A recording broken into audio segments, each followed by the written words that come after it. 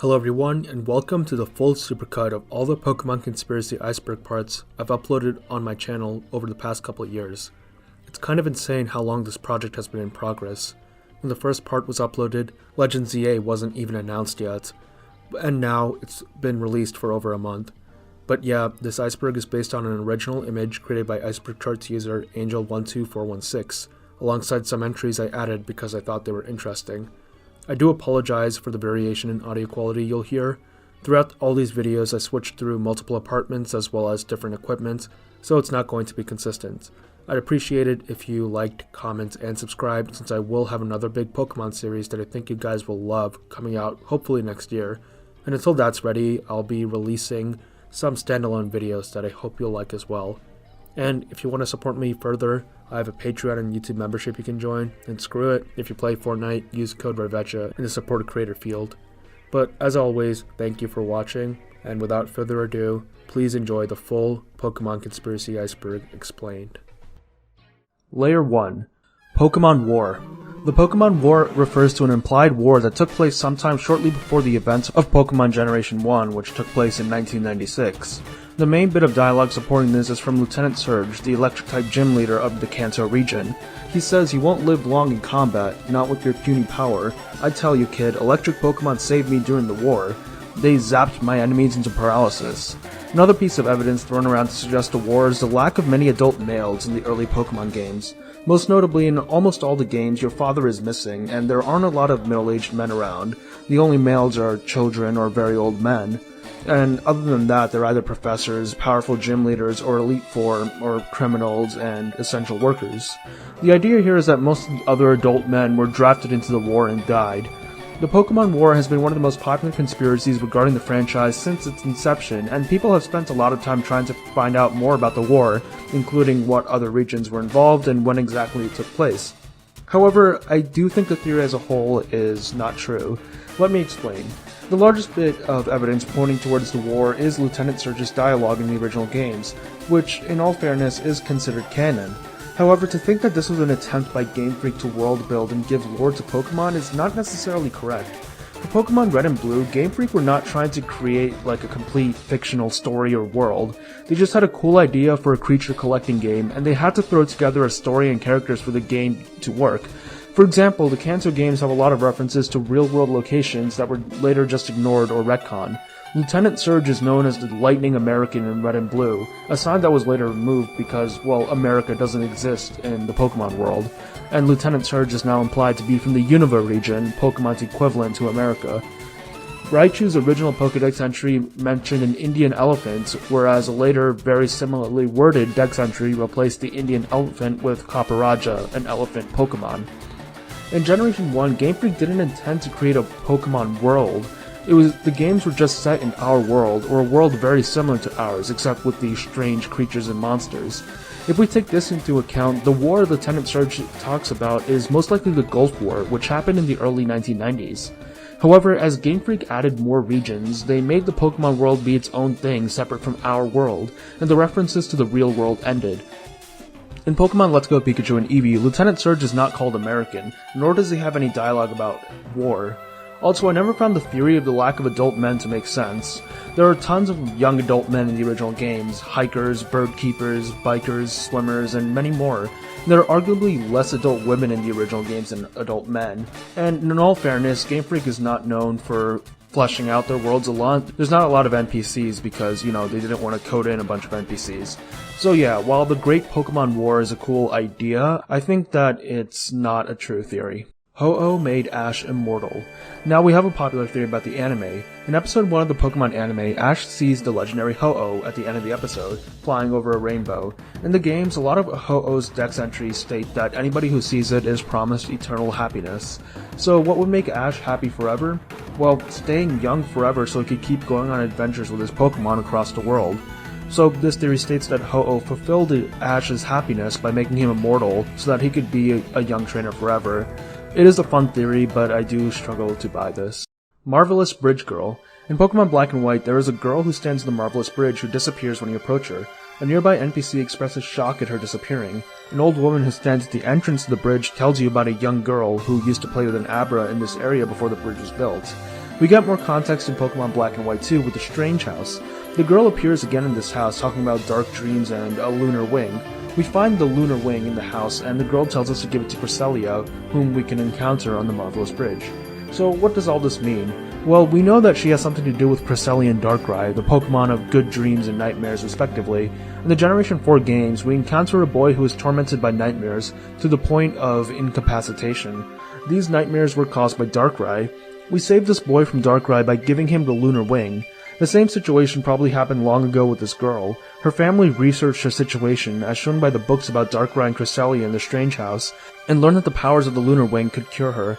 But by the time they were able to get a lunar wing to the girl, she had already passed away from the nightmares. This is a pretty grim story for Pokemon, but it's only one of many. Pokemon has had this weird trend of ghosts randomly appearing in their games for some side quest where we learn about their depressing story, and you bet that more of these ghosts will be appearing. Butterfree Venomoth Switch. This theory states the sprites for Butterfree and Venomoth were switched during the creation of the Generation 1 games. This is due to how the Pokemon seem to break the design trends of their respective lines, and fit better when switching lines. For example, Caterpie and Metapod clearly have more human-like white eyes with dark pupils, but when it evolves into Butterfree, they just become red compound eyes? And the opposite happens with the Venomoth line. Venonat's red compound eyes turn into Venomoth's white eyes with dark pupils. While Metapod evolving into Venomoth is plausible but not convincing, Venonat evolving into Butterfree makes too much sense. Alongside the aforementioned eyes, they share the same nose and fangs, antenna, hands, feet, and color scheme even. This makes too much sense. I think that Venonat evolving into Butterfree was actually a thing, at least during some part of development. Ditto are failed Mew clones. Another popular theory, this one states that the Pokemon Ditto are failed attempts to clone the mythical Mew. We know that in the Generation 1 game, scientists worked on cloning Mew, and eventually succeeded by creating the bioweapon Mewtwo. However, Mewtwo is only referred to as the first successful clone of Mew, not the first clone of Mew. The similarities between Mew and Ditto are too much to dismiss. First of all, Mew is considered the progenitor of all modern Pokemon. As such, it contains within it the DNA of all other Pokemon. This isn't actually how DNA works, but I guess that's how it works in the Pokemon world. As such, Mew can learn the move Transform, which allows it to transform into any other Pokemon. The only other Pokemon to know this move is Ditto, whose whole gimmick is transforming into other Pokemon. Ditto and Mew are a similar shade of pinkish purple, and their shinies are also both bright blue. They are also both genderless and have an equal stat spread. The physical similarities definitely point to Ditto being an attempted clone. Also, in the Gen 1 games, one of the places you could find Ditto was in the Pokemon Mansion. This was also where a lot of the scientists working on the Mewtwo project worked, considering the journal entries about the project found throughout the now abandoned mansion. With all this evidence, I think this theory is true. It's definitely implied that Ditto were failed Mew clones. Blue's Raticate died. In the Generation 1 games, your rival Blue uses a Rattata, later evolving into Eradicate. However, around halfway into the game, he stops using Eradicate.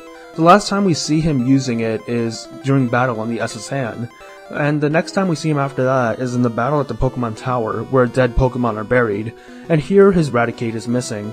Before he initiates the battle, he asks us why we are even there, as our Pokemon aren't dead. Of course, this led many to theorize that Blue's Raticate had died, perhaps even as a result of the previous battle, which is why he was at the Pokemon Tower to mourn his lost Pokemon. And this is certainly possible. After all, these very games have the plotline of the dead Marowak, so dead Pokemon is an idea Game Freak was willing to include in the games. However, I personally choose not to believe in this theory. If you look at the full dialogue of Blue at Pokemon Tower, he still keeps his mean-spirited tone that he has throughout the game, not a more somber tone that you'd expect him to have when mourning his Pokemon. Also, Blue's mission is to catch lots of Pokemon so he would have lots of strong Pokemon for his team. He had Eradicate earlier because that was one of the only options available to him, and it worked pretty well for the early game because Eradicate works when you're at lower levels. However, Eradicate does fall off around the mid-game, and this was around that point. Blue simply had better Pokemon to use, so why would he continue using a weak Eradicate? He probably just boxed it. But with that being said, there's enough evidence here that justifies believing his Eradicate did die, but I personally don't think that was the case. Game timelines. The timelines of the games are something that aren't really elaborated on in the games themselves, yet we can figure out a vague timeline from information that we can infer. The first thing to note is that there are multiple timelines. How complex we want to go is completely up to the individual. For example, technically the different game versions are part of different timelines, as events happen slightly differently in each version, mainly regarding the legendary. And if we take this logic to the extreme, every individual save file ever is its own timeline, as the choices players make in each save file are different, thus creating a new set of events. However, for the sake of simplicity, we're just going to assume that different versions released concurrently are just one point in the timeline. They're the same. Canonically, there are two timelines, the Mega Timeline and the Non-Mega Timeline. The Non-Mega Timeline consists of the games without Mega Evolutions. In this timeline, the Gen 1 and 3 games take place at the same time, and 3 years later, the Gen 2 and 4 games takes place at the same time. An unknown amount of years later, Pokemon Black and White take place, and 2 years after that, Black and White 2 occur. So, that's all we know about the non-Mega Timeline. In the Mega Timeline, we have the Gen 3 remakes Omega Ruby and Alpha Sapphire, and the second set of Gen 1 remakes Let's Go Pikachu and Eevee, the Gen 6 games Pokemon X and Y, and the Gen 7 games Sun, Moon, Ultra Sun, and Ultra Moon. There are several differences in events between the timelines beyond the obvious Mega Evolutions. In Omega Ruby and Alpha Sapphire, you're able to intercept a meteor carrying Deoxys while it's still in space, while in the original timeline, the meteor crashed onto the planet. Let's Go Pikachu and Eevee also have a slight timeline shift, as the characters Chase, Elaine, and Trace are the ones to undergo the traditional Kanto story, beating Team Rocket and whatnot. Originally, the characters Red, Green, and Blue did this back in the non-Mega Timeline, but Red, Green, and Blue still exist in the Mega Timeline. They just had their journeys a couple years before and didn't stop Team Rocket. And now we get to the tough part. The Gen 8 and 9 games, as well as the Gen 4 remakes, don't really have Megas in them, so we're not really sure whether they're part of the Mega Timeline or not. However, the Dex entries in some of those games do reference Mega Evolution, even though Mega Evolution itself doesn't exist in those games, so we can probably safely say that they're in the Mega Timeline, but, you know, the fact that Pokemon is never going to come back to Mega Evolutions kind of makes the timeline of all the future games kind of confusing. With that being said, though, we can put the Gen 4 remakes around the same spot in the Mega Timeline as the original Gen 4 games in the non-Mega Timeline. Additionally, Legends Arceus can be put around 100 years before the Gen 1 games. And with all this, we can assume the events of the timeline stay relatively the same, even though we don't see them. For example, there's probably a version of the Gen 5 games that happen in the Mega Timeline, considering that Grimsley exists, and a version of the Gen 6 games that happen in the non-Mega Timeline. Okay, I think I got everything. That was super complicated, and honestly warrants a whole video on its own. Fallers. Fallers are another recurring concept in Pokemon games, and it actually kind of ties in with the messy timeline stuff we talked about in the previous entry. While what exactly constitutes a faller is up in the air, I think a good definition is someone who passes through a wormhole and loses their memory. In universe, the International Police defines fallers simply as people who pass through ultra wormholes, which causes the energy of the wormholes to basically linger on around them, attracting ultra beasts. However, not everybody who passes through a wormhole loses their memory, so I'm going to define faller specifically as someone who loses their memory. Chronologically, the first faller we encounter is Looker in Omega Ruby and Alpha Sapphire. Looker is an International Police agent, first appearing in Pokemon Platinum, and later appearing in Black and White. However, in Omega Ruby and Alpha Sapphire, the first games chronologically in the Mega Timeline, he shows washed up on the shores of Hoenn, losing all of his memory. Since then, he later shows up in X and Y as well as Sun and Moon. Several years later in X and Y, he shows up to hunt down Team Flare admin Xerosic. We don't know if he interfered with the events of that generation's Gen 4 and 5 like in the original universe. In X and Y, he tries to distance himself from the International Police, although we didn't know why yet. However, this is later explained in the Gen 7 games. 10 years before the Gen 7 games, Looker was on a mission with his partners, Nanu and another unnamed woman, who was also a faller herself. They were to hunt down the Ultra Beast Guzzlord. However, Looker messed up on the mission, which resulted in the unnamed female officer being killed by Guzzlord. However, Looker found out afterwards that the International Police sent the killed woman as bait, as she was a faller and would attract Ultra Beasts. However, after the events of the mission, he and Nanu find the second faller we talk about, Annabelle. Annabelle was found unconscious on the beaches of Pony Island, similar to how Looker was found. She had also lost a memory of her previous life and later joined the International Police with Looker. While she may not remember herself before coming to Alola, we do. Annabelle used to be a salon maiden in Hoenn, the boss of one of the battle towers there. And we know that she comes from the non-Mega timeline because the battle tower doesn't exist in the Mega timeline. But after joining the International Police, Annabelle quickly rises through the ranks, becoming Looker's superior even. In the events of the Gen 7 game, she is assigned to the UB Task Force alongside Looker to contain the outbreak of Ultra Beasts in Alola. However, she quickly becomes exhausted as Ultra Beasts are constantly attacking her due to her being a faller. It's likely that the reason why Looker sticks close to her is because she reminds him of the agent that died, and he doesn't want her to meet the same fate. After the Ultra Beasts are contained, she vacations in Alola and takes a liking to the battle tree, calling it nostalgic somewhat. Of course, this is because she's used to battle facilities, even subconsciously. The next faller is also from Gen 7, and his name is Moan. Moan is a man who spends his time on Pokepelago. He used to be the husband of Luzamine and the father of Gladion and Lily. He was a scientist at the Aether Foundation and disappeared during an experiment with an ultra wormhole and was presumed dead afterwards. However, in Sun and Moon we find him on Pokepelago where he's just relaxing with no memory of his previous life. There's a certain dark humor in that Moan is just chilling on Pokepelago farming beans while his disappearance completely destroyed his family back in Alola and caused lifelong trauma in all of them. In Ultra Sun and Moon he returns to Alola and tours the Aether facility where he meets Luzamine. When Luzamine sees that he's still alive, she's happy, but since he lost his memories and doesn't remember her, she accepts that and she lets him go. There are two more followers introduced in Legends Arceus. The first is a player character, depending on whether you choose the male or female character. They're heavily implied to be the protagonist character from the Gen 4 games, who were sent back in time by Arceus to bring balance to the Sinnoh of 100 years ago, called Hisui, and stop the character Volo from destroying it since literally nobody from that time period was strong enough to stop him. The second faller is Ingo. Ingo was a trainer from the Unova region who managed the battle subway along his brother Emmett. Sometime after the events of Black and White 2, he falls through a wormhole to Hisui, losing most of his memories. He later becomes a warden of the Pearl Clan and assists the player in their journey, often reminiscing about flashes of memory from back in Unova. As of right now, these are all the fallers in the franchise, but it is possible that we end up seeing more in the future.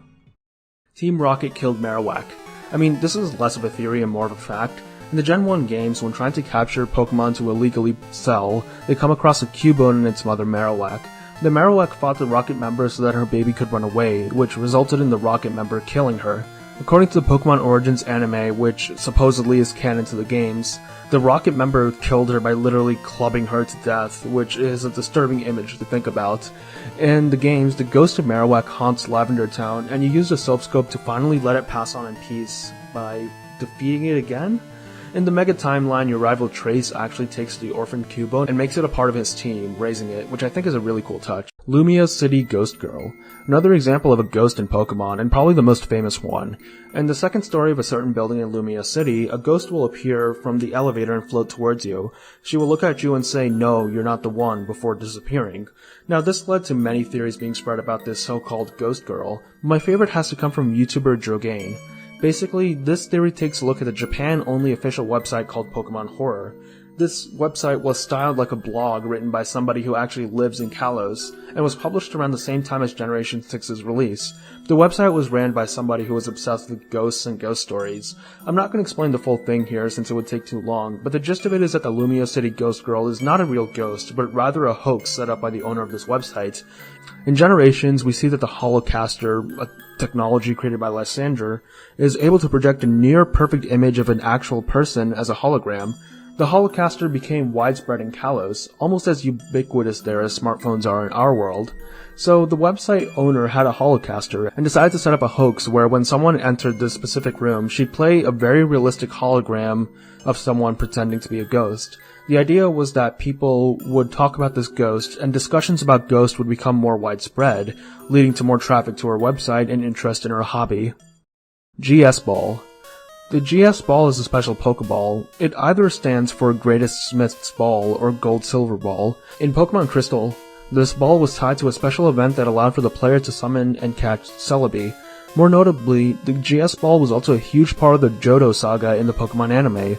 It was built up as this huge mystery, only to be suddenly dropped and never mentioned again. In a 2000 interview with Masamitsu Hisaka, a director of the Pokemon anime, he said that the GS Ball was originally going to contain a Celebi that would play a huge part in the Johto saga.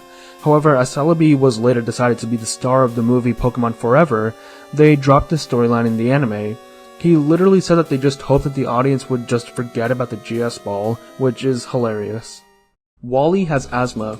Wally is a recurring rival character in the Generation 3 games and the remakes. His family says that he is sick and Wally himself coughs a lot. Later on in the game, we see that Wally moves to Verdanturf town to live with his aunt and uncle because the air there is cleaner.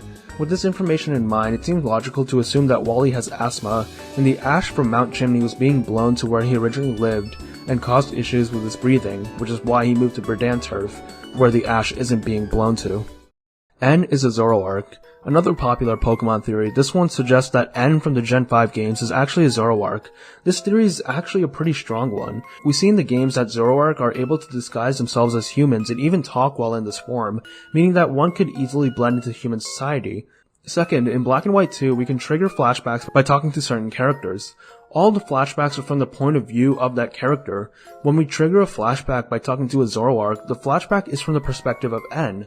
Also, in Black and White 2, we follow a Zoroark on Victory Road to enter N's castle.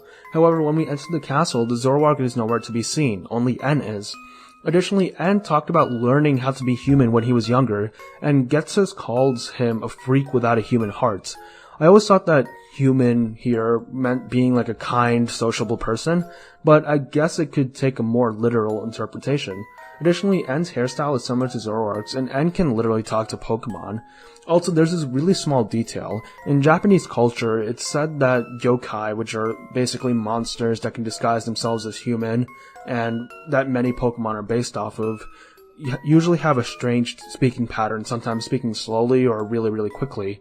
In the Generation 5 games, no matter what your text speed is set at, N always speaks really quickly, which means that he has a strange speech pattern compared to other normal humans. So it's also another piece of evidence for N being a Zoroark, as it's implied with this text stuff that he's not human. With all this in mind, I wouldn't blame you for believing this theory. Hydreigon hates Ghetsis. Ghetsis is infamous for his strangely underleveled ace, Hydreigon. In Black and White, this Hydreigon had a well-balanced special moveset, which played to its strengths and made it a serious threat. However, in Black and White 2, his Hydreigon now has a physical set, which is strange considering Hydreigon is weak physically. This new moveset contains Frustration, a move which increases in power the less friendship you have with that Pokemon. And disturbingly, Frustration is at its max power on Hydreigon, meaning that Ghetsis' Hydreigon literally is at the lowest friendship stat possible. So, this goes to show just how terrible Ghetsis is as a person, as having the Pokemon you presumably trained for years as your ace literally have no friendship towards you, means that you're doing some very terrible things to it. But this makes sense. Ghetsis is probably the most evil person we've seen in Pokemon ever. He only sees people in Pokemon as tools to achieve his personal ambitions, even abusing and grooming his son N for his own gain. Of course he would be abusive to his Pokemon as well. And before and during Black and White, he was still evil, but he was a smart mastermind. After his defeat at the end of these games, he most likely got consumed by rage and completely went insane. This is probably why his Hydreigon went from having an optimal moveset to one that made no sense. And sadly, going crazy with anger meant that he took it out on his Pokemon worse than he already did. Game Freak leaks information. So yeah, Pokemon Conspiracy that applies to the real world. This states that all the leaks that we see surface before the release of a new game are actually released by Game Freak through third parties who act unaffiliated with the company. But why would they leak their own game? Well, as a form of marketing. Typically, companies will crack down on people leaking their content due to maintaining privacy and integrity. And this makes sense, you probably don't want sensitive information to leak. However, with Pokemon, most of the major leaks are just how the new Pokemon look. The new Pokemon are always the biggest marketing tool for the release of the new game, so it's not impossible that they are leaking some new Pokemon on the down low. The marketing power of leaks is best shown recently with Scarlet and Violet. For whatever reason, Game Freak decided not to reveal many new Pokemon before its release. I personally was not too hyped because I didn't know what many Pokemon would look like. However, in the days leading up to Scarlet and Violet's release, the entire decks would slowly be leaked to the public, and people went wild over these. It really felt like they only showed the most boring designs in the trailers, because the leaked designs were so much cooler. So many people, including myself and my friends, got so much more hyped for the game after seeing the leaked decks.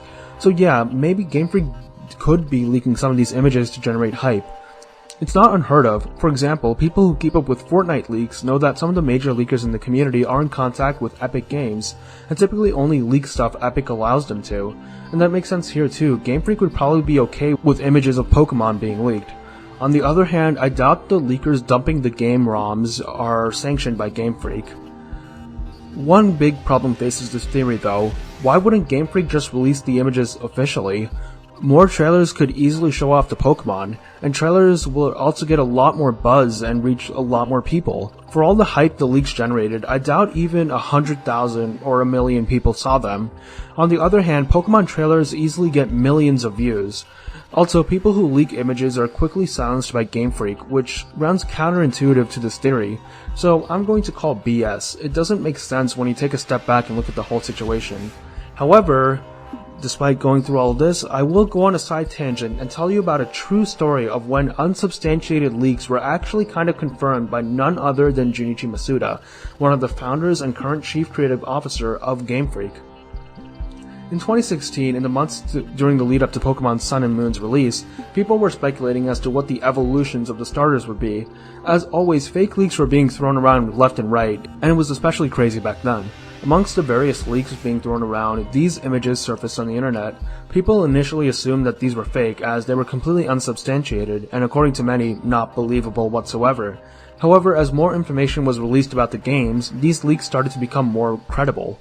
In October of 2016, something incredible happened. Reddit user Fedora and his friend had the opportunity to attend a meet and greet with Junichi Masuda. Masuda would also autograph stuff people brought to him, so Fedora decided to draw the Sun and Moon protagonists alongside the 3 leaked starter evolutions, which weren't revealed officially at the time. His friend was the one to go to the table and get it signed, and when he showed Masuda the drawing, he started to laugh and ask about the drawing. He told the guy his friend was very talented to draw this. They were not sure as to what Masuda said next since they weren't native Japanese speaker, but they think that he said that these haven't been officially released yet. He then autographed it afterwards. So yeah, while this technically isn't a confirmation, it is really funny how Masuda himself autographed leaks. Infinity Energy. Infinity Energy is basically the in-universe term for the type of energy that is derived from the life energy of Pokemon. The first instance of this was AZ's super weapon in the Kalos War 3,000 years ago, which used the life energy of many Pokemon. It is also theorized by Professor Sycamore that Infinity Energy is what created the Mega Stones, and the energy contained within the stones allow Pokemon to have so much energy that they temporarily evolve further than they naturally would. In the Hoenn region, the Devon Corporation got rich by harnessing Infinity Energy, eventually using it in practical applications across the region. However, it's likely that the common person in Hoenn doesn't know that Infinity Energy comes from the life force of Pokemon. Mimikyu's true form. Mimikyu is a ghost-type Pokemon that is a fan favorite for being very cute. However, what we see isn't the true Mimikyu. It's a disguise that it created and donned to hide its true form. Mimikyu wanted people to love it, and it saw how Pikachu was beloved, so it copied Pikachu, and if the Pokemon community is any indication, its hopes to be loved was fulfilled.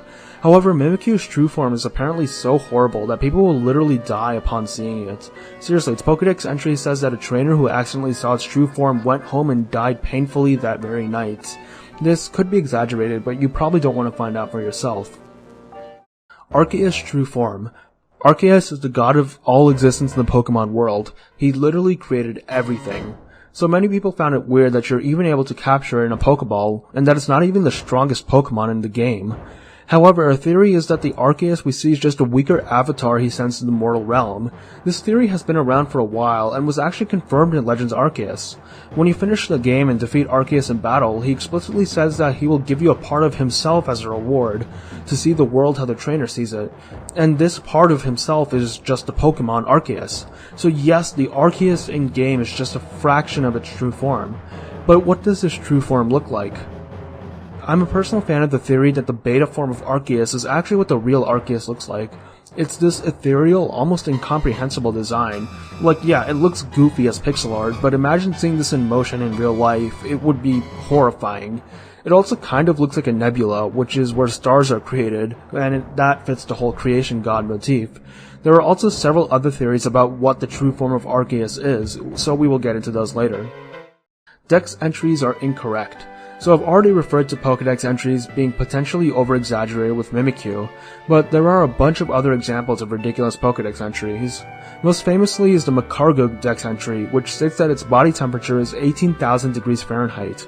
For reference, the surface of the sun is around 9,000 degrees Fahrenheit. So yeah, I don't think that's actually true. Also, in real life, lava is only around 2,000 degrees hot, so it's not like it has a basis in reality. Another ridiculous example is Lantern. One of its Pokédex entries states that the light that it emits is so bright that it can illuminate the surface of the ocean from a depth of 3 miles.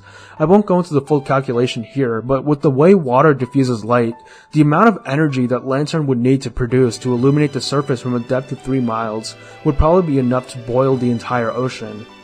More ridiculous Dex entries come from Machamp. One says that it can punch 1,000 times in 2 seconds. Even after dividing that number between its 4 arms, that's still 125 punches a second.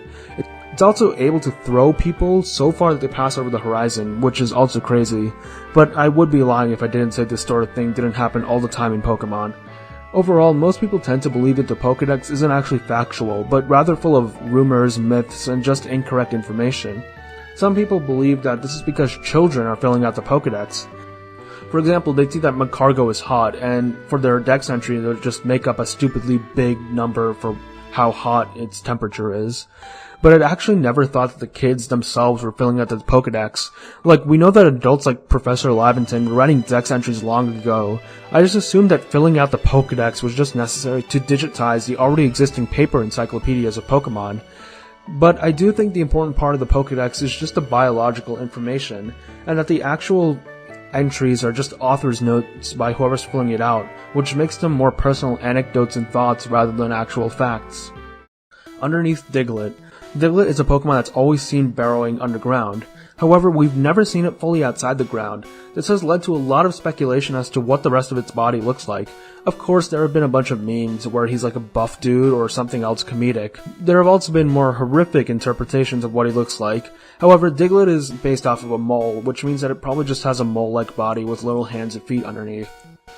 Sam is Professor Oak. Sam is a character in the 4th Pokemon movie. He's a child from 40 years in the past whose Celebi teleported to the present day. He met with Ash and his group and joined them on a journey while drawing in a sketchbook he had. At the end, he found Celebi again and was teleported back to the past. At the end of the movie, Ash tells Professor Oak about how he was sad that his friend left. Oak tells Ash that he and Sam would remain friends forever. Ash is confused as he never actually told Oak Sam's name. Oak then looks at an old, worn-out version of Sam's sketchbook.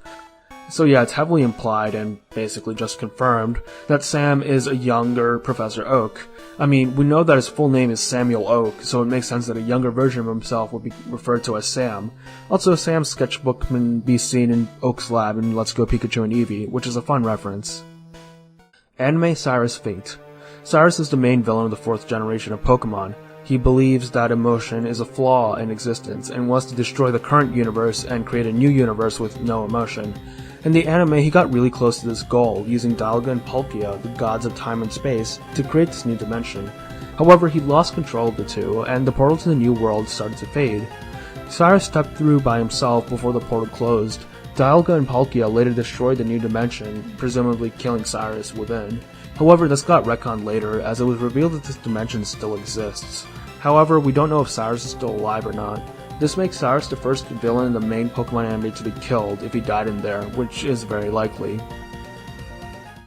Gary's 10 Badges. In the Pokemon anime, Gary shows up to Ash by showing him 10 badges.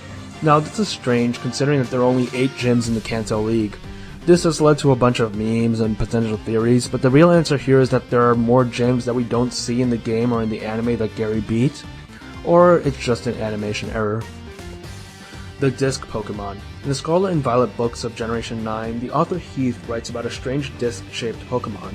There was speculation about what this was, but with the DLC announcement, this Pokemon is most likely Terapagos. It is Terapagos. However, I am still excited to see how it fits into the lore of Gen 9 as a whole, as there's a lot of interesting theories floating around about it bringing dreams to life. Verity is Cynthia's daughter.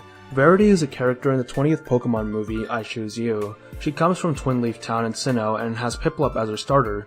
She said that her mother was a strong, famous trainer who didn't really have time for her, and that she felt bad because she didn't live up to the expectations of her mother. In the movie, we see a picture of Verity's mother, who looks almost exactly like Cynthia. I mean, it totally is Cynthia. They have the same exact hairstyle and side profile, and the rest of Verity's description matches her. Cynthia is a champion of Sinnoh, who would be a famous, strong trainer from Verity's home region.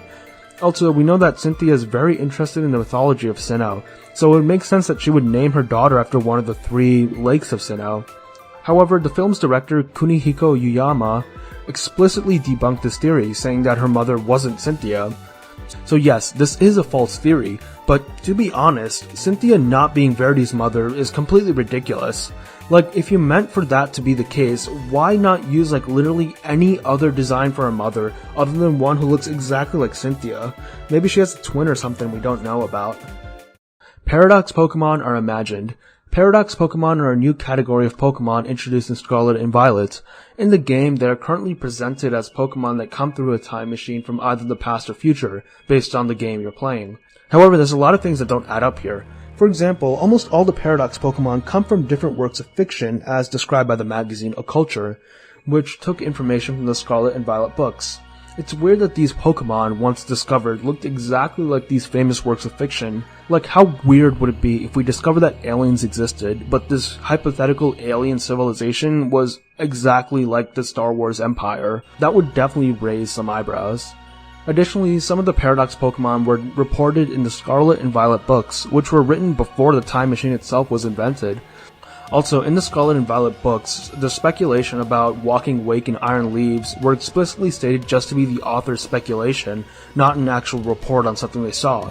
So how convenient that decades later, Pokemon resembling this creative writing exercise just so happened to exist. Also, a lot of the Paradox Pokemon themselves defy logic, especially the prehistoric Pokemon. For example, Sandy Shocks, a Pokemon supposedly from before humanity existed, has man-made components like screws and magnets in its body. And Screamtail, the Paradox past form of Jigglypuff, supposedly predates cellular life in the universe, which just makes no sense whatsoever. Almost everything about these creatures are contradictory, which is why they're called Paradox Pokemon. The theory here states that Paradox Pokemon are actually imaginary creatures brought to life by the legendary Disc Pokemon who lives under Area Zero. We know that previous explorers have mentioned that they think the disc-shaped legendary is somehow messing with their minds, reading it and probing it. Also, we know that Professors Sada and Turo were huge fans of Oculture magazine and the Scarlet and Violet books, so of course they had these predetermined biases of what they thought a Pokemon from the future and the Pokemon from the past would look like. And then the disc Pokemon took those creatures from their imaginations and brought them to life. At this point, I think the fact that Paradox Pokemon are imaginary is all but confirmed because Game Freak specifically left so many hints pointing to this, and this fact will likely be confirmed in the DLC. Ash's father identity. The identity of Ash's dad is left unknown. This is probably because the Pokemon games, for the most part, have the protagonist's dad missing, and also due to the fact that missing fathers tend to be an anime trope in general. While officially never revealed, this hasn't stopped people from throwing around theories about who his dad is, which range from side characters to Professor Oak to Mr. Mime. We'll cover some of these theories more in depth later down the iceberg. South America is real. This refers to the fact that South America is an actual place referred to in Pokemon Generation 1, as researcher notes state that this is where they found Mew. In Generation 1, a lot of real-world places are referenced, like the nation America, India, and even the Kanto region is supposed to be the actual region of Kanto in Japan. Like I said in the entry about the Pokemon War, this is likely because Game Freak didn't actually intend for there to be a Pokemon world when they first started the franchise. It was just supposed to be the real world. So I don't think South America actually exists canonically, but it's likely that we do see a South American region sometime in the future. Liko related to Ash. Liko is the protagonist of the new Pokemon anime series, Pokemon Horizons. Horizons is notable because it's the first time the main anime dropped Ash as a protagonist and instead has a new character as a protagonist, something fans have been wanting for a long time. However, people speculated that Liko is actually related to Ash, and a popular theory was that she was Ash's daughter. Some people said that she looks like a mix between Ash and Serena, a character from the X and Y anime series that was basically the closest thing Ash got to a canonical love interest. Additionally, people pointed out that her hair clip is shaped like the logo on Ash's hat. Now, I don't actually watch the anime, and the only interaction I have with it is through some discussion online, so I can't speak for myself. but according to my sources, the idea that the two are related is very unlikely based on the episodes we have so far. First of all, we've already seen her father, who is not Ash. Some people have said that she might be adopted, but that's just reaching at this point. Also, the symbols on Ash's hat is the symbol of the Pokemon League in the anime. It's a brand, so Liko can have a similarly branded hairpin. Claiming that the two are related because of this is like saying two people are related because they both wear Nike shoes. I'm calling debunked on this theory. I don't actually think the anime team would set Ash's role as a middle-aged father just yet. Based on the ending of Ash's series, they left it ambiguous enough, and I wouldn't be surprised if they bring him back as a main character or a very prominent side character if the new series flops and they want to bring him back.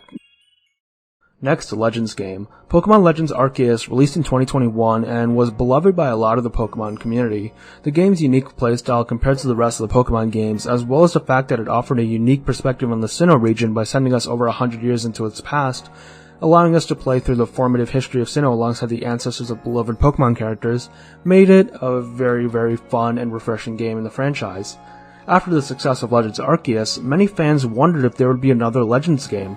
Legends Arceus was technically a spin-off game, not a main series game, so it's possible that it's just one and done. However, this hasn't stopped fans from speculating about another Legends game. One super popular idea is a Legends Celebi game taking place in the Johto region. The Johto games place a lot of emphasis on the historical events and culture of the region, meaning that they're ripe for a Legend-style prequel where we can see these myths play out for ourselves. A lot of people are a fan of this idea, and so am I, since it's been over a decade since we've seen Johto in a game. And even when we did see Johto before that, it tended to be overshadowed by people talking about the Kanto post-game.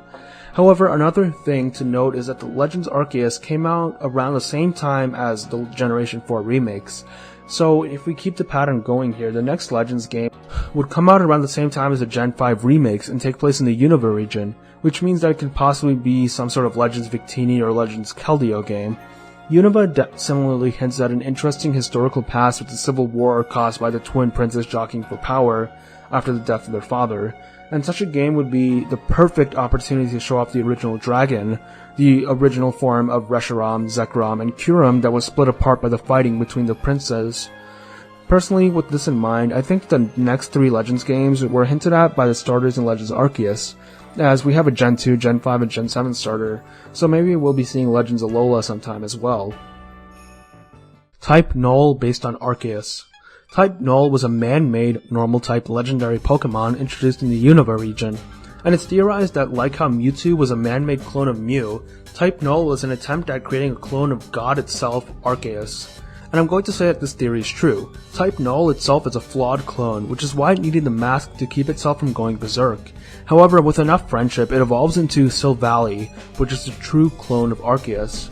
Like Arceus, Silvally is a normal type who has equal distribution across all of its base stats.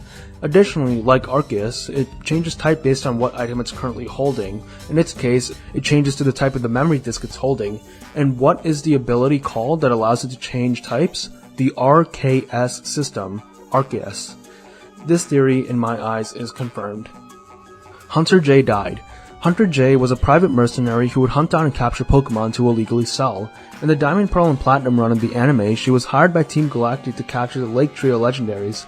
She successfully captures them and hands them over to Team Galactic, but as her airship leaves, a future site used by the Lake Trio before they were captured manages to hit the airship and critically damage its engines. Her ship crashes into a lake and sinks. If that wasn't morbid enough, we see the glass on the ship break and water rush in as the screams of the crew can be heard. While their deaths aren't explicitly shown due to the nature of the anime, the following scene showing the ship plummeting into the depths of the lake as Hunter J's glasses follow it down is enough confirmation. Yeah, she's dead alongside her entire crew, but honestly they were scumbags and deserved it. The scene becomes worse when you remember that the airship contained a bunch of innocent captured Pokemon who were stuck in cages. All of these Pokemon also drowned when the ship sank. Yeah, the Lake Trio don't mess around. Pokemon Z content. Pokemon Z was the theorized third game to Pokemon X and Y. Now, if you didn't know, Pokemon have a really scummy business practice that, alongside releasing two almost identical games at once to boost sales, around a year after release, they'll release an enhanced third version of the game that slightly differs from the previous two versions. This has been the case from all the way back in Generation 1. I understand why they decided to do it with red and green. They wanted to show off the feature of communication between Game Boys, and a good way to encourage that is to have version exclusives in two slightly different games so people could trade to truly catch them all. However, the practice now is completely frivolous because nobody actually trades with others in person anymore. It just becomes a hassle.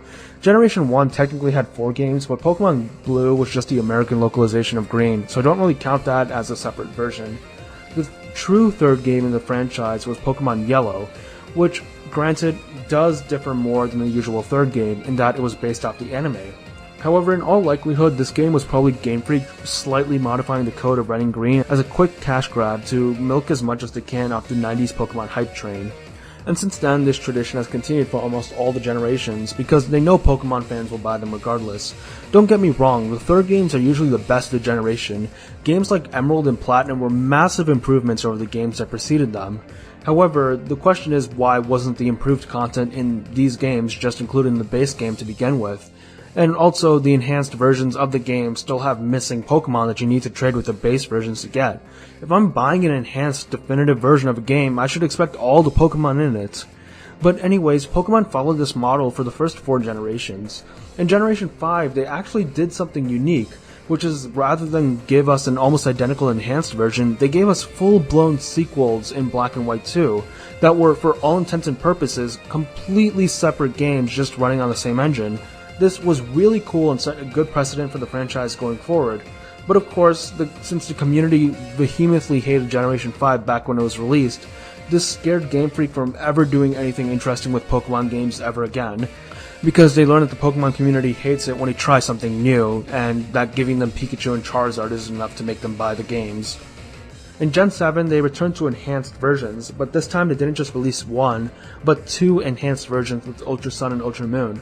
This was particularly egregious, but I will let it slide because in my opinion, Ultra Sun and Moon are great games and are in the running for best Pokemon games, period. And starting in Gen 8, they did away with the enhanced versions entirely, instead replacing it with DLC, which you can add on to your current game, which I'm not sure if it's better or worse than enhanced versions. Ultimately, the stuff in the DLC should have been in the original game, but if you think Game Freak is capable of creating an industry-standard game, I have a bridge to sell. That rant aside, all of this was supposed to be context for Pokemon Z. Pokemon X and Y were unique in that they got literally nothing to follow up on the original release of the games. No sequels, third version, anything. People were expecting either a Pokemon Z or even an X and Y too. However, Pokemon Z was the main idea people had. When Zygarde Complete was revealed, people thought that this would be the new form of the third legendary the third game would revolve around, like how Platinum had Origin Garantina and Black and White 2 had the Kyurem forms. Additionally, the anime's new arc was called Pokemon X, Y, and Z, and had a strong emphasis on the Zygarde cell forms. Additionally, Pokemon X and Y had unused moves called 1000 Arrows and 1000 Waves, which were signature moves of Zygarde that it didn't have access to yet. This was similar to Kyurem's signature moves in Black and White that were also unused, but became accessible in Black and White 2. The stage seemed set for a Pokemon Z in 2015, however no game came in 2015. This was interesting, as in the West, one new Pokemon game released every year since Red and Blue. 2015 was literally the first year since the beginning of the franchise that no new Pokemon game released. So why was this? Well, most people think that a Pokemon Z was considered by Game Freak, but due to the upcoming Pokemon 20th anniversary, Game Freak decided to put their focus on the Generation 7 games, which were meant to be much more of a celebration of the series as a whole, rather than just remaking the Gen 6 games. So what would be the cut content in Pokemon Z? Alongside the new Zygarde content, which would be added in Sun and Moon, we also might have an expansion of the power plant area in the Lumiose Badlands, which are infamously underutilized. The Koraway Town train station could have also led somewhere in Z. Pokemon Z may have also added more Mega evolutions. I don't think people would complain about more Megas, and it would be nice if Megas were given to more Gen 6 Pokemon like the starters. It's pretty inexcusable that the only Gen 6 Pokemon that can Mega evolve is the mythical Pokemon Diancie. Additionally, they could have given the Elite Four and maybe even Gym Leaders actual Mega Pokemon to use. It's pretty ridiculous that, despite Megas being the cool new gimmick of Gen 6, hardly any bosses in Kalos use it. Also, Pokemon Z may have had the event for AZ's Floette, which was in the code for X and Y, but never actually added to any of the games. So yeah, there are a lot of potential stuff to be added to Kalos. and I hope that this region is revisited in the future and explored to its fullest potential. Shadow Triad identities. The Shadow Triad are these ninjas that work for Team Plasma. Like their name suggests, they are triplets. However, their identity became an interesting point of discussion following Black and White. You see, in the climax of Black and White, all the gym leaders show up to fight Team Plasma, all except for the trio of the first gym leaders, Chili, Cress, and Silent. Now, this is already quite suspicious, and most people consider that the Shadow Triad were these three gym leaders working for Team Plasma. However, this theory was seemingly debunked in Black and White 2, where a flashback showed that while the rest of the gym leaders were fighting Team Plasma at Ents Castle, the Shadow Triad were fighting three gym leaders elsewhere. So, debunked, right? Well, not quite. We have to consider that the person recounting these events is Silent himself, so he may be lying about what happened because he isn't going to tell the protagonist that he's a part of Team Plasma. As an additional piece of trivia, in the Pokemon Adventures manga, the masks of the Shadow Triad match the facial patterns of the elemental monkeys, the aces of Silent, Cress, and Chili. But the Adventures manga is a completely different continuity story-wise, so that's not evidence for the games. But regardless, it's unlikely that we're ever going to see the Shadow Triad again outside the Gen 5 remakes, so this theory is most likely debunked based on in-game information.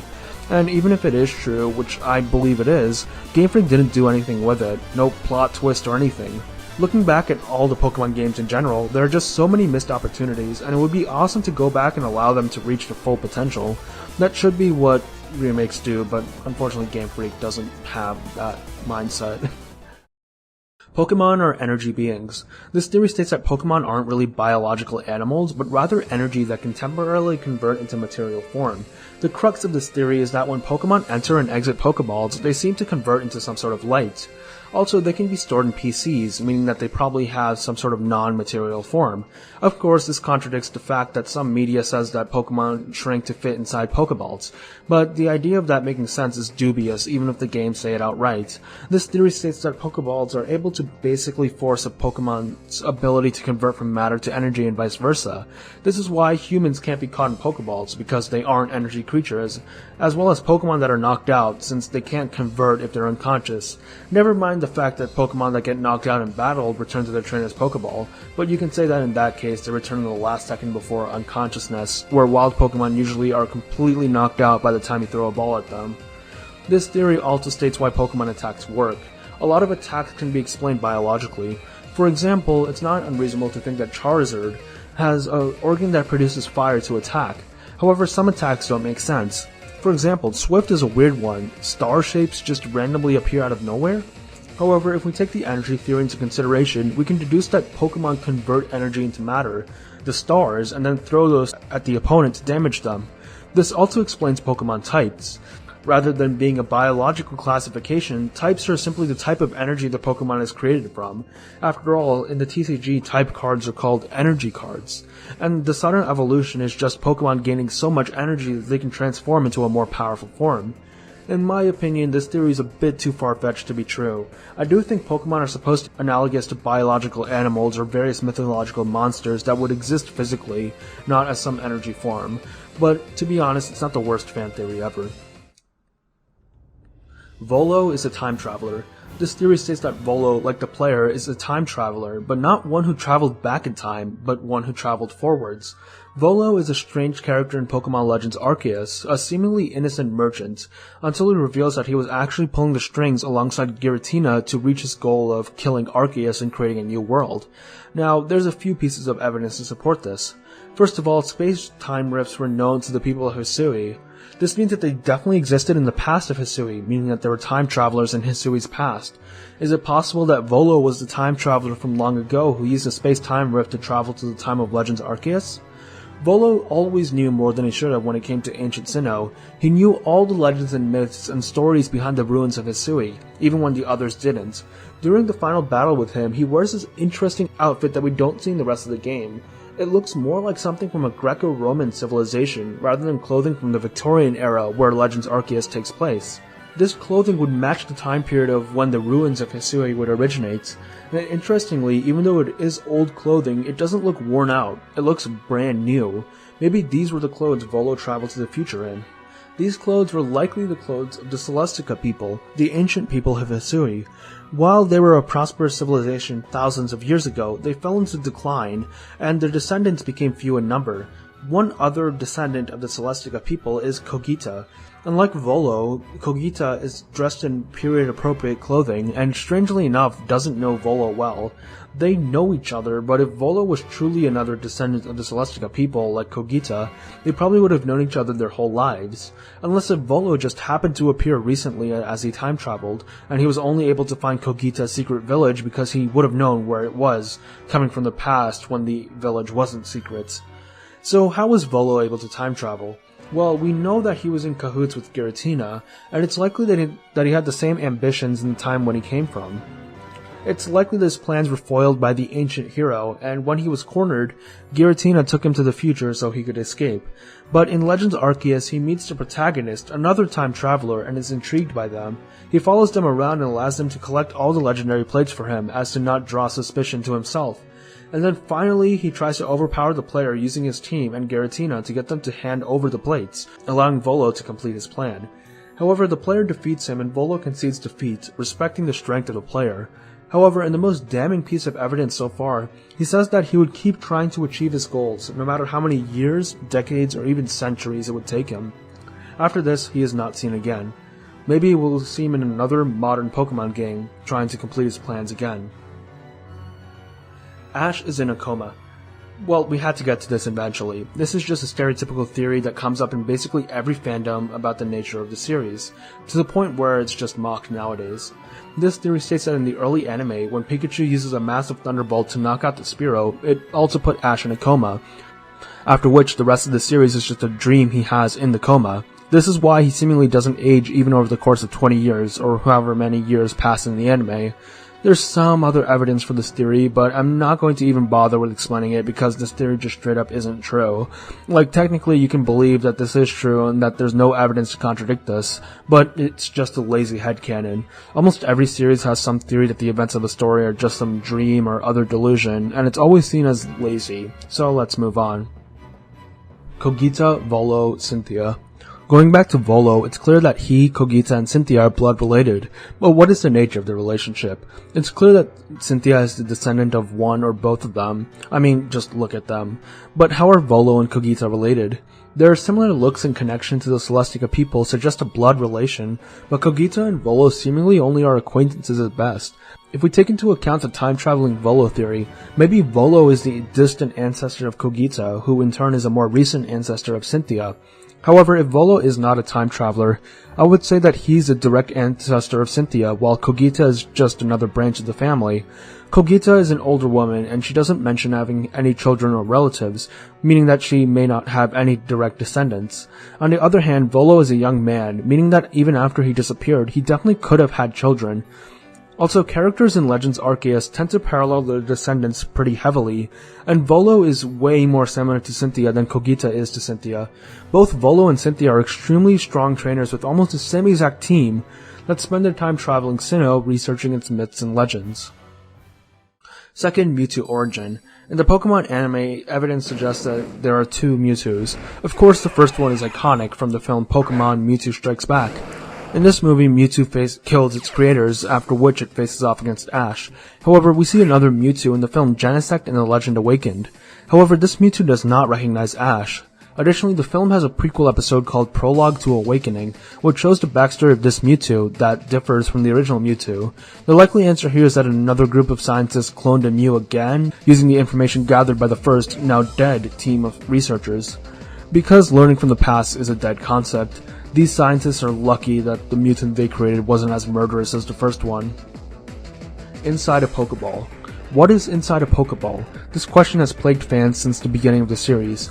Some people believe that the Pokeball is just electronics that convert Pokemon into data or energy. Others believe that the Pokemon just shrink and are just kind of trapped inside this cramped ball. However, the closest thing we get to a canonical answer comes from Junichi Masuda, who said that the inside of a Pokeball is very comfortable, similar to a high-end hotel suite. That's a vague answer, but an answer regardless, so don't feel bad about trapping your Pokemon in there. Legendaries aren't unique. This theory states that legendaries aren't one of a kind, but rather a species of super powerful Pokemon. Now this makes sense, as multiple of the same legendary Pokemon can exist in one game, and legendaries like Mewtwo and the birds clearly can have more than one unique instance of them flying around. However, the bigger question lies with whether or not more than one major legendary who is lore important exists. For example, when it comes to Raikou, only one should exist, as it's a unique Pokemon that was resurrected by Ho-Oh. However, assuming the player caught one, people like Annabelle also own one, meaning that there are multiple. Now I'm conflicted on whether to call battle facility teams lore accurate, as the primary function of these facilities is to provide competitive challenges. They probably don't actually matter in lore. But there are story events that do allow you to catch other legendaries. With all this in mind, it's likely that some legendaries are just ones from other universes brought here, as seen the Hoopa and Ultra Wormhole methods of catching them. But in the end, what's important here is the in-game function of being able to capture legendaries.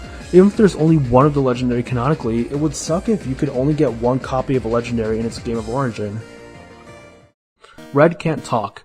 As the protagonist of the Generation 1 games, Red is one of the most iconic characters in the series. A popular headcanon that the community has is that he is mute. This comes from the battle against him in the Generation 2 games, where before and after he fights you, he says nothing, the only text being ellipses. While this headcanon is so widespread that it's basically become accepted, it is false.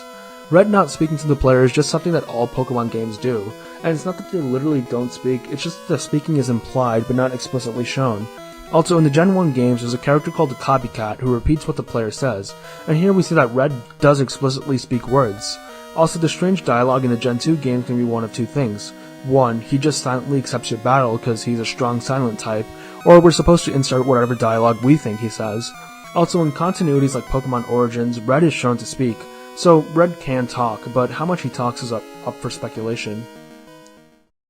Necrozma created Z-Crystals. Necrozma is the third legendary of Generation 7, being the Prism Pokemon. Prisms are typically made of fluorites, a gem culturally known for its spiritual and mental healing capabilities, thus Necrozma's psychic type. Some people also believe that fluorite has the ability to enhance mental power. If we consider that Pokemon moves are a result of their mental energy, we can say that Z-Crystals are a special stone that enhances its mental power to create a much more powerful attack. This spiritual incarnation of fluorites also states that it enhances harmony and flow of energy. And how do Z-Crystals work? The trainer does a dance to create the energy, which then flows into the Pokemon as both of them are in harmony.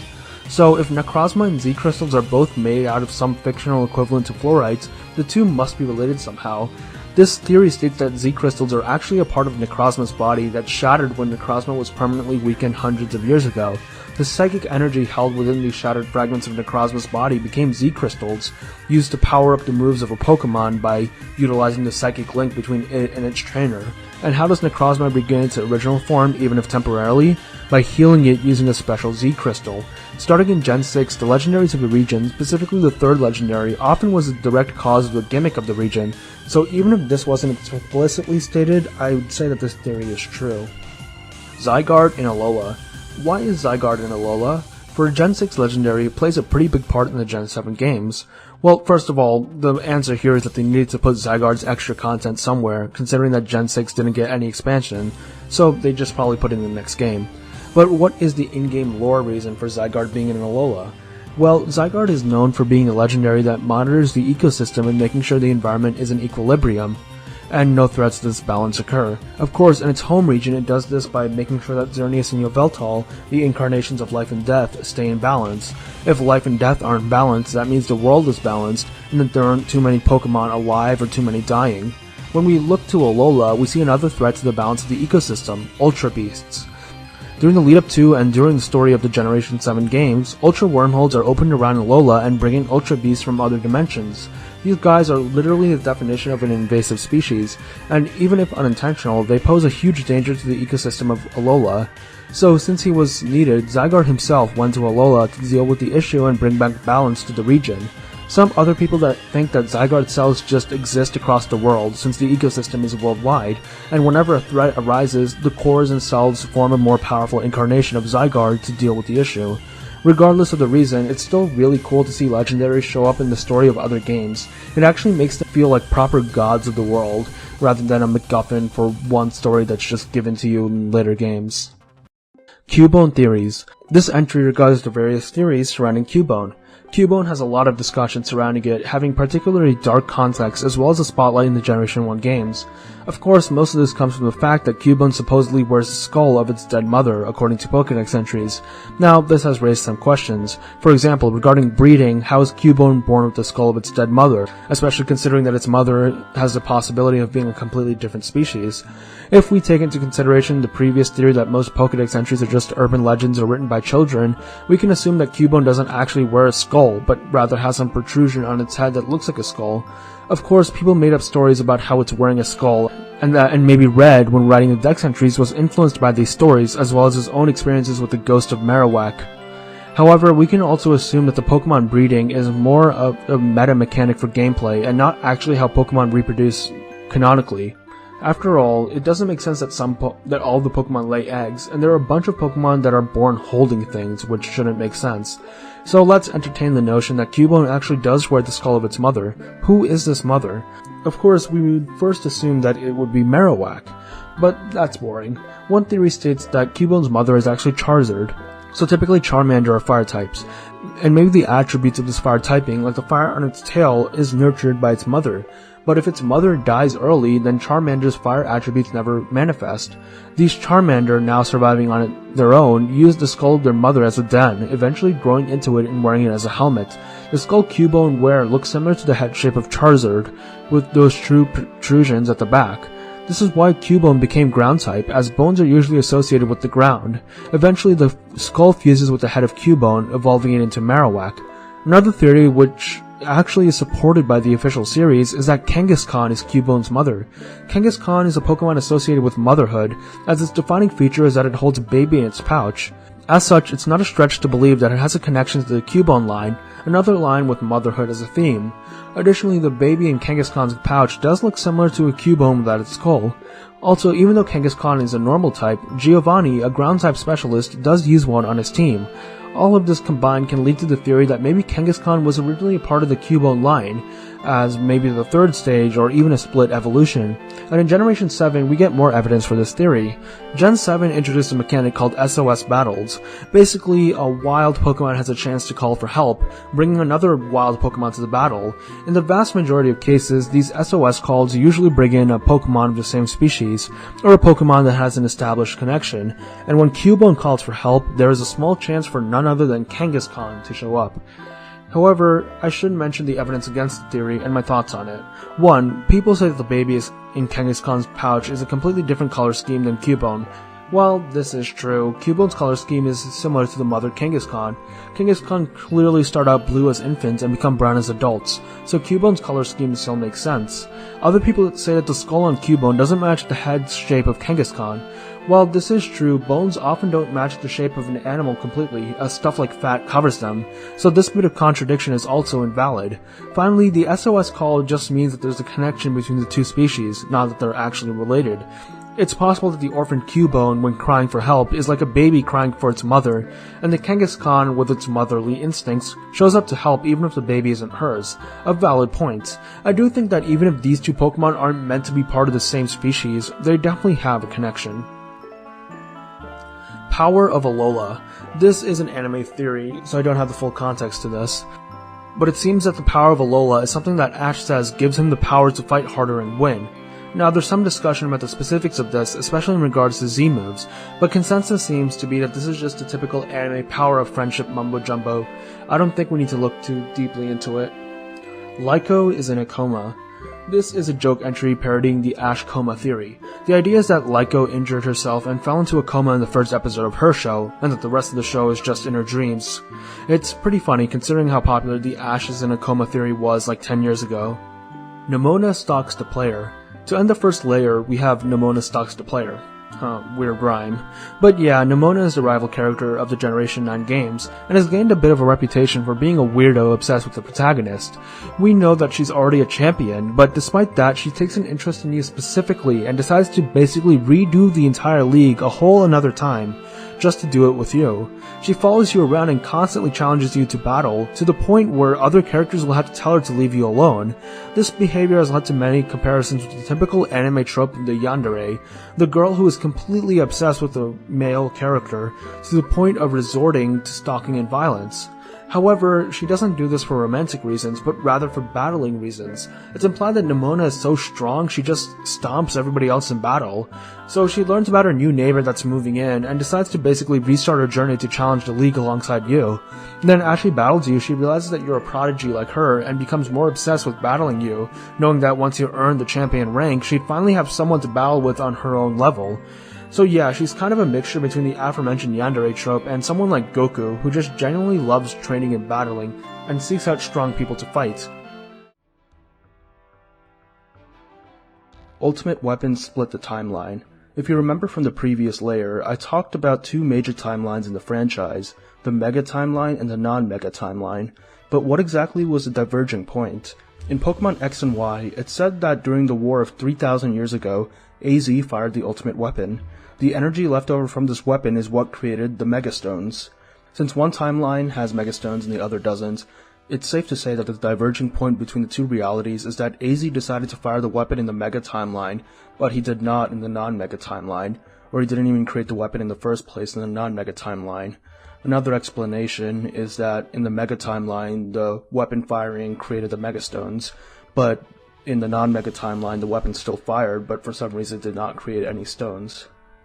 Unknown are the 1,000 arms. The 1,000 arms of Arceus are a point of discussion within the community. This theory states that Unknown were actually the 1,000 arms of Arceus. We already know that Unknown have reality-bending power due to their dex entries, and they are a very ancient and mysterious species, so important that humans based their alphabet on them. So perhaps Arceus used these as his 1,000 arms to shape the world, and the number 1,000 is just an arbitrary number representing something big. Evidence to support this theory comes from the fact that during the Sinjo event, where Arceus is using his creation powers, Unknown show up prominently. Genesect is Kabutops. Genesect is a man-made Pokemon, set in its Pokedex entry to be the result of Team Plasma's modification to a Pokemon that was an apex predator 300 million years ago. Well, if we take a look at the fossil Pokemon Kabutops, its Dex entry states that it inhabited beaches 300 million years ago. And looking at those giant scythe hands, it's likely that this thing was an apex predator. Both Pokemon have a similar body structure too, having a bug-like bipedal body with a flat head. With all this in mind, we can pretty confidently say that the Pokemon Team Plasma modified to become Genesect is Kabutops. There are physical similarities in the fact that the Dex explicitly states 300 million years ago for both of them is too much of a coincidence. Plus, the slight differences between the two can be chalked up to the modification by Team Plasma. As of right now, I do think this theory is true. Pikachu speaks. In the Pokemon movie I Choose You, there's a scene where Pikachu just straight up speaks English in what was meant to be an emotional scene. However, if you look up reactions from the theater, most people just laughed or were completely confused throughout the scene. Why won't you get more Pokemon? It's because... The fuck? I always want to be with you.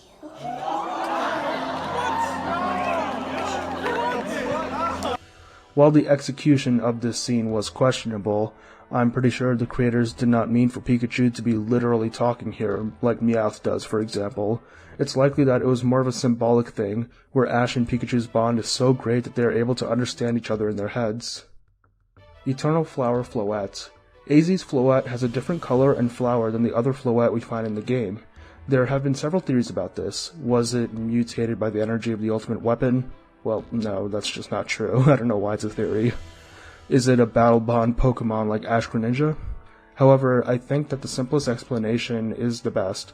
It's a Floette from thousands of years ago when there were different flowers in the modern day, so of course it would hold a different flower. It's possible that all Floette from back then looked similar to the Eternal Flower Floette, or maybe the Royal Family Floette could hold on to flowers that were specifically made in the royal gardens or something. As for its signature move, Light of Ruin, which other Floette don't get, I think that this move was caused by the ultimate weapon's energy, turning AZ's Floette specifically immortal. Evolutions became the beasts. In the Johto games, we learned that when the tower burned down, 3 unknown Pokemon perished in the fire. Later, Ho-Oh visited and resurrected them into the legendary beasts, Entei, Raikou, and Suicune. The identity of the beast's original forms has been a topic of discussion since the release of Gold, Silver, and Crystal way back in 1999. In Pokemon Generations, we actually see the 3 Pokemon that died, but they were silhouettes of some sort of dog that don't really match any Pokemon we know of. The community agrees that these weren't meant to depict any specific Pokemon, but was rather just a visual placeholder to avoid showing any specific Pokemon. A popular theory is that the 3 dead Pokemon were the 3 original evolutions, Flareon, Jolteon, and Vaporeon. I mean, the typings match up perfectly. They're a trio, and the evolutions are all this weird, ambiguous dog, cat, mammal thing, like the legendary beasts. Also, in Generation 5, the beasts were given a hidden ability that matched the abilities of the evolutions, Water Absorb, Flash Fire, and Volt Absorb. However, I will say it's kind of hard for me to believe that a Vaporeon couldn't put out the fire, or at least clear a path through it, or that a Flareon, a fire type, died in the fire. I mean, we just established that its ability is Flash Fire, which makes it immune to fire. If he actually did end up burning to death, that would be super embarrassing if I was that Flareon. I personally believe that it wasn't the evolutions that turned into the beasts, but rather just 3 Eevee which died in the fire. They were a weak first form with no elemental powers that couldn't make it out of the fire, and so they all died. Later, Ho-Oh resurrected them into a fire, water, and electric type to represent the 3 evolutions they should have evolved into had they not died. Another point that supports this theory is that Ecruteak City, where the Burn Tower is located, is also home to the Kimono Girls, who are culturally important to the city, and they all use evolutions, so we know Eevee are important to the city. So it makes sense that the Pokemon that died in such an integral part of the city's history would be Eevee. And going back to Ho-Oh resurrecting them, it's like the wish theory we talked about in Layer 1. These Eevee probably wished to turn into their evolved forms, so Ho-Oh granted that when it resurrected them, but it turned them into much more powerful water, fire, and electric. Wobbuffet's tail is its head. Wobbuffet is an interesting design for a Pokemon. Its body is a giant blue blob, and it has a black tail. Interestingly, its tail has 2 eyes on it, which is the basis for this theory. For those of you who don't know, the whole gimmick of Wobbuffet is that it's designed to take hits and hit back harder with moves like Counter and Mirror Shot. It's a literal punching bag of a Pokemon. So, if you were literally designed to take hits, why would you attract attention to your head? This theory states that the face you see on Wobbuffet's torso isn't actually where its real head is, it's just a disguise to get opponents to aim there. Instead, its real head is on its small tail, which is out of the way so nobody's going to target it. It protects its real head by not drawing attention to it. Considering that Game Freak intentionally designed its tail to have eyes on it, I believe that this theory is true. Pikachu level reset. Over the years, Ash's Pikachu has gotten very strong. It was Ash's most trusted partner on his journeys through Kanto, Johto, Hoenn, and Sinnoh, fighting many powerful opponents along the way. And we know it was powerful. In the Sinnoh League, Pikachu fought and defeated a legendary Pokemon. Then why is it that in the black and white anime it lost a battle to a Stardust Snivy? Well, the correct answer is this long-running anime for kids doesn't necessarily care for continuity like that, and it's forced to nerf Pikachu in order to retain dramatic tension, but that's not fun. So people said that Pikachu got its level reset near the beginning of Black and White anime run, which is the exact same thing as nerfing Pikachu. So yeah, honestly I'm not really a big fan of this theory. Doesn't need to have a theory made about it. Ray and Akari are Lucas and Dawn. So I've mentioned this before in the previous layer, as if it was confirmed, but I guess it isn't in the final game technically.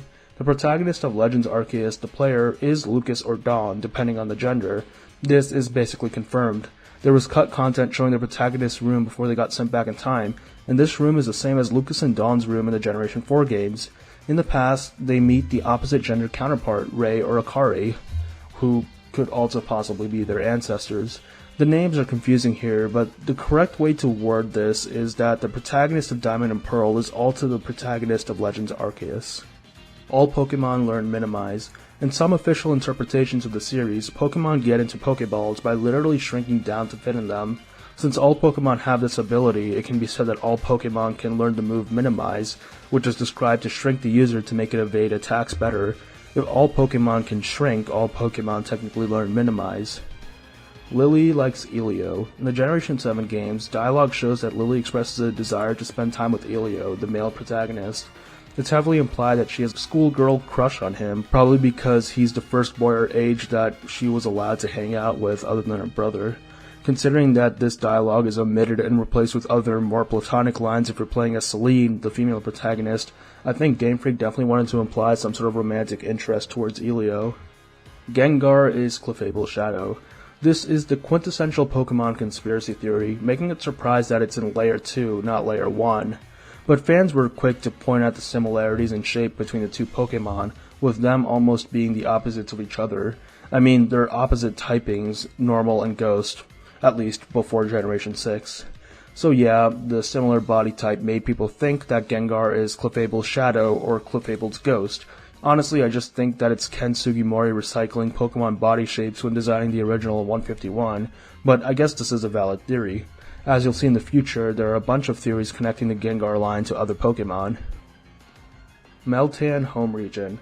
Almost every Pokemon has a home region, and even if they're extraterrestrial or extra-dimensional, we still know that they come from outer space or another reality. Well, except for one line. Meltan is quite the interesting Pokemon. You see, it's the only Pokemon ever to first be introduced in Pokemon Go, and as far as I know, it's still the only way you can get it. In Pokemon Home, Meltan and its evolution, Melmetal, are the only Pokemon not to have any description under the region value, with the text saying unknown. The only information we get about it is that in the Pokemon world's history, from Melmetal's Pokedex entry in Sword, which says that distant lands have legends of Gigantamax Melmetal. Some people say that Meltan, being from Pokemon Go, makes its home region technically our world, and that's as good as an explanation as any since I don't think the Meltan line will ever receive the spotlight again. Omniscient Slowpoke. Slowpoke are known for being kind of dumb, right? I mean, it's a Pokemon's whole gimmick, but that's strange. Slowpoke is a psychic type, normally psychic types are smart. So what if Slowpoke isn't dumb, but rather the smartest Pokemon ever? What if it was omniscient? It knows everything.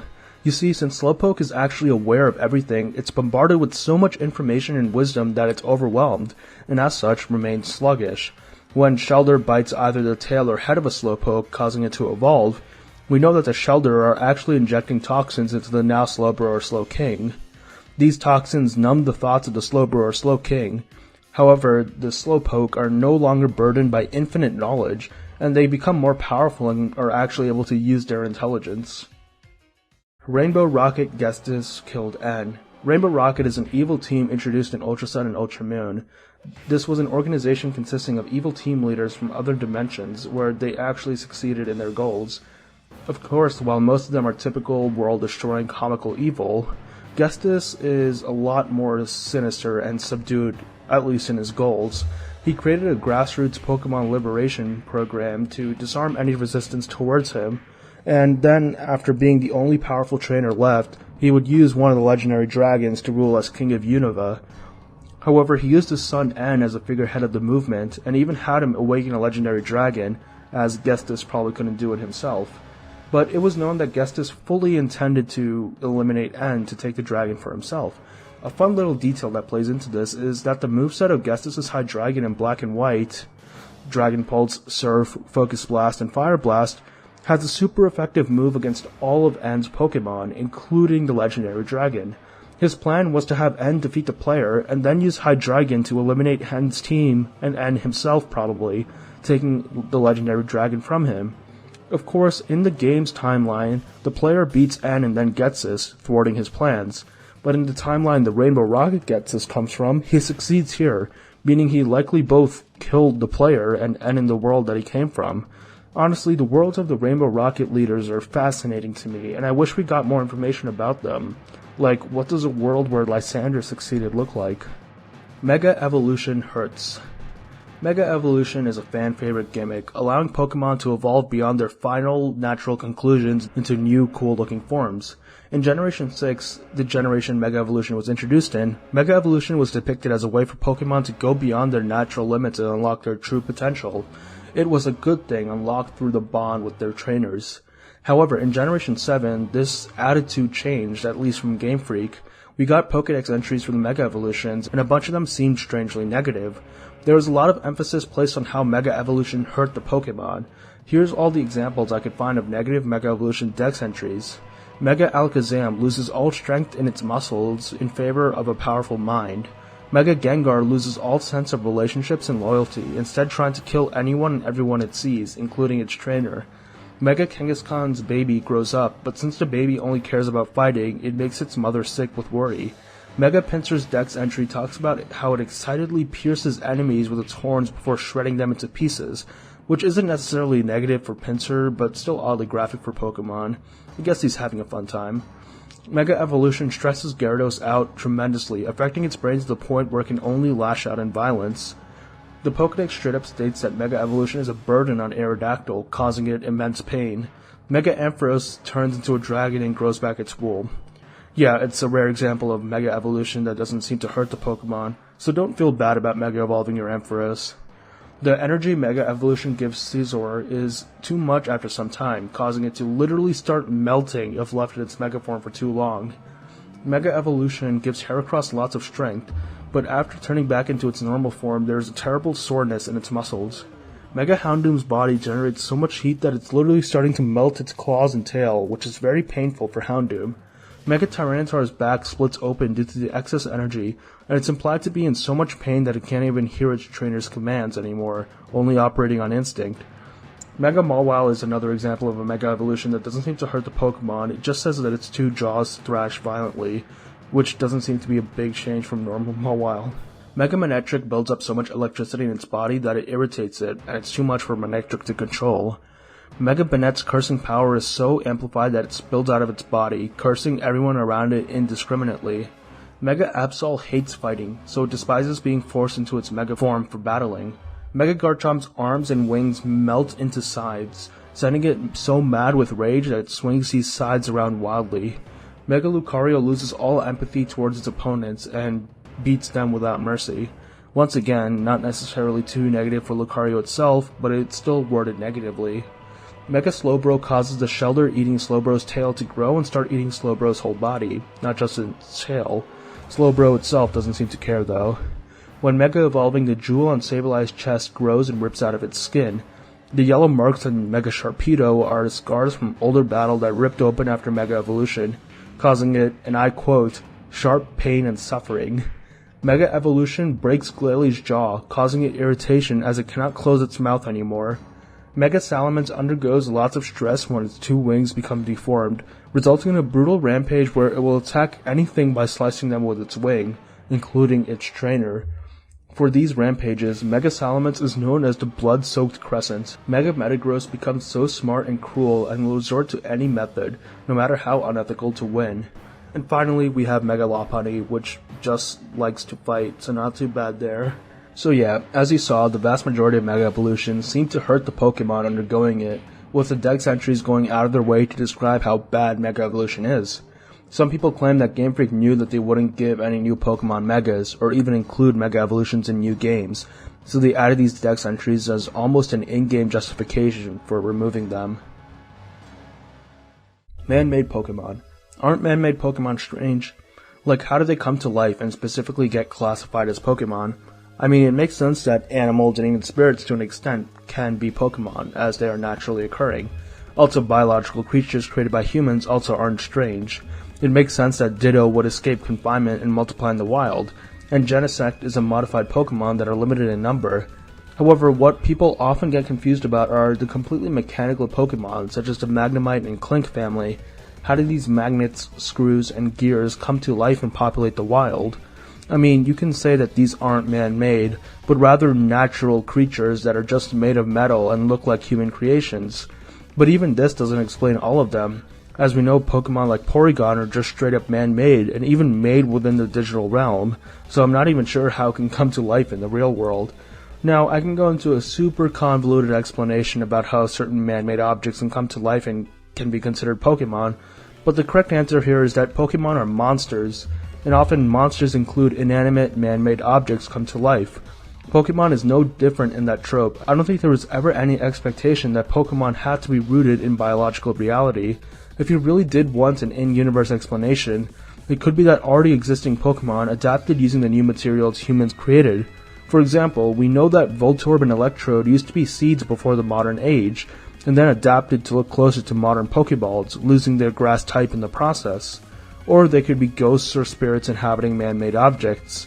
And even if some of them aren't ghost types, it stands to reason, just like how not all dragons are dragon type, not all ghosts are ghost type, especially if they possess another object. Or maybe infinity energy just sometimes brings man-made objects to life. Ruins of Alf Transmissions. In Heart Gold and Soul Silver, if you tune your radio in one of the ruins of Alf chambers, you'll start to hear what is known as mysterious transmissions. These transmissions contain distorted cries of ho-oh, as well as the sound of the Azir flute, and listening to them increases the chances of you finding a new unknown variant. It is likely that your radio is somehow picking up on the communications between the unknown, and playing back the noise is what causes the unknown to appear to you. Celestica People Disappearance. The Celestica people were the ancient people of Sinnoh, existing thousands of years before even the events of Legends Arceus. However, according to the old verses, the civilization suddenly fell into decline at some point in the past, leaving only behind the ruins and the temple. These were the original people of Sinnoh, with the ancestors of the Diamond and Pearl clans later migrating to the land and adopting some of the traditions of the now gone Celestica people. However, what exactly caused this disappearance? In one of the old verses, it states that the decline of the civilization was caused by something leaving. Quote, "Once it shone upon us all, with all the warmth of welcome sun. But now we weep, to grief we fall, starved of light now it has gone. And some they go, despair withal, in search of it they reel and run. They quit their hearths, abandon hall, and leave our lands to be undone."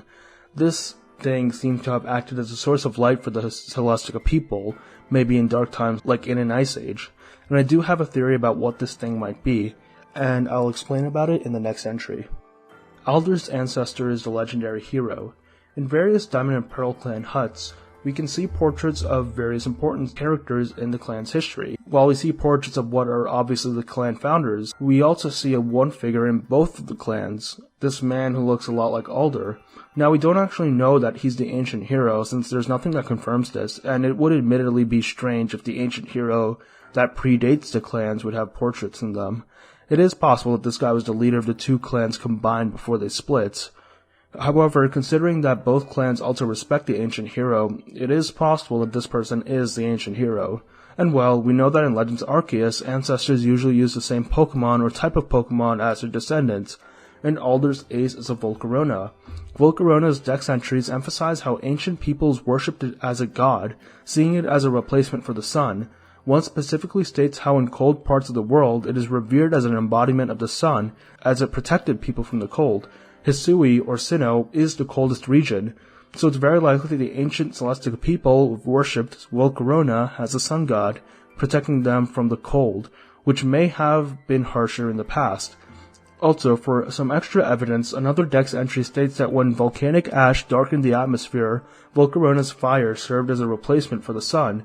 And we know Sinnoh has a volcano, Stark Mountain, so maybe in the past, Stark Mountain erupted, covering the sky in ash, making the Hisui region even more cold than it actually was. In this time, Volcarona, maybe even the hero's Volcarona, served as a replacement sun for the Celestica people, making the people worship it. However, as we know now, Volcarona no longer exists in Hisui, meaning that at some point in the past they left the region, causing the decline of the Celestica people. Ancient Kalos War. So in the comments of the previous layer of this iceberg, I saw a lot of people talking about how I said a Pokemon war that Lieutenant Surge likely would have fought in likely did not exist, or at the very least wasn't as large a conflict that many other interpretations of the theory would have you believe. And there were some people who said, but no, the Pokemon War did exist. X and Y literally talks about one in the story of the game. And I don't mean to be rude, but I'm just wondering if they even watched the video or thought critically about this for 1 second. The Kalos War in X and Y took place over 3,000 years ago. I highly doubt Lieutenant Surge here in his modern camo is a veteran of that war, unless if Xerneas' ultimate weapon turned him immortal like AZ, but I have a hunch that isn't the case. The hypothetical Pokemon War I talked about in that entry was something that would have happened in their equivalent of 1990, not 1000 BC. With that out of the way, let's talk about the Kalos War itself. The Kalos War is a war talked about extensively in the dialogue of Pokemon X and Y. Of course, we know that one of the sides of the war was a side ruled by AZ, but we are not actually sure as to who the other side was. I thought that it was a civil war between a faction led by the king AZ and a faction led by his younger brother, as in-game lore tells us that the two did fight each other.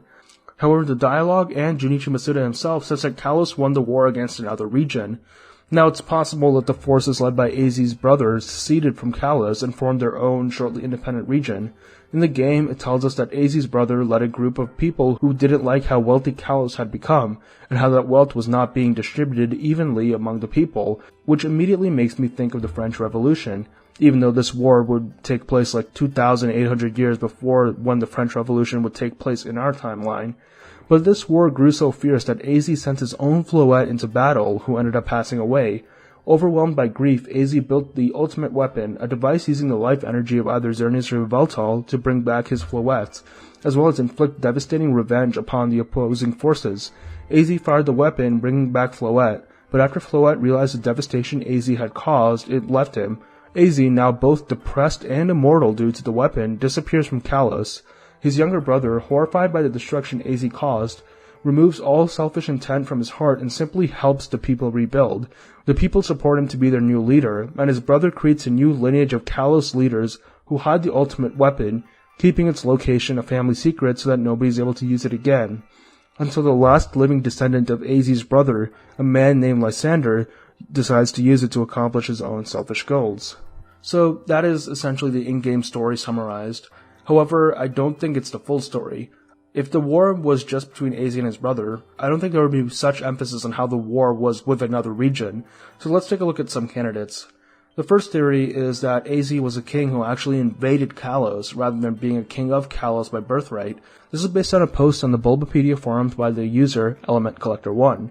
In this image of the Kalos War, we're able to see humans. Taking a look at their helmets, we see the ones on the left resembling Greek or Roman helmets, while the ones on the right resemble medieval French or German helmets. Of course, we see the Floette fighting alongside the people with the Mediterranean helmets, meaning that Az was on their side, not the quote-unquote native Kalosian side. And then you could handwave the story of the brothers into this too. Az was the king of an unknown Mediterranean region that ruled Kalos, kind of like how the Roman Empire conquered a part of Gaul or ancient France. However, there was an increasing disparity between his ruling class and the lower class, many of whom were native Kalosians.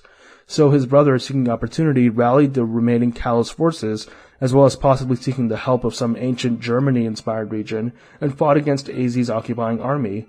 It's certainly possible. And I just wanted to say, if Az is really from an ancient Greek-inspired region, that means the name Az is just a westernized translation of his real name, which would be Alpha Omega. The second theory is a bit more popular, and it's that the war was fought against Galar, with Unova being involved. I like this theory a little bit more, because it's more in line with actual history, taking inspiration from how interconnected both the American and French revolutions were. As we know, Galar is based on Britain, and anyone who knows their history knows that before the 1900s, Britain and France were basically sworn enemies. So of course Galar would be culprit number one for enemy of Kalos. And there's a strong possibility Unova was involved too. We already established that Az's war seems to take inspiration from the French Revolution, and we know that the French Revolution was directly caused by the American Revolution. And Unova is based on America, specifically New York, which was one of the 13 original colonies that fought against Britain. So here's what I think happened. Unova and Galar get into a war, similar to how New York, as part of the independent states, got into a war against the British Empire. Unova asks Kalos for help, and Kalos agrees. Eventually, Unova and Kalos end up winning the war against Galar. However, the war increases the disparity between the rich and poor in Kalos, leading to Az's brother leading a people's revolution against his older brother. This could be around the same time the twin heroes of Unova had their ideological split, leading to the original dragon breaking apart to become Reshiram and Zekrom. This matches how, in the real world, the American founding fathers were also ideologically split on whether or not to support the French Revolution. One brother believes in ideals, meaning he was on AZ's side, because he supported how AZ kept making technology to create a better future. The other brother supported truth, or AZ's brother, because he saw the truth of AZ's rule, that the people were suffering under him. AZ fires a weapon to bring back his Floette and disappears, meaning AZ's younger brother wins the war. It's also worth noting that the darkest day of Galar also happened around 3,000 years ago, the same time as the ancient Kalos War. While I don't think the two are ever stated to be related, the fact that Game Freak used the same year for both events must mean something. Maybe the firing of the ultimate weapon caused Eternatus to awake and rampage through Galar. Brock and Ivy. Professor Ivy is an anime original character introduced in Season 2 of the anime. Of course, being a beautiful woman, Brock does what he always does and develops a massive crush on her. However, Ivy has Brock especially enamored, to the point where he leaves Ash and Misty just to stay with Ivy. However, by the beginning of Season 3, Brock had returned to be with Ash and Misty. When asking him about Ivy, Brock just completely shuts down, curling up into a ball and refusing to talk. Of course, Brock has been rejected by many women throughout the course of the series, yet no rejection has ever caused him to act like this. While we never get a definitive answer for this behavior, there are several theories. One states that he simply just got rejected, but maybe Ivy was particularly harsh, or Brock had fallen for her harder than he did for other women, meaning that the rejection hit worse. Another theory states that he was actually able to get into a relationship with her, but it fell apart, maybe due to the maturity gap. Brock had a bunch of schoolboy crushes, but was unable to transform those surface-level feelings into a meaningful relationship. And of course, a breakup would hurt more than a simple rejection by a crush. However, the closest we get to a canonical answer is from the head series writer for the first few seasons of the anime, Takeshi Shudo. In Volume 2 of a book series he wrote called Pocket Monsters the Animation, Shudo says the reason why Brock was so traumatized was because Ivy is a lesbian. Yeah, that's probably not what you were expecting. Shudo says that since Brock realized that there was no chance whatsoever that Ivy would ever like him due to her sexual orientation, he took it much harder than usual. Honestly, the logic here seems a bit backwards to me. Like, if someone's brain is literally wired to never be attracted to you because of your gender, getting rejected by them isn't personal at all. However, if someone is attracted to your gender but you still get rejected by them, the implication here is that it's something about you personally that they don't like, and while this isn't indicative of you being bad, it sure can feel like that. So like I said, the logic is a bit dubious, and to be honest, the Pocket Monster books are incredibly dubious in general. There's an entry much later down in the iceberg which is about these books specifically, so I'll save specific discussion about them until then. While Takeshi Shudo was a legend, he had some crazy ideas about what he thought the Pokemon anime should be, and this idea he had about Ivy is probably the tamest of them all. However, in the end, the explanation that Ivy is a lesbian is the most legitimate, so that's that. Acerola's Mimikyu. So Acerola has a special Mimikyu named Mimikin.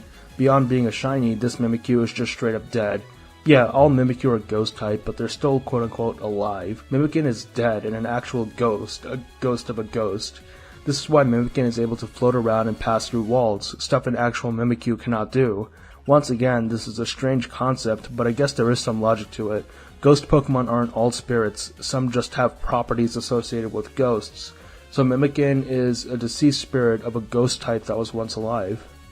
Fantina's home region. Fantina is a gym leader in the Generation 4 games. She tells the player that Sinnoh is in her home region, and she also speaks with an accent. In the English versions of the game, she has a French accent. However, in the Japanese versions, she speaks with an English accent. Of course, most people assume that she's from Kalos due to her accent and the fact that her name Fantina is derivative of the French name Fantine.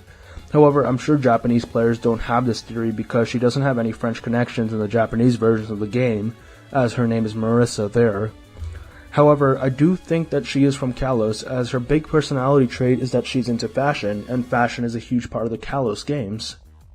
Drasna is from Celestic Town. Now we kind of have like an opposite situation, somebody in Kalos who was originally from Sinnoh. From what I remember, Drasna herself isn't actually from Celestic Town though, but rather her grandparents. Her dialogue states that her grandparents were from Celestic Town, and as a little girl, they told her stories of Dialga and Palkia.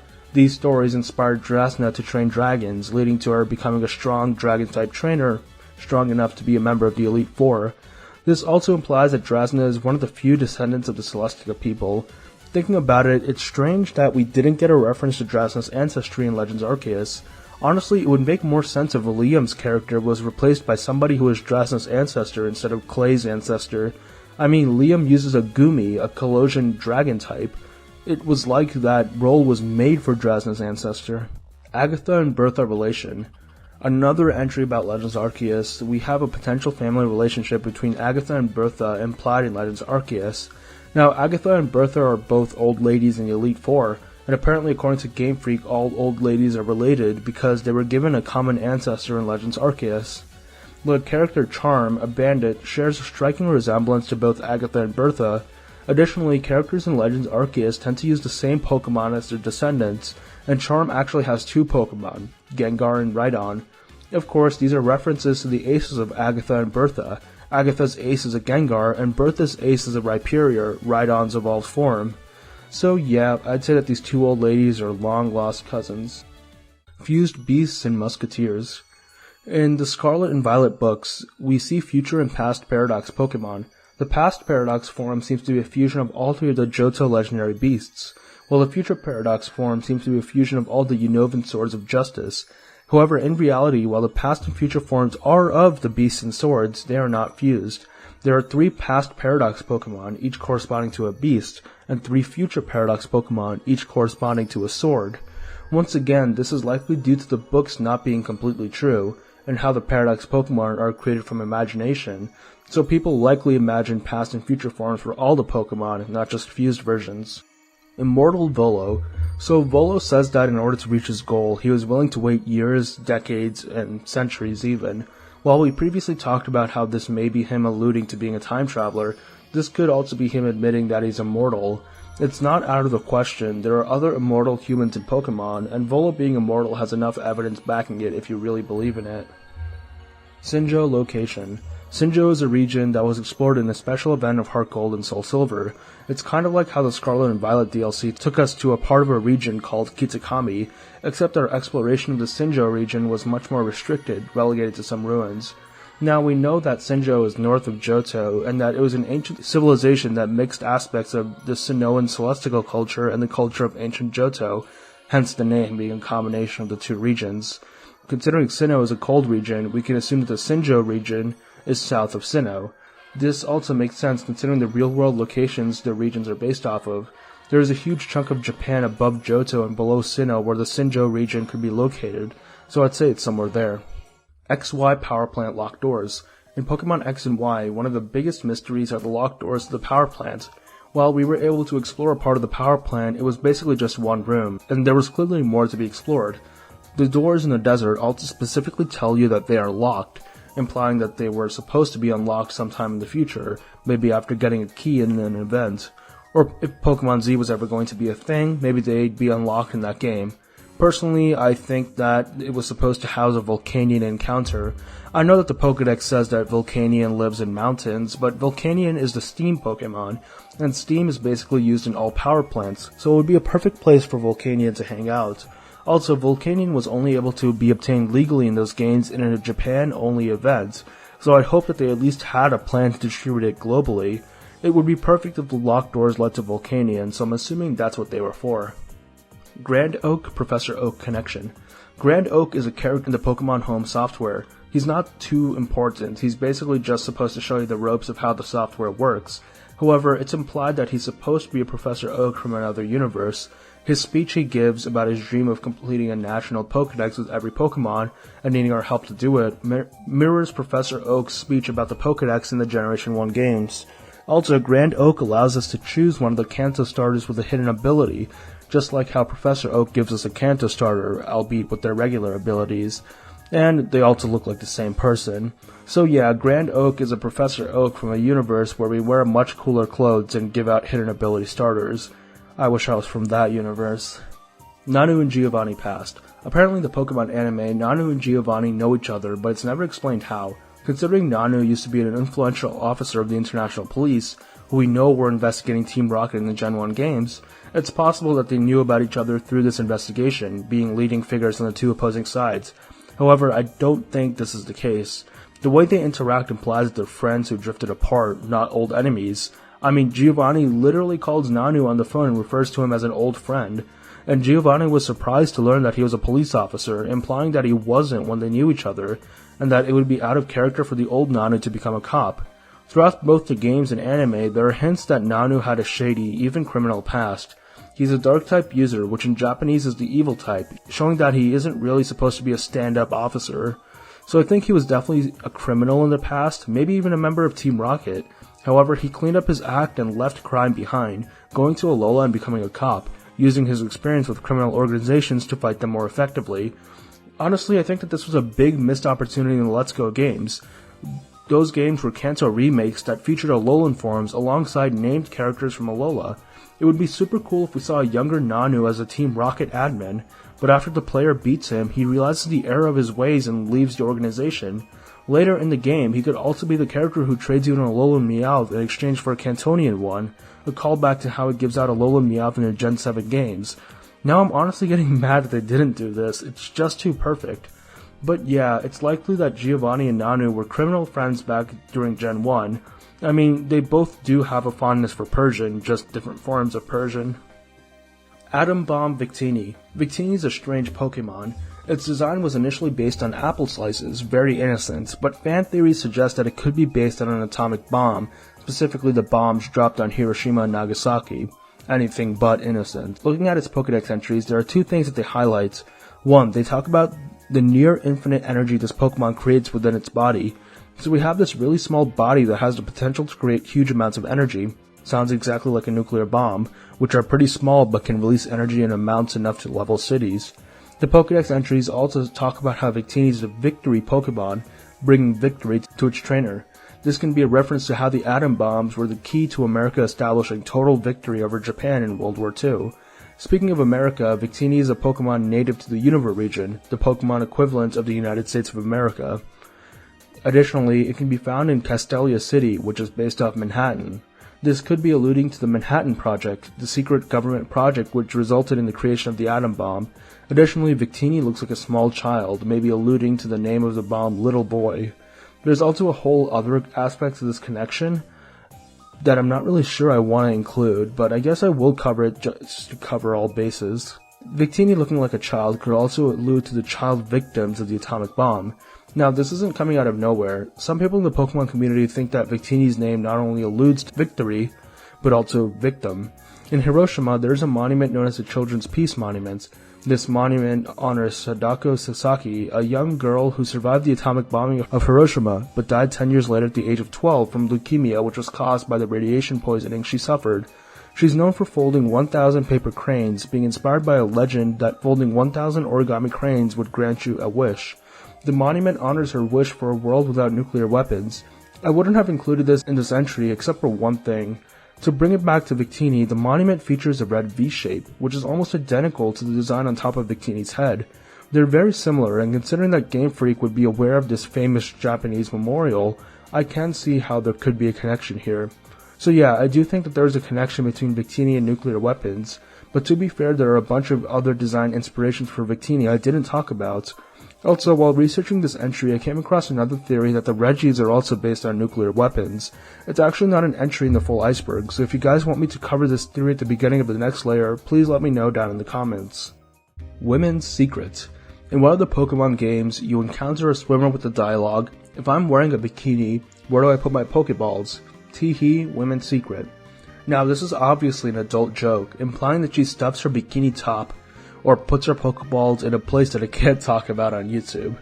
While this would be where the entry ends, I found a more interesting conspiracy surrounding this. This, quote, isn't real. It's strange to think about since the women's secret is such a popular meme. But yeah, if you do the basic amount of research, we realize that this was never actually said. Inspection of the image also clearly shows that the text bubble is showing 3 lines at once, when in the games they never show more than 2 lines at once. Although it is possible that the person who made the image edited it slightly just to have all the text show up in one picture. Also, Game Freak spells Pokeball as 2 separate words, not as one word as shown in the image. There were other people who questioned the validity of the screenshot, and I actually found a post showing that the swimmer said something else, but it's possible this post wasn't showing the full dialogue. Also, there were people saying that while the dialogue wasn't from Black and White specifically, trainers in another game said it, but nobody could agree from which game the dialogue was from. Some people said X and Y, other people said Omega Ruby Alpha Sapphire, some said the original Ruby and Sapphire, while one person even said it was from Heart Gold and Soul Silver. So what better way to finally put an end to this mystery and confusion than to find this NPC in-game? While I don't want to do a playthrough of Black and White until I got to that point, I did skim through a 28-hour long play by FC playthroughs to hopefully find this trainer, and I did. A battle with swimmer Joyce on Route 17 is initiated, and before she says, "I learned all the good points of my Alola Mola by swimming with Pokemon, I will show off its strength." This matches the post we saw earlier. However, it's what she says afterwards that interests me. After beating her in battle, she says, "I'm a girl with everything." Well, everything but a place to put my Pokeballs. So yeah, the meme image is not from the official game, but her losing dialogue is interesting. It has a similar subject matter to the meme image, both being about not having a place to store their Pokeballs due to their clothes. However, the official game leaves it at that, while the meme image specifically implies the adult women's secret. So maybe someone saw the original dialogue, thought of the joke, and then fabricated the meme image to spread around. That would be a logical assumption, except for the fact that a bunch of people seem to remember this dialogue from playing the game. Is it just a simple case of a bunch of people misremembering? Well, I don't think so. You see, I think I've come to the bottom of this mystery. Pokemon Black and White were not like modern games, which are released globally on the same date. Black and White released in Japan in September 2010, while they released in Europe, America, and Australia almost 6 months later in March 2011. Of course, this was an insanely long time to wait if you're an English-speaking fan, so some people decided to make their own English versions.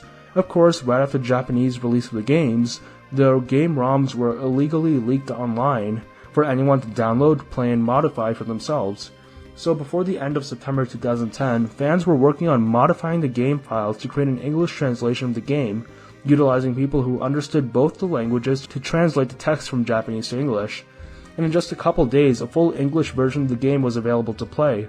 So of course many English-speaking fans were quick to play this ROM. That means the dialogue from the meme image was probably taken from the game, just this unofficially translated version.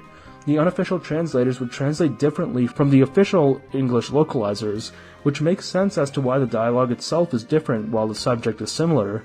And since the unofficial translations were released months earlier, this meme image was probably spread around before the official versions of the game came out, which resulted in people later thinking that it was part of the actual official game. So yeah, sorry to burst your bubble, but the women's secret line isn't official, it's fan-made, just not in the way you might initially think. Champion Oak. Was Professor Oak in Champion? Well, if you're a fan of the Pokemon Adventures manga, the answer is a resounding yes. I mean, he says so himself. But is this the case in the games? Well, I do think so. We already know that he used to be a trainer who was on the level of Agatha, an Elite Four member, so he's definitely one of the top trainers of Kanto. The strongest piece of evidence is that only champions and former champions are allowed into the Hall of Fame. They don't even let friends or loved ones in to celebrate your victory.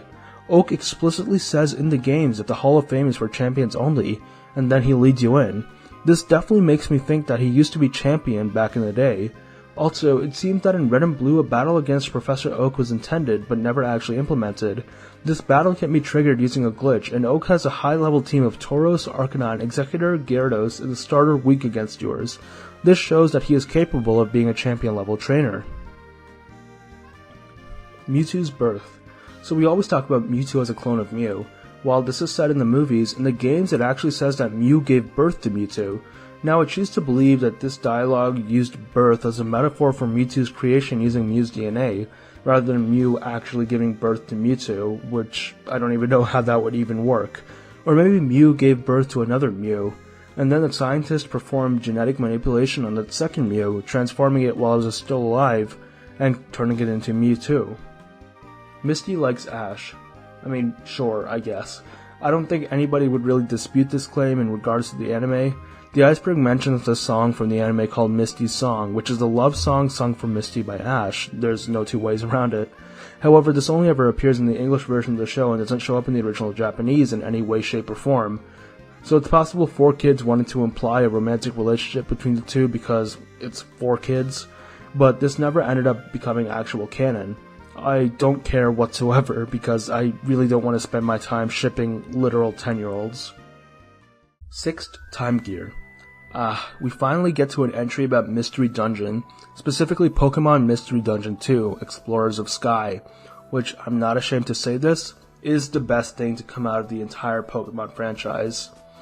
So I'm going to try and not explain the entire plot of the game here, but to extremely summarize, a big part of the game involves these things called Time Gears from various dungeons across the world. Time Gears can be put in this place called Temporal Tower in order to stop it from collapsing.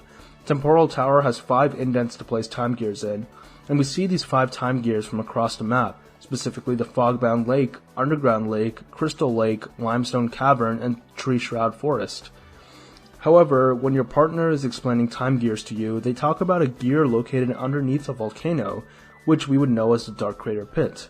However, in the game, no time gear is located there. Of course, we don't access this area until the post-game, so we don't know if there was one there before the events of the endgame. But it's weird that they specifically mention a time gear here that doesn't appear. So there's a couple of theories. The simplest is that it was just a rumor. Your partner is no expert on time gears when they tell you about them, and they're only repeating rumors spread by other people. After all, there are only 5 indents at Temporal Tower. There would be only 5 time gears. But also, in the game, Grovile uses the term 5 necessary time gears, which implies that there could be more time gears around the world, but only 5 are required for Temporal Tower. Another theory thinks that Darkrai somehow took the time gear and absorbed its power to gain time-traveling abilities, and sent Dialga down a spiral of madness. And Dialga, before fully succumbing to insanity, created the 5 indents for the rest of the time gears, hoping that someone else would come along and save the tower. But no matter what you believe in, you can say that this dungeon contains a lot of mystery. Villain Geeta.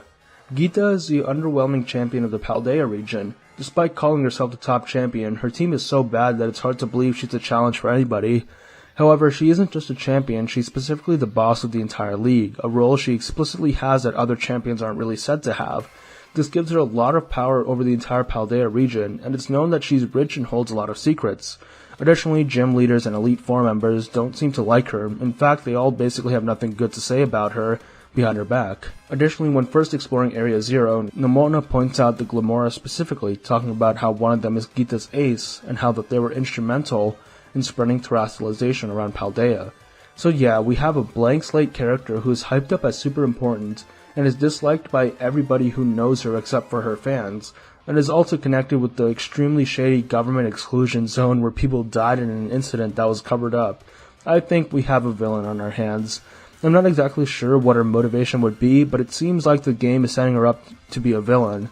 Maybe she purposefully had a weak team in her champion fight to gauge the player's skills, and later her final team would be much stronger. The Indigo Disc DLC will release soon, and this video will probably be uploaded around that time. I think we will be returning to Area Zero in the story of that DLC, so let's see if Geeta will return as a villain. I mean, the final trailer just came out today, and we saw Geeta in it, so maybe this theory is true.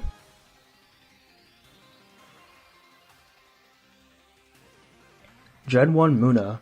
In the Generation 1 games, an NPC named Picnicker Carol makes a comment about some of the Pokemon nearby. She says, "The Pokemon here are so chunky, there should be a pink one with a floral pattern." Of course, there are no such Pokemon that fit this description in the Generation 1 games, so maybe this trainer was ill-informed, or maybe it was a reference to a cut Pokemon. But if that was the case, it doesn't make sense as to why they included a similar line in Fire Red and Leaf Green, the remakes that released in the early 2000s. However, a Pokemon did eventually release that fit this bill, Muna. It's chunky, pink, and has a floral pattern.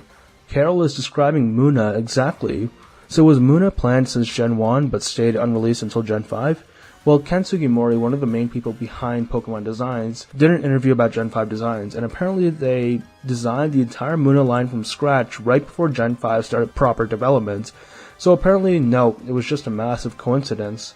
I still think that there was some Pokemon in development that matched this description, but it was scrapped and they never bothered to remove the dialogue, maybe purposefully creating a mystery. Paradox that attacked Arven.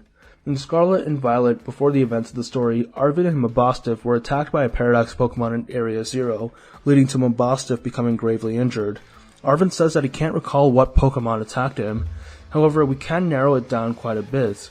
It's probably not Iron Treads or Great Tusk, since we fight them with him, and he would have said something if those were the ones who attacked him. Similarly, none of the Paradoxes we encounter as a group in our first descent into Area Zero would count either, as he would say something about it. A possibility is either Roaring Moon or Iron Valiant. We don't see them in the wild until the post-game, and it makes sense that Arven would be beat badly by them, since they're the strongest of the non-legendary Paradox Pokemon. However, one thing doesn't line up. Arven says that he was attacked between Research Stations 1 and 2, while these Pokemon reside way below that. It's possible that one of them made their way up, but unlikely. So the other possibilities are Sandy Shocks and Iron Thorns, or Slitherwing and Iron Moth. And of these possibilities, the latter two are the only ones that spawn in the right area. So I can confidently say that the Paradox Pokemon that attacked Arven and Mabosstiff is Slitherwing if you played Scarlet, and Iron Moth if you played Violet. Additionally, in Scarlet, it makes sense that Mabosstiff was so gravely injured if it fought Slitherwing. Slitherwing is a bug fighting type, which has a massive advantage over the dark type Mabosstiff, No wonder the poor dog almost died. So I think this is the case, unless the DLC reveals it was one of the members of the legendary Paradox Trios that did it. Aster. Aster is a character who is mentioned in the Delta episode of Omega Ruby and Alpha Sapphire. In the games, all we know about her is that Zinnia swears to her that she would protect Hoenn from the incoming meteor. Later, she reveals to the player that she and Aster used to be super close before Aster died. In the manga, we get more information about Aster. She was the lore keeper of the Draconids before the Demon Corporation killed her in order to get to Rayquaza. Holy shit. Afterwards, Zinnia was given the title of lore keeper, although some of the Draconids didn't like this decision, since she wasn't nearly as strong as Aster. Aster was a good friend of Rayquaza, and she also left behind a Noivern after her death.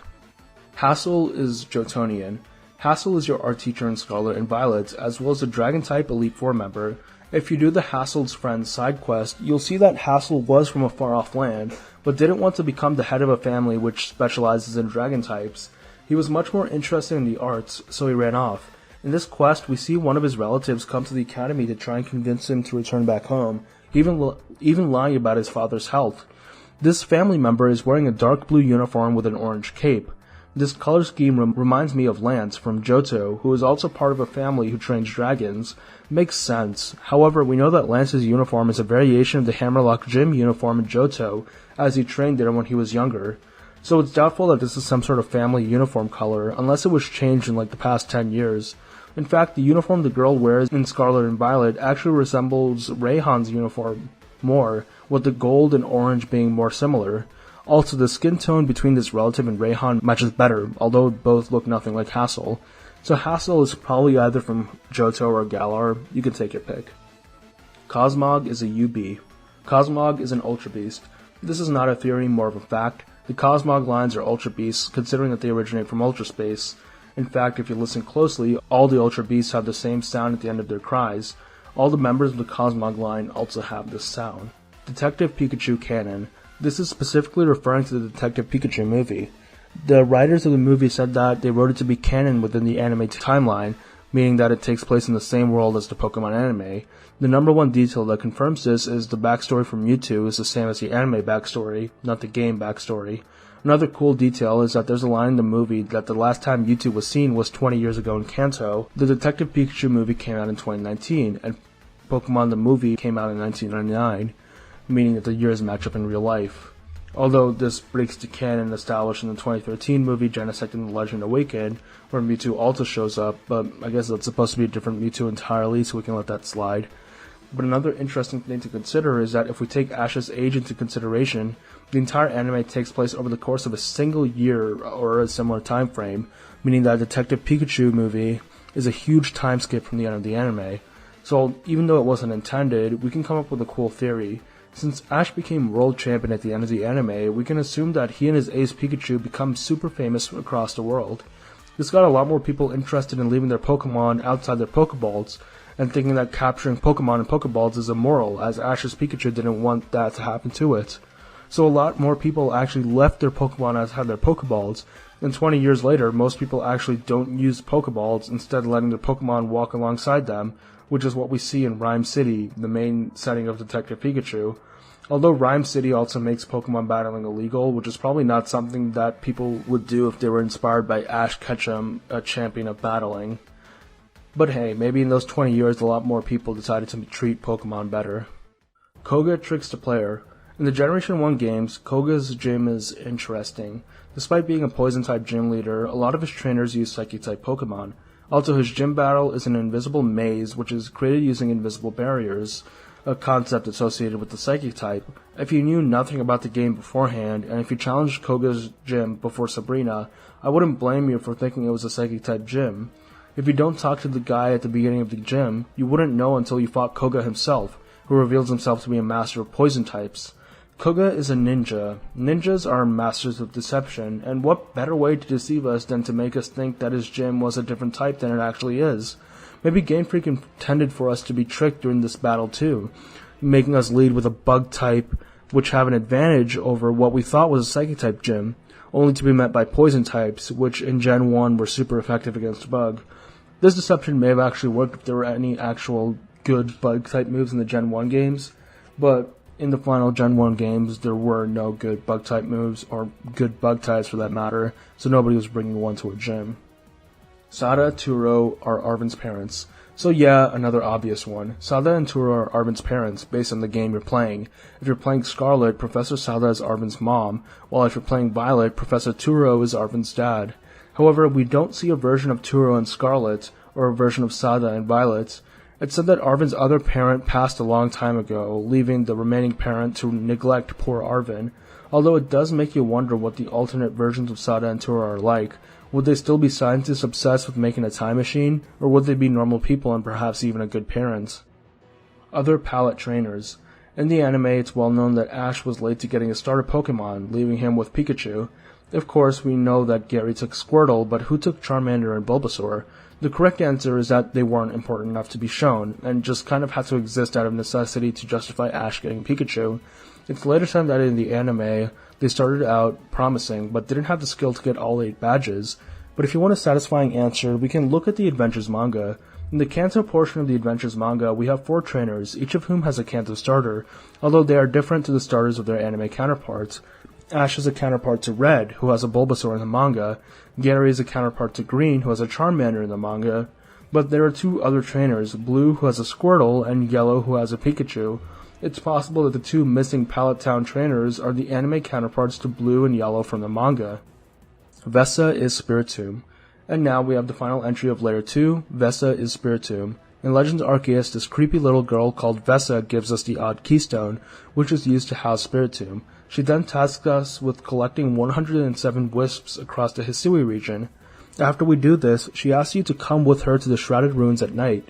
She tells you that she has the final wisp and to close your eyes. Once you open them, she is nowhere to be seen, and the final wisp is near you instead. After collecting it, Vesa's disembodied voice says that making us collect the wisps was her final bit of mischief, and she asks us not to forget about her.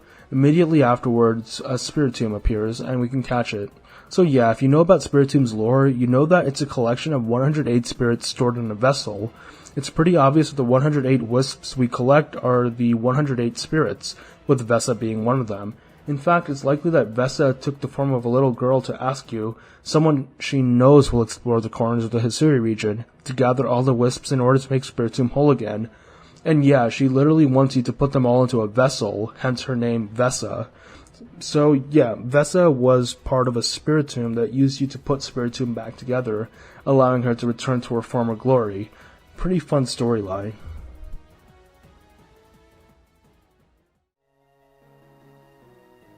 Reggie Nuke Connection.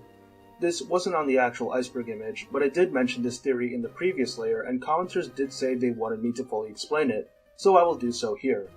This is actually a pretty old theory that originated on the Japanese side of the internet, most likely over a decade ago and probably closer to 2 decades ago. However, it has been spread over the internet since, and people have contributed their own bits of evidence over the years. I'll basically be curating it down and cutting out what I think are stretches. I'll just be including the stuff that I think was intentional by Game Freak, because I do very much think that this theory is somewhat true. This theory revolves around the group of legendaries informally called the Reggies, specifically the original 3 from Generation 3, Regirock, Regice, and Registeel, as well as their master from Generation 4, Regigigas. The process to catch the Reggies in Gen 3 is by far the most convoluted in the entire series. Never before, nor after, have we seen such complex and strange steps to access legendary Pokemon, which is made even weirder by the fact that the process seemingly has no significance in-game. While most have just written it off as a weird creative choice, some have theorized that the process is supposed to be a tribute to the Hibakusha, or survivors of the atomic bombings of Japan in World War II. So what is the relevance here? Well, first we've got location. The Hoenn region is based on the Japanese island of Kyushu. I mean, it's literally just Kyushu rotated 90 degrees. A city in Kyushu that many around the world will recognize is Nagasaki, the site of the second atomic bombing of Japan, the city whose destruction was directly responsible for the surrender of the Japanese Empire and the end of World War II. More evidence emerges once we look into the actual process to unlock the Reggies. Across the Hoenn region, specifically in an ancient chamber as well as the 3 chambers where the Reggies are, there are inscriptions that you can translate from Braille. They differ across games, but I will be using the translations from the original Ruby and Sapphire. Here are some of the notable quotes from these chambers. Dig here. In this cave we have lived. We owe all to the Pokemon, but we sealed the Pokemon away. We feared it. Those with courage, those with hope, open a door. An eternal Pokemon waits. First comes Relicanth, last comes Wailord. Stop and wait. Wait for time to pass twice. With new time, hope and love, aim to the sky in the middle. So we start off with the quote, dig here, and in this cave we have lived, which could be taken to mean in this cave we have lived on, or in this cave we have survived. This can be interpreted as people literally digging bomb shelters and surviving. We'll get to the rest of this phrase later. First comes Relicanth, last comes Wailord. This is referring to the two Pokemon you need in your party to access the chambers of the Regis, and where in your party you need to put them. These seem like two random water-type Pokemon, but people discussing this theory have pointed out that they could be a reference to the two atomic bombs dropped on Japan, Little Boy and Fat Man. First comes Relicanth, or Little Boy, last comes Wailord, or Fat Man. It makes sense, as Little Boy was dropped on Hiroshima first, on August 6, 1945, while Fat Man was dropped last, on August 9, 1945. Stop and wait. Wait for time to pass twice. This could mean that while in the underground shelter, you have to wait twice for the two bombs to drop. With new time, hope and love. Although war has devastated Japan, they did rebuild towards a better future and establish good relations with the nation they were once at war with, hope and love. So yeah, these inscriptions can be interpreted as an account of Japan surviving the atomic bombs, but what about the phrase, we owe all to the Pokemon, but we sealed the Pokemon away? Those with courage, those with hope, open a door, an eternal Pokemon awaits. Well, this could be referring to how Japan has treated survivors of the atomic bombings, or hibakusha. Of course, they should be respected and taken care of for what they had to go through, surviving the worst weapons humans have ever created. However, despite the horrors they had to endure, after the war, survivors would often be shunned and discriminated against by fellow Japanese people. In the immediate aftermath of the war, many people were afraid that survivors carried radiation sickness, almost like a contagious disease, and that stigma stuck around for a while, so hibakusha were basically shunned and forced to go into isolation. They were basically sealed away. It wasn't until decades later that the Japanese government actually started providing aid, recognition, and compensation to the hibakusha, and the stigma would decrease among the younger generations, who would give hibakusha a platform to share their stories. Those with courage and hope ended the stigma. Oh yeah, and why were the inscriptions in Braille? Well, simple. Atomic bombs are pretty well known for how blinding they are, and they can blind people due to the extreme amounts of light and heat given off. So, what else supports this theory? Well, there are aspects of the Regis themselves that support their connection with nuclear bombs. For example, all three of them learn Explosion at level 1. Also, in later generations, they learn Hyper Beam, which is called Destruction Beam in Japan, at level 89. Level 89 could be referring to the bombing of Nagasaki on August 9th, or 8/9. Now let's move on to the Generation 4 Pokemon Regigigas. Well, we can also look at its location. It's located in Snowpoint Temple, which is at the very north of the Sinnoh region. Sinnoh is based in the Japanese island of Hokkaido, and at the northernmost point of Hokkaido is Cape Soya, which has many monuments, including some that advocate for peace and hope. While none are related to the atomic bomb directly, I think these memorials remembering victims of war, as well as other memorials expressing hope and peace for the future, are close enough. And finally, where do Regieleki and Regidrago fit into this? Initially, I just wanted to write them off as irrelevant, but that's before I learned several things. Regieleki and Regidrago are located in the Crown Tundra, a DLC area in Sword and Shield which is based on Scotland. Scotland is pretty involved with denuclearization movements, both internationally and locally, as a big part of the Scottish independence movement is getting rid of the nuclear submarine fleet that Britain stations in Scotland. So there's a connection to nuclear weapons there. Also, Regieleki and Regidrago are both explicitly said to be made of energy, in contrast to how the original three Regis were made of physical matter. This could be a loose connection to how nuclear weapons essentially turn a small amount of matter into a huge amount of energy. XY was a response to BW. Pokemon fans nowadays will know that among all the generations, Generation 5 is one of the most beloved by the community. Many people praise the animated 2D sprite work, story, characters, difficulty, and overall polish. However, if you were involved with the online community in the early 2010s to around 2017, you would know that the Gen 5 games were actually quite hated in that time, and the negativity towards the Gen 5 games didn't just come after the fact. The Generation 5 games sold very poorly compared to the generations before, which were generally selling more per passing generation, barring the insane sales of Gen 1. Now, there were a lot of reasons why this could have been the case. They were sold at the very end of the DS lifespan, they came out while most families were dealing with the Great Recession, and as such didn't have a lot of disposable income, stuff like that. But there were also other actual criticisms of the game, like a lot of people complaining at how bad many of the Pokemon were. Whether or not you think it's unfair, I do think Game Freak did hear a lot of these criticisms. While technically not confirmed, some people do theorize that Pokemon X and Y were actually a response to criticisms of the Generation 5 games. Here are some examples. A big criticism of the Generation 5 games were their 2D graphics.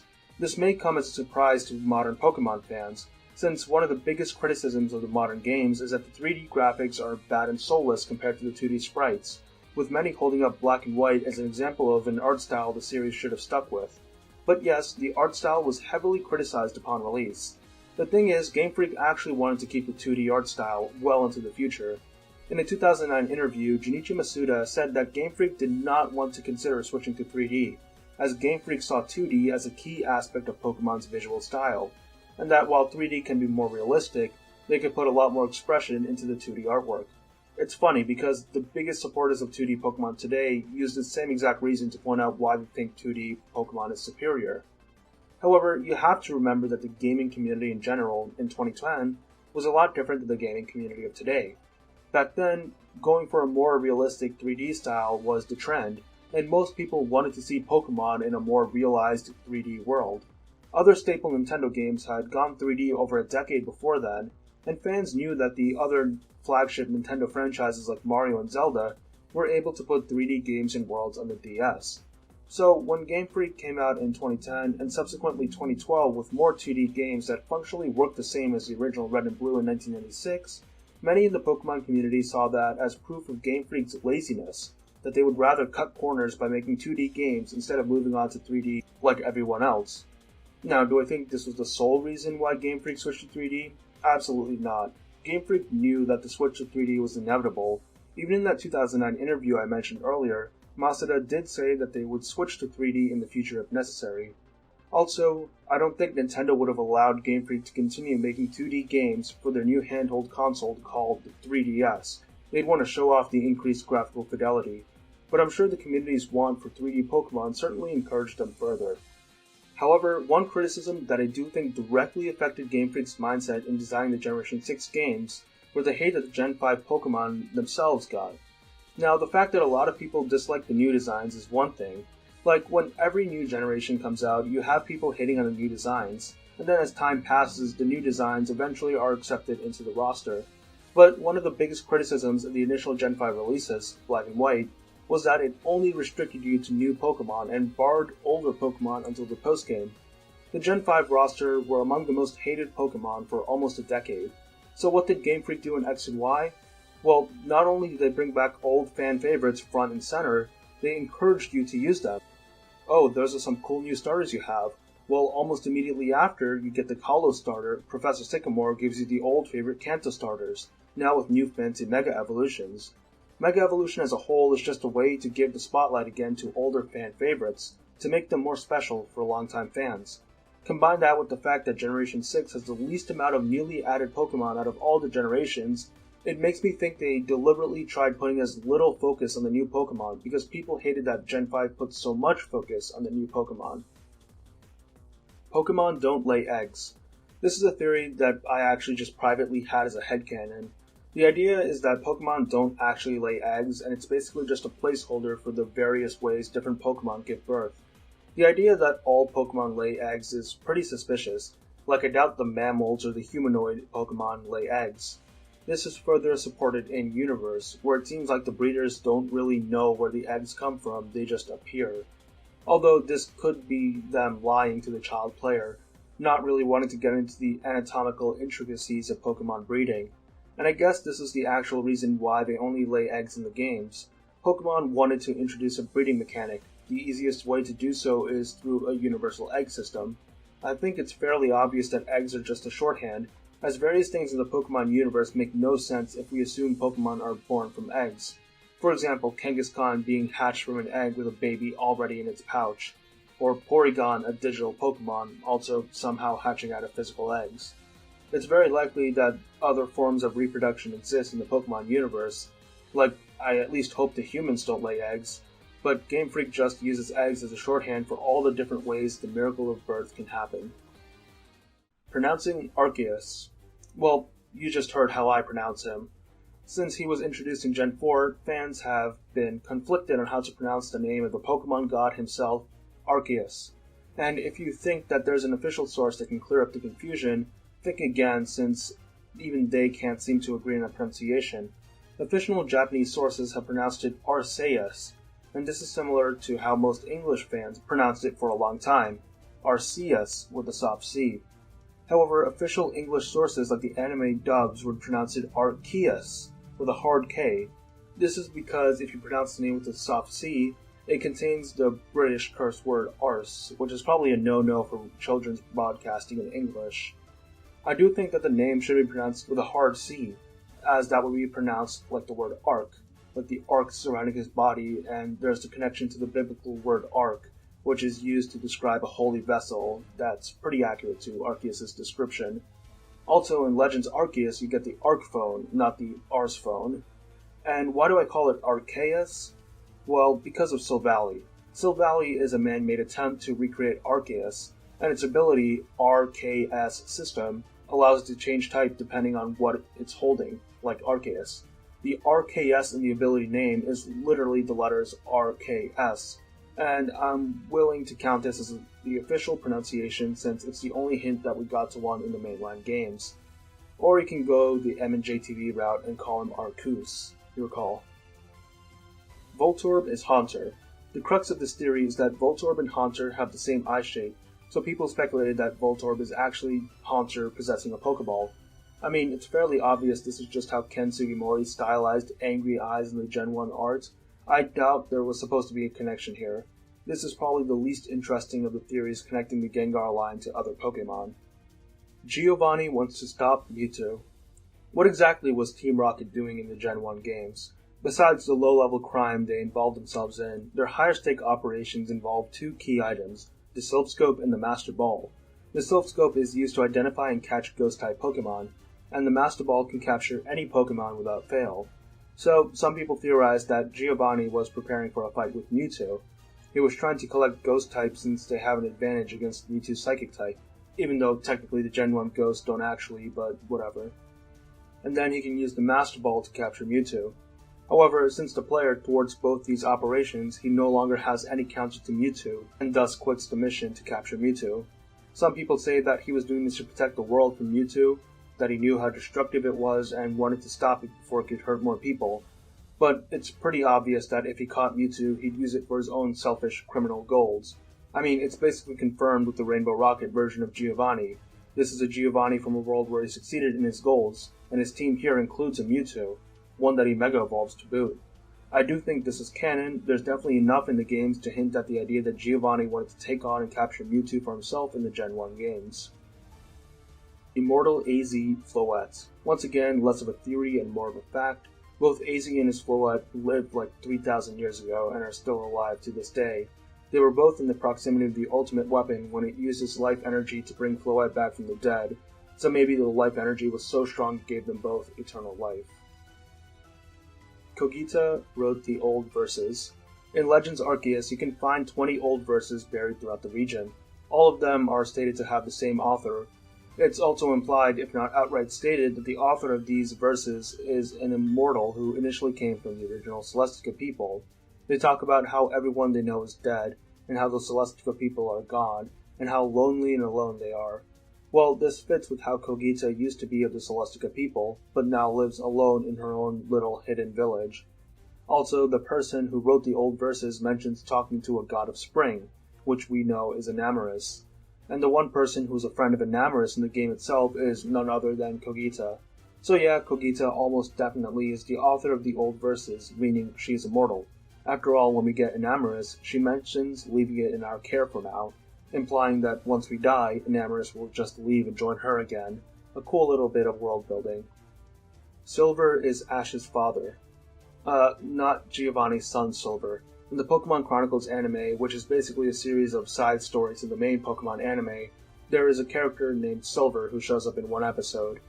This character seems like he knows Ash, according to his reaction when the name is mentioned to him. Personally, it does seem like a stretch. It's entirely possible this is just him repeating the name.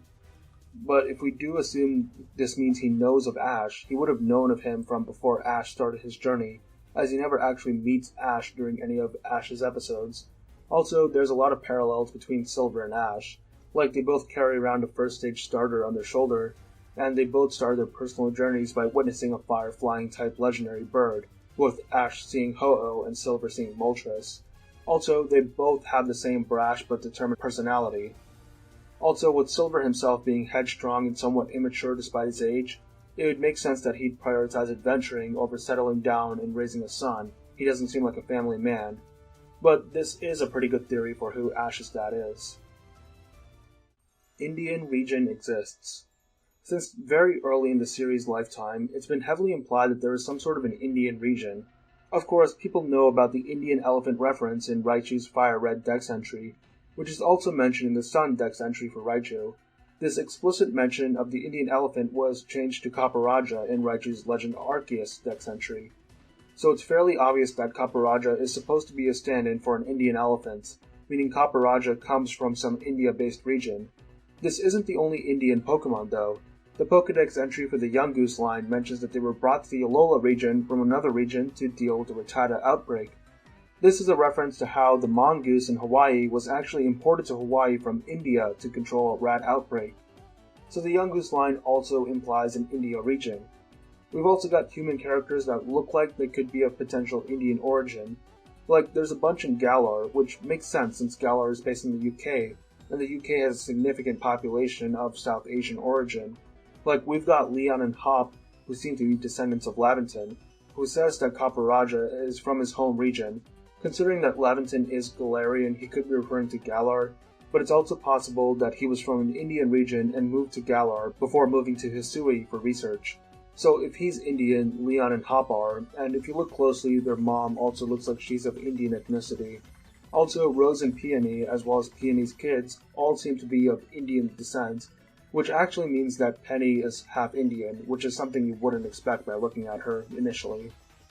Raihan can also be of Indian descent due to his skin tone and name, as well as Geeta. Also, the Galar games heavily featured curry, which I know is a staple of British cuisine, but it was brought to Britain from India. So yeah, it seems like an Indian region very much exists in the Pokemon world. There's definitely more evidence for it than any other country having a regional equivalent. A game taking place there is basically inevitable at this point. Dodrio Flying. One of the classic Pokemon memes is Dodrio Flying. Dodrio is a flying type, but it's based on a flightless bird and actually has no wings.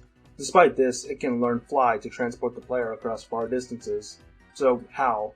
There are several explanations to describe this. The most boring one is that they do have wings that just appear when using the move Fly. One explanation that I like is that since they're based on ostriches, which have very strong legs, they just jump ridiculously high, which is a fun image. Even more fun is the idea that they fly by spinning their three heads around like helicopter blades, or maybe they use the two side heads as flapping wings. SS Anne Policeman is Looker. In the Generation 1 games, there's an NPC in the SS Anne who says that he's part of the International Police, or Global Police. I guess that's probably a different translation of the same word. He says he's on the trail of Team Rocket. Some people say that this is actually the first appearance of Looker in the series before he got a name. While I'm usually cynical about headcanons like this, as the more reasonable explanation is that it's just another Interpol agent, there is evidence to back it up. In Pokemon Generations, Looker is actually involved in an international police operation to arrest Giovanni, but just barely misses out on catching him. So now that we know this, it is plausible that this undercover man is a younger Looker, especially considering that we know that Looker specializes in disguises and going undercover. Although he's a pretty awful undercover agent if he just tells some random kid that he's an undercover agent working for the international police. But that does still track with Looker. Giratina and Necrozma's Abrahamic symbolism.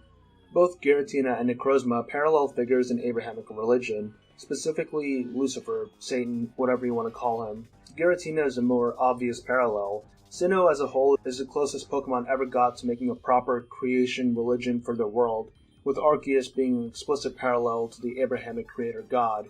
Like the Abrahamic god, Arceus made servants to help him, with the most prominent being Dialga, Palkia, and Giratina. However, according to legend, Giratina was banished to the Distortion World, presumably by Arceus for its violence. This seems like it took direct inspiration from how Lucifer was said to have rebelled against God and caused a war in heaven, only to be banished and imprisoned in hell by God. However, it seems like the Pokemon version of the myth seems to be more nuanced, as it's never explicitly stated that Giratina was evil. In fact, in Platinum, it's responsible for saving the world. It seems like he was just created to be destructive, and he got his own little distortion world since that was his place in the universe. And it doesn't seem like he was banished, he can come to our world anytime he wants. Necrozma's Abrahamic connections can come from its role as basically the god of light. Oftentimes, titles given to Lucifer include the Morning Star or Lightbringer, and both titles fit Necrozma very well. Also, Lucifer was often considered the most beautiful angel, proud of his angelic light, before all that was taken away. Similarly, Necrozma's original form is beautiful, almost angelic, but once again, all that was taken away from him. Evil Pokemon exist. This entry was talking about some episode in the anime, but I think it's a lot more interesting to look at it in the context of the games. Even though we just talked about Pokemon being based off of Satan, we never actually had evil Pokemon until very recently. Usually you would think the destructive legendaries would be evil, but that usually isn't the case. Mewtwo is destructive, but it ultimately doesn't trust people, the scientists that created it, and it just wants to be left alone. There are Pokemon that represent concepts like chaos and death, but they're not evil, they're just fulfilling their roles in the universe, or just acting out on their instincts. Is a tiger evil for hunting others? These are godlike beings. It's not their fault their existence threatens us, like how our existence threatens ants even though we aren't specifically targeting them. However, Scarlet and Violet did change this. First are the Treasures of Ruin. Once again, it can be argued that they have no sentient choice not to be evil, but considering that they are explicit manifestations of the evil acts of humanity, I can consider them evil Pokemon. They're not innately destructive, they're just straight up innately evil. The other evil Pokemon are Pecharunt and the Loyal 3. Pecharunt is a mythical Pokemon which has the ability to make poisonous mochi, and whoever eats this mochi is put under its control. Pecharunt enjoys the attention it gets from the control it has over other people. Similarly, the Loyal 3 are retainers of Pecharunt, Pokemon who gave up their independence to Pecharunt in exchange for receiving more power, intelligence, or beauty respectively. They all desired the beautiful masks of Ogerpon and her human companion, so they snuck up on their home, killed Ogerpon's human companion, and tried to run away with the masks. However, Ogerpon was able to take revenge and kill the Loyal 3 while Pecharunt fled. This story is the closest we ever got to an individual Pokemon being knowingly evil, rather than Pokemon that were under the control of evil trainers or Pokemon that are just kind of inherently destructive. De-evolution. De-evolution is an interesting concept. Pokemon evolution is more of a metamorphosis than scientific evolution. They suddenly change form. So, can they change back?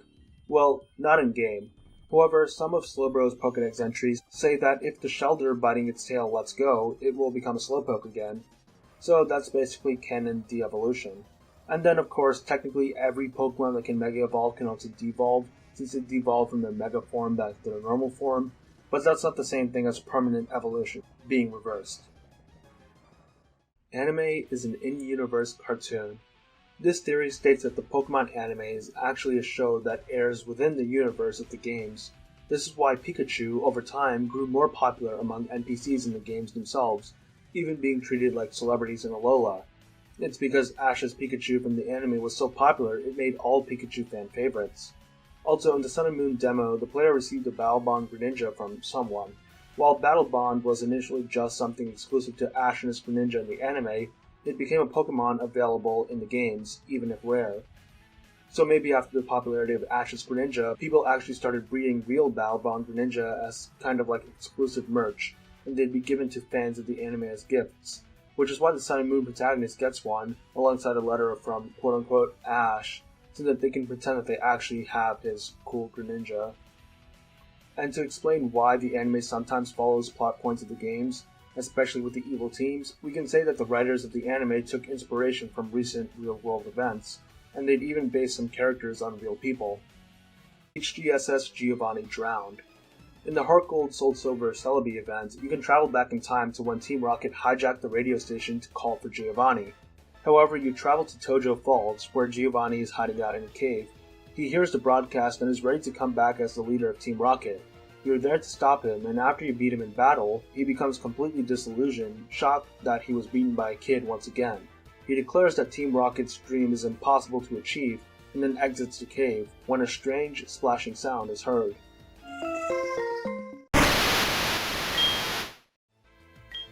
Considering the splash noise, the fact that this version of Giovanni is never seen again, and the fact that none of the Pokemon he had on him knew waterfall, surf, or fly even, it's likely that he jumped into the falls and drowned, believing his entire life's goal was a waste. Levels don't determine evolution. This is actually a pretty good theory that in the games, levels are a mechanic only for the player, and that they're an easy numerical way to show growth and strength. However, other NPC trainers may use different training methods that have their Pokemon grow stronger, faster, and thus evolve earlier. This would explain Pokemon like Lance's Dragonites, who, because of his training, evolved earlier than they would with the player. Ash's Pikachu lost weight. Pikachu was chubby when first introduced in the anime, but became slimmer as the seasons of the anime went by. Of course, the actual reason was to match the company changing Pikachu's design to be more of a cool mascot. But I think it's funnier to think that all the battling he's doing made him lose a few pounds. I mean, the dude's a top athlete now, of course he lost weight. Deoxys is mutated Pokerus. Pokerus is a virus that can afflict Pokemon and even spread within your party. It was introduced in the Gen 2 games and has been in all the mainline games except for Scarlet and Violet. It's also been referenced in other media. However, the virus isn't harmful, but rather beneficial, doubling in afflicted Pokemon's EV gains. While the origins of Pokerus are unknown, many people believe it originates from space and may be related to Deoxys.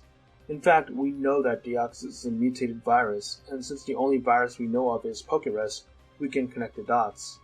Another connection is that Deoxys can change forms to boost its attack, defense, and speed. We already established that Pokerus promotes EV growth, which can selectively boost your attacking stats, defensive stats, or speed stat, so it makes sense that a mutated Pokerus would take that to the extreme, being able to switch between being really fast, really strong, or really bulky. Imposter Oak. In the TCG, there's a card called Imposter Oak. We don't know who he is or why he's impersonating Oak.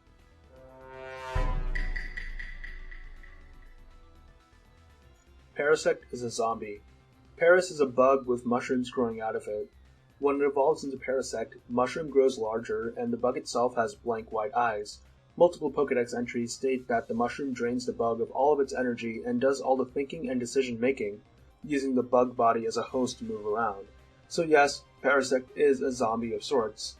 It's based off the real-world Cordyceps fungus, which infects host bugs and essentially kills them, and then uses their body to maneuver to a location where the fungus can spread to more hosts. This also serves as the inspiration for the zombies in The Last of Us, which imagines if Cordyceps was able to spread to humans. Girl in the OP. In the first Pokemon opening theme, a girl briefly appears. You'd expect a character featured in the OP alongside Ash to appear in the show, but she never does. Was she a scrapped character? Well, no. While the girl is out of place if you watch the English opening, her inclusion makes sense in the Japanese opening. The Japanese opening starts with lyrics singing about the places you can find Pokemon. The line says you can find them in dirt, clouds, and even up that girl's skirts, which is when the mystery girl shows up.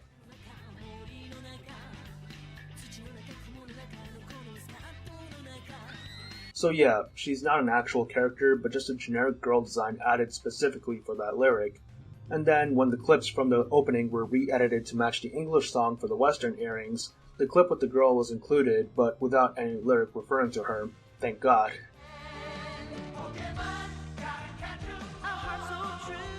So, all the English viewers were confused to who this girl was and why she was in the OP.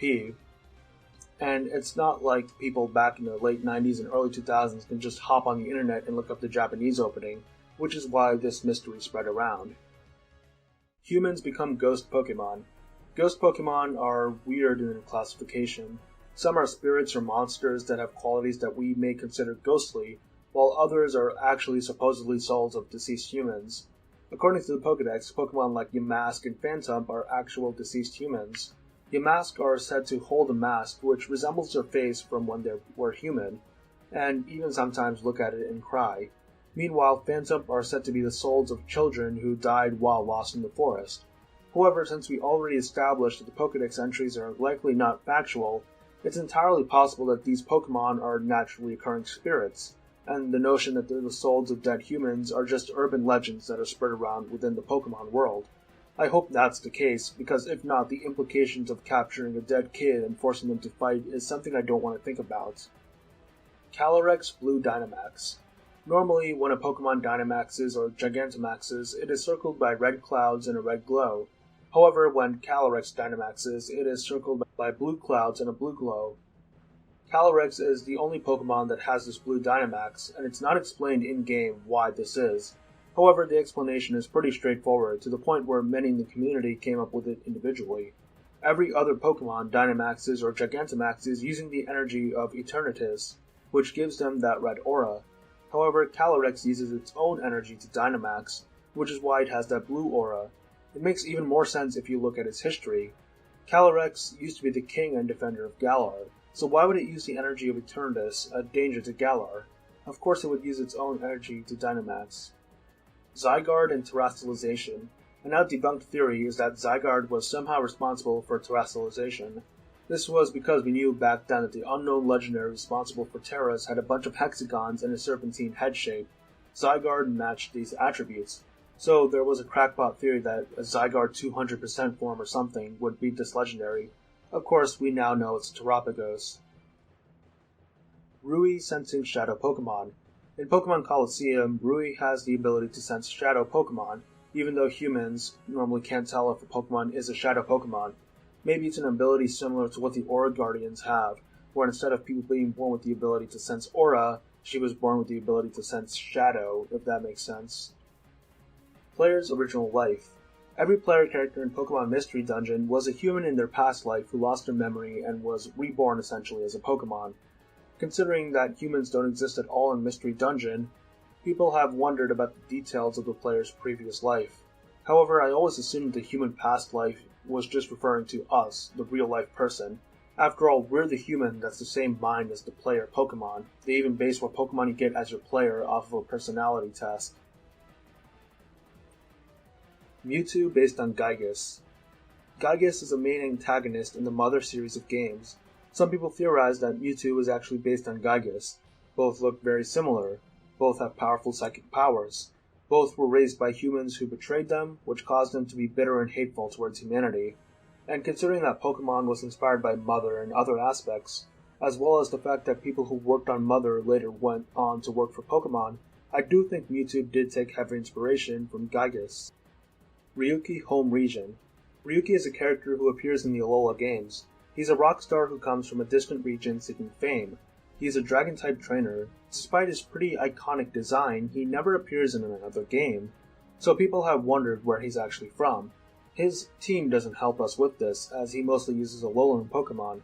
Considering that he appears in the Cantonian Gym in Maui City and talks about wanting to be a gym leader once Alola gets real gyms, some say that he is from Kanto, or maybe a member of Johto's Dragon Clan that Claire and Lance are a part of. The fact that his name is Japanese also strengthens the theory that he's from one of the Japanese regions. However, I like to think that he's from Galar. Galar has a culture centered around gym battles, which are massive spectacles, so of course he'd find Alola's lack of gyms weird and want to bring gyms there. Also, we know that Galar, specifically the city of Hammerlock, has a large amount of Dragon-type trainers, with Lance even training there at one point, so Ryuki wouldn't be out of place there. Also, Ryuki is a rocker who's wearing a very flamboyant outfit, which reminds me of the British glam rockers that grew popular in the 70s and 80s. Also, Galar is heavily inspired by the ideas of rock and performance in general, so Ryuki would fit in with that aspect too. Gen 8 Victini Event. In the Crown Tundra DLC for Sword and Shield, data miners found information for a static Victini encounter. However, nobody was actually able to figure out where Victini is in-game, and thus began community-wide searches and rumors unseen since the days of Mew under the truck and Jirachi on the moon. People were willing to try anything, and crazy theories were spread around. You had to beat the Galarian Star Tournament with every single partner. You have to clear Dynamax Adventures 100 times in a row, and then Victini would show up in the next one. You'd need to have Reshiram, Zekrom, and Kyurem in your party and go to this specific location. Eventually, people came to the conclusion that the Victini data was just unused, but everybody still acknowledged that it was fun spreading around baseless rumors like the old days. In the modern era, stuff like that is rare since everything is data mined and leaked now. Champion before Blue. Normally, one would become champion by earning the gym badges, beating the Elite Four, and then beating the champion to take their place. In Kanto, we do the same, where we beat Champion Blue to become champion ourselves. However, Blue became champion right before us, on the same day. This begs the question, who did Blue defeat to become champion?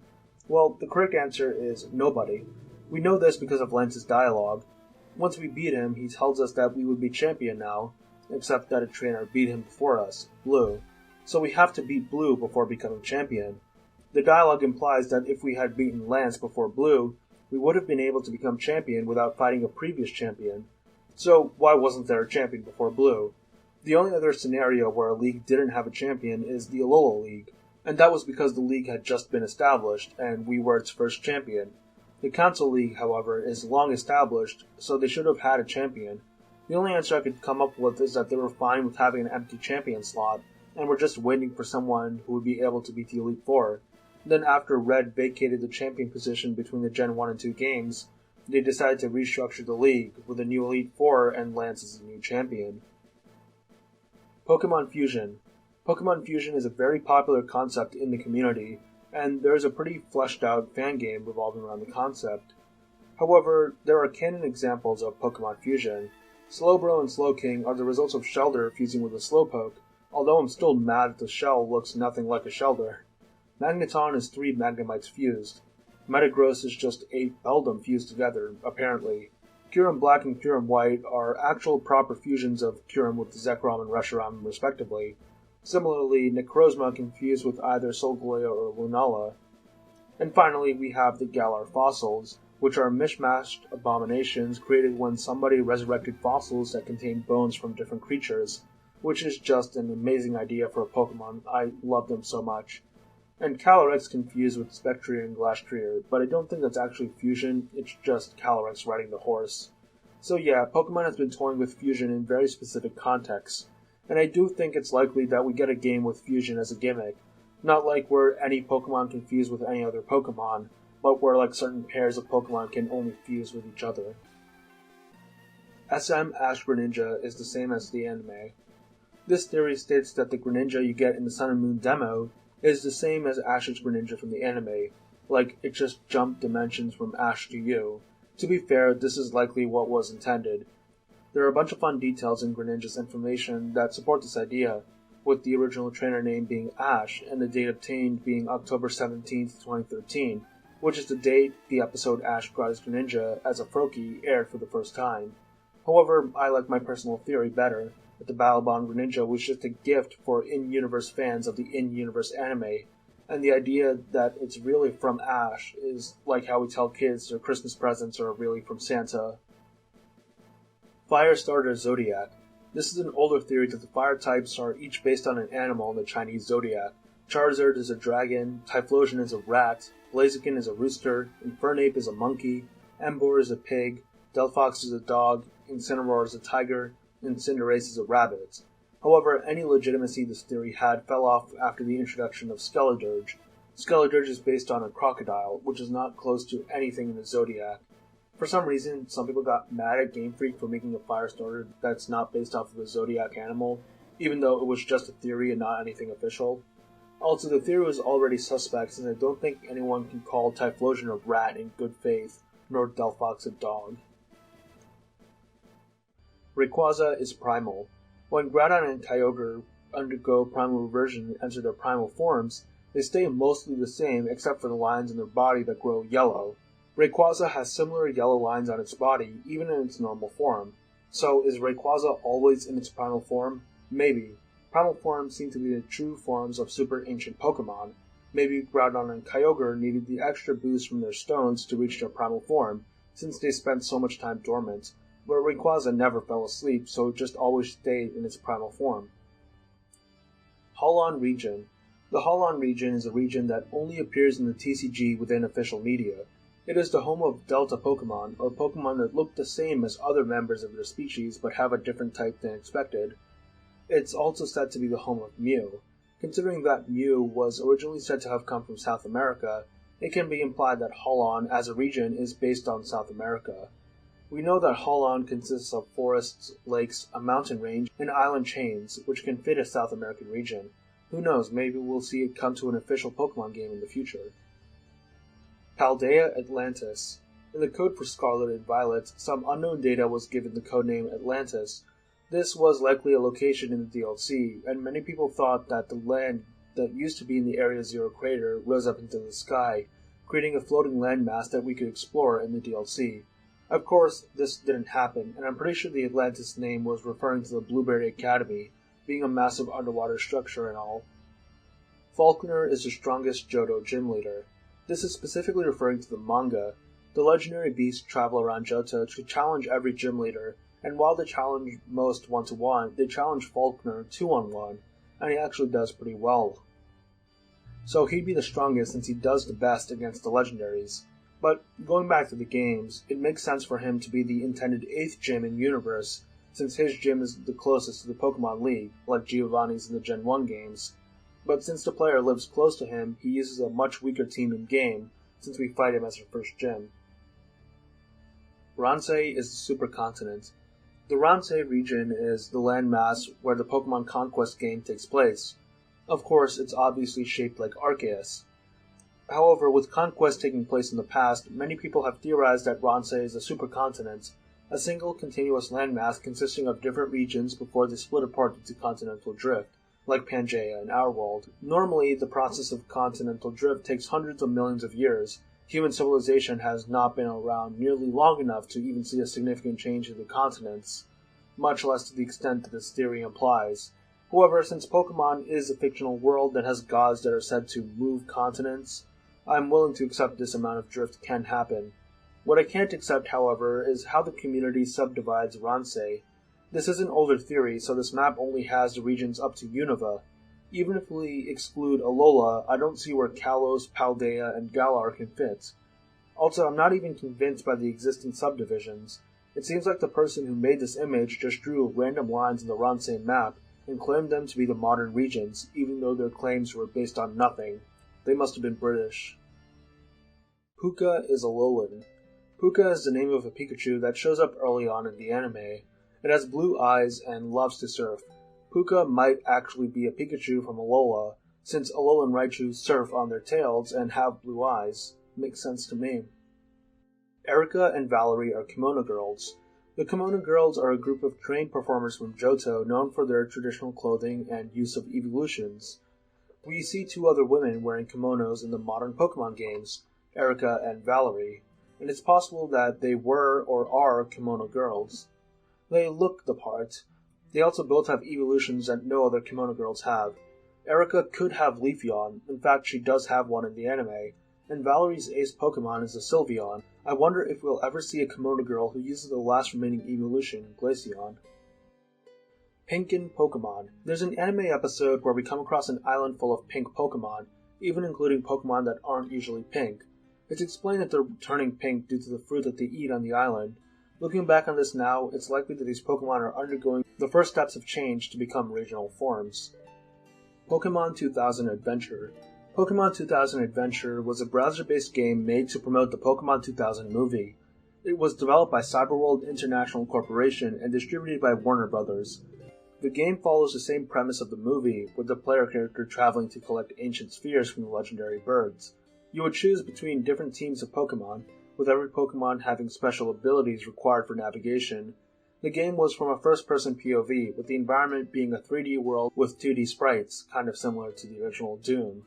You would travel in this 3D world, using your team's powers to clear obstacles and make your way to the legendary bird, answering a Who's That Pokemon style trivia question to get their ancient sphere. On the way, you can interact with overworld Pokemon as well as Pokeballs, which give a variety of effects, ranging from evolving one of your Pokemon to getting one of your Pokemon stolen by Team Rocket. Based on how well you do, you get a point score and a bronze, silver, or gold ranking. Nintendo had licensed the production of the game out to an exterior developer since they thought it wouldn't be anything too significant. However, Cyberworld had done too good of a job. Nintendo was not expecting the game to be as fleshed out as it was. They just wanted some silly browser minigame that a few kids would play when bored. However, within the first month of its release, it got over 1 million downloads, which was way more than expected. Nintendo, not wanting this game to overshadow their own Pokemon games, or otherwise muddle the Pokemon brand, sent a cease and desist letter to Cyberworld, forcing them to take down the game. So yeah, not only does Nintendo take down fan content, they also take down content that they themselves licensed out. Since then, the game has become lost media. While some files and images from the game were floating around the internet, since the game was online browser-based, it would basically be impossible to find a copy of this game. Well, that's what I would be saying if I was writing this a year ago, because the game has been found and restored to a playable state. A YouTube channel called All Games Ever had an episode talking about the Pokemon 2000 game, and would actually invite some of the developers to talk about it. Turns out one of the devs still had a working, albeit semi-incomplete version of the game on his computer, which he played for the episode. However, in the months after that episode, some other people helped the devs to recomplete the game and get it working on modern browsers. And the game would now be playable by the public after over 20 years. I guess this was considered a mystery or conspiracy when the original Iceberg image was made, due to the fact that the game was lost and obscure, but now the mystery is solved. I guess that's a silver lining about my large gaps between uploading. I get to have more up-to-date information. Alder is the legendary hero. In both the villages of the Diamond and Pearl clan, we can see this painting of a man who looks like Alder. Considering both the clans seem to respect him, we know he's an important figure who transcends the rivalry of the clans. The only figure who matches that description is the legendary hero. To recap, the legendary hero was a person from Hisui's ancient past, like from the Celestica people's time. He traveled around the region with his 10 Pokemon partners, collecting all 18 of Arceus' plates and challenging Arceus to a battle. Arceus, impressed with this hero, blessed his 10 partner Pokemon, with those becoming the first generation of Noble and Ride Pokemon. Then, atop Mount Coronet, the Temple of Sinnoh was built to honor him and his 10 Pokemon. Since both the Diamond and Pearl clan worship the descendants of the ancient heroes Noble and Ride Pokemon, it makes sense both of them would revere the ancient hero. So, like other characters in Legends Arceus, we can say that this ancient hero in the painting is just the ancestor of an existing character, Alder. However, there is evidence to suggest that he is just straight up Alder himself. I think that almost right after his battle with Arceus, Alder was sent to Unova in the far future by Arceus, kind of how like the player was sent to the past by Arceus. First, we'll take a look at his design. Alder is one of the only Pokemon characters who visibly carries more than 6 Pokeballs on his person. If we take a look at his 3D models from games like Masters, we see that he actually carries around 12 Pokeballs. This is more than enough to carry around his 10 partners we know he had in Legends Arceus. Also, the portrait of the ancient hero shows him wearing 6 Pokeballs around his neck, like Alder. Now, I know some people say that those are just beads and not Pokeballs, and that Pokeballs may not even have existed those thousands of years ago. The handcrafted apricorn balls are said to have been created in Johto around 700 years ago, which is still too recent for the legendary hero to use them. But considering Johto is a less developed region, I can stretch and say that apricorn balls were actually being created in Hisui centuries before the art made its way to Johto. So yeah, let's say that the ancient hero is wearing Pokeballs around his neck. There is also some other evidence that points to Alder being the ancient hero. In the Japanese versions of the Gen 5 games, Alder speaks in old-fashioned Japanese, which nobody else in the games do, even other elderly characters like Drayden. Also, according to an interview with the Pokemon illustrators Ken Sugimori and Yusuke Omura, the reason Alder wears a bunch of Pokeballs is because he was never able to figure out how to use the PC storage. Once again, a strange quirk which is unique to him, as other elderly characters in the series, including those who look visibly decades older than him, have no issue in using a PC. This evidence implies that he was raised in an extremely old-fashioned society, maybe one from thousands of years ago he time-traveled from. Also, taking a look at Alder's backstory, as well as some other facts, we can piece together a story of what happened. Alder said that in his younger days he spent his time focusing on getting stronger. However, his first starter Pokemon, which we are later told was a Volcarona, died of illness, which was devastating for him, and he began traveling around to deal with it. If we take this story, as well as some other facts, we can piece together a story of Alder as the ancient hero. So, in those ancient Hisuian days, Alder was a member of the Celestica people, and was the proud owner of a Larvesta, an incredibly rare Pokemon who will evolve into a powerful Volcarona. He and his Larvesta, later evolving, traveled around Hisui, becoming stronger. However then, Stark Mountain erupted, covering Hisui's skies in ash that turned the already cold winters unbearable. However, in this time, Alder's Volcarona stepped up, becoming a substitute sun to keep the Celestica people and Pokemon warm. Volcarona's dex entries state that during a time when volcanic ash covered the sky, and during a bitter cold winter, Volcarona's fire served as a substitute for the sun. However, this responsibility turned out to be too much for Volcarona, who developed an illness because of all the work it was doing and then died. This caused a collapse of the Celestica people, with many of them leaving while others stayed. Remember, one of the old verses say that when their source of light and warmth disappeared, the Celestica civilization collapsed. Maybe Alder's Volcarona's death was this light disappearing. Alder, now not only dealing with the grief of his Pokemon's death, but also feeling guilty that he may have failed the Celestica, wanders around the region. On this journey around Hisui, he meets his 10 new partner Pokemon, and finds some of the Arceus plates. He makes it his new mission to find and fight Arceus, angry at Arceus for allowing all this to happen. He finds all the plates and makes his way up to the peak of Mount Coronet, challenging Arceus. He fights Arceus, putting up a good fight. Arceus is impressed and grants him several blessings. First, he removes the ash from the skies of Hisui, bringing light and warmth back to the land. He blesses Alder's 10 Pokemon, turning them into holy, noble, and rad Pokemon. And finally, to heal the grief in Alder's heart, Arceus blesses him with a new start, sending him to a new time and place, Unova in the far future. Here, Alder is gifted with a newborn Larvesta, which would go on to become the Volcarona he uses in the player's battles against him. Back in the past, the remnants of the Celestica people, now scattered around Hisui, learn how Alder literally met God, and with the help of his 10 Pokemon, got Arceus to bring back the sun. He became known as a legendary hero, and the people of Hisui banded together to build a temple at the peak of Mount Coronet in his honor, and the honor of his 10 partner Pokemon. Back in Unova, Alder never fully recovered from his past grief. He became strong with a new team, and was even asked to become the champion. However, he still avoided responsibility, still feeling as he failed the Celestica, so he told the Elite Four to watch over the region for him while he wandered around Unova. However, his worst fears came true again when Team Plasma took over the league and he was beaten by N, once again feeling as if he failed in protecting the region. However, he eventually found inner peace after, and by the time of Black and White 2, he embraced helping young children, leading them down good paths, knowing that would lead to a brighter future. This was a bit of a long theory, but that was because there's just so many puzzle pieces that fit together so well. Alder's backstory, the old verses, Volcarona's dex entries, it all just comes together to make a satisfying story. If this was intended by someone at Game Freak, I'm truly speechless, since this is probably the most digging you would ever have to do for a plot point in Pokemon, especially one so minor, and I doubt we'll ever get a concrete answer, since it's likely Alder or the legendary hero will never get any new information about them. Abyssal Ruins Great King. In the Abyssal Ruins of Black and White 2, you find inscriptions on the wall of a great and noble king. There are also some other strange messages, including 8 commandments of sorts, and a message stating that primes lead to truth, referring to prime numbers.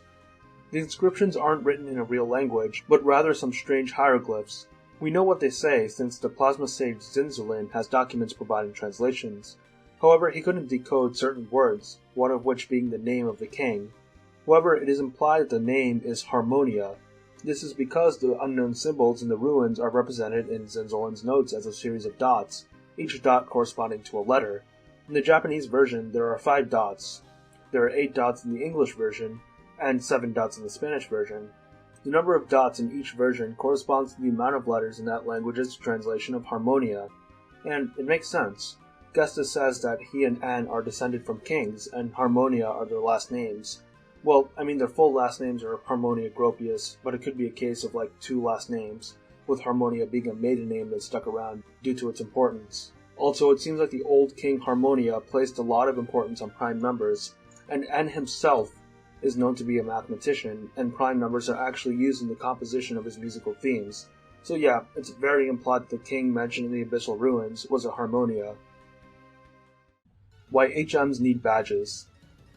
This is part of a larger question I have, which is, what exactly does the Pokemon League do? Are they the government? Are they just a hobby league for battlers? Well, the answer is that when making Pokemon, Game Freak needed boss battles and a final boss gauntlet, and instead of coming up with something more natural and integrated with the world, they just came up with gyms and an Elite Four, where people just stand around waiting for challenges. However, over time, they did come up with ideas on how to fit the Pokemon League into the world, instead of just being something that was included for the sake of being included. In Gen 7, the Pokemon League was the region modernizing their old government system of kahunas and cultural system of trial captains. In Galar, the Pokemon League was just a typical big sports league, which is what most people think the league is, but in reality Galar is the exception here. The Paldean League is typical when it comes to the Pokemon Leagues in the game, with the exception of Champion being a rank that you get rather than an individual title. But other than that, the league consists of people who have normal everyday jobs and just act as a gym leader when a challenger shows up. The gym leaders certify the strength of trainers, and if they beat their test and win the battle, they get certified with a gym badge. Another thing gym badges allow, at least in the older games, are the use of HMs in the overworld. You would not be able to use the moves to travel or navigate the world until you got the badge for it. This makes sense. If you're strong and responsible enough with your Pokemon to get a certain amount of badges, you would be allowed to use them to navigate across the world. It's also why you can still teach a Pokemon to move, but not be able to use it outside of battle. Like your parents can buy you a car, but you still can't drive it until you get your license. Water from Pokemon is undrinkable. Since most water-type Pokemon moves seem to just generate water out of nowhere, it can be implied that the water Pokemon create is very pure, only consisting of just H2O molecules. However, in real life, the water we drink is not pure. Even really clean water still contains minerals that are beneficial to our health. If you drink pure H2O without all the other stuff in water that our body needs, after some time your body won't have the electrolytes it needs, and that's when health problems start to arise. But if you drink a glass of pure water, nothing bad will happen to you. It only becomes a problem if you just drink pure water every day. So yeah, you can drink water from your Pokemon if you're in a pinch, but if you're using your Vaporeon's water gun every day to save on your water bills, I've got bad news. Lucas and Dawn are their own ancestors. Pretty simple theory. When the Diamond, Pearl, and Platinum protagonists got sent back in time to the events of Legends Arceus, we never actually see them get sent back to the present, so we just assume that they lived the rest of their lives in the past. So it's likely that they grew up, had kids, and those kids had kids, and so on until one of their descendants, likely Johanna, gave birth to them. This is a common trope in time travel stories, someone being their own parents or grandparents. Scientifically, this is impossible, since it's unlikely that someone's child or grandchild will look exactly like them. DNA doesn't work like that. But considering that Legends Arceus takes place around 1870 and the Gen 4 games take place around 2000, there are enough generations separating them to the point where it becomes somewhat feasible that you could be your own ancestor. I always assumed that your opposite gender counterpart in the game was your ancestor. Like, if you went back as Lucas, your ancestor was Akari, since she would then be a separate person from the player. Or maybe both you and Akari are your ancestors, who knows. Singular timeline. Almost every Pokemon theorist believes in the two-timeline theory, with there being a mega timeline and a non-mega timeline. However, it's possible that we are just complicating things and that there is only one singular timeline. Like, nobody considers that the original Gen 1 games and Fire Red and Leaf Green are separate timelines. They just kind of merge all of them into one event in the timeline, usually picking a game to act as the definitive version of those series of events. The singular timeline says that we can use the same logic with the Gen 3 games and the remakes. Omega Ruby and Alpha Sapphire are the same as Ruby, Sapphire, and Emerald, you just pick which one is the definitive version. We can wave away Megastones as always existing in Hoenn, the mechanic just wasn't there in the original. For example, nobody is saying that the Gen 1 and 2 games exist in a different timeline, because the Pokemon in those games don't have abilities. We just assume that abilities were inherent to Pokemon, it's just that the first two gens didn't show that mechanic. With this logic, the timeline would just consist of the most recent iterations of the game, and not care about any other version of the game that came before. And to be honest, the fact that we use Mega Evolution as a standard for which timeline a game is in doesn't make sense, since Megas aren't a permanent thing across regions. It would make more sense if Megas are just found in certain regions and aren't used in others. However, the dual timeline theory still prevails in my opinion, since Omega Ruby and Alpha Sapphire's Delta episode directly points out that there is another universe where events happen differently. Essentially, in the Delta episode, scientists at the Moss Deep Space Center want to save Hoenn from an incoming meteor by using a special device and a rocket to warp it to a parallel universe. However, Zinnia disapproves of this plan, saying that the people of the Draconids know of this parallel universe, which contains a world similar to theirs. However, there were a few key differences, such as that the AZ War 3,000 years ago never happened, and that the people of that world did not know about Mega Evolution. Zinnia did not want to place the burden of the meteor on the people of the other dimension. Of course, Zinnia was obviously talking about the dimension where the original Ruby, Sapphire, and Emerald took place, a Hoenn without Mega Evolution. This is definitive dialogue in the game which confirms at least two major timelines with significant event changes, not just fan speculation about technical and minor differences between games. So, I think the dual timeline theory beats out the singular timeline theory.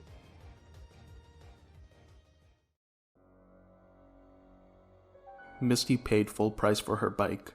Starting off with a fun headcanon, if you've played the Gen 1 Pokemon games, you'd know that the bike shop in Cerulean City sells bikes at the ridiculous price of 1 million Pokédollars. In the games, you're able to get a bike through an alternative method by using a bike voucher. However, if you're anybody else, you've got to cough up the cash. This was presumably the case with Misty. As the gym leader of Cerulean City, she would have gotten her bike from the store, willingly paying full price to support local businesses. However, one day Ash comes along and steals her bike, which Pikachu later destroys. It's because of this that she initially decides to travel across the whole region with Ash, uprooting her old life. It's because she needs that money back from him, and wouldn't leave him till he pays back the amount in full. At least that was her reason starting off. Later on, it was because she became his genuine friend. Phoebe is from Alola. Pretty straightforward theory. Phoebe, as someone who has brown skin and is wearing a tropical dress with flower motifs, definitely seems like she could be from a tropical island region like Alola, instead of the Japanese Hoenn. However, we also know that her grandparents live in Hoenn, which makes the likelihood that Phoebe is an immigrant from Alola slim. And there doesn't seem to be any evidence in any Pokemon media for this theory, beyond just her visual design. So she's either just really passionate about her distant Alolan heritage, or is just appropriating Alolan culture. Take your pick. Ariana is Silver's mother. It is canon that the father of the Gen 2 rival Silver is the Team Rocket boss Giovanni, but who is his mother? Well, unlike other parental speculation theories in Pokemon, this one has a singular, straightforward answer: Ariana. Of course, as a high-ranking female rocket executive who would have been closely working with Giovanni around a decade before the Gen 2 games, she's kind of the only plausible candidate. However, what makes this theory go from just circumstantial to likely is Ariana's redesign in Heart Gold and Soul Silver. They explicitly gave her the same red-shaded hair as Silver, and even gave her a similar hairstyle, at least on the back of their heads. This was an intentional design choice by Game Freak to make her more similar to Silver, and it's likely that they made this design decision around the same time they decided that Giovanni was Silver's dad. Guzma was abused. We've got a pretty sad theory now. If you visit a house on Route 2 and talk to the NPCs inside the house, you find out that this is actually Guzma's childhood home. Peeking around, you start to notice details that hint at a distressing story. First of all, if you talk to his father, he just straight up says, "I tried to set that boy of mine straight, but when I did, I was the one who got beat," already establishing the type of household they were. He also said that Guzma ran away without even telling his parents. Additionally, if you interact with a golf bag in the corner, it says that the bag is filled with broken and bent golf clubs, implying that they were in that state because somebody used them to beat someone. If you go into Guzma's former room, you see that he has a bunch of trophies on display, but only bronze and silver, not any gold. So with that, we can put together a story of what happened. When Guzma was a kid, these three were a family together. His parents pushed him to achieve, even at the cost of his own well-being. Guzma tried to do well, as evidenced by the bronze and silver trophies he won, but this still wasn't good enough for them. They got mad at what they saw as his failures and would verbally berate him for not being good enough, and maybe even got physical by beating him. This came to a head when Guzma was chosen for the island challenge but failed to complete it, which angered his parents even further. Guzma's parents continued pressuring him, but Guzma, now a teenager, started to fight back. Of course, this resulted in the aforementioned altercation, where Guzma beat his dad back. Of course, sometime after this, he ran away to escape his toxic home situation and founded Team Skull for other misfits and outcasts like him, albeit to do crime with. If we look at Guzma himself, aspects of his character do fit with this backstory. After you beat him in Po Town, he starts violently scrubbing his head and yells, "Guzma, what is wrong with you?" meaning that he likely internalized the stuff his parents said about him after his failures. Additionally, Plumeria says that Guzma is so loyal to Luzamine because she was the only adult who saw his strength, obviously fitting for someone who so desperately wanted parental approval, but never got it. Finally, Guzma's ace Pokemon is a Golisopod, which evolves from a Wimpod. The evolution from small, meek, cowardly Wimpod to the big, strong, hulking, and mean Golisopod would match Guzma's growth as a character. Additionally, Golisopod's signature ability is Emergency Exit, where it leaves the battle after it has taken enough damage, which is basically what Guzma did as a child too. Hilbert has a shiny Zekrom. In episode 15 of Pokemon Generations titled The King Returns, depicting a story event from Black and White 2, the male protagonist of Black and White, Hilbert, makes a brief cameo at the end. Interestingly, the Zekrom he's riding on has blue eyes, which is weird because Zekrom has red eyes. However, a shiny Zekrom has blue eyes, which exactly match the Zekrom he has. So this isn't even a theory in my opinion, it's just a straight up fact that we can verify with our own eyes. However, since Generations is supposed to be in line with the games, I wonder how he got his hands on one. Zekrom was shiny locked in the original Black and White. Mount Silver NPCs are champions. In the Generation 2 games, access to Mount Silver is blocked behind having all 16 Kanto and Johto badges, as well as beating the Indigo League. This is because Mount Silver is home to extremely powerful and dangerous Pokemon. Inside Mount Silver and the nearby Route 28, there are only 4 people other than the trainer. Nurse Joy in a Poke Center, an old lady in the Poke Center, a girl alone in a house, and Red. Obviously, we know that Red himself is a former champion. Nurse Joy is probably there for her job, though I guess she could have been a former champion before becoming a nurse, who knows. The old lady in the center tells you that trainers who seek power climb Mount Silver despite its many dangers with their trusted Pokemon, and that they must feel as if they can go anywhere. Of course, she could just be a generic NPC info dumping, but she could have also been a champion level trainer in her younger days, speaking from experience. The final NPC is in a hidden house. Once you speak to her, she asks you not to tell anyone about her, and gives you a TM. She says that it's hard being a celebrity because everywhere she goes, people follow her around, and that she just wants to be left alone. So if this woman is a celebrity who is currently holed up in an area only champions can access, we can put 2 and 2 together and assume that she was once a champion herself, and got tired of the fame that came with the position. She's also the same girl that gives you the TM Fly in the Gen 1 games, and even then she was just trying to be left alone.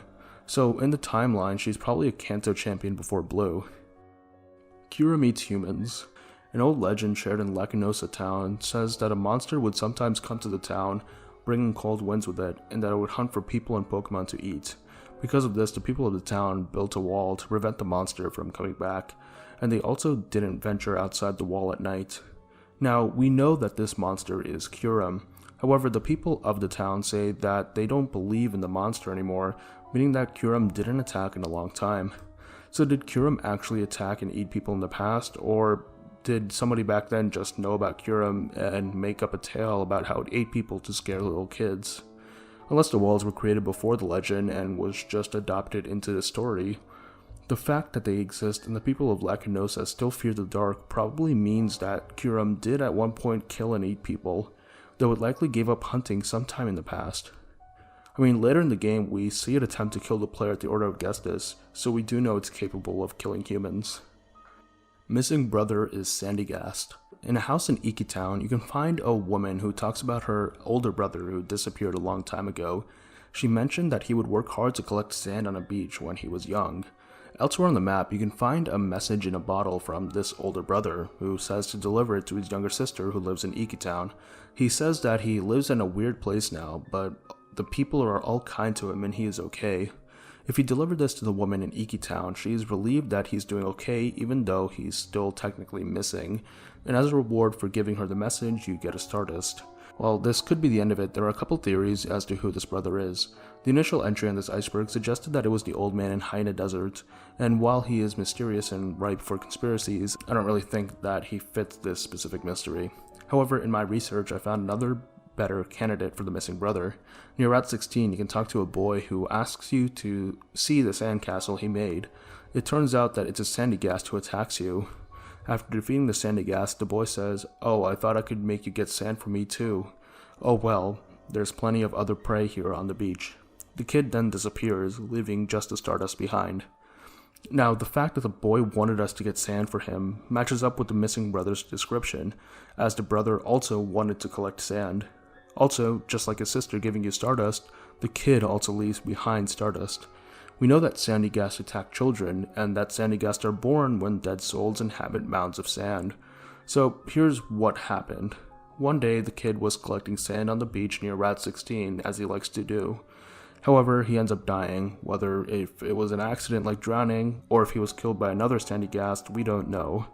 However, the kid's soul, now bound to the beach, eventually inhabits a mound of sand and becomes a Sandygast, and he can now collect sand for eternity. However, Sandygast also have the ability to possess living humans, so sometimes the kid's soul manifests itself in its human ghost form to lure in people, and then attacks them to hopefully try and possess them to collect sand for him. However, still remembering his beloved sister, he did somehow use his ghost magic to write a letter to her, saying that he's okay but can't see her again, but unable to deliver it to her directly since he's bound to the beach.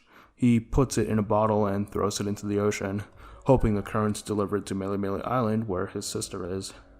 Now the only issue is the contents of the letter here. He says that he's in a wonderful new world with kind beings, and unless the ghost realm is that much different from the mortal realm, the description doesn't really match the ordinary beach he's supposedly stuck on. Maybe he didn't want to tell his sister that he's now a ghost stuck on a beach, so he just made up a story to make her feel better. What do you think of this theory? Lantern can destroy the universe. So I already alluded to this in my previous entry about ridiculous Pokedex entries. Lantern's Pokedex entry from Gold says that the light it emits is so bright that it can illuminate the sea surface from a depth of 3 miles. So this claim is utterly ridiculous because water is very good at absorbing light. To be able to illuminate the surface from 3 miles underwater would require a light that emits a ridiculous amount of energy. According to a Reddit post by user I want to link, who did a calculation of the physics required for this claim to be true, the amount of power Lantern would need to do this is 10 to the power of 105 watts. To put that into perspective, that's about the equivalent of the total energy output of 10 to the power of 50 universes. So yeah, if we take this calculation at face value, Lantern does possess the energy output to easily destroy the entire universe. However, there are other threads where people debate if this is the case. Basically, the calculations make a lot of assumptions that may not be completely accurate or constant, and it's entirely possible for the power output to, in reality, be many, many magnitudes less than what that initial ridiculous number claimed it to be. However, the amount of energy is still comedically high for one fish to produce. Even at the lowest end of the calculations, it's still enough power to power hundreds of thousands of homes. So yeah, if we have any actual physicists watching this video who can give an informed explanation, please feel free to give us your perspective in the comments. I suck at physics, so don't look at me. Ash is physically strong. Throughout the anime, Ash has shown oh man, say that 10 times fast. Ash has shown several feats of incredible strength, possibly the greatest being him picking up Cosmoem, which has a weight of over 2,000 pounds, like it's absolutely nothing. And for you guys saying that this doesn't count since Cosmoem can levitate and it's possible that it just levitated while his hands were under it, Ash has also been recorded picking up and throwing a giant log several meters, which is also an insane feat of strength. So yeah, I guess Ash just has been hitting more than one type of gym. Unknown Blob Pokemon. This entry is referring to the Pokemon whose true bodies are hidden, such as Tangela and Shellder. They both obviously have true bodies obscured in shadows by the vines and shell respectively, and we never really see what they look like out of it. Are they just black blobs underneath, or do they have more interesting designs? Not all dragons are dragon type. This has been a raging question in the Pokemon community since the 90s. Why aren't some Pokemon who are obviously physically dragons, like Charizard or Gyarados, not the dragon type? Recently, Lance gave us an answer in Pokemon Masters. When wearing a Gyarados related outfit, he says, "This outfit shows off Gyarados' power as a dragon." What's that, you say? Gyarados isn't a dragon type Pokemon? Haha, not all dragons are dragon type Pokemon. This makes sense. We've established before that the Pokemon types are likely designated based on the energy the Pokemon has rather than the actual physical animal the Pokemon is, if that makes sense to you.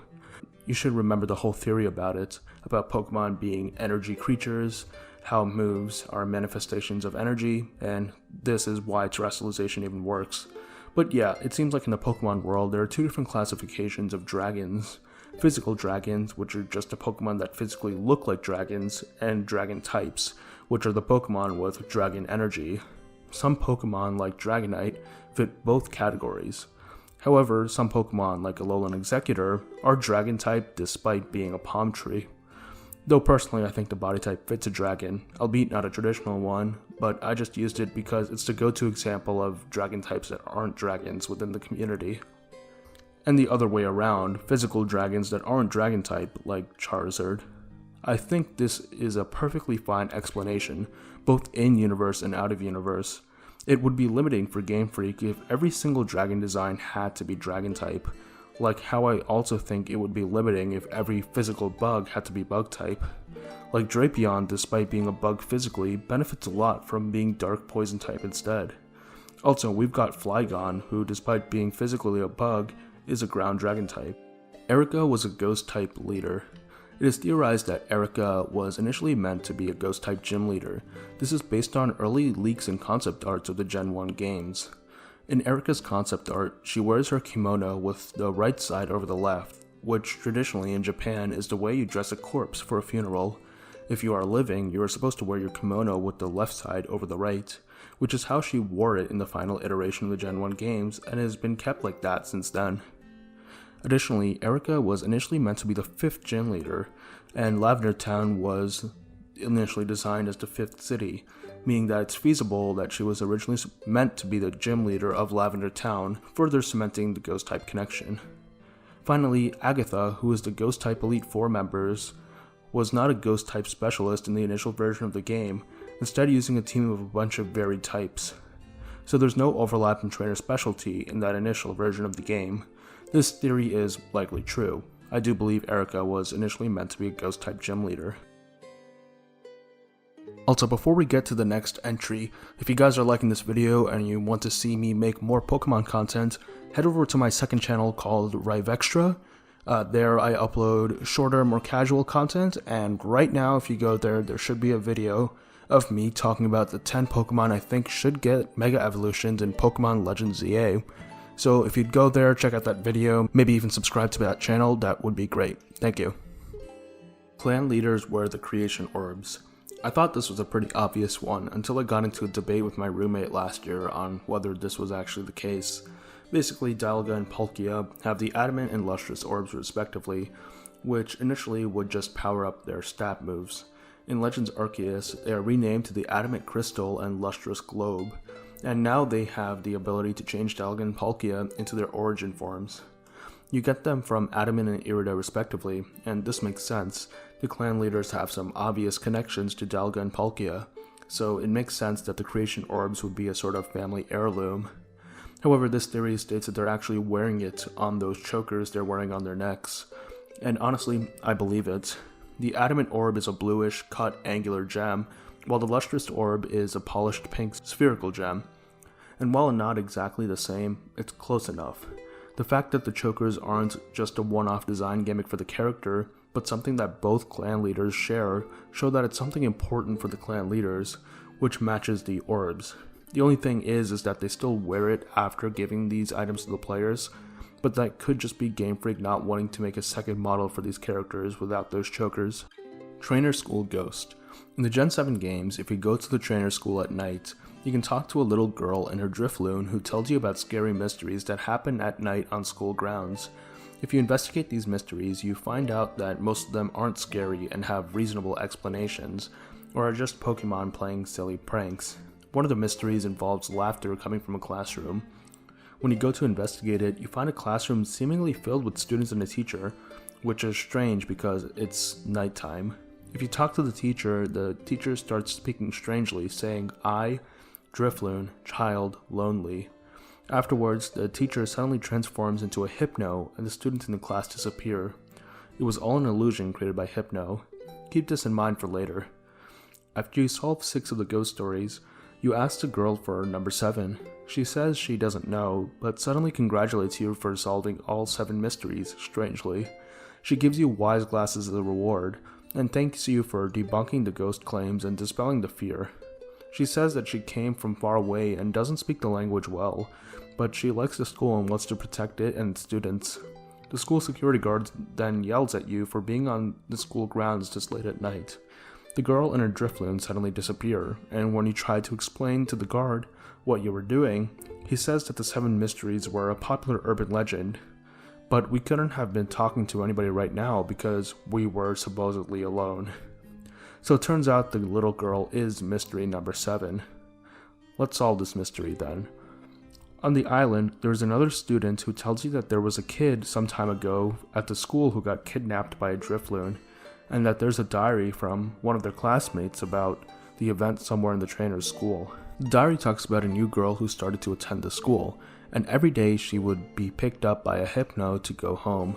However, one day a Drifloon picked her up instead of the usual Hypno. The notebook entries stop then, since the following pages are too damaged to read. However, Drifloon's infamous Pokédex entry says that the species is known for carrying children to the afterlife, so we can imply that the new girl was killed by the Drifloon who picked it up that one day. The Hypno, now lonely that it lost its friend, goes to the school at night and conjures up a classroom full of students to not be lonely anymore. In fact, one of the girls in the classroom has the same model and speaks in the same broken English as the girl outside the school. These 2 girls are the same, Hypno's friend. And when we talk to Hypno, it tries to explain what happened. The words Drifloon, child, and lonely are spoken.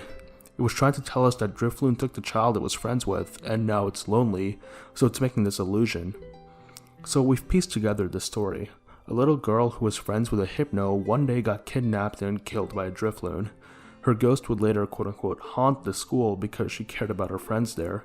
She asks you to solve the 6 mysteries to make it so that her friends at the school won't be scared anymore. However, she doesn't know what the 7th mystery is, because she herself is the 7th mystery, her disappearance. And with that, we have solved mystery number 7. Movie Fuji and Game Fuji are the same. In Pokemon, there are 2 Fujis in Generation 1, albeit across different media forms. The first movie features a character called Dr. Fuji. Dr. Fuji is a scientist who, distraught by the death of his daughter, tries to bring her back by studying cloning technology. He eventually gets funded by Team Rocket, though in exchange he has to clone Mew for them. He agreed and eventually created Mewtwo. Of course, Mewtwo escaped and killed all the scientists who created it, presumably including Dr. Fuji. In the Gen 1 games, there is another character called Mr. Fuji, who is an old man that takes care of orphan Pokemon in Lavender Town. He is also kidnapped by Team Rocket after he finds that they killed Marowak, and went to go confront them. When the player saves him, he gives you the Pokeflute. Obviously, eyebrows would be raised considering that these 2 characters have the same name, but in later games, the theory that they're the same person is confirmed. In Fire Red and Leaf Green, Blaine, a scientist, says that he used to work with Mr. Fuji. They presumably work together on Cinnabar Island in the Cinnabar Mansion, where he can find leftover material from the research team that created Mewtwo. In fact, in Let's Go Pikachu and Eevee, Blaine specifically says this. If you want additional evidence, in Pokemon Emerald on Faraway Island, where you find Mew, there's a note wishing that only a kind-hearted person set foot on the island again, and it's heavily implied that it's written by Dr. Fuji. And if we take this anime story and game story and combine them, the narrative flows perfectly. Fuji's daughter dies, he tries to recreate her through cloning, Team Rocket funds his work in exchange for him creating Mewtwo, but Fuji starts to doubt the morality of his endeavors after seeing the pain Mew goes through. Of course, the final straw is the treatment of Mewtwo, Mewtwo's escape, and the death of his colleagues. After this, he retires to Lavender Town and does good by taking care of orphaned Pokemon. It helps him deal with the loss of his daughter by taking care of children who need a parent, and also basically helps him cope with his guilt of mistreating Pokemon in his cloning experiments. And he's able to find Mew and hide it on Faraway Island, hoping that only pure-hearted people find it in the future, knowing the pain it went through. This theory is confirmed.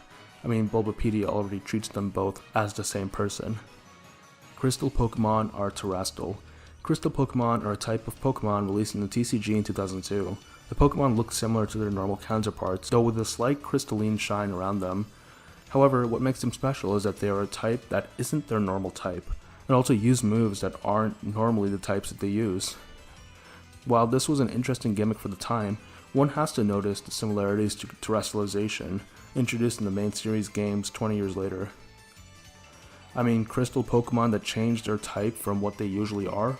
Too similar to be coincidence. I think terrestrialization was directly inspired by the TCG crystal Pokemon. Zorua researcher is Ingo. In a trailer for Legends Arceus, we follow a researcher documenting the wildlife in the Alabaster Islands.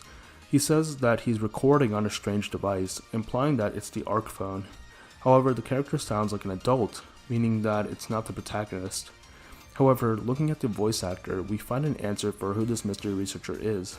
The voice actor is the same as Pokemon Master's VA for Ingo. And of course, Ingo is present in Legends Arceus, furthermore as a faller who would presumably also have an Arc phone of his own, assuming that he too was sent by Arceus, which is why he was able to record. And maybe he didn't have one later when we meet him, because he lost it when being attacked by the Zorua and Zoroark in the events of this trailer. It's currently 7:07 p.m.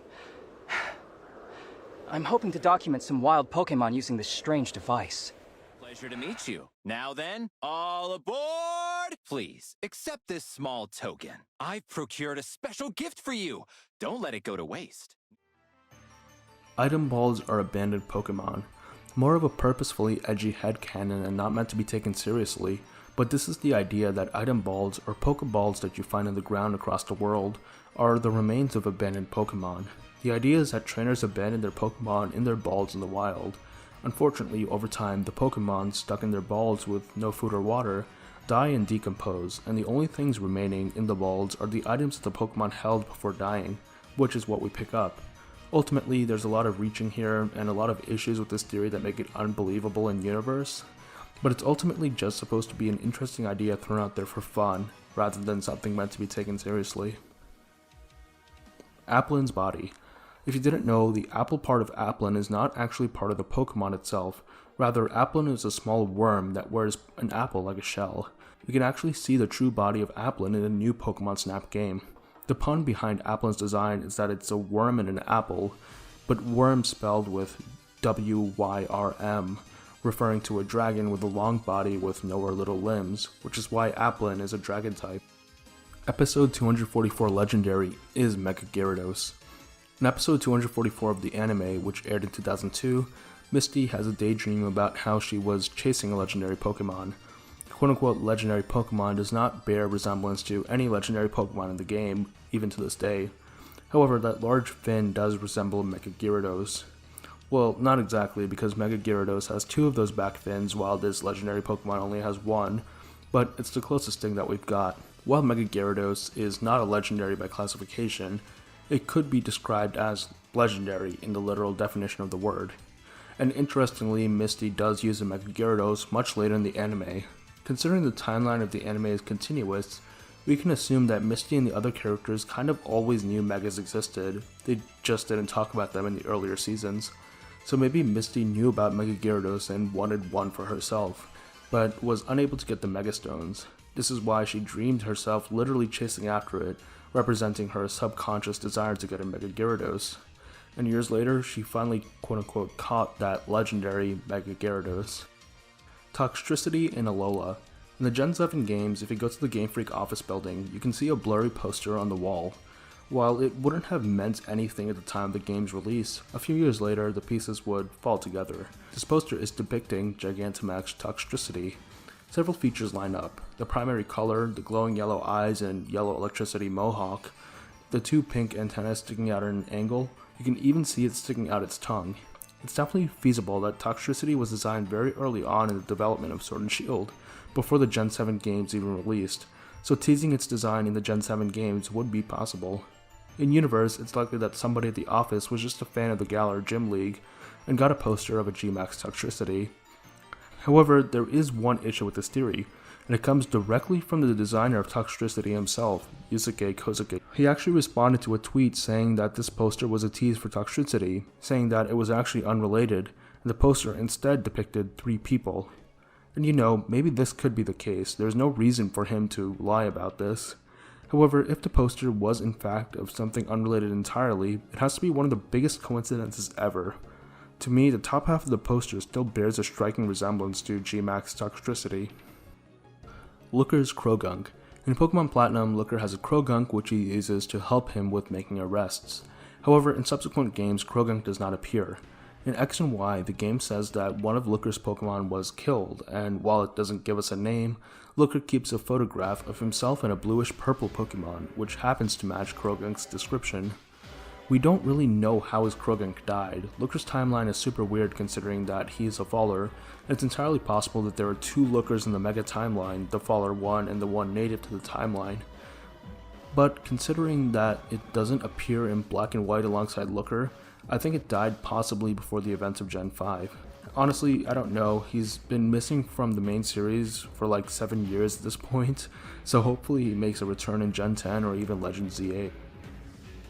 Shard Origins. In many games starting with Gen 3, you can find shards, colored ancient artifacts that certain collectors really like, exchanging valuable items or services in exchange for them. But what are shards exactly? There are 4 types of shards: red, blue, green, and yellow, which is an obvious nod to the Gen 1 games. However, what exactly are they? Well, while no definitive answer is given, a popular theory is that the shards are broken fragments of Arceus' plates. Specifically, the shards seem to be broken versions of the Zap Plate, Meadow Plate, Flame Plate, and Splash Plate. And there's nothing that disproves this. We know that multiple copies of the plates can exist within the lore. In fact, in Brilliant Diamond and Shining Pearl, you can theoretically find as many plates as you want to in the Grand Underground. However, the lore question that needs to be asked is, why do only those 4 specific plates become shards? Why don't we ever see a shard based on the insect plate, for example? The only answer that I can think of is that those 4 plates specifically are more brittle, so they break to become shards easier, while the other plates are stronger and never break. The real question, though, is what is the origins of the mysterious shards? They don't look like any of the Arceus plates. In fact, they don't look like anything else in the game at all. Gardevoir Fairy Wind. In a trailer for Pokemon X and Y, Gardevoir can be seen using the move Fairy Wind. However, in the final release of the game, Gardevoir can't learn the move. In fact, its line doesn't get the move at all, even in the latest releases of the games. Now, there's a reasonable explanation for this. The Gardevoir trailer was just to show off the new Fairy type coming to Gen 6, so they showed a Fairy type Pokemon using a Fairy type move. Maybe at that point in development, Fairy Wind was the only Fairy type move that had a complete animation, so they made Gardevoir use it instead of a move it knew in the final game. The question is, however, why did they remove Fairy Wind from Gardevoir at all? The move is perfectly fine to give to Gardevoir or its pre-evolutions. Why would they not give it to the line, especially if they showed it off in the trailer? I guess it's just one of those baffling Game Freak decisions. Gestus' true name. Just like how N's true name is Naturi Harmonia Gropius, Gestus also has a true name, Jesus Harmonia Gropius. Now we know that Harmonia is the name of the king of Unova the 2 of them are descendants of, and Gropius could just be a surname. However, the first name Jesus, spelled G-CIS, is interesting. According to Bulbapedia, this is a reference to the musical notes G and C sharp, which are the pitches of the notes that timpani play in Gestus' battle theme. In music theory, the combination of these notes forms what is called a tritone. Tritones are also called the devil's tone due to their unsettling and creepy sound, so that's probably the meaning behind this name. But I can't help but wonder about the pronunciation of this true name. Jesus sounds exactly the same as Jesus, as in Jesus Christ. and I can't help but wonder if this connects to the story. Like, Getsus does try to portray himself initially as a savior of sorts, someone who will liberate Pokemon and bring equality, which is a pretty Jesus-like thing to do. However, if you look deeper, he's got bad motives, stirring up this liberation movement as a ruse to seize power for himself. He's got evil underneath. So like his character, his name seems righteous on the surface, but if you actually dig deeper, you find that it's actually devilish. What do you think? Pokemon Adventures is rushed. So this is less of a conspiracy theory and more just an observation you can make. The Pokemon Adventures manga is quite notorious for having a pretty messed up release schedule. This is because of the fact that it has to cover and advertise the latest Pokemon game at the time. And as you know, Pokemon releases a new game on average once per year. And back in the early days, you had strange release schedules for games. For example, Ruby and Sapphire releasing, then Fire Red and Leaf Green, and then Emerald. And the manga had to follow all of them, meaning multiple arcs would be running at the same time. This often results in the arcs being delayed, put on hiatus, and rushed to finish early. We saw an example of this with the Ultra Sun and Ultra Moon arc, where the ending was unsatisfied because it wrapped up too quickly and didn't resolve a lot of the plot points that the arc had introduced.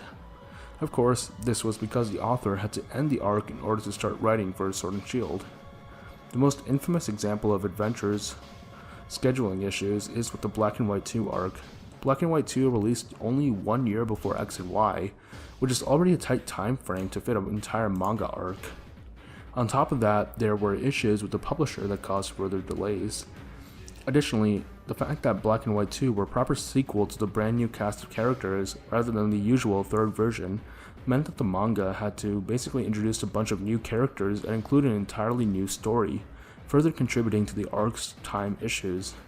Eventually, the arc did go on hiatus in order to start working on the XY manga, and Black and White 2 wouldn't even return until the Omega Ruby and Alpha Sapphire arc concluded in 2016.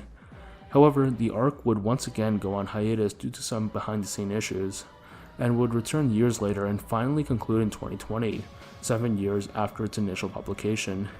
However, despite the delays, fans of the manga did think it was worth it to get a proper ending to the story. So yeah, while it is unfortunate that the Pokemon Company prioritizes just the manga releasing over the manga having a good comprehensive story, it is better to just delay the arcs rather than rush them. Although I don't think the manga should even be in this situation in the first place. Rose-themed chanting. Chairman Rose is the main villain of the story of Sword and Shield, and while this is obvious from the first time he appears on screen, he is overall not a very menacing dude, with his dad bod and overall laid-back, aloof personality, which makes the fact that his battle theme is one of the most ominous and intimidating of any Pokemon villain theme absolutely hilarious. Like, we follow this guy around the whole game, watching him act like an absolute joker, and then when we actually battle him, the music sounds like we're fighting a fallen angel or something, with the dark instrumental and chanting. The chanting is what we're here for. What is the chorus singing? Well, some people think that it's English, and that the chanting is saying, "Go Rose, save everyone," or "Go Rose, save the people."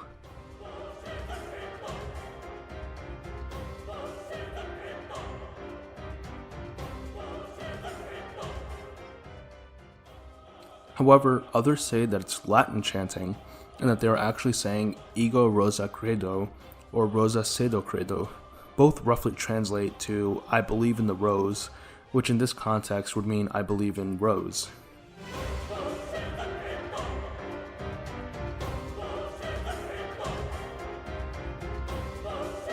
So which one do you think is the correct chant? Rosa Cedo Credo definitely sounds the closest, though I still think it's funny that they gave him Latin chanting for his battle, especially when he's so easy he can be swept by any fire type you have.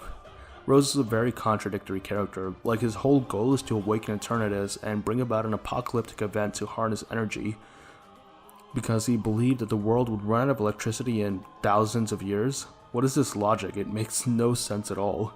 You want to hear a real conspiracy theory? I think this aspect of Sword and Shield's story is bullshit because it was changed at the last second. I think the initial story of Sword and Shield still had Rose as the bad guy, but his motivations were different. Basically, his company, Macros Cosmos, are the ones controlling the Dynamax energy across Galar, but Rose knows that the energy comes from Eternatus and continuing to harvest it would inevitably awaken Eternatus and bring about the Darkest Day. But he and the company hide this fact from the public so that they can still continue making money off of Dynamax energy. It's a perfect parallel to real-world energy companies using fossil fuels and contributing to climate change, which if left unchecked would lead to an apocalyptic event. Eternatus is basically the climate change Pokemon.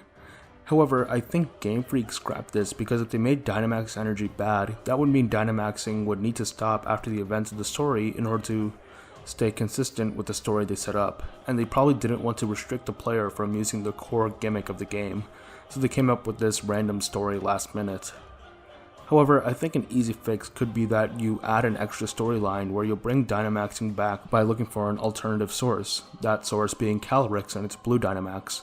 Calyrex's Dynamax energy could represent clean energy that doesn't harm the environment, which fits with Calyrex's title as the King of Bountiful Harvests. He is literally good for the environment. So yeah, there would be a short period between the defeat of Rose and the discovery of Calyrex where you couldn't use Dynamax, but after this hypothetical storyline, Dynamax and Gigantamax can be used again, except now all Dynamax Pokemon have the blue Dynamax because they're using Calyrex's clean Dynamax energy. I think I cooked here. Game Freak, please hire me. Soak inspired by anime. The move Soak has the effect of changing the opponent's type to water. The move's animation suggests that the move works by literally showering the opponent in a bunch of water. This theory states that this move is a nod to, and retroactively explains, the battle between Pikachu and Onix in episode 5 of the anime. Obviously, Onix is a ground type, and thus can't be hit by Pikachu's electric type attacks. However, during the battle, the sprinkler system in the gym goes off, covering Onix in water. Then Pikachu's electric type attacks work against Onix since it's now wet, which is how Ash wins the battle. People used to call bullshit on this, saying that it was a plot armor moment, but years after, it's likely that Game Freak made the move Soak based on this moment from the anime. And by making the move, it explains how Pikachu was able to beat Onix.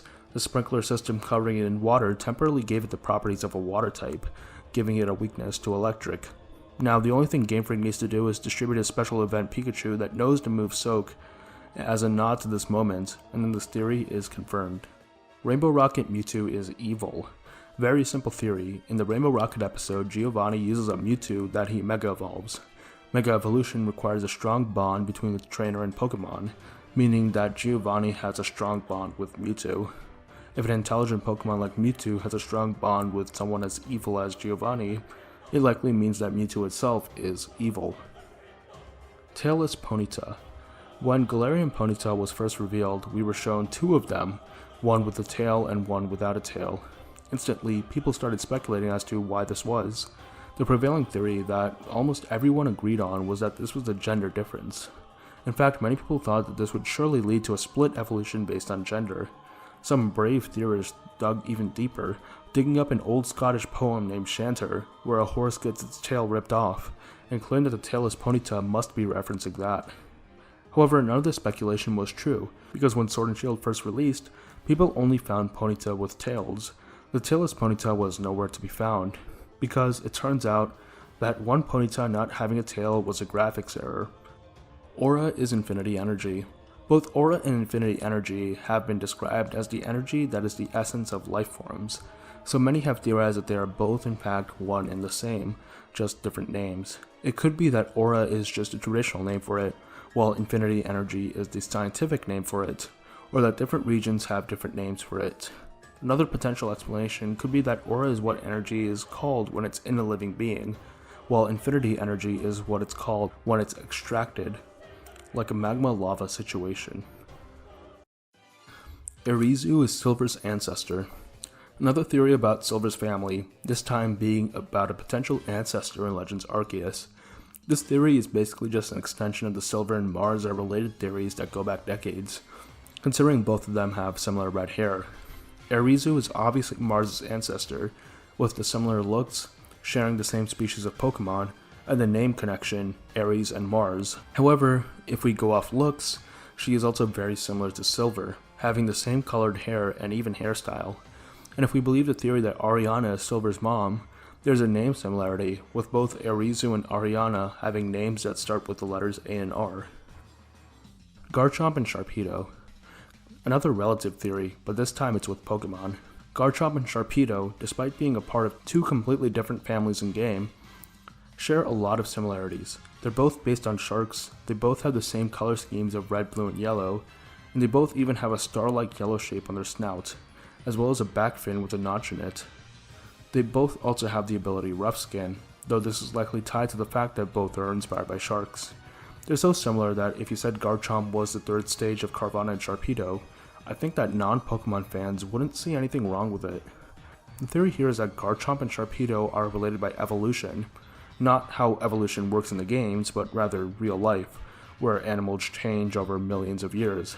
I think sometime in the past, the Garchomp and Sharpedo lines had a common ancestor, perhaps a water dragon type. A branch of this common ancestor species broke off and started living on land, eventually turning into the Gibble line and getting the ground dragon type.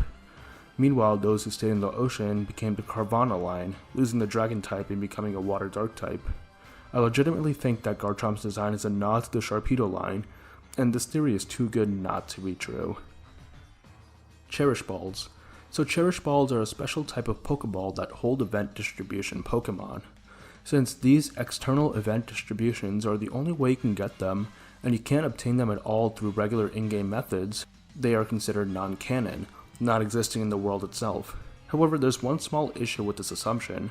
In Brilliant Diamond and Shining Pearl, an Ace trainer called Deanna actually uses a Cherish Ball. Thus, Cherish Balls are technically canon in-game, as an NPC uses them. But could this be a coding error or bug? After all, this is Brilliant Diamond and Shining Pearl we're talking about here. Well, actually not. You see, Ace trainer Deanna sends out a Tropius in a Cherish Ball. This is a reference to the first ever event Pokemon that was distributed in a Cherish Ball, which was a Tropius, distributed in Japan in February of 2007. This distribution was the tie-in to the Japanese TV show Pokemon Sunday. One of the hosts of the show was named Shoko Nakagawa, and in Japan, the trainer with the premier ball Tropius is named Shoko, so a pretty cool Easter egg, really nice detail. But does it make the Cherish Ball canon in the lore? I don't think so, but don't lose hope yet. In Legends Arceus, we are introduced to the Origin Ball, a special, one-of-a-kind Pokeball made out of Origin Ore, which is extremely powerful, and used to capture either Dialga or Palkia. The Origin Ball is just the old version of the Cherish Ball, kind of like how the Ultra Ball had an old version in Legends Arceus. So I think that it's entirely possible that Cherish Balls exist in the Pokemon world's canon, and would just be modern versions of Origin Balls. But it's just that Origin Ore is so rare that it's near impossible to produce Cherish Balls. And after Silph made the Master Ball, there would be no reason to make a Cherish Ball anyway. No bodies in Lavender Tower. Lavender Tower is infamous for being a graveyard, with the assumption being that the graves in the tower hold bodies. However, in the Gen 2 games, Lavender Tower is converted to a radio tower, with all the actual cultural artifacts now being moved to Mr. Fuji's house. The fact that the tower was even converted into a commercial radio station in the first place is some evidence that there are no bodies, because if there were bodies buried in the tower itself, that would just be weird. So it's entirely possible the tower didn't actually contain any bodies, but rather just heirlooms or relics of past Pokemon partners that people could store there and return to mourn the Pokemon.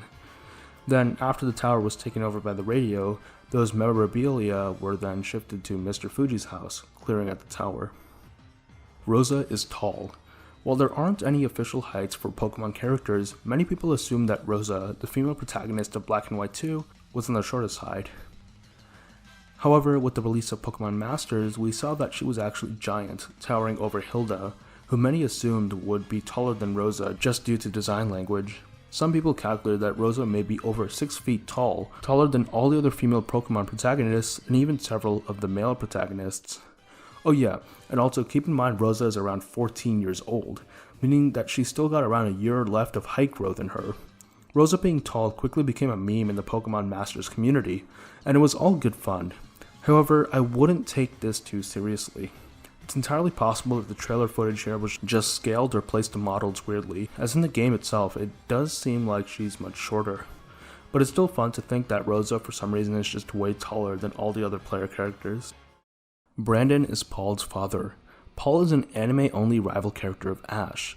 As with many Pokemon characters, the identity of his father is a mystery.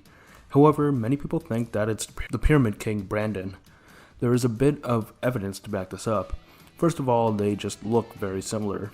Second of all, Paul's character revolves around strength at any cost, and he adopted this ideology because his older brother was beaten by Brandon, so he made it his goal to beat Brandon. This storyline does get more oomph if Brandon is Paul's dad. Additionally, as a Pyramid King, Brandon does use the best of the best Pokemon, often competitively trained. In the games, if you want to beat him, you'd have the best chance of doing so if you use specially bred and trained Pokemon rather than just a casual team. And in the anime, Paul is almost representative of real-world competitive Pokemon players who don't really play the game to bond with Pokemon, but rather to only train them to be competitively viable. Paul abandoning Pokemon who he deems as weak is similar to how competitive players release Pokemon that don't have the best IVs or nature. Also, Brandon is strongly connected with the Regis, using Regirock, Regice, and Registeel on his team, as well as befriending Regigigas. So he does have a strong love for the Regis. And what is Paul's older brother's name? Reggie. Exactly a name someone like Brandon would give to their son. However, what makes me hesitate on this theory is that Brandon and Paul do interact a lot within the anime, and nothing about their behavior or dialogue suggests that they are father and son, which you would think would be something that would come up, but this is still a really fun headcanon. Fire Red and Leaf Green Rocket Executives. In the post-game of Fire Red and Leaf Green, you fight some of the remnants of Team Rocket who have taken over a warehouse. There are two of them, one female and one male, the man acting as the de facto new leader of Team Rocket. While they aren't giving names, it's very clear that these two are Team Rocket executives Ariana and Archer. They share the same ace Pokemon, with the woman having a Vileplume and the man having a Houndoom. And I mean, Bulbapedia just says that these two executives are Ariana and Archer. It's nice to bridge the gap between the Gen 1 and 2 games a bit here. Manga exists in anime.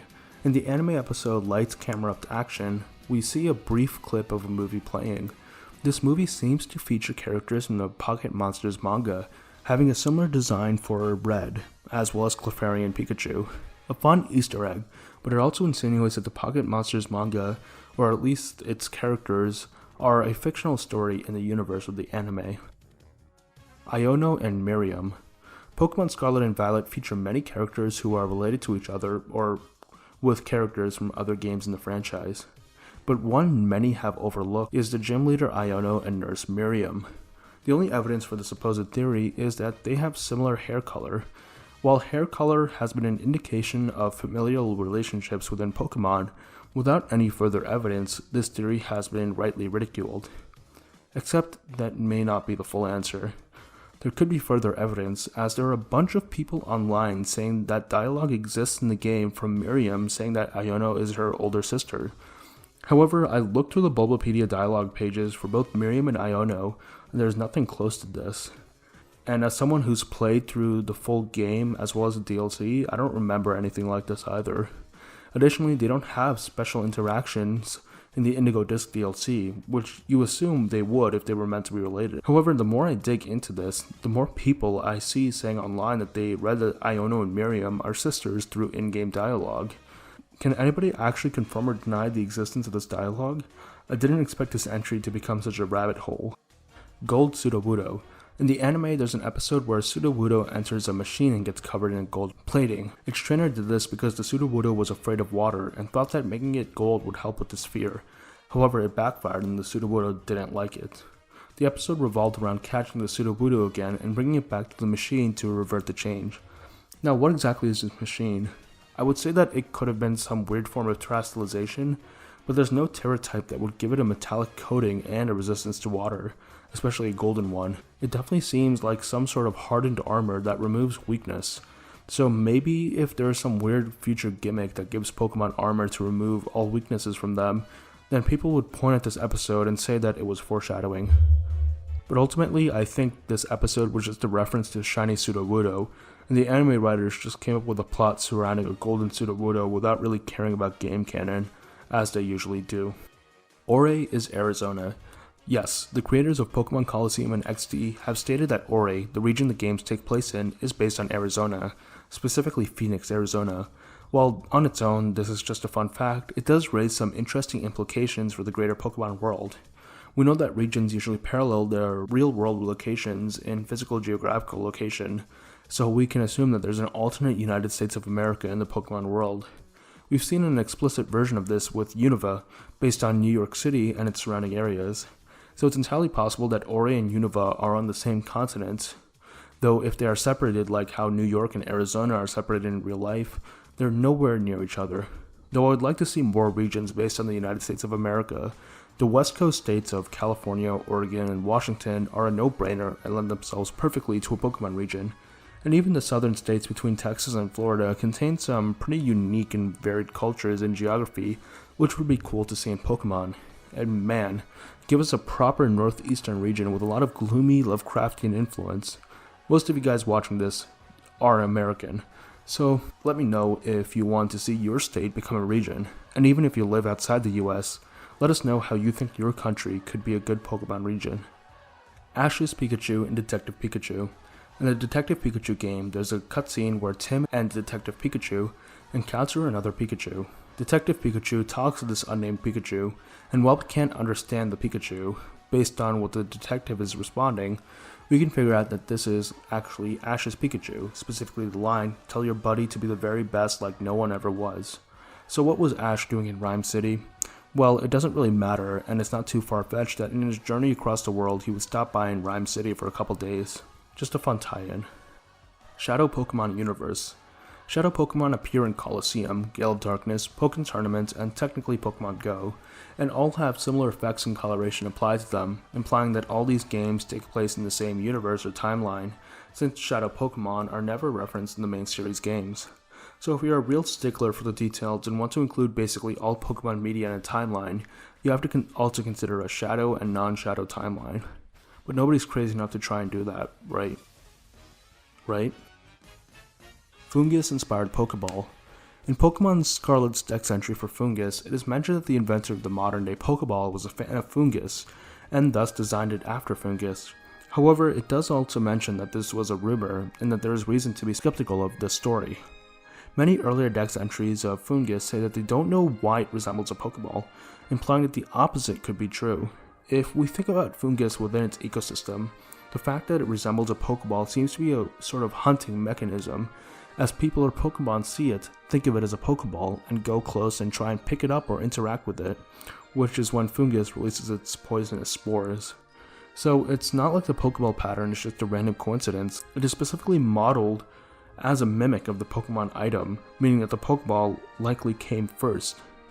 Additionally, the fact that Hisuian Voltorb exists and seems to be the origin of the red and white design of the Apricorn balls of Legends Arceus, which of course was before modern Pokeballs, seems to put the final nail in the coffin of the theory that Fungus inspired the Pokeball. Advanced Generations Episode 101. Many people are aware of Episode 38 of the anime Electric Soldier Porygon, which was banned worldwide due to causing seizures, and is also the cause of Porygon not showing up at all in the anime ever since. However, there is another episode of the anime that has been banned worldwide, Advanced Generation Episode 101. This episode was actually never aired at all since it heavily featured earthquakes, and before this episode was supposed to air, Japan was hit by a pretty strong earthquake, so they pulled this episode before release to avoid that sensitive subject.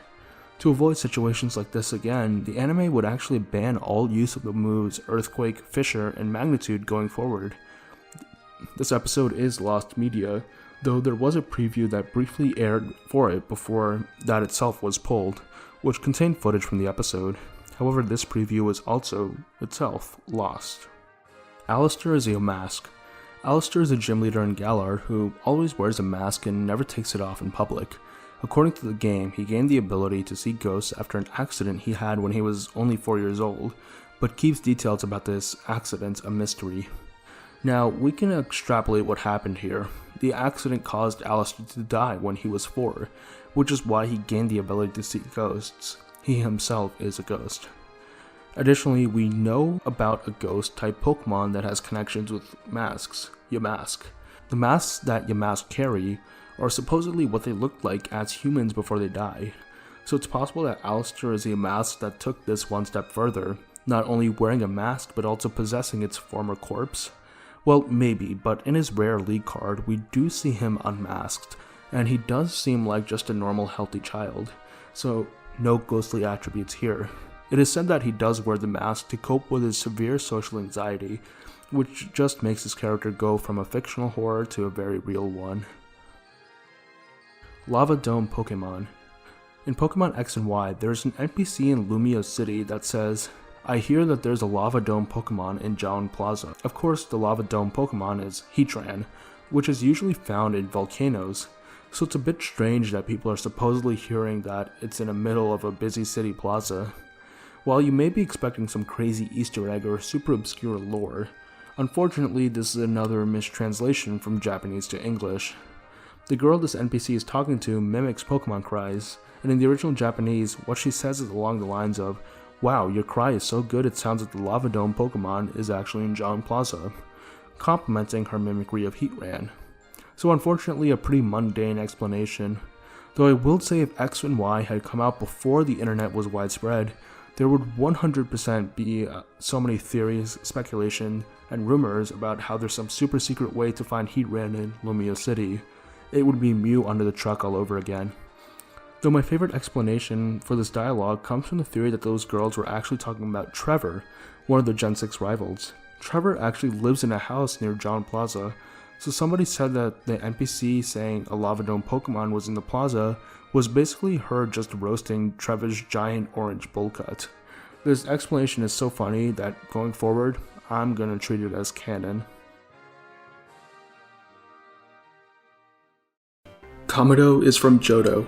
In Legends Arceus, Commander Kamado, alongside all members of the Galaxy team, come from regions other than Hisui.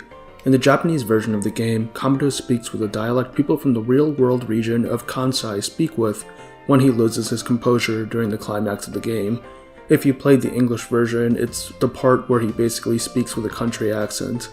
Kansai is the real-world inspiration for the Johto region, which would suggest that Kamado is originally from Johto. Additionally, in the Italian version of the game, Kamado directly mentions the Whirl Islands and Mount Silver by name, further contributing to the theory that Johto was his home. Additionally, this matches the real-world history that Legends Arceus is based on the mainland Japanese, colonizing the island of Izo in the late 1800s and renaming it Hokkaido, the inspiration for the Sinnoh region. So we know he's from Johto, but can we actually narrow down where in Johto he's from? Yes, we can, and in fact the answer is Mahogany Town, and there is actually significant evidence for this. First of all, Mahogany Town is called the home of the ninja. While Kamado himself isn't a ninja, his right-hand man Benny is from the same town as him, and he is a ninja. Additionally, Kamado and Benny moved to Hisui with the Galaxy Squad because their hometown was attacked and ravaged by enraged Pokemon. What's next to Mahogany Town? The Lake of Rage. It had to have gotten its name somehow. Maybe it was given that name because of the disaster that caused Kamado and Benny to leave, with Pokemon from the lake devastating Mahogany Town. Finally, Mahogany Town's specialty item is the Rage Candy Bar. In the Generation 4 games, Professor Rowan, a descendant of Kamado, really likes eating Rage Candy Bars. Perhaps his family would still eat the Rage Candy Bar as part of their heritage from Mahogany Town. But overall, this is a very strong theory, and I think it was intended by Game Freak. Hoopa moved the Sky Pillar. Hoopa's Omega Ruby Dex entry tells a story about how it once moved an entire castle with its rings in order to get to the treasure underneath. In Hoenn, the only structure that is reasonably castle-like is the Sky Pillar. Additionally, it is also weirdly out of place, just a random massive tower in the middle of an ocean route. It doesn't really match anything else in the region architecture-wise. I guess maybe Sutopolis? This is the most likely candidate in Hoenn for the castle Hoopa moved, except for the fact that the location description in Oras says that this tower was created for the veneration of a legendary Pokemon that lives far above in the heavens. So it was a tower meant to worship Rayquaza, meaning that the Hoennian people built it. Now, it's still possible it was built elsewhere in Hoenn, like maybe in Sutopolis itself, since that's where the Cave of Origin also is. So the duality of Groudon and Kyogre below and Rayquaza above in the same location is fitting. But I think that this castle is ultimately somewhere in Kalos, Hoopa's home region, or if you go full crackpot, the castle could be Dahara Tower in the anime, which is a part of Dahara City, an anime-only location supposedly in Kalos. Dahara Tower has a huge connection to Hoopa and its lore of stealing gold, which makes me think that this is the castle the Dex entry talks about. Also, Dahara City is technically canon to the games, as special event legendaries in Japan and Korea back in 2015 and 2016 had Dahara City as their OT, implying that they came from Dahara City. Growlithe named Arcanine. They must be up to no good! Arcanine! Flamethrower! In an episode of the early anime, Officer Jenny calls her Growlithe Arcanine. Now, this could be a mistake that the anime makes all too often, but what if Jenny just nicknamed her Growlithe RK9, not spelled like the Pokemon, but the letters RK and the number 9? Since her Growlithe is a police dog, it could be that RK9 is its designation code, just a coincidence that it sounds like the Pokemon Arcanine. Red lost to Rainbow Rocket Giovanni. In the Rainbow Rocket episode of Ultra Sun and Ultra Moon, Giovanni says that he feels somewhat nostalgic that once again a child is standing in front of him, challenging him and Team Rocket. Of course, this is referring to Red in the original Kanto games facing off against Giovanni, but since the Rainbow Rocket versions of the team leaders are the ones who are successful in their goals, this means that Giovanni would have actually won against Red in his universe and never gone into hiding. Would have been nice to see what happened in these alternate timelines. What did Red do after he lost? What does a world where Giovanni won look like, and how does it affect the events of the Gen 2 games? Shiny Magcargo in the Pokédex. By now, we are all familiar with the infamous Magcargo Dex entry, the one which says that it burns at over 18,000 degrees Fahrenheit. Of course, in reality, lava doesn't burn that hot. However, this is based on regular Magcargo, which burns red, and temperature-wise, red fire is the coldest type of fire, burning between 1000 and 2000 degrees Fahrenheit. Shiny Magcargo, however, burns with a violet flame, which, when only taking temperature as a factor, is one of the hottest colors of fire. In fact, so hot that normally it is not seen anywhere else in the universe. Violet fire is around 71,000 degrees Fahrenheit, burning at around 9 times the heat of the temperature of the sun, and exceeding the 18,000 degrees mentioned in the Dex entry. However, this makes the existence of Shiny Magcargo even more ridiculous. If you want to give Magcargo's shiny colors a more reasonable explanation, we can say that the purple color is not caused solely by the temperature, but rather the type of chemicals the Magcargo is burning, changing the color. This is why sometimes you can see a gas stove produce purple flames, even though hopefully your stove is not burning at 71,000 degrees Fahrenheit. This provides a better explanation, with Magcargo still burning at a more reasonable temperature of around 500 degrees Fahrenheit. However, people still touching it and the Dex entry are still bullshit. Ghastly and Shellder.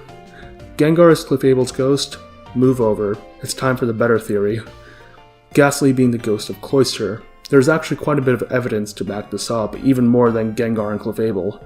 Of course, first is the fact that the appearance between Ghastly and Cloyster's inner body are very similar. Of course, they're both just black orbs with mean eyes and a cruel smile, but still similar regardless. Both Cloyster and Ghastly are purple, with their shiny colors being blue. Additionally, Gengar and Cloyster have the same height, both being 4 foot 11 inches. Shellder's Gen 1 sprite prominently features its tongue, which could be a reference to the only regular damaging ghost-type move in Gen 1, Lick. And the final nail in the coffin is that in the Pokédex, Ghastly comes right after Cloyster. Now, this could either mean that early in development there were maybe plans to have both of them in one evolutionary line, maybe even as a split evolution, or maybe it was meant to be more of a Kangaskhan and Cubone type situation, only slightly hinted at but with no meaningful evidence to tie the two together. But regardless, this is one of the best Pokemon conspiracies, short, simple, yet believable. Arceus is a hand. We've got another banger of a theory here. Arceus' Dex entry from Diamond says that it shaped the universe with its 1,000 arms. Now, obviously, looking at it, Arceus does not have 1,000 arms. In fact, it does not have any arms. So what is this Dex entry talking about?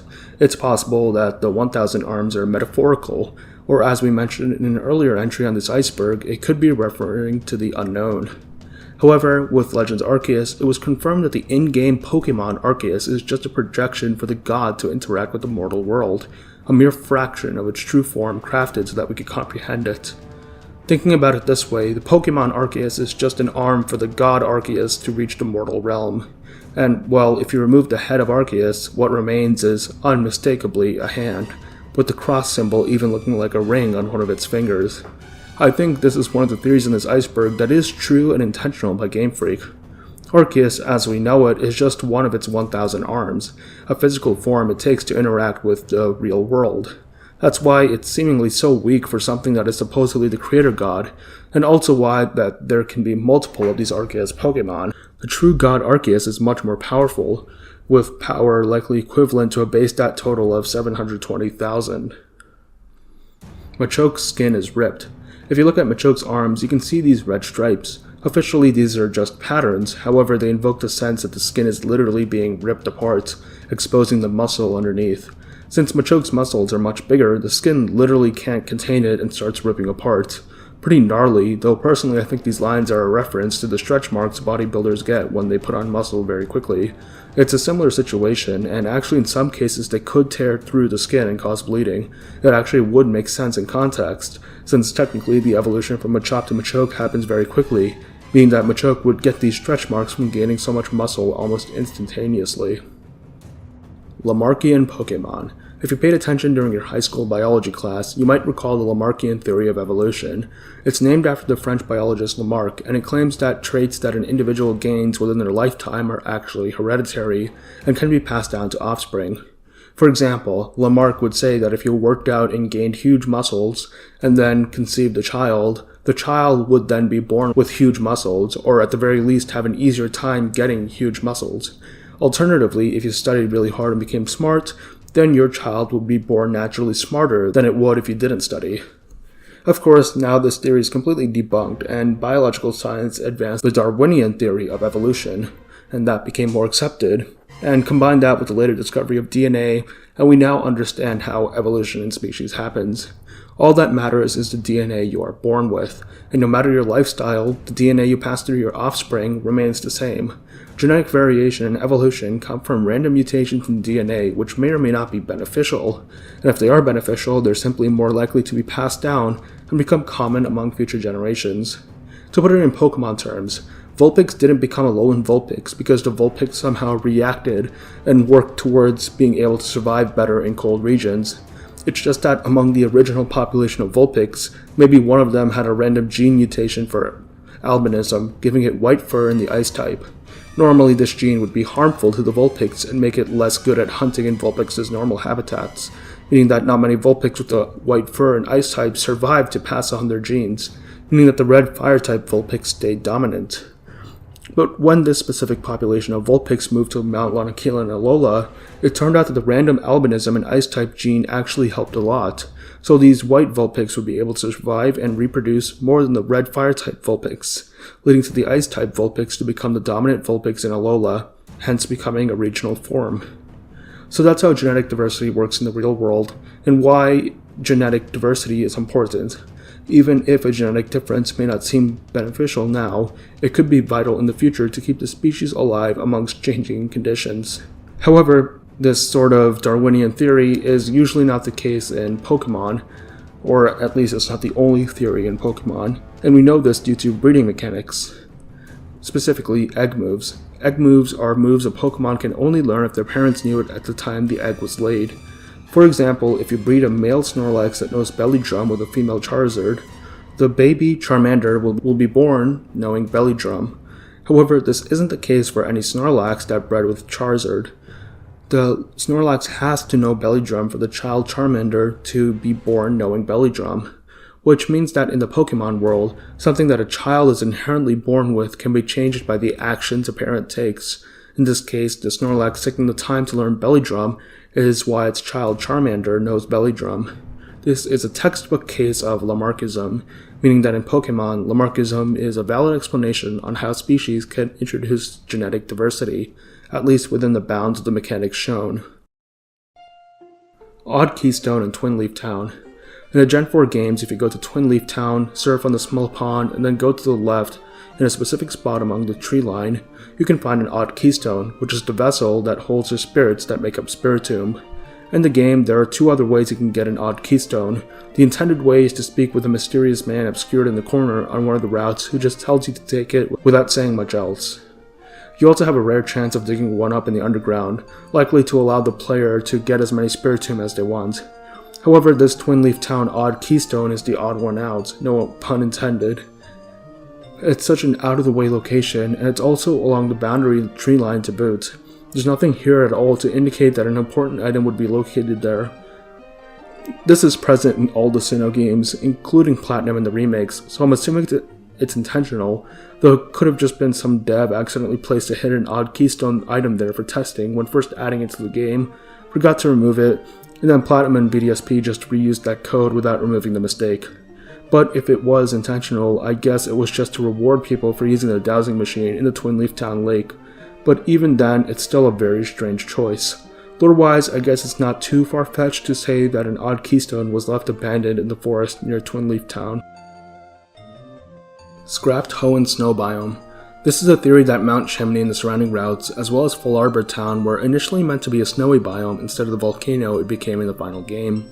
Quite the drastic change if true, but here is some of the evidence. The ash falling on Route 113 looks very similar to snow falling, and could have just been a simple color switch when they decided to turn it into a volcanic route. Furthermore, one of the more prominent features on Mount Chimney itself is the cable car, which could have initially been some sort of ski lift. After all, there was a scrapped border class found in the code of the Gen 3 games, with borders in the Gen 2 games being snowboarders that used ice types. Maybe the beta version of Mount Chimney was a ski mountain, where you could fight borders going up and down the mountain. Additionally, this could be where you would have found Snorunt. Snorunt is a weird encounter in the Gen 3 games, being a rare encounter exclusive to Low Tide and Shoal Cave, a non-mandatory late-game location, meaning that it's likely many people will never even encounter one. And if you have a stuck internal clock due to bad battery and you're stuck on high tide time, you can never get a Snorunt at all. It's a bit strange that Snorunt and Glalie, which overall are pretty mediocre Pokemon strength-wise and looks-wise, have an encounter restriction similar to that of Bagon or Phoebus. Maybe in the initial game, the Mount Chimney Snow Biome would have Snorunt as a very common encounter, similar to how it's treated in future games, and it makes more sense for the strength of the line being more fitting for the mid-game menace. However, upon the change of that area to a volcano biome, Snorunt simply had nowhere to go. Finally, let's talk about Full Arbor Town. This is a small town that sits right next to Mount Chimney. However, its name doesn't really match it, like it's fall, the season right before winter, and arbor, as in trees. Not exactly what you expect for a town right next to a scorching volcano. And it's also a farming town, which I guess also wouldn't typically be found next to a volcano. It would be somewhat less out of place in a snowy biome. Also, many people have pointed out that the Fall Arbor theme sounds more like a stereotypical snowy biome theme, rather than a volcanic biome theme.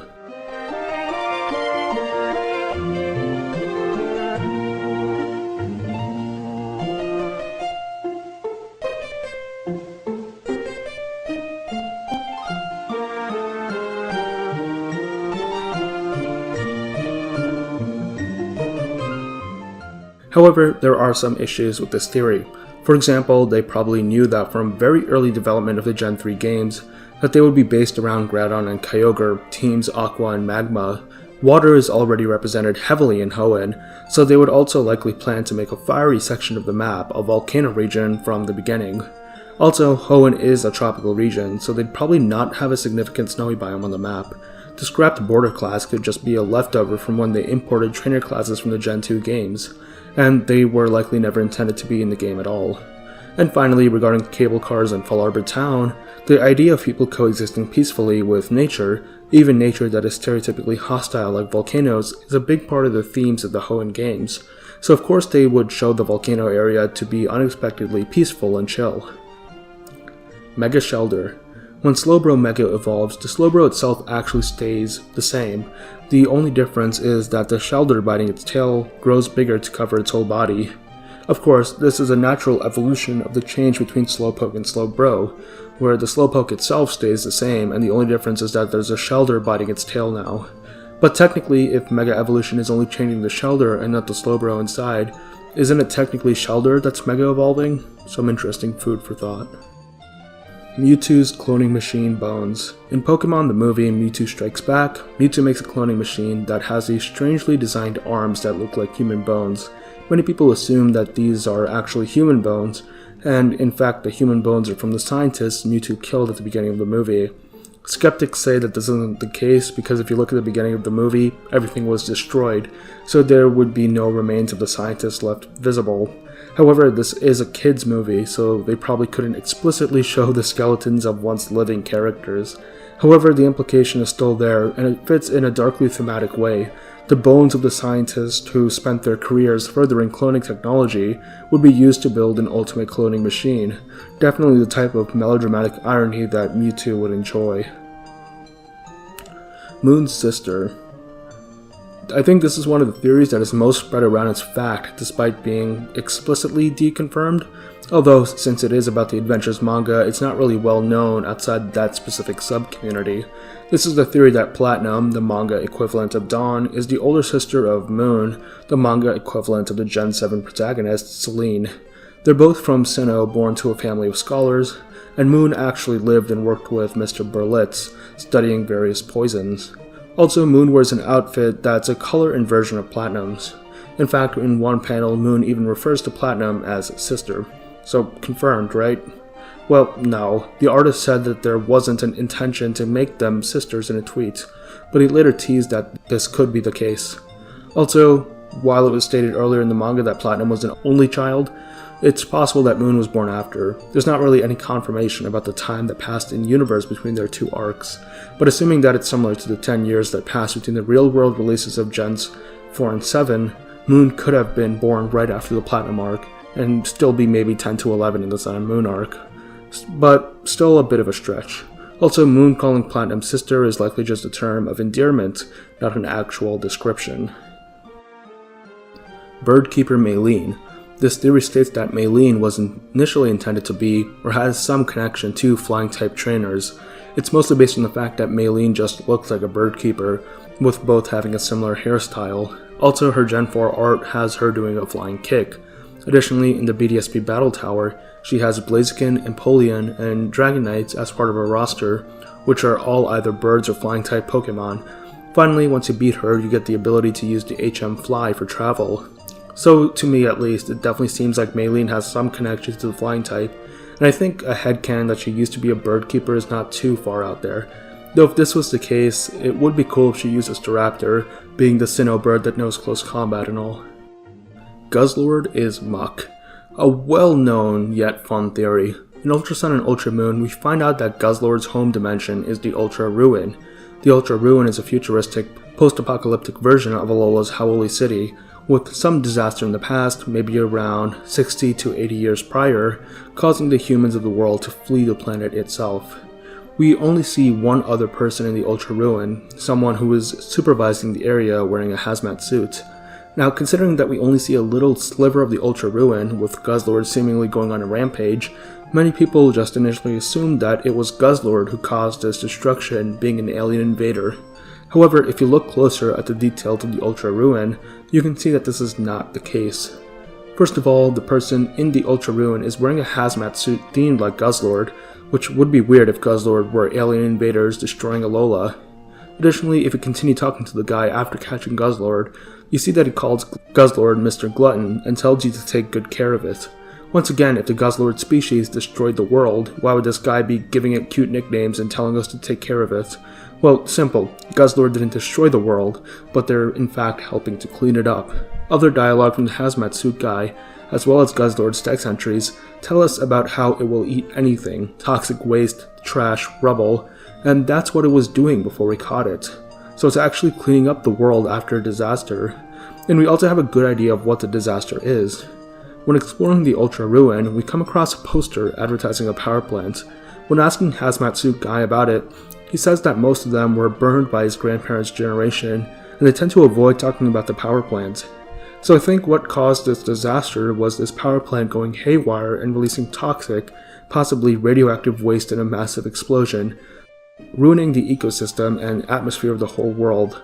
Think Chernobyl, but the worst case scenario. But where did Guzzlord come from then? Well, the power plant disaster probably caused many Pokemon to mutate, specifically in the ground zero of the disaster, Alola. Guzzlord is probably an Alolan Pokemon mutated, and there's a pretty obvious candidate, Alolan Muck. Alolan Muck's dex entries focus on how it always eats trash, a characteristic it shares with Guzzlord. And it's interesting that they gave Guzzlord this characteristic, since while it makes sense for a poison type to eat trash, having a dark dragon type eat trash is a bit more unique.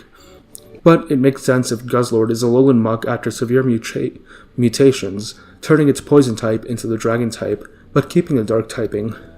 and then these Guzzlord helped clean up the toxic waste in the decades following, hoping that one day humanity could once again return to their home. So yes, Guzzlord is basically just the Pokemon version of Wally. Shaman, thank you. If you listen to Shaman's cry, you can hear it saying something along the lines of, thank you. It's easier to hear if you slow it down. Of course, this isn't just people hearing random words, as Shaman is classified as the gratitude Pokemon, and feelings of gratitude and thanking people are integral to its lore. Its Pokedex entries talk about how it enjoys feelings of gratitude from humans, and in the past it would be drawn by people expressing gratitude for winter's end, after which it would help the flowers bloom to hearken spring. In the Shaman event, you explicitly have to type in a person who you would like to give your thanks to before Shaman appears. So it would also make sense that Shaman's cry would have noises that sound like it's saying thank you. Chateau poisoning. The old chateau is one of the creepiest places in the Pokemon franchise, partly due to the fact that there are actual human ghosts that appear and disappear and are not directly explained. There are 2 ghosts in the chateau, one of a little girl and one of a butler. There are also 2 other supernatural events, a painting upstairs with red eyes that follow you, as well as a glaring statue downstairs. We can assume that these are also human ghosts possessing objects, but apparently in the original Diamond and Pearl the painting is implied to be Gengar, as you can encounter one when interacting with the painting with Pokemon Emerald in the second slot of the DS. But hey, maybe this Gengar used to be a human. Once again, it's unknown what exactly happened to them. But considering that in the old chateau you can find an antidote in the garbage can of the kitchen, many people suspected that this family died due to a poisoning conspiracy, which is a typical storyline for these old haunted mansions. Perhaps the butler wanted to have the mansion for himself, but in order to get the mansion, he would need to get rid of the owner, his wife, and his daughter. So he would poison their meal one day to kill them all in one go. But the butler would also usually eat with the family, so he himself would have to eat the poisoned food as not to draw suspicion. In order to mitigate this issue, the butler hid an antidote in the kitchen's trash can, so that after eating the food, he could go to the kitchen, take the antidote, and live. However, this plan failed, and the butler didn't get to the antidote in time, so he died alongside the family. Since then, the ghosts would haunt the now abandoned mansion, with the father haunting the painting, the mother haunting the statue, the daughter haunting her childhood room, and the butler haunting the dining hall. Mr. Bonding Origins. In Omega Ruby and Alpha Sapphire, we see the origins of Mr. Bonding from Pokemon X and Y, the person who gives you the O-powers. In ORAS, over the course of the game, strange old men give you the various O-powers. However, after all this, the strange old men tell you that they are getting old, and task you with finding another powerless man to pass their powers on to. You find this guy and bring him to the old men, after which they do the strange ritual where they circle him and disappear one by one, presumably fusing with him to give him their power. After all the men complete the ritual, the powerless man becomes Mr. Bonding. So yeah, a strangely weird and horrifying origin for Mr. Bonding. These guys basically just possess some innocent person's body. Gastrodon's shell. Gastrodon's Pokedex entries state that it once had a shell on its back in ancient times, but now it's gone, with only vestigial traces left in Gastrodon's cells. It would be cool if we got a regional form of Gastrodon that kept its shell from its ancestors, or even a Mega Gastrodon that reawakens the DNA that grows in its shell, similar to how Mega Ampharos awakens the dragon's blood within Ampharos. Light and Dark Pokemon. We're not talking about types here, but rather another special category in the TCG. Light Pokemon are special Pokemon that have more HP and typically have moves focused on healing and protection over attacking. On the other hand, Dark Pokemon are Pokemon that have less HP but more attacking power. They are considered as evil due to being raised with hatred by bad trainers like Team Rocket. Similarly, Light Pokemon are Pokemon raised with kindness. As we know that some previous TCG mechanics have inspired some in-game mechanics, maybe these could be a future mechanic with how you actually treat your Pokemon when training them, leading to differences in battle and stats. Next, Battle Facility Faller. In previous games we have seen Fallers being Battle Facility trainers, usually forgotten, obscure characters, getting a highlight in the stories of a different game. We got Annabelle, who was initially a Frontier Brain but became an Interpol agent investigating Ultra Beasts after falling in the Gen 7 games. And in Legends Arceus, Ingo, a battle subway leader in Black and White 2, becomes a warden after falling into Hisui. Both of these characters got a huge popularity boost after they became fallers, and I think we're going to see another battle facility boss become a faller that's involved with the story. Assuming that they're going to be from a different generation's battle facility, we have Gens 4 and 6 to pick from. Gen 4 has a fun variety of bosses, though the fallers tend to be the more obscure of the bosses, and I think Hall, Matron, Argenta would be a good pick, though I also think Thornton could be a unique personality to feature more prominently. Gen 6 gives us the Battle Maison, which has the Battle Chatelaines as the bosses. Honestly, they're all so similar, I don't think any one would be preferred over the other, but it would be cool to see at least one of them get more fleshed out. Go Giovanni is Rainbow Rocket Giovanni. At the end of Ultra Sun and Ultra Moon's Rainbow Rocket episode, Giovanni says that he will plan to go to another world to conquer it. Afterwards, Giovanni and Team Rocket appear in our world through Pokemon Go. In the trailer revealing Team Go Rocket, he says that Earth is where he will unleash his evil next, implying that we're just one dimension out of many where he had committed evil, and the only multi-dimensional Giovanni we saw is the Rainbow Rocket Giovanni. Evil Malamar. In the Pokemon X, Y, and Z anime, there was a subplot with 3 sentient evil Malamar, who plotted to rule the world by mind-controlling humans to carry out their plans. Ash and friends actually had to team up with Team Rocket to fight them, which ended with them time traveling into the future and promising to come back one day to continue their evil schemes.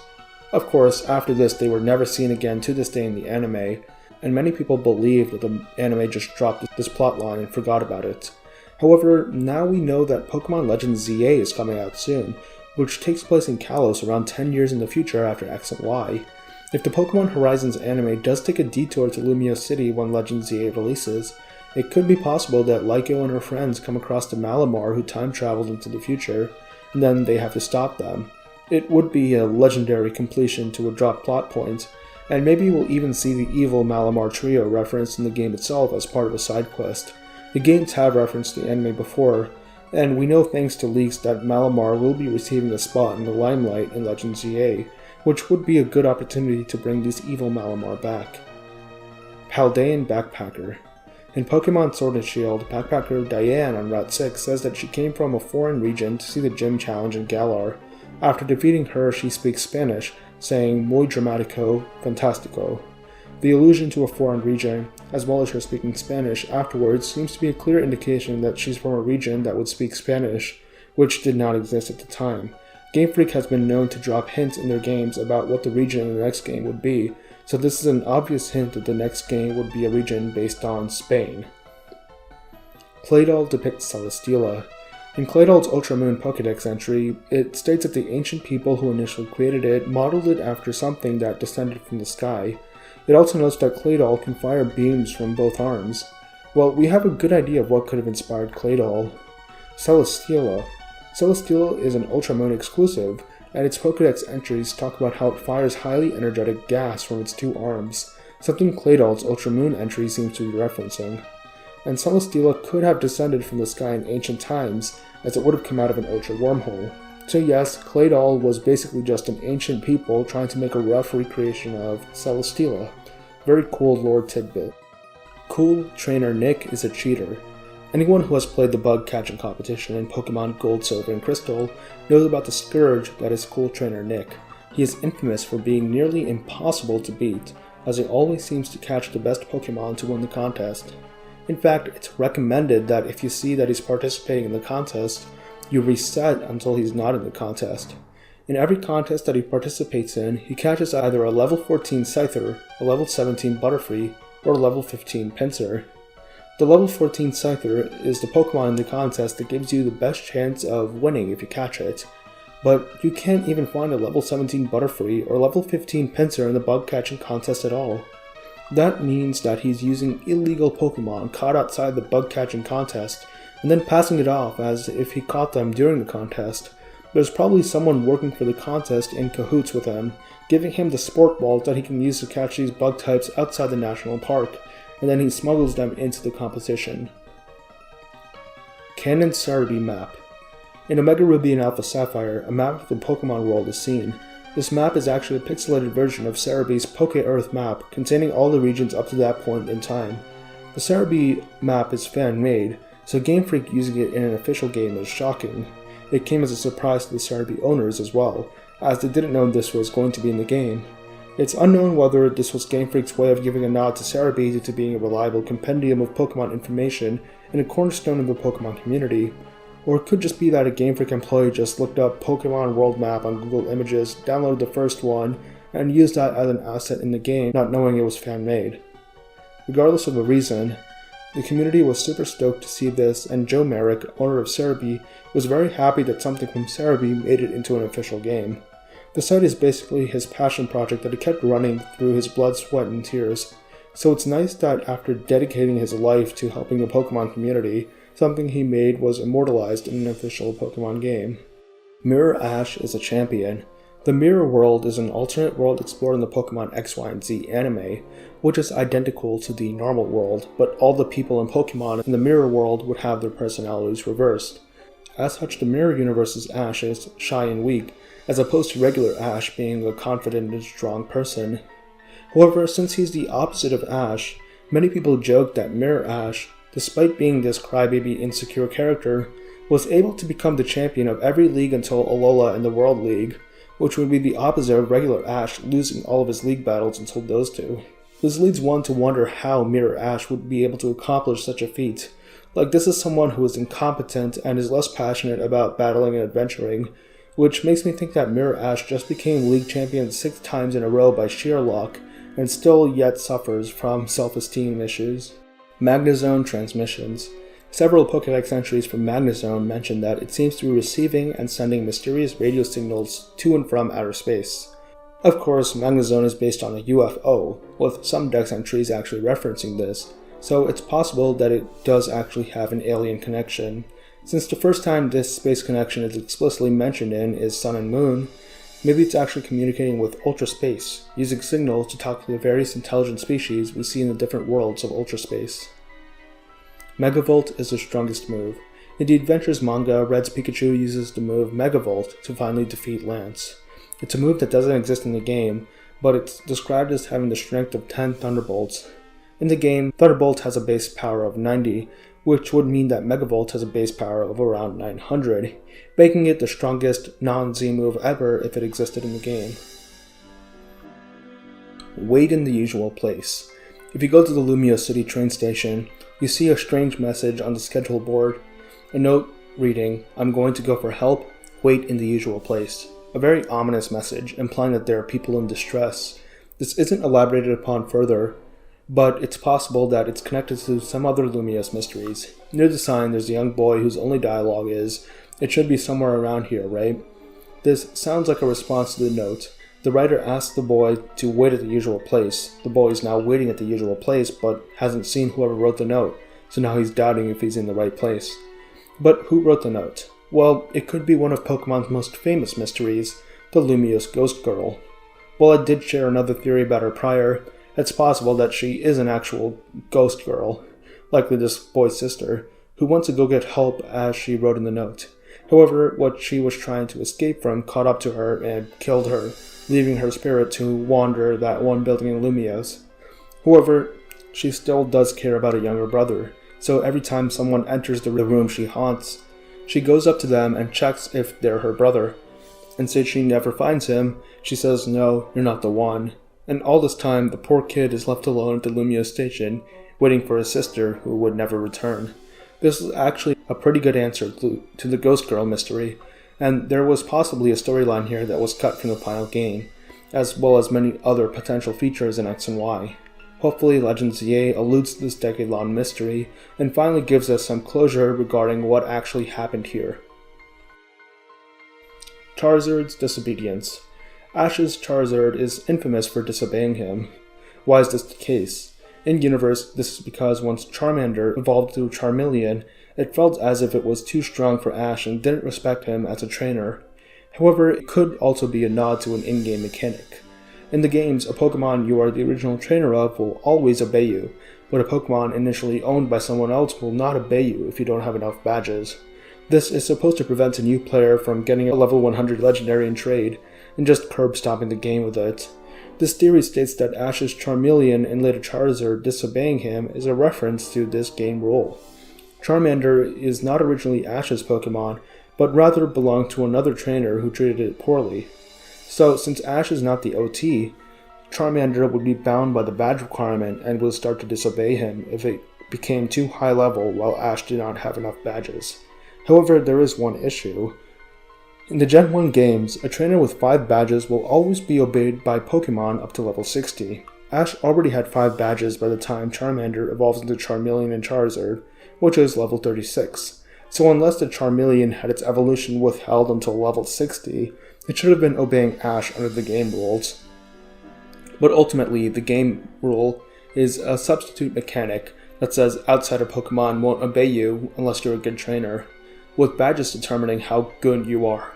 The anime shows this same rule, but is able to show a more nuanced definition of what a good trainer is. Faraway Island in Guyana. Faraway Island is implied to be the home of Mew, and Mew has also been stated to be discovered in Guyana according to the journals found in the Pokemon Mansion. So we can extrapolate and say that the Faraway Island is in Guyana, or at least a Pokemon equivalent of that country. The climate definitely matches between the two, as both are tropical areas. Bidoof's Wish Butterfly Effect.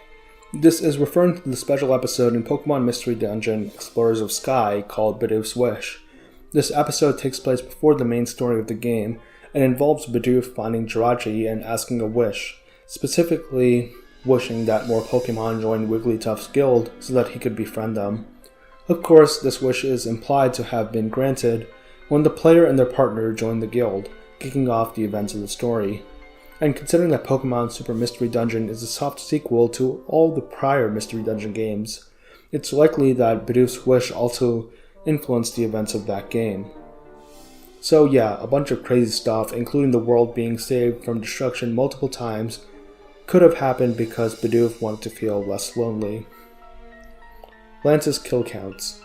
This is talking about the manga where Lance is evil, and there is an event where Lance and his Dragonair go to Vermilion City where a surfing contest was being held, and Lance orders his Dragonair to violently pull the surfers out to sea. He then orders Dragonair to use Hyper Beam on the city itself, destroying around half of it. Of course, this insanity would have presumably killed many people, but since these events were never brought up again, we don't know how many people died, if any. Honestly, I initially thought this entry was talking about how in the Gen 2 games, Lance orders his Dragonite to use Hyper Beam on a person, which would almost certainly kill the guy, but he does make a cameo in Pokemon Masters, so I guess he did survive that.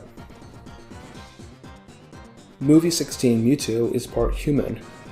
Pokemon which have Mega Stones need a human to Mega Evolve, as Mega Evolution is born from the bond between Pokemon and trainer. However, in the 16th movie, Mewtwo is able to Mega Evolve on its own without needing a human trainer. This theory states that Mewtwo has human DNA in it, allowing it to bypass the necessary bond with its trainer and just be able to Mega Evolve on its own, as the human DNA within it fulfills the human requirement for Mega Evolution. And honestly, just look at Mewtwo, that thing is definitely part human. Godstone. In Generations 5 through 7, an unattainable key item called the Godstone was found in the code, with its description only saying a rare stone. While we technically don't know its function, visually it looks like a gray version of the Light and Dark Stone, which are the dormant forms of Reshiram and Zekrom. So it can be assumed that the Godstone was meant to be an equivalent dormant form of Kyurem, perhaps in the code for Black and White, and supposed to be a key item in Black and White 2, before some story changes made it a permanently scrapped item. However, the name Godstone implies something more powerful than Kyurem, which could actually be the original dragon. Maybe there was a scrapped storyline where by combining Light and Dark Stone, you get the Godstone, and if you give the Godstone to Kyurem, it becomes the ultimate dragon. Kadabra holding Everstone. This is referring to a really strange feature that only affects Kadabra. Of course, Kadabra evolves into Alakazam when it's traded. If you want to trade a Kadabra to someone else without evolving it into an Alakazam, you would give it an Everstone to prevent it from evolving. Except this doesn't work.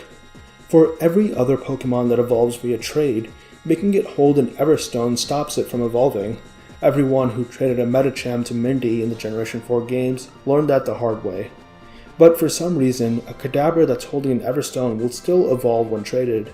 This has been the case since Generation 4. One might think that this is a glitch, but it's not. You can actually find the source code of Pokemon Diamond uploaded on GitHub after someone decompiled it, and shockingly it hasn't been taken down yet.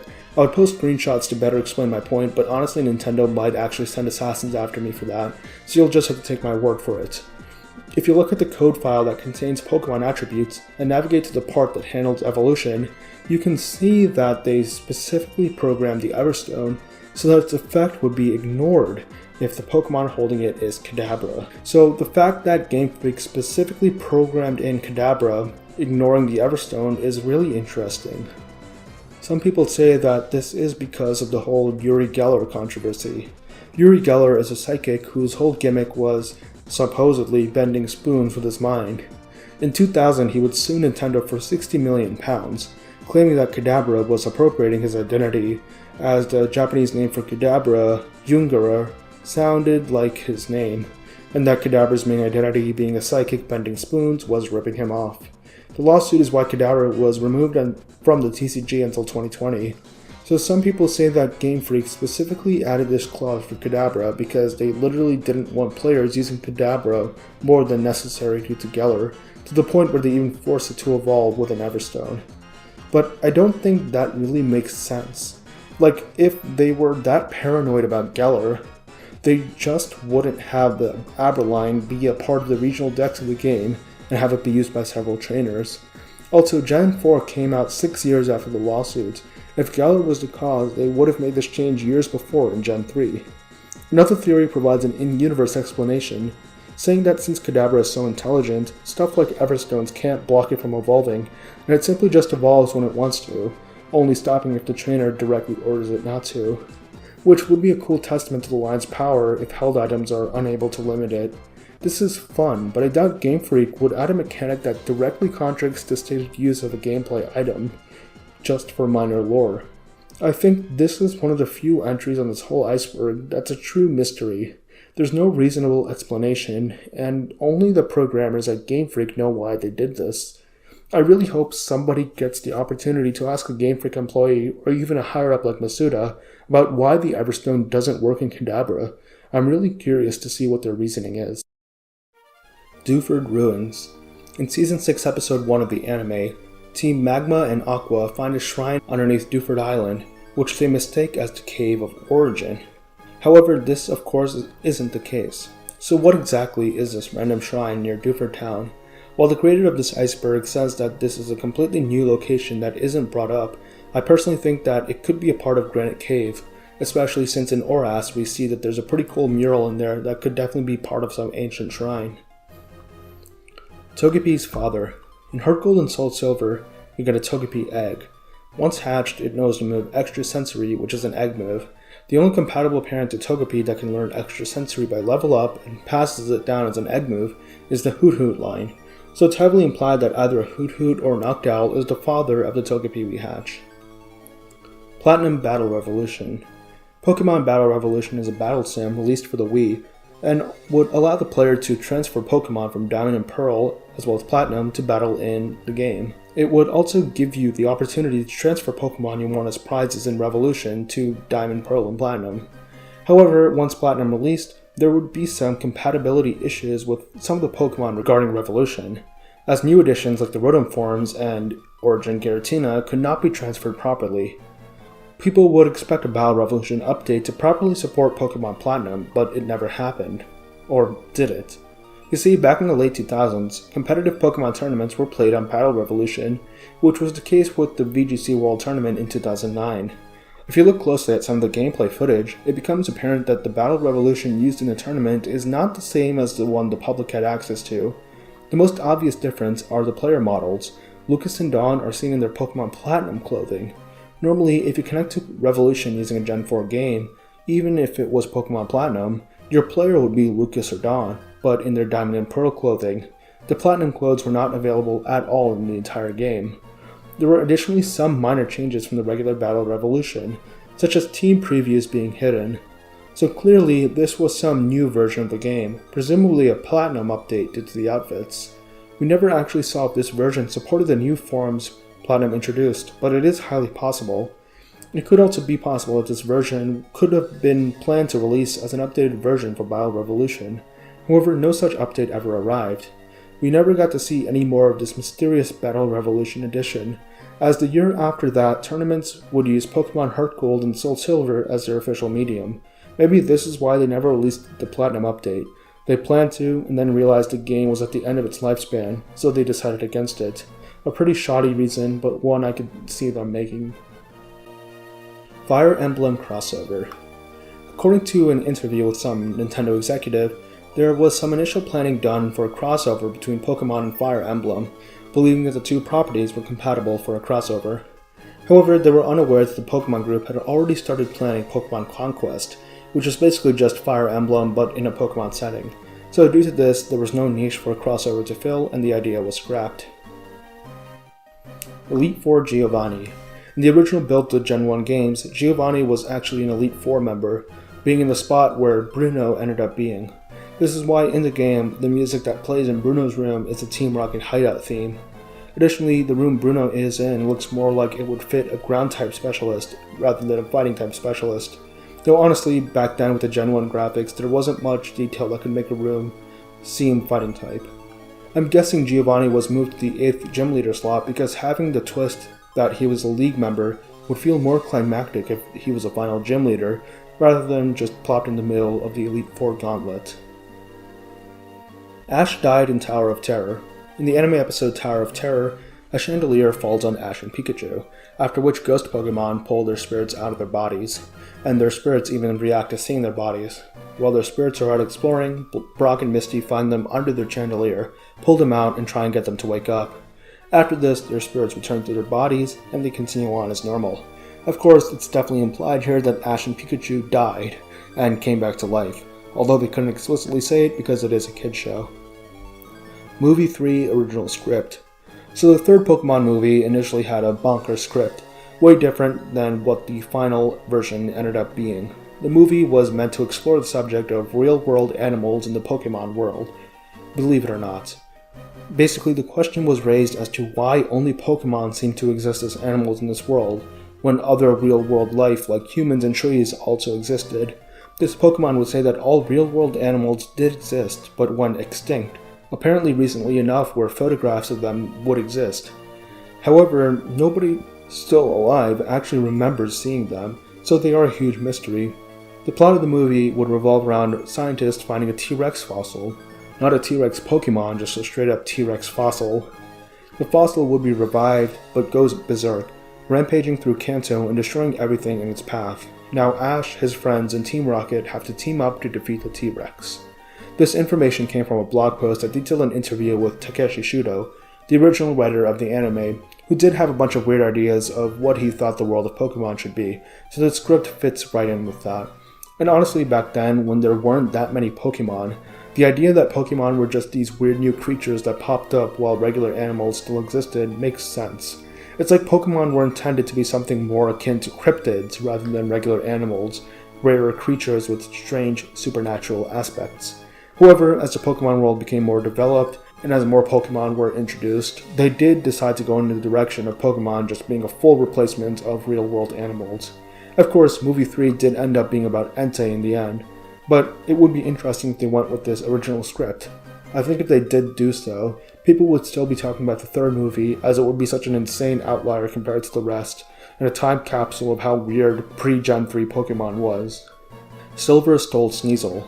So it's common knowledge that in the Gen 2 games, Silver steals his starter Pokemon, the one who's stronger against yours. However, Silver stole another Pokemon from a man named Kirk in Cianwood City, who tells you that he was bullied by Silver into giving up one of his Pokemon. Kirk actually does end up giving the player a Shuckle, which is cool. But what Pokemon did he give up to Silver? Well, through inference, it's easy to see that the Pokemon Silver stole was Sneasel. First of all, Sneasel can't be found in Johto. It can only be found in Mount Silver, only accessible to high-level trainers. However, Silver was able to get a Sneasel way before that point. In fact, the first time he uses one in battle is after Cianwood City, when he would have stole Sneasel. And it's also supposed to be a reversal of the starter situation. While Silver stole the starter strong against yours, He actually stole the Pokemon that has a weak type matchup against yours. Shuckle's Bug Rock typing is super effective against both of Sneasel's types, Dark and Ice. So yes, I think Silver stole Sneasel from Kirk. Honestly, I feel like a lot of people wish he decided to steal Shuckle instead, since many more people would have liked to have been gifted Sneasel by Kirk. As much as I love Shuckle, even in the Johto remakes, it's completely inviable to use in an in-game playthrough. What a shame, Silver definitely picked the right Pokemon to steal. Hilbert and Hilda died. A dark entry to end off this layer. We've got the theory that the protagonist of Black and White 1, either Hilbert or Hilda, died in the time period between Black and White 1 and Black and White 2. There are two pieces of evidence for it. The fact that they are missing in the sequels, as well as their mother's dialogue in the sequels. First of all, despite being direct sequels to Black and White 1, Black and White 2 do not feature the original protagonists at all.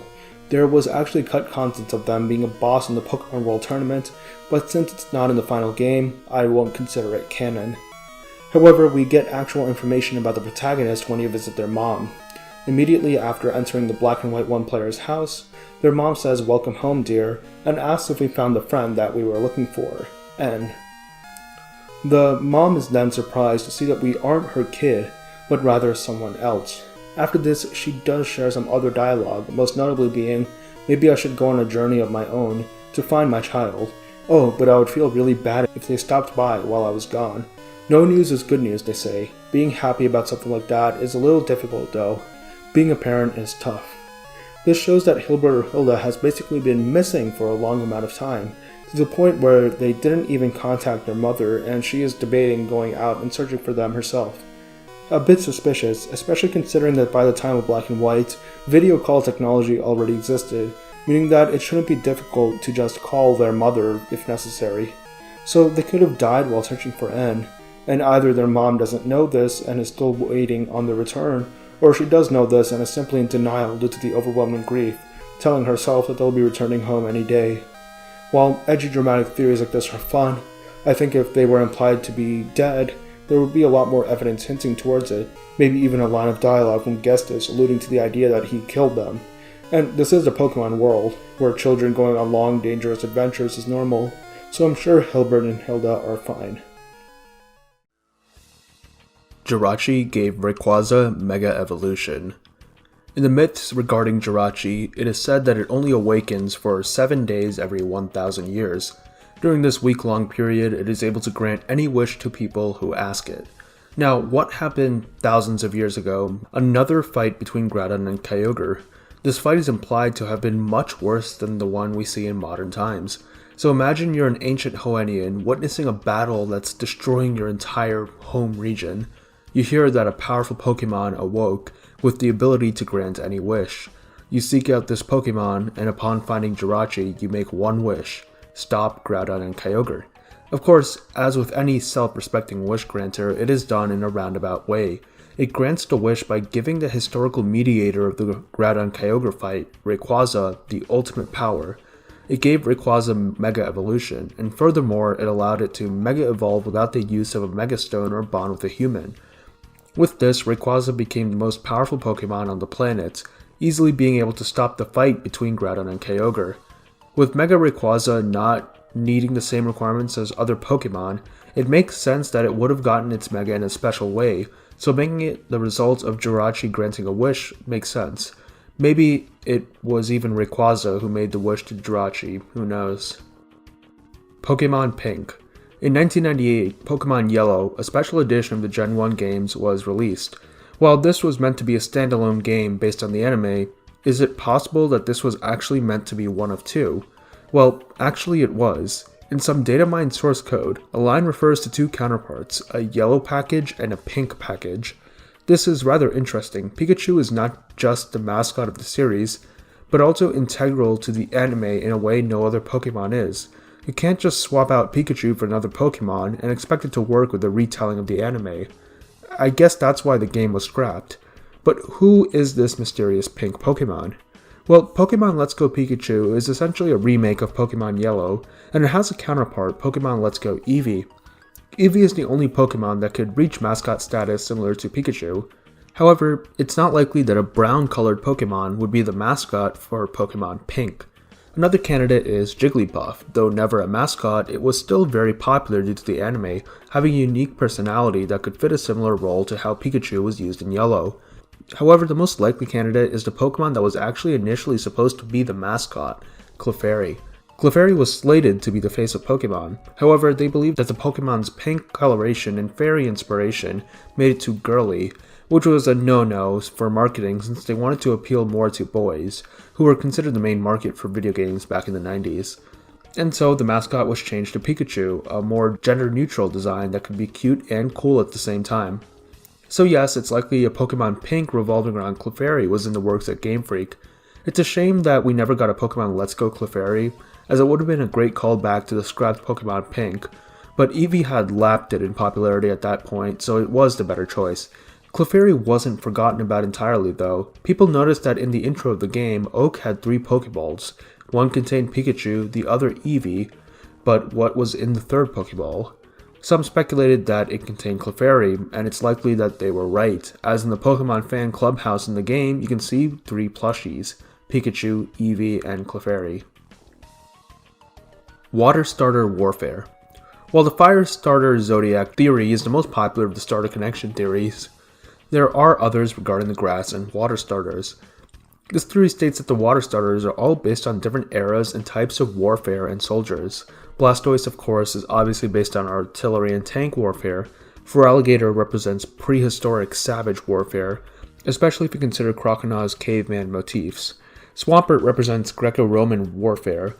The frills on their body resemble the crests on classical-era Mediterranean helmets, and Hoenn does take some inspiration from the Mediterranean as a whole. Empoleon, of course, is based on the Napoleonic era of warfare, and could represent military commanders and strategists. Samurott is obviously a samurai, while Greninja is obviously a ninja. Inteleon is a sniper, and Quaquaval could be some sort of ceremonial guard. Of course, this theory is a bit of a stretch for a few of these examples, like Feraligatr, Swampert, and Quaquaval, and I didn't even touch on Primarina, since there's no way it fits this theory. Any attempted explanations I saw online were absolutely ridiculous, but a lot of them do surprisingly fit this theme, so I don't think the person who formed this theory was completely insane. Grass Starter Extinct Animals.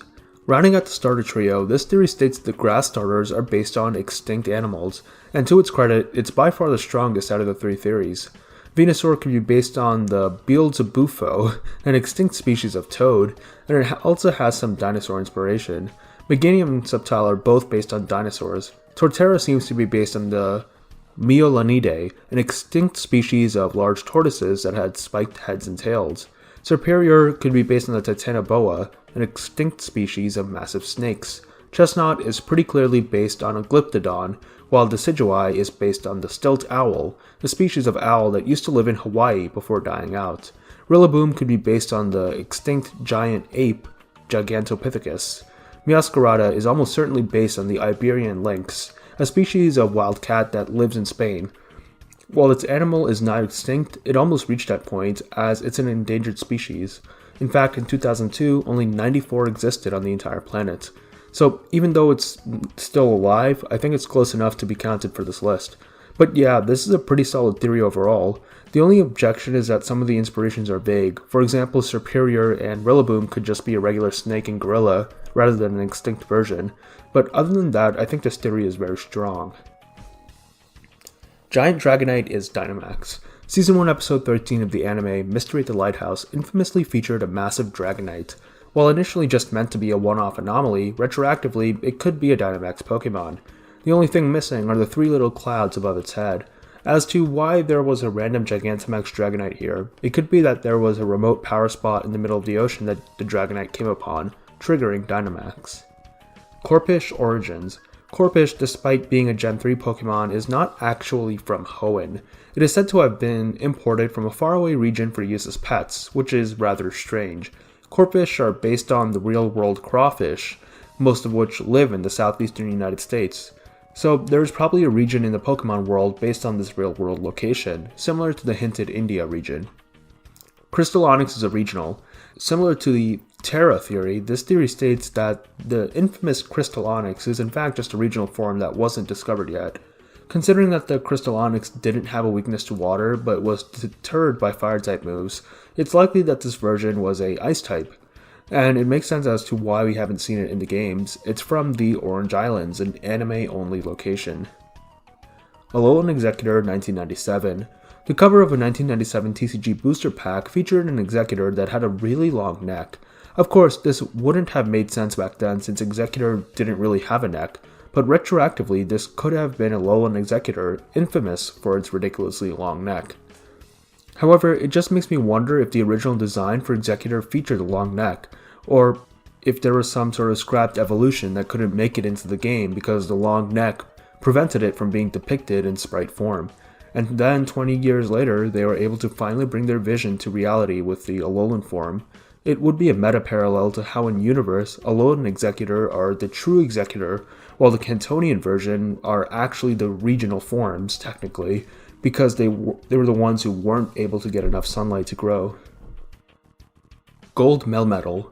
In Let's Go Pikachu and Eevee, if you take your Melmetal to Cerulean Cave and have it stand near the crystals, it turns gold. While this could be some weird lighting bug, it's a bit strange that it only happens near the crystals, though it's possible that it's a lighting interaction specifically with the light given off by the crystals.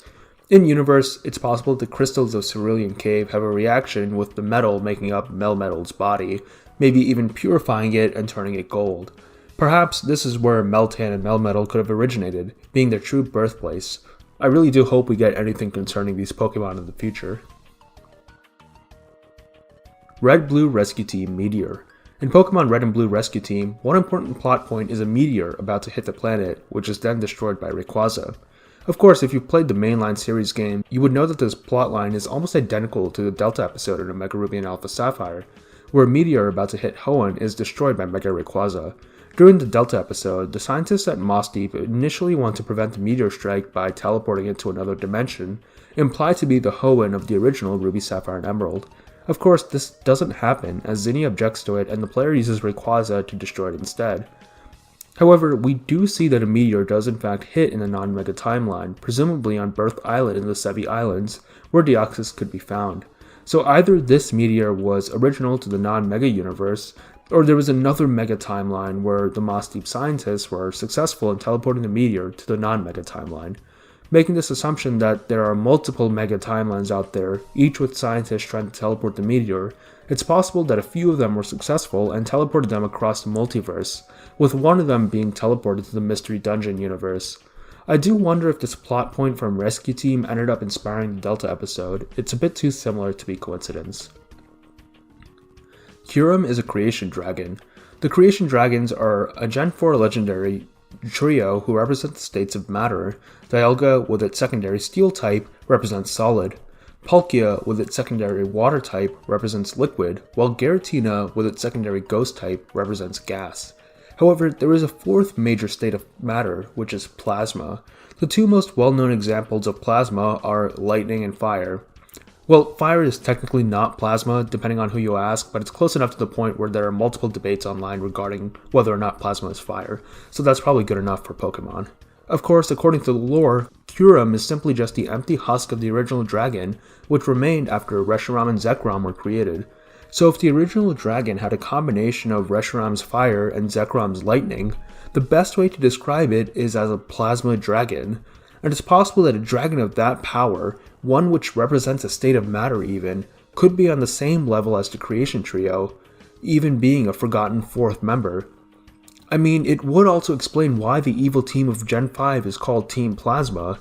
It seems like a rather oddball name that doesn't really fit the team's goals on the surface, but given that Ghetsis' plans in both Black and White 1 and their sequels involved using the power of both Reshiram and Zekrom, perhaps he knew that when both of them combined into Kyurem, it would become the Plasma Dragon, and he named the team after that. Oswald scanned fairies. In episode 62 of the anime, a scientist named Oswald has a scanner that supposedly detects aliens. He uses it on two Pokemon, Clefairy and Jigglypuff, and it identifies both as alien. However, it also detects Misty as an alien, so the protagonist read it off as bunk, which it likely was. While the Clefairy do turn out to actually be alien, this doesn't explain why the Jigglypuff, as well as Misty, set off the device. However, what if the device didn't really detect aliens, but rather fairy types? The scanner detected fairies as alien, as fairies were not discovered to be a part of the local ecology at this point in time. Both Clefairy and Jigglypuff are fairies, which were previously classified as pure normal types, so it makes sense as to why the scanner would detect them. But why Misty then? Well, this episode took place after Misty received her Togepi, which is another future fairy type.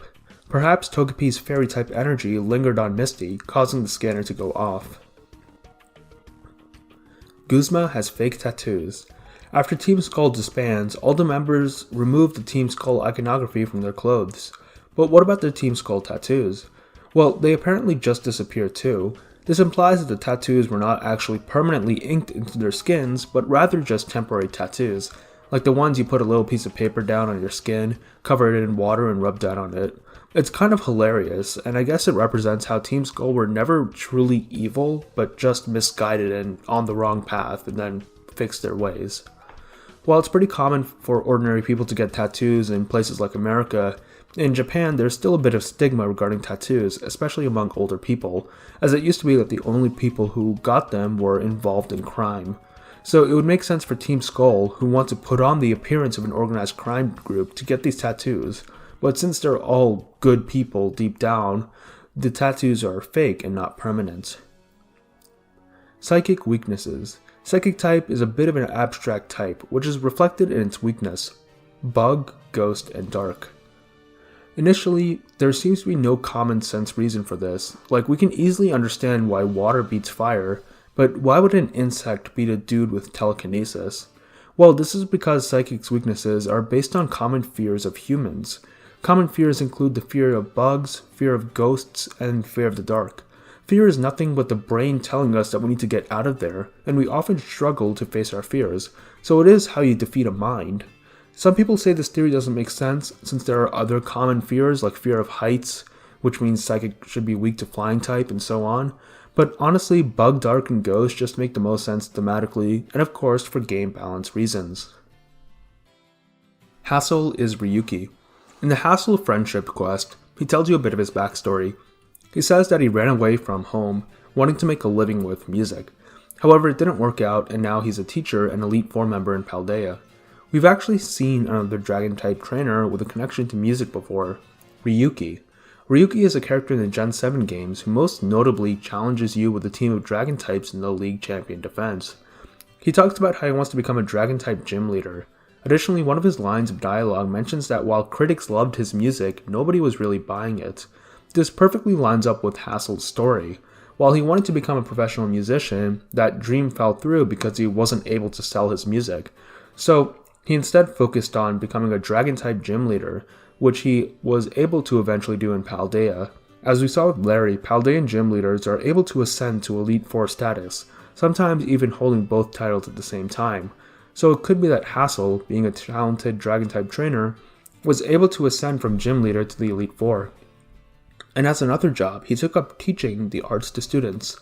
While in the games, we only ever see him teach visual arts like painting, music is a part of the arts, and it's entirely possible he also teaches a music course that we don't ever see in the game.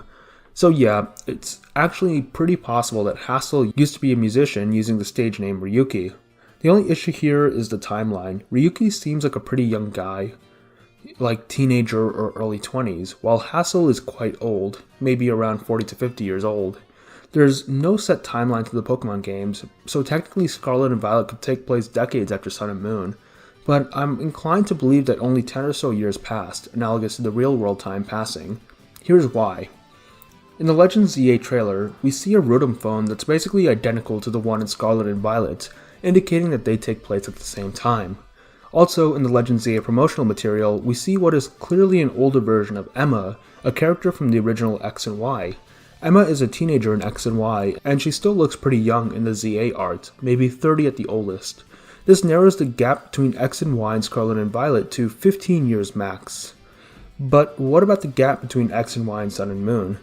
Well, there are characters shared between the two games, Dexio and Cena, who don't seem to age at all between their appearances, maybe 1 to 3 years max. So, this means that it's likely that the time gap between Gen 7 and Gen 9 is around 10 years. If we assume that Ryuki, like many rockers, tried to hang on to their youth, maybe he could be around 30 years in Sun and Moon, which would put him in his early 40s in Scarlet and Violet. And yeah, that's reasonable. The only discrepancy that I can find is that Ryuki is right-handed, while Hassel is left-handed, but maybe he's ambidextrous. Honestly, I'm going to accept this theory as my headcanon going forward. Clara Photoshop. In Clara's lead card, it initially seems like she's just taking a selfie. However, we can see that something is afoot by looking at her slowbro in the background, which is unnaturally distorted. Usually, you'll see warping and unnatural curving like this on social media posts, where influencers use Photoshop or some filters to change their body image, typically to enhance their curves. If you look at where the distortion is on Clara's card, it becomes clear that she's editing the image to make her chest look bigger. It's a hilarious detail and completely in character for her, since she's a complete narcissist obsessed with how she looks as well as her popularity, but is in reality insecure about herself deep down. She would totally Photoshop herself to make herself seem more attractive by her standards in an attempt to gain more attention. Wonderful detail to include on Game Freak's part, great characterization. Tate, Liza, and Phoebe. This theory states that Tate and Liza are the cousins of the Elite Four member Phoebe. In the manga, they are the grandchildren of the Guardians of Mount Pyre. Additionally, Phoebe is shown to be the granddaughter of a Mount Pyre Guardian.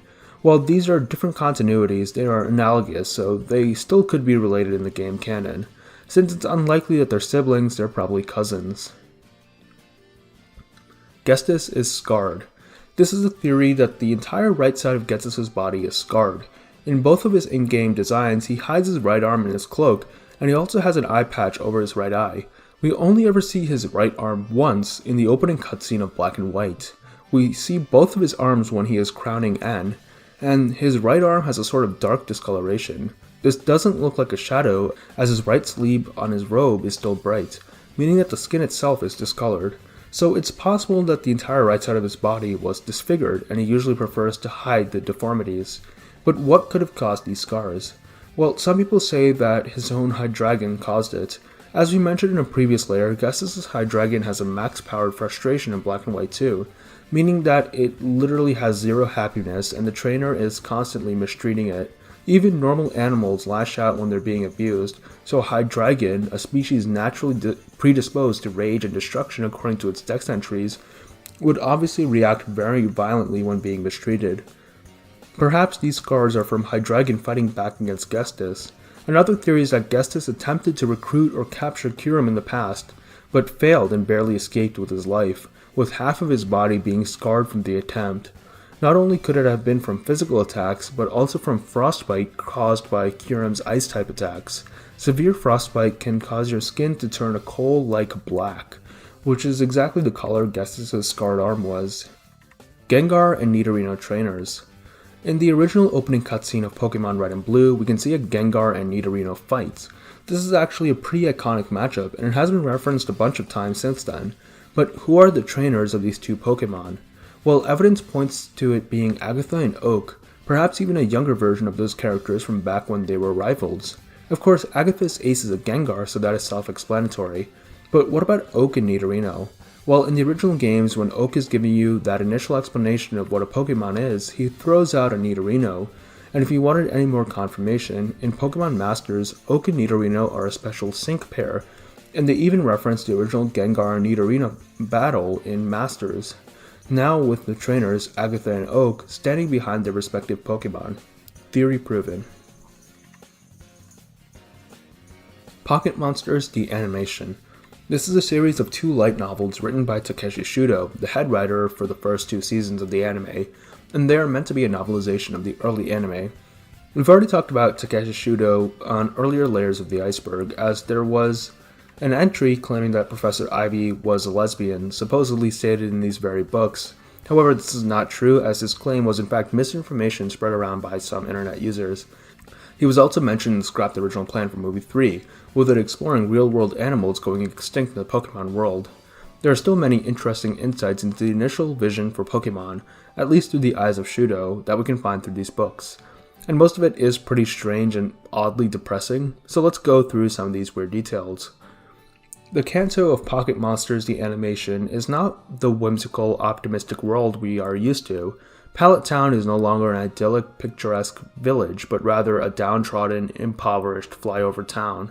Basically one of those American rural factory towns that are barely surviving now after the factory shut down. The only thing to do in Pallet Town that's worth your time is figuring out a way to get out.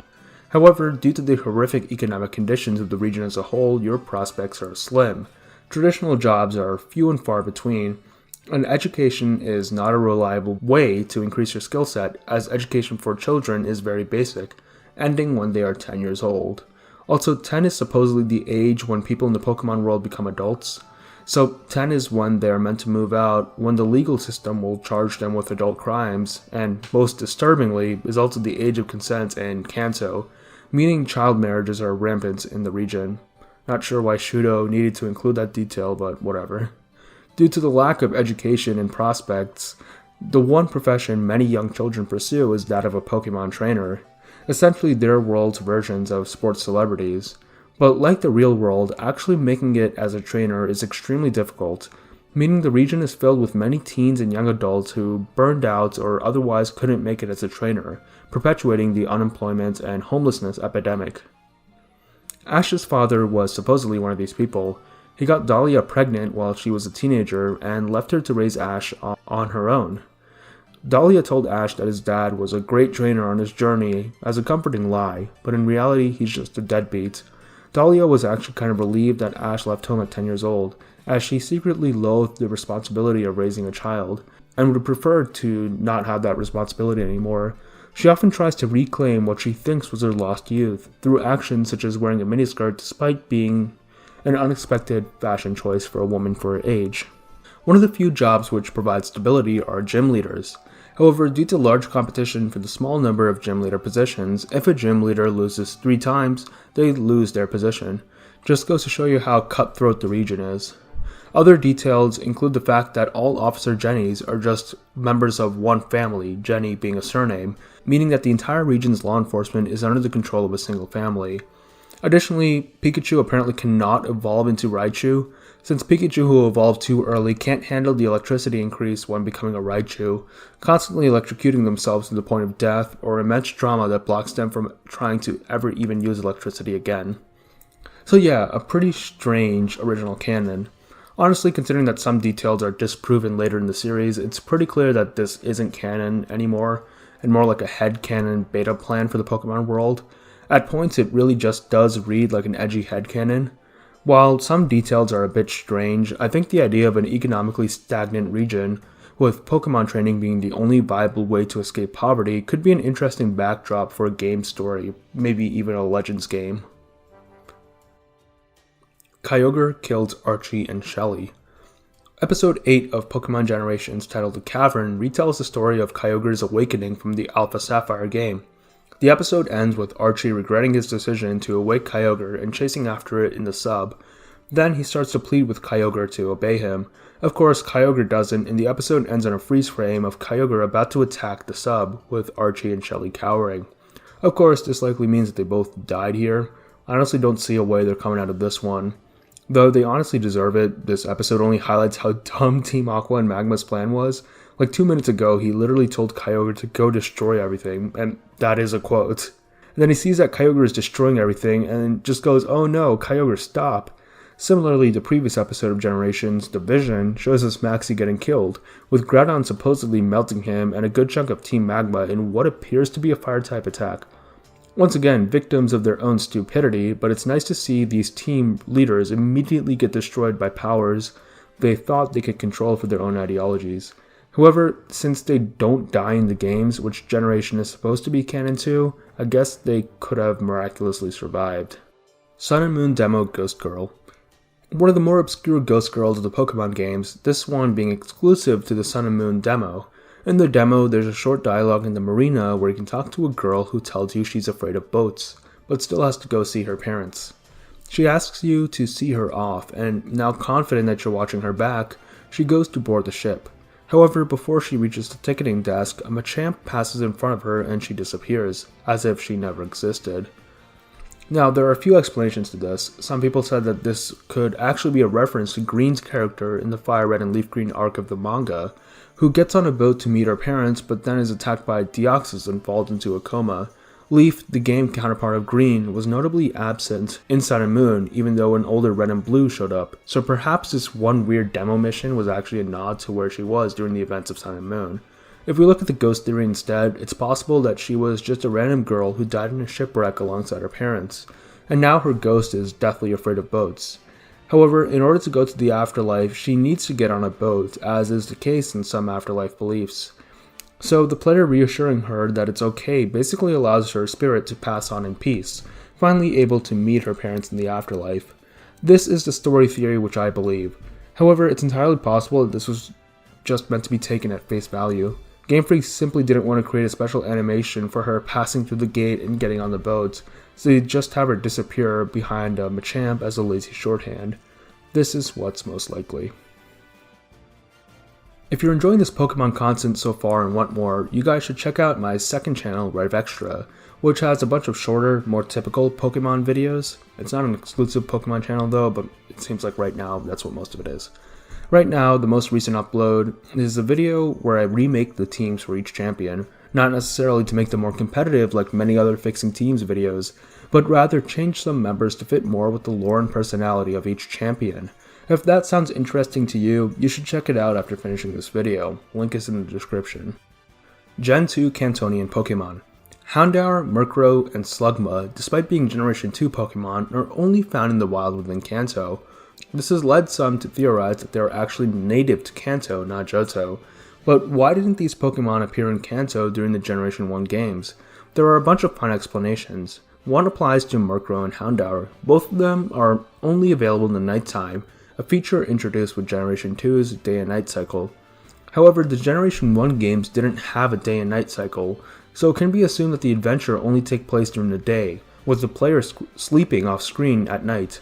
So they didn't even have a chance to find Houndour and Murkrow since they were always inside sleeping when those Pokemon came out. But what about Slugma? Well, they could have appeared due to an environmental change. Between the Gen 1 and 2 games, the volcano on Cinnabar Island erupted. So either the new abundance of lava in the area attracted the Slugma, or the Slugma were literally living in the volcano, and the eruption launched them everywhere, with some landing in the south of mainland Kanto where they are found today. Additionally, it could be possible that these Pokemon have a habit of seasonal migration. Maybe the Gen 1 games took place in a time of year where these Pokemon are elsewhere, while the Gen 2 games took place in a time of year where these Pokemon have migrated to Kanto. Kind of like how Canadian geese are only found in northern Canada in the summer and in the southern US in the winter due to their migration patterns. Relicanth is the perfect life form. Relicanth's Pokédex entries emphasize the fact that it has remained unchanged for over 100 million years. If it was able to survive that long without needing to evolve in the Darwinian sense, it would mean that it's literally perfect for its environment and does not need to change at all, as any genetic mutations would make it actively worse off.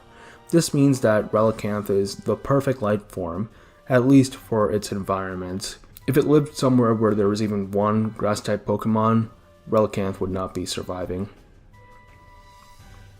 Channelers are possessed. This is more of an overlooked fact than a theory, but basically channelers are a trainer class in Pokemon, typically only in the earlier generations, which allow ghosts to possess them. This is explicitly stated, as in some cases after you beat a channeler, they apologize to you, saying that they were possessed. However, who exactly is possessing them? One would say the Ghastly line, however, they are never shown to actually have the power to possess people. Considering that in some languages they are called mediums, it is possible they actually act as vessels for actual human ghosts who try to communicate with the mortal world. Mega Flygon designs. Game Freak have stated that they were working on adding Mega Flygon in Generation 6. However, they faced artist block while doing so and dropped it from consideration. Flygon is a fan favorite Pokemon, and many people were and still are awaiting a Mega Evolution for it and are mad that it didn't get one. The theories that come from this are twofold. First, if they were at least working on a Mega Flygon design, there are probably, at the bare minimum, some sketches or concept art of a potential Mega Flygon that we have yet to see. Unfortunately, these were not found in the Terra leak that happened recently, where a bunch of Game Freak's internal documents got leaked and we saw a bunch of scrapped and beta designs for Pokemon. While the Terra leak did show us betas for some Generation 6 Pokemon and Megas, including concept art for a completely scrapped Mega Jinx, Mega Flygon was not referenced at all. However, the Terra leak may offer another perspective on why Mega Flygon was never released. You see, I never really bought the artist block explanation. Like, to be honest, the bar for a Mega design is really low. Mega Sharpedo and Mega Aerodactyl are not exactly groundbreaking designs. So, the fact that they'd go through multiple iterations of Mega Flygon and decide that all of them were not good enough to make it in the game doesn't add up. However, there's another seemingly unrelated fact in the Terra leak. There was initially supposed to be a flying type evolution in Sun and Moon, but it was scrapped as the designs were too similar to fan-made designs. With Mega Flygon also being a highly anticipated Pokemon, it's entirely likely that as soon as Megas were announced for X and Y, Mega Flygon fan art was flooding the internet. And Game Freak's art block was not because they couldn't figure out a good design for Mega Flygon, but rather they couldn't come up with a design that was distinct enough from the boatload of fan-made designs being posted to the internet. Honestly, once I read that Game Freak scraps Pokemon too similar to fan-made designs, every time I see a really cool fake Pokemon design online, I get a little sad because it means that the Pokemon design or something similar may never get added to the game. Eternal Flower Floette event. A reminder that this iceberg was made before Legends ZA was announced, because now of course we know that there will be an Eternal Flower Floette made available in Legends ZA. They'll probably do the same thing as Enamorus in Legends Arceus. Since both AZ and Floette are immortal, AZ will be like, yeah, you can take Floette, I'll pick her up in like 80 years when you die. However, this theory is regarding how the AZ Floette was supposed to initially be distributed, as the code for the Pokemon was included in the Gen 6 and 7 games alongside an exclusive move. However, I don't think it was anything special. Most distributions during that time period were just done through GameStop codes for mystery gifts, so it's likely that they would have done the same for AZ's Floette, which is pretty lame. Say what you want about Scarlet and Violet, one thing that they did correctly was giving us an entire hour-long epilogue to the overarching story that also served as an entire event to catch Pecharunt. If mythical distributions in the future are similar to how they were in Legends Arceus and Scarlet and Violet, it is 100% a step in the right direction compared to older entries in the series. Wigglytuff is evil. Even as a kid, I thought that Wigglytuff in Pokemon Mystery Dungeon 2 was super suspicious. Wigglytuff is the leader of your guild in Pokemon Mystery Dungeon 2, and on the surface, he seems to be an aloof, incompetent, and unserious character. However, there's a bit of a dark side to him, since his personality could just be a front, and he does have a short temper, berates the guild members, and will get so scary if he doesn't get his perfect apples to the point of guild members actively fearing the occasion. He has a history of, and still is, a legendary explorer, despite seemingly being a complete idiot. Additionally, the way the guild is set up, the explorers only get 10% of the reward money, while the rest presumably goes towards guild leadership such as Wigglytuff. And there are a couple other strange details, such as the fact that Wigglytuff's idol and mentor when he was a young Igglybuff was an outlaw Armaldo. Additionally, while doing a test for the player to graduate from the guild, he basically calls himself the Grand Master of all things bad. And while he was playing a character, it is still an odd choice. The creator of the iceberg said that they think that Wigglytuff within the story seemed to coincidentally be at the right place at the right time too often, and that he actually was a mastermind, at least partially, of a lot of the events in the game. However, I don't think that this is the case. I think that he's an incredibly shady and partially insane character, running a guild unethically, but not someone who's straight up evil and a mastermind of everything in the game. Rotom Dex is unreliable. That Pokemon! Let's find out. Drenna, the bike Pokemon, a water and rock type, and I don't know. While we've always talked about how Pokédex entries were wild and unreliable on this iceberg, we have to pay special attention to the entries in Generation 7. For some reason, the blurbs in the Alolan Pokédex are absolutely insane, being a lot darker and brutal than prior entries.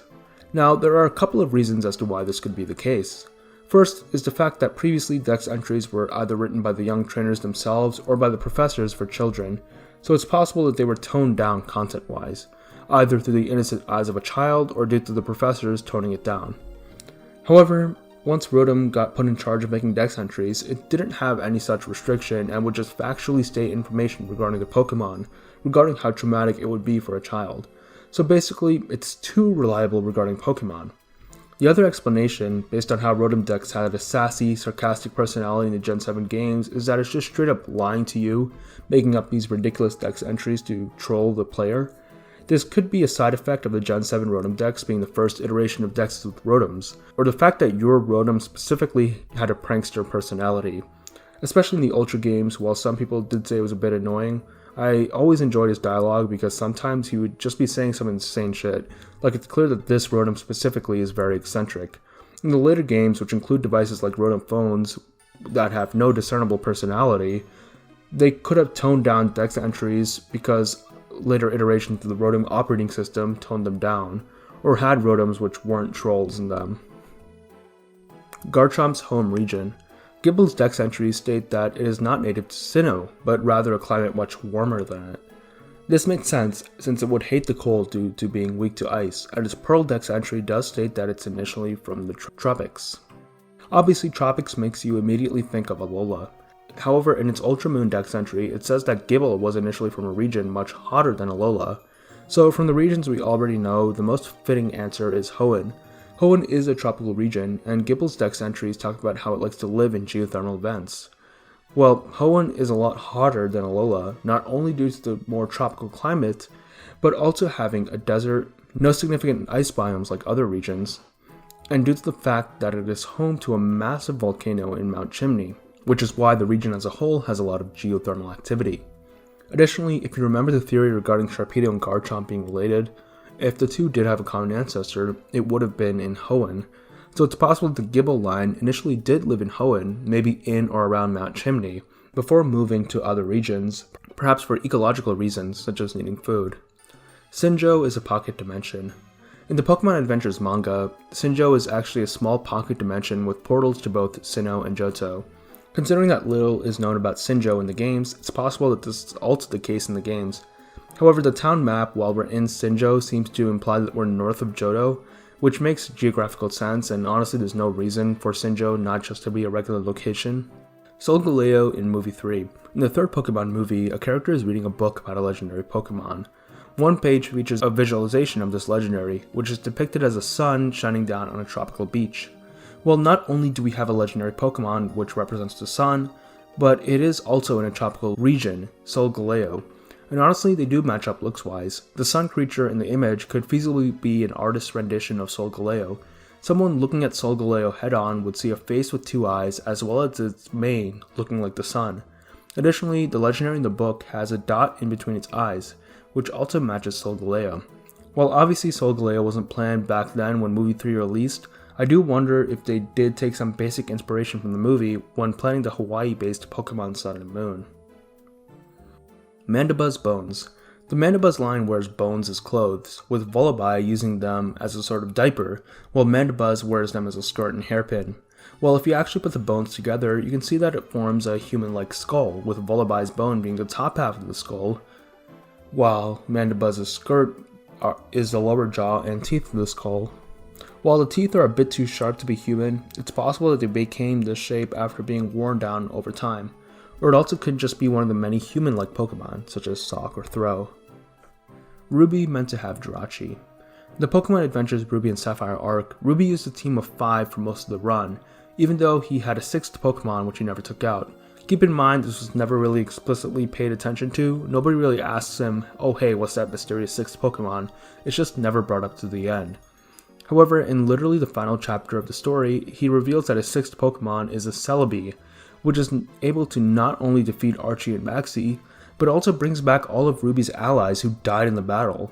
This is considered one of the worst endings of any arc in the series, since it's all resolved by a literal deus ex machina. Additionally, it's unknown why Celebi joined up with Ruby. While the character did move from Johto to Hoenn before the events of the story, he didn't purposefully catch it. It rather just joined willingly, and he never mentioned it. This is also considered egregious since Celebi does appear in the Gold and Silver arc, where one of its defining traits is that it's elusive and extremely difficult to contain, with people trying for years and needing the special GS ball to do so. So just having it be in a regular Pokeball for Ruby was a bit cheap, even if it is implied that Celebi joined him willingly. However, there is a theory that initially Ruby's 6th Pokemon was not Celebi but rather Jirachi. Now don't get me wrong, if Jirachi replaced Celebi, the writing here would still be horrendous. However, Jirachi does fit nicely. First of all, it's Hoenn's mythical, so it makes more sense to feature it in the Hoenn arc over Celebi, a Johto Pokemon. Since Jirachi is the wish-granting Pokemon, it would have the power to do what Celebi did, as Ruby would just need to wish to defeat Archie and Maxie, and then wish to bring everyone who died back to life. And since Jirachi didn't have any previous storylines, it wouldn't be as bad to introduce it, rather than bringing back Celebi. However, maybe the authors had the opposite reasoning as to me, that they didn't just want to bring a random Pokemon in for the finale, but one which readers would already be attached to. Additionally, some people say that since Celebi was previously established to be so hard to obtain, the fact that Ruby was worthy enough to command one was a hype reveal, even though it wasn't really foreshadowed. But then again, Pokemon Adventures is not exactly intended to be the bastion of good consistent writing, but rather a fun canvas for some authors to write and draw stories about Pokemon. Mecha Mewtwo. Mecha Mewtwo is a robotic Pokemon created by Giovanni in the Pokemon Live musical. It is said to be the most powerful being in all existence, being able to not only learn any moves, but also use it with amplified power. Giovanni plans to use it to conquer the world, and it's seemingly unstoppable until regular Mewtwo shows up and attacks it with a psychic attack of love. With Mecha Mewtwo now understanding love, it realizes what it's doing is wrong, and grabs onto Giovanni and uses self-destruct. While Giovanni is able to escape and live, Mecha Mewtwo is destroyed. So this theory here is that it's unknown how Giovanni created this thing, whether it's even considered a Pokemon, and a bunch of the finer lore details regarding it. But let's be honest, this was never meant to be thought about in any capacity beyond it's an evil, powerful bad guy. Like, this play was running back in 2000 and 2001, which was when even Game Freak didn't even have a concrete idea of what they wanted Pokemon to be. So some playwrights who only had a basic gist of the anime would not really care about lore or continuity. Like, this play isn't even canon to the anime, it's an entirely standalone thing. However, I will say it would have been really cool if one of the special enemies in Black and White 2's Pokestar Studios was Mecha Mewtwo. The cheesy action movies you're making in Pokestar Studios are exactly like Pokemon Live, and the design of Mecha Mewtwo would fit perfectly with the weird movie monsters you fight in Pokestar Studios. Volcanion is man-made. Very self-explanatory, Volcanion may be a man-made Pokemon. Design-wise, while it is animalistic, it also has artificial elements which could indicate that it was created by humans. Additionally, in one of the anime movies, it has special knowledge and ties to Magearna, another man-made mythical, so it's possible that Nicola, the person who created Magearna, also built Volcanion. Additionally, Volcanion in the movie needs to refill its water manually, which is weird because most water types just have the ability to create water, so this is another supporting piece of evidence for it being artificial. Mount Silver Forest. In the original build of Gold and Silver, as seen in the Space World demo, it seems like there was a forest in the area right before the entrance to Mount Silver. It also looks like Mount Silver was right above your starting town, which, fun fact, was called Silent Hill. But yeah, not only was Mount Silver's location changed, which I guess is reasonable considering the entire map was hugely changed and shrunk in scope, but the forest area was removed, which is less explainable. The final game still has an area for the entrance of Mount Silver, but no forest. While this could have just been a random change, a far-out conspiracy says that it was removed because it was based on the Aokigahara forest. Well, it makes sense that the town right next to it would be called Silent Hill, because Aokigahara forest land, being made out of porous volcanic rock, makes the dense forest absorb sound very well, creating a sense of silence and solitude. Possibly due to this, the forest has a mythical reputation for being a home of ghosts.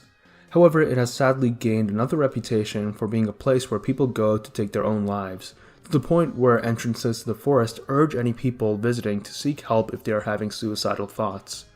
Yes, this is the same forest where Logan Paul shamelessly filmed his video of a dead body.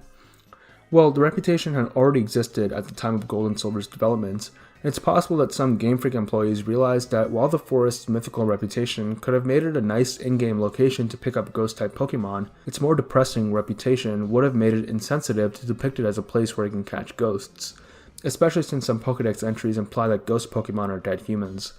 So this is why they changed it, though this could also be why Misdreavus is still only found in Mount Silver in the final game. Honestly, the original Gold and Silver map looks super interesting. It's based on the entirety of Japan rather than just one part of the region. If you look closely, you can see that the entirety of Kanto has just been shrunk down to one city. This of course was due to the fact that they thought Gen 2 would be the last game. so they made a map representing all of Japan to provide a sense of finality and grandeur. But once they realized they were going to be making more Pokemon, they narrowed the scope of the map to be the area right next to Kanto. While some elements of the original made it into the final Johto game, there were some really cool areas and landmarks that were scrapped, which is sad. Duel Lost Island Hotels. Pokemon Duel is a weird mobile game released in 2016. The game takes place on an island with a tournament of 9 hotels, each with a hotel boss owner. However, only 6 of the owners are known, as the development for the game ended before it could be fully finished. This means that the bosses of the 7th through 9th hotels, titled the Labyrinth, La Galleria Luna, and the Blue Planet, will never be known, even though somewhere deep in Pokemon's offices they have the files for them. Abandoned media like this makes me feel kind of sad. Sure, I've never heard of this game before researching this entry, but clearly there were some people who had fun playing it and miss it. There's actually a Pokemon Duel subreddit with over 13,000 members, yet it's obviously dead now. One of the most recent posts is of someone saying that they had a dream where the game was going to be brought back with the next Pokemon Presents, and all the comments were saying that they all shared that dream. That's how you know a fandom is in a really bad state. Volcanion and Johto and Sinnoh. In Omega Ruby and Alpha Sapphire's TV Marvel, a broadcast states that Brandon has left to explore Kalos, Sinnoh, and Johto in search of Volcanion. Volcanion is a Kalos native Pokemon, so looking there makes sense. But Johto and Sinnoh are kind of out of left field, as Volcanion has never been implied to live in those regions at all. I guess with Sinnoh you have the Fuego Ironworks, which is a pretty fitting place for a Volcanion, but Johto really doesn't have an equivalent. However, some death entries state that Volcanion does live in mountainous areas, and Johto is pretty mountainous, so I guess that's the reasoning for looking there. Pikachu leaving anime. If you're this far down the iceberg, you definitely know about episode 38 of the anime Electric Soldier Porygon, which caused adverse health effects like seizures in many people who watched its initial broadcast, due to the flashing strobe lights in the episode. The widespread reports of seizures as well as subsequent backlash caused the anime to go on a 4-month hiatus, and once it came back, Porygon as well as its future evolutions would never be featured in the game again, besides some minor background cameos. However, many people would object to the Porygon line's exclusion from the anime, as in the actual episode it wasn't Porygon who was responsible for the epilepsy-inducing flashing, but rather Pikachu. Even Pokemon themselves tweeted in 2020 that Porygon did nothing wrong, clearly referring to the fact that it was a scapegoat for something that Pikachu was responsible for. But obviously you couldn't just remove Pikachu, the mascot of the franchise and core of the anime, from the show, right? Or did they? You see, after the 4-month hiatus, the first episode to air was Pikachu's Goodbye.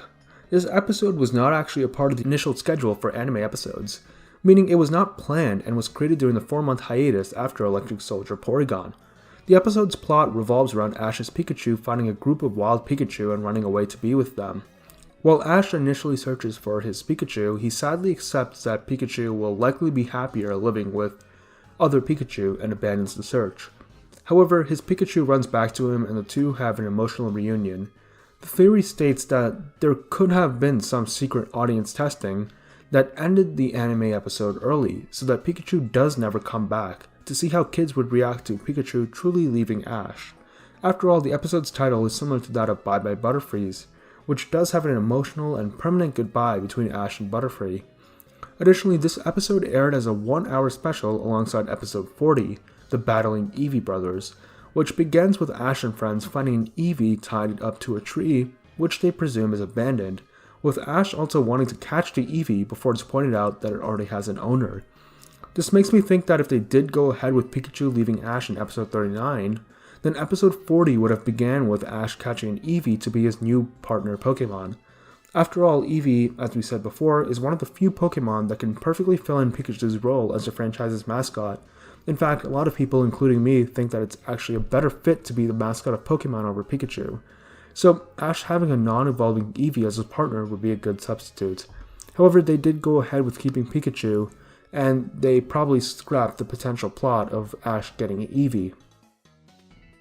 The only thing that disproves this theory, really, is the fact that Pokemon would be willing to abandon Pikachu as a mascot.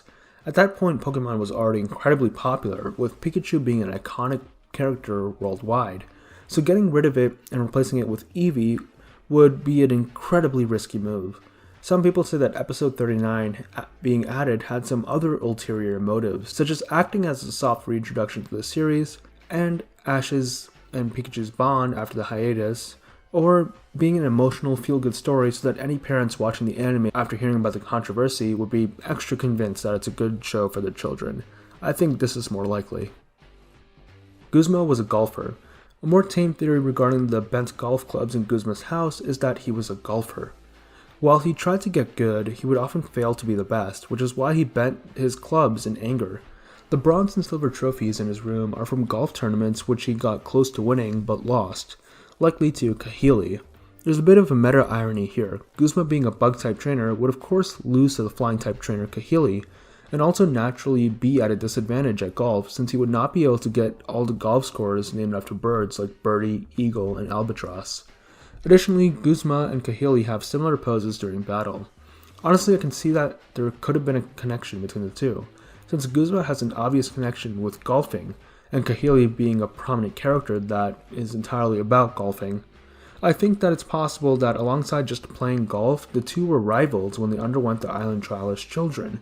Obviously, Kahili was a winner between the two, as she not only had the type advantage, but also Kahili was a good enough trainer to have Kukui approach her to be an Elite Four member.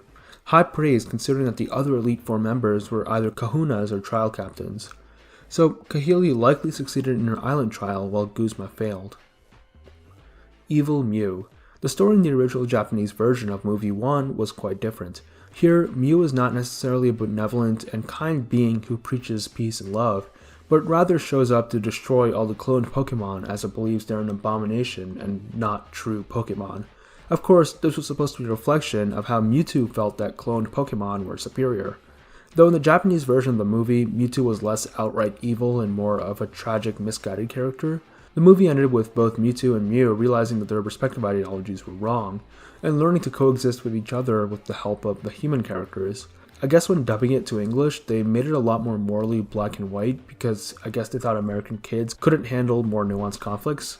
But even though the idea of a sinister Mew is interesting, I'm not sure it would be the best way to handle the conflict in the story. The idea that something as cute and innocent looking as Mew was harboring murderous intentions just seems wrong to me. Jenny and Joy are uniforms. Pretty simple theory here. It's that instead of Officer Jenny and Nurse Joy's all being some weird clones or sisters, it's just that the name and hair are also part of the uniform for being an officer or nurse respectively. Like, if you wanted to become a nurse in the Pokemon universe, you not only had to wear the clothes, but also the pink wig, as well as to take the name Joy on the job. It may seem weird to us, but since the Pokemon world would have a different culture, it could make sense in universe. Hao's father. I swear, half the theories in this iceberg are speculation about characters' fathers. Hao's father is also never shown in the games, but we do know he's somewhere near Kanto because he was tired of living in his father, Hala's, shadow. So many people believe that Hao's father is Bruno, the fighting type Elite Four member of the Kanto region. Unlike other candidates, he could feasibly fit the age range for being Hao's dad while not having any other aspects about them which would disqualify them. While Chuck from Johto has a greater visual similarity to both Hala and Hao and lives close enough to Kanto, Chuck has a wife, so in order for him to be Hao's dad, he either previously divorced Hao's mom or has a second family that he keeps secret from his family in Alola. Team Rocket created Coughing. Coughing and Wheezing are interesting Pokemon. While they represent pollution of the air, they seem to have been deliberately designed and created by humans due to the crossbones symbol they have. But who could have created them? And why would anyone want to make anything like Wheezing? Well, let's say that they weren't trying to create Coughing, but rather create an artificial clone of Gengar. You see, Team Rocket would have loved to get their hands on the Ghastly line. Not only is it powerful and rare, but ghosts are also the perfect Pokemon for thieves, being able to pass through walls and turn invisible. However, in the World Generation 1 setup, it's implied that ghost Pokemon are incredibly difficult to use or even find.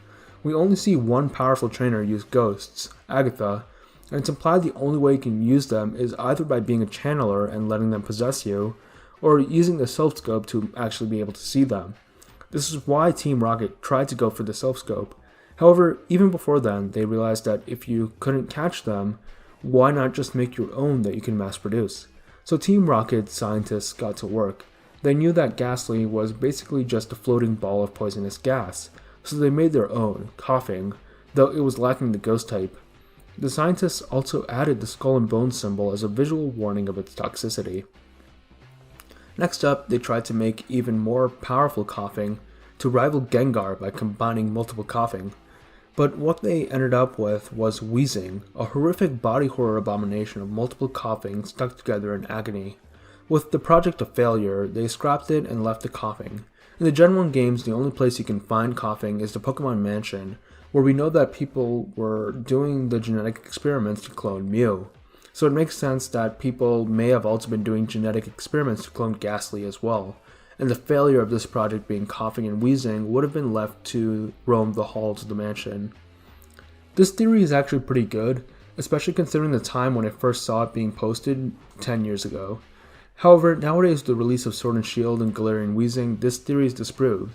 Sword and Shield's Dex entry states that Galarian Wheezing came about during the Industrial Revolution to counteract the pollution caused by factories, which means that Coughing existed for at least 100 years. In fact, in Legends Arceus, the Galaxy Team headquarters has a depiction of Galarian Wheezing on their chimney, meaning that the Coughing line definitely predates modern Team Rocket. Trainer's Choice never played Pokemon. Trainers, which one of these Pokemon evolves into Seviper? Okay, trainers, if you chose Arbok, you were right. Pokemon Trainer's Choice is a little bumper that plays between breaks of the anime, which asks questions about Pokemon, typically regarding type matchups, giving viewers 3 Pokemon and asking them which would be the best in a fight against a given Pokemon.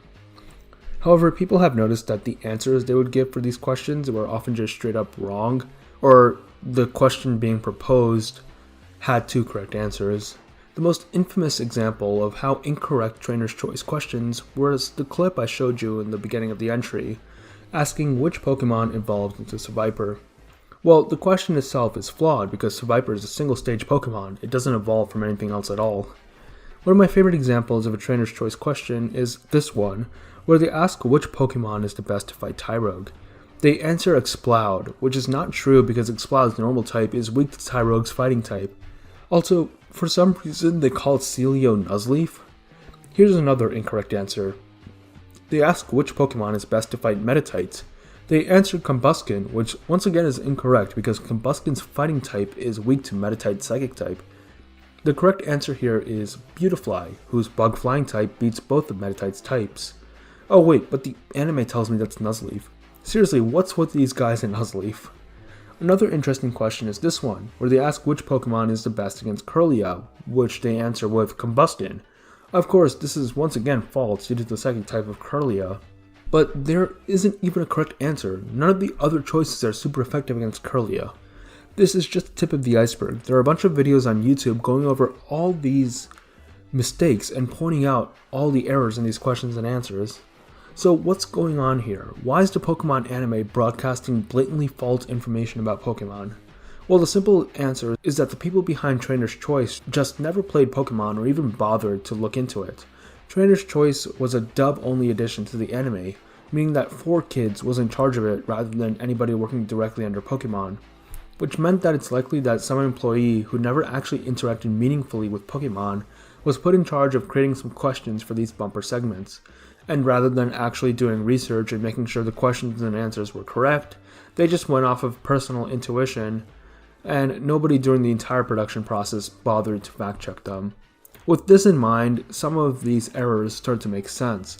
For example, someone who doesn't know about Pokemon may assume that the purple poison type snake would evolve into a crazier, more powerful looking poison snake. Or they also assume that Combuskin was a flying type due to being a bird, and thus would be powerful against Metatites. And since Kirlia is green, maybe it was a grass type. Other questions from Trainer's Choice seem to back this assumption that 4Kids thought that the Gardevoir line was a grass type. And so Combuskin's fire typing would be good against it, though I'm not sure why they still keep calling Pokemon Nuzleaf. People don't read past Red Chapter. Another real-world conspiracy, this states that a lot of people, especially YouTubers who talk about the Adventures manga, never read or even bother to research anything past the initial arc for Pokemon Red.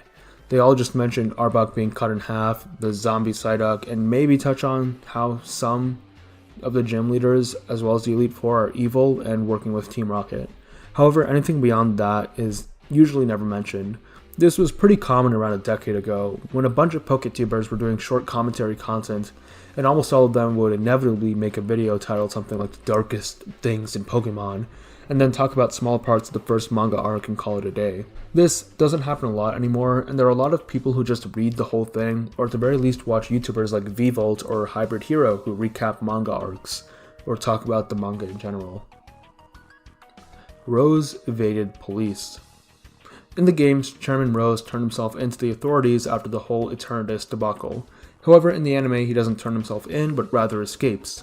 In episode 132 of Journeys, the one where Ash becomes world champion, in a single shot, if you look closely, you can see that two people who bear a strong resemblance to Olina and Rose are watching the stadium from outside. This means that they never got apprehended by the police, but rather escaped the police and are on the run. Or, since Rose is a rich CEO, perhaps the police didn't even bother arresting him and he got off with a slap on the wrist. N is half Pokemon. Kind of in the same vein as the whole N is a Zoroark theory, this one states that N is in fact a human-Pokemon hybrid. In several instances, Gestas calls him stuff like a freak without a human heart, or telling him that he shouldn't speak with humans, which could imply that he is a non-human. Then, who would the mother be? Well, the top candidate is obviously a Zoroark, a Pokemon with the ability to transform into humans and even speak as a human. Normally I'd be suspicious of this, since Zoroark's illusion implies that it's just a visual trickery rather than an actual transformation of the biology, but honestly, with magic involved, you can handwave that away. And with the Terra leak, we know that Game Freak, at least behind the scenes, had ideas of human-Pokemon relationships written down, as well as the Canalave library mentioning that humans used to marry Pokemon in the past. So it's not infeasible that Gestas could have had a kid with a Zoroark, since stuff like that happens in stories from the Terra League. It would also explain why N is just able to straight up speak to and understand the speech of Pokemon. Carbink evolved into Diancie. Carbink already has a connection to Diancie, as it is stated that Carbink can undergo a mutation to transform into a Diancie. Okay, great. Why is this not an in-game mechanic? Like, Pokemon evolution is simply a mutation, so why isn't there a way to actually evolve a Carbink into Diancie? I'm sure the idea of this happening was floating around at Game Freak, but this was before Legendaries or Mythicals had the ability to evolve, so maybe they wanted to keep that consistent. Although by this point, I'm sure they already had figured out the Sun and Moon Legendaries, which do evolve, but who knows. Though I'm sure if Diancie was introduced in a post-Gen 8 game, it 100% would have been an evolution to Carbink, one of those weird, insane methods where it would take a lot of effort to get it. If you wanted to do it in Gen 6, I think an interesting way of distributing Diancie would be to give a special evolution item via an event, maybe something like a pink diamond, and allowing the player to use it on their own Carbink to get a Diancie. But can we use science to figure out how Carbink can turn into Diancie? Well, we actually might. You see, Carbink's blue diamonds can form naturally from elements in the earth. However, pink diamonds form from already existing diamonds, undergoing massive amounts of heat and pressure, which is why Diancie is created from an already existing Carbink.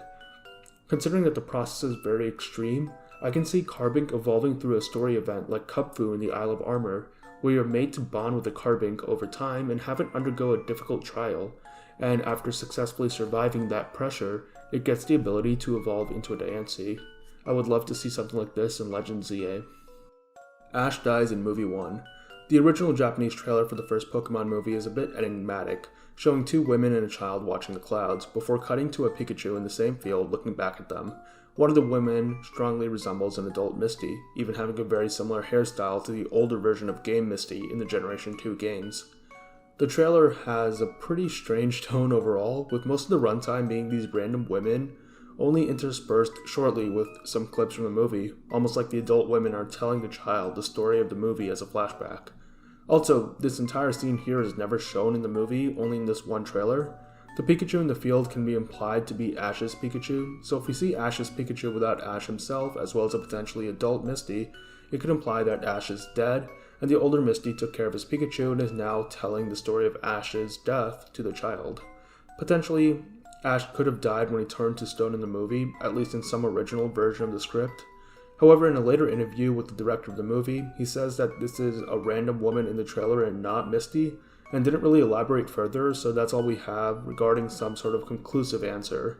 Maybe just an odd artistic direction they decide to choose for the trailer.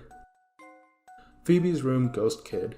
In Omega Ruby and Alpha Sapphire, before you fight Phoebe, you can notice a couple of strange details. First, when you talk to her, right before it fades to black, if you look at the chair in the room, a child suddenly appears before the shot ends. The next shot is in a shaky handheld style, looking like a POV of someone getting down from the chair and walking towards us. In the next shot, you can see the ghost behind the player staring at us. When I first saw a video pointing this out when ORAS released, I was actually kind of scared, which is the only time anything in an official Pokemon game scared me. Just the way the ghost appears right before the fade to black and how it hides in plain sight in the second shot, staring directly at us, is genuinely creepy, something you normally read about in some gaming creepypasta. But who is this Ghost Kid? Well, unlike many of the other stories, we have a possible answer, and it's more wholesome than you'd expect. If you go to Mount Pyre in the postgame, you can see Phoebe speaking to a grave. She says that she was speaking to her grandma, who was talking about us earlier, and that we made a lasting impression on her. Now, we actually do meet Phoebe's grandma while she was alive, but if she passed away after, it's possible that a ghost took the form of herself as a young girl and just hangs out with Phoebe watching her battle. And she took a special interest in us, even walking towards us to see us up close, since we spoke with her before. While this is still technically not confirmed, her grandma is the only person who we see Phoebe talking to as a ghost. And it's nice to think that the ghost of her grandma is just hanging out with her granddaughter and cheering her on during her battles. Usain Bolt in Team Skull. Not exactly a conspiracy, but some Japanese commercials feature Usain Bolt as a member of Team Skull, so I guess you can headcanon that one of the many male grunts you fight is actually Usain Bolt, or at least a Pokemon version of him.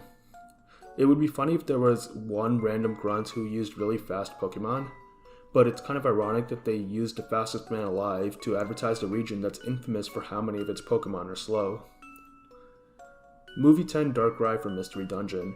At the end of Pokemon Mystery Dungeon 2's Darkrai quest, Darkrai is sent through a portal after he is defeated. It is explained that since he took severe damage while entering the portal, he would lose all of his memory and end up in a strange other world remembering nothing.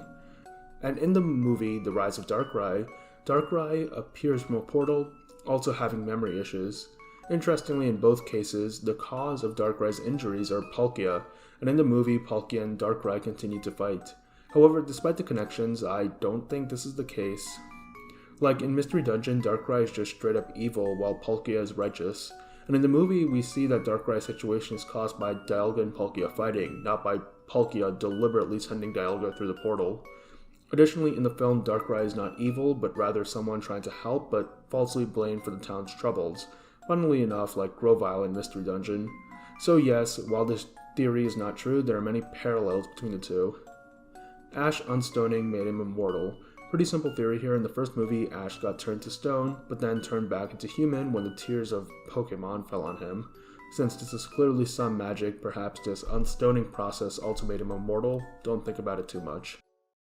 Megastones can be created. This theory aims to explain the paradox of the Mewtwo X and the Mewtwo Y Megastones. If the Megastones were made when the ultimate weapon was fired 3,000 years ago, how were Megastones for a Pokemon which was artificially created almost 3,000 years later, also created by the ultimate weapon? Well, perhaps the Megastones themselves were also artificially created. The scientists of the Mega Timeline, after making Mewtwo, wanted to make him even more powerful and knew that Mega Evolution was a way to do so, and made two different stones to try out different combat styles. Mewtwo Y focused on special attacks, while Mewtwo X was a physical attacker, even gaining the fighting type. However, it's also possible that Megastones were never created with a tie-in to an existing Pokemon, but were rather just energy-infused stones that some Pokemon species just so happen to have a reaction to. Like, it was just a coincidence that some already existing stones with Mega Energy would trigger a Mega Evolution within Mewtwo. Arcanine mistaken for Entei. Arcanine is classified as the legendary Pokemon, which is strange because legendary is an actual classification of Pokemon which Arcanine is not a member of. It's just a normal Pokemon.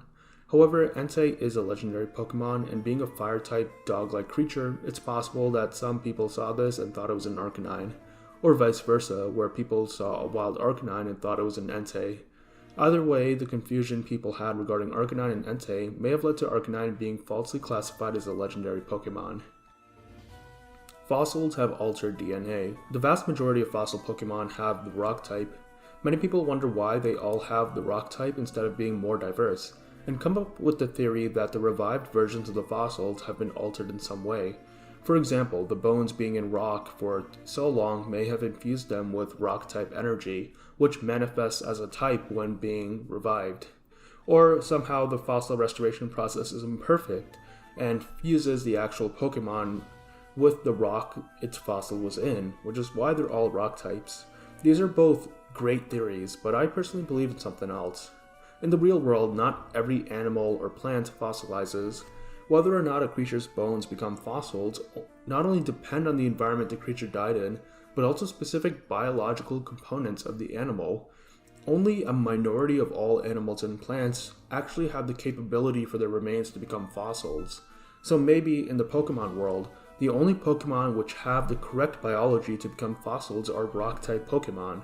This makes sense. Pokemon which are already composed of minerals would have the easiest time mineralizing to become fossils. One piece of evidence which supports this theory is the Crown Tundra. This area of Galar actually has wild fossil Pokemon roaming around, as this was an area which was protected from the extinction event which caused all the fossil Pokemon to die off. But even though these surviving fossils in the Crown Tundra never actually became fossils or went through the restoration process, they're still the exact same type as their revived counterparts. This means that even in the past, fossil Pokemon had that rock typing, and the restoration process is actually perfect. So why don't the Galar fossils have the rock typing? Well, because the scientist carelessly revives more than one fossil at once by using her thrown-together bootleg restoration device, which causes two Pokemon to be fused in a horrific manner, fusing their non-rock typings. It's likely that all the original versions of these fossils had the rock typing, being water rock, ice rock, electric rock, and dragon rock respectively. Miyamoto's reports. Miyamoto is Jesse's mother, a character who appears in a radio drama of all things. She is also a member of Team Rocket, who reports to the boss of Team Rocket named Madame Boss, the boss before Giovanni and also his mother apparently. She was the first person to discover Mew, but disappeared on a mission to capture it, with her presumably dying in an avalanche. However, she still gives reports to Team Rocket, now to Giovanni, and Giovanni states that her whereabouts are unknown. Well, this is a bit strange. Of course, initially the presumption would be that she just survived and is still working for Team Rocket, just remotely I guess. But what makes me hesitant about this is that one of the defining characteristics of Miyamoto is that she loves her daughter, and was very distraught to leave Jessie. Assuming that she survived, she definitely would not have abandoned Jessie. So what some people say is that she actually became a ghost, and these are ghost reports. However, I still struggle to understand why, if she died, she would continue making reports to Team Rocket and not visit her daughter. My theory is that she got some sort of selective amnesia from the avalanche, and remembered her profession and mission while forgetting that she had a family, thus basically becoming a deep agent for Team Rocket. Grimsley lost it all. This theory is based on Grimsley's appearance in the Gen 7 games. We know that not a lot of time has passed between the Gen 5 and Gen 7 games. For example, Colress also appears in both Gen 5 and Gen 7, and he is basically unchanged. However, Grimsley underwent a massive change. In the Gen 5 games, he's very youthful, with jet black hair and a young face. However, in the Gen 7 games, he looks like he's aged at least a decade. His hair is graying and his eyes are sunken. And we also learned that he stepped down from his position as a member of Unova's Elite Four. So why the big change? Well, we know that Grimsley is a gambler. What if he lost all of his money on a gamble and was forced to leave in disgrace? Obviously, an institution like the Elite Four would not want a destitute gambler among their ranks, so he was kicked out. Or maybe he left of his own volition. Afterwards, he went to Alola on a sort of rehab, reconnecting with nature and focusing on his hobbies other than gambling, such as battling in the Battle Tree, as well as surfing in Mantine Surf, which we are told he is very good at. The gray hair and sunken eyes could be a sign of stress-induced aging caused by losing all of his money. Or, if you want a darker theory, maybe he resigned and fled to Alola to escape loan sharks, who are now looking for him because he owes them a bunch of money. And fittingly enough, in the Gen 7 games, Grimsley gives you a Sharpedo. I guess in Pokemon, loan sharks are called loan Sharpedos instead. Also, it could be a tongue-in-cheek reference to how gambling was basically erased and forced to leave from the main series games, by having Grimsley the Gambler also be washed up as well. Cave of Being. The Cave of Being is a location in Unova found in Black and White 2. It is the place where you can initially find the lake spirits before they fly off to be caught somewhere else. The cave's exterior is basically identical to how the lake caverns look in Sinnoh, and the interior itself references the lakes in Sinnoh, with the central chamber having a puddle shaped like a map of Sinnoh with the 3 dry spots representing the 3 lakes. More interesting, however, is the map's description stating that the deepest parts of the cave connect to Sinnoh itself, which is an absolutely wild claim. Considering how far away Sinnoh and Unova are from each other, I'm going to make the assumption that this is just a myth and not factual. However, this cave does raise some questions, especially after Legends Arceus. Considering that the ancient hero has some relation to Alder, there is that connection between the Celestica people and Unova. Of course, we already know that the Celestica fled after a tragedy in Hisui, so what if some of them fled to Unova, and they dug out the Cave of Being as a sort of temple for the Lake Guardians, to replace the ones they had left behind in Hisui, even including a small map of their home region? Makes sense to me. Guzzlord was Zygarde. While the Guzzlord was Alolan Muck theory is more popular, this theory also has just as much evidence for it. First of all, when you take a closer look, Guzzlord looks shockingly similar to Zygarde's 100% form. They both have a small, crowned humanoid head on top of a large body. Their chest has a second face with eyes and a mouth, and they both have large tentacle-like appendages coming out of their torso. In fact, Zygarde's weird back tentacles can actually turn into snakes with mouths, making it look even more like Guzzlord. They even both have a similar white-colored shiny. Additionally, both share the dragon type. And also, both have a similar role in the lore. Zygarde is a protector of the ecosystem, one who keeps the balance. Guzzlord, while initially seeming like a destructive force, we learn is actually not bad in its home dimension, the alternate destroyed Hau'oli City. If you remember, in this dimension, Hau'oli City was destroyed by a power plant going haywire, resulting in an ecological catastrophe so horrible that the entire planet needed to be evacuated. Of course, Zygarde, being the keeper of balance, would hate this, and Zygarde cells, a part of the environment, would also be affected by the catastrophe. Maybe it was the radiation caused by the power plant explosion, or maybe it was Zygarde becoming so enraged by the huge damage to the balance of the ecosystem, but the ground type was changed to the dark type, and Zygarde itself changed forms to one which was optimized for restoring balance to the ecosystem, a form where it could eat all the rubble and destruction to the environment, cleaning up the world. This makes sense to me. In a world where the ecosystem has become unrecognizable, the Pokemon which represents the ecosystem would also become unrecognizable in response. Mother-daughter appearances. In the prologue of Lucario and the Mystery of Mew, a mother is seen telling a story to her child, setting up the story of the movie. In every movie since then, this mother-daughter duo has made cameo appearances. So who are these two mysterious characters? Are they secretly some gods watching over the journey of Ash, or is the entire anime just this mother telling a story to her daughter over the course of years? For some reason, one person on Reddit claims that this is the voice actress of Pikachu making a cameo as a human character in each of the movies, alongside her real-world daughter. But this is easily debunked since a basic Google search shows that this mother character has a completely different voice actress than Pikachu. However, it could just be a visual reference to the voice actress and her daughter, even if the actress herself doesn't voice the mother, which is sweet. Togekiss Dex entry spoils Volo battle. Togekiss's Pokédex entry in Legends Arceus includes this phrase: "I am certain this Pokemon will reveal itself when peace reigns in the land." Togekiss is the ace Pokemon of Volo, and of course Volo only battles you after you quell all the raging nobles and catch Dialga and Palkia, bringing peace to the land. So the Dex entry does predict this story beat. However, it's kind of ruined by the fact that you can find a static wild Togekiss flying around in the Obsidian Fieldlands, but it's the thought that counts. Tup, based on Jesse Pinkman. Tup is a recurring Team Skull grunt in the Sun and Moon anime. According to his English voice actor, Billy Bob Thompson, the voice used for Tup is based on the voice of Jesse Pinkman from Breaking Bad. And yeah, after taking a listen to him, it does sound very similar. Can't wait for the spin-off where Kukui is diagnosed with terminal Pokerus and approaches Tup to help him produce Baby Blue, the 99% pure, rare candies which he would then illegally sell to try and give some money to Burnett after his death. Because as we saw in Po Town, healthcare in Alola is not free. Scrapped Jinx form. I mentioned this before, but let's go into more detail now. When Pokemon Home was data mined, an unused cry was found, which was basically just Jinx's cry, but with a reverb that Mega Cries have. So, was there supposed to be a Mega Jinx that was scrapped, or was this some weird placeholder or test? After all, Jinx's cry was, back then, the longest in the game at 2.24 seconds. In fact, it's currently the second longest, after being dethroned by Satitan's whopping 4-second long cry. But yeah, with Jinx having the longest cry at the time, and assuming that the reverb was an effect added on top of cries, having a reverb Jinx cry would act as a limit for the longest possible cry, being the back-end limit for the size of a Pokemon's cry in Home.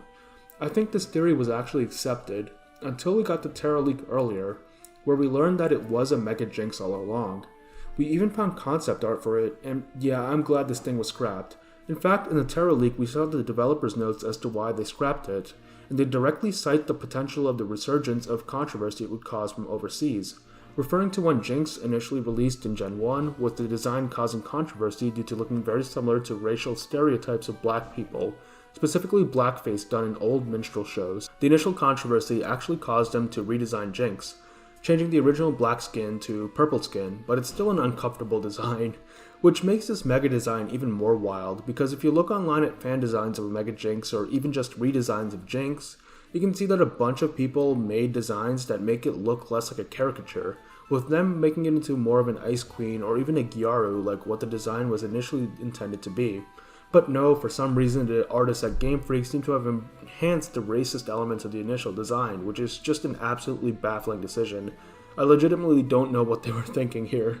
And I know mechas are supposed to enhance the original design, but even without the racial controversy, Jinx would be one of the most hated designs of all time, so it's really disappointing to see them just make it even uglier, instead of giving her the glow up she always deserved. So yeah, I'm glad that this was scrapped, since it does leave the line open for any future evolution to match Electivire and Magmortar. Though imagine if this was revealed instead of Mega Dragonite in the Direct, that fallout would be hilarious to watch. Who sealed the Regis? So we know that all the Regis are sealed away in what look to be man-made chambers. Messages in Braille in the Hoenn chambers come from the people who sealed the Regis.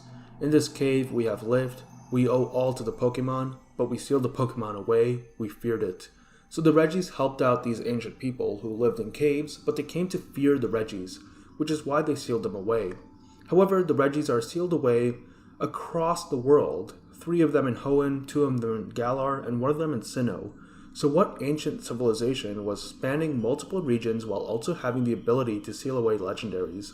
Well, we don't know. One candidate would be the Celestica, the people of ancient Hisui. Obviously, they would have been in the right spot to seal away Regigigas, and since their civilization did collapse, they scattered across the world. Perhaps some of them brought Regis with them before sealing them away due to fearing them. However, the actual answer may be a group we haven't talked about yet in the iceberg, the Sea Folk. We can actually learn about them in Alola's Mali City library, where a book describes the Sea Folk as a mysterious group very skilled with boating and navigation, who also visited each region in the world. They have a knowledge of a bunch of legends and lore, and their origins are mysterious to even themselves. We can see one of the settlements of the Sea Folk in Alola, in Sea Folk Village, which is basically just a massive dock with ships acting as homes. Hey, do you know of any other town in the Pokemon games that's basically just a bunch of piers on water? Oh yeah, Pacific Log in Hoenn. In fact, dialogue in Oris says that the people of Pacific Log are descendants of people who lived and died on their boats, spending their whole lives sailing the sea. This perfectly matches the description of the Sea Folk, and if you needed any more evidence, Pacific Log is located right next to Sky Pillar, where Rayquaza is located. Of course, they would know a lot about Rayquaza, and in Sea Folk Village, there is a man who can tutor your Rayquaza to move Dragon Ascent. Why would a random man have the knowledge to teach a legendary signature move? Well, because we know that the Sea Folk have gained a lot of collective knowledge of legendaries from their global travels, and this man knows how to teach Dragon Ascent because that technique likely spread from the people of Pacific Log across the global Sea Folk community. So yes, there is a global community of Sea Folk people who have an insane amount of knowledge regarding legendaries. Additionally, Pacific Log Town is directly east of the sealed chamber, so it's also feasible that they were responsible for the sealing of the Regis. With their knowledge of legendaries, they would be able to. Maybe originally the Sea Folk lived in the chamber as a safe haven alongside their boats, and Regice, Registeel, and Regirock helped them. However, at some point the sea folk began to distrust the Reggies, and so they sealed them away, and then moved east where they established Pacific Log on the water, deciding to settle down right next to the cool pillar with the dragon that they were interested in. Across the world, the other sea folk learned how their kin and Hoenn sealed away Reggies, and used the same techniques to seal away Regigigas and Sinnoh, and Regidrago and Regieleki and Galar. Or, since the sea folk don't know where they originated from, it's possible that they're actually the descendants of the Celestica people who fled Hisui when their civilization collapsed, becoming nomads traveling the globe.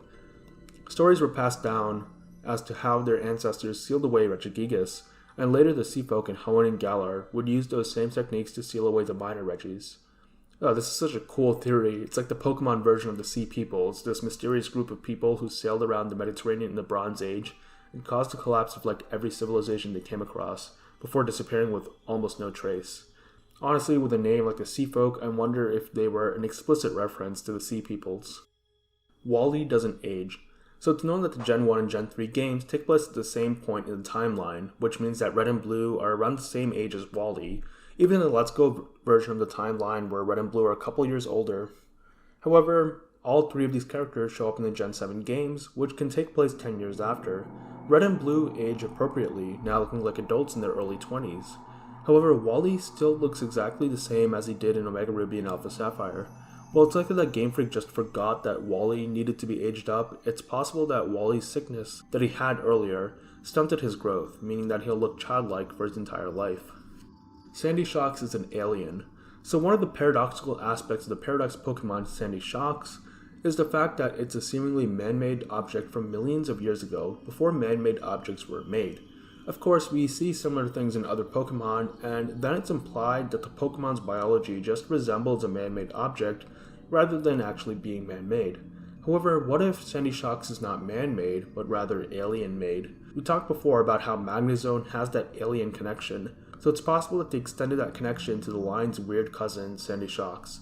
It also matches the whole science fiction motif the Paradox Pokemon have going on, as Sandy Shocks can be based on an OOP artifact, or an out-of-place artifact.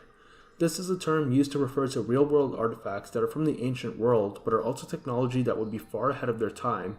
One example is the Baghdad Battery, an artifact that's 2,000 years old, but has the same structure and even functions exactly the same as a modern-day battery, still having the ability to store and give off small amounts of electricity. Conspiracy theorists claim that the fact that this technology existed thousands of years ago means that ancient civilizations, which we think were primitive, were actually way more advanced, even close to 1900s level technology, or that aliens gave them the knowledge to build this technology. Of course, in reality, there is a granted explanation. While the principles and engineering behind this technology isn't hard to figure out, replicating it on a mass scale and finding a use case for it is hard. Kind of like how the steam engine was technically invented thousands of years ago, but people only used it for novelty trinkets or cooking kebabs before figuring out that they could use it for industrialization and transportation in the 1800s. However, the Paradox Pokemon are based on conspiracy pseudosciences, meaning that the explanation behind Sandy Shocks is likely the more out there ones regarding OOPs, meaning that Sandy Shocks could be proof of ancient advanced civilizations copying alien technology. Trey, Troy, and Hillary. Trey, Troy, and Hillary are three characters portrayed in a live-action, emotional VHS tape, A Sneak Peek at Pokemon, which was distributed at Toys R Us in the summer of 1998 to promote the franchise to the American audience before it came to the US in September of 1998.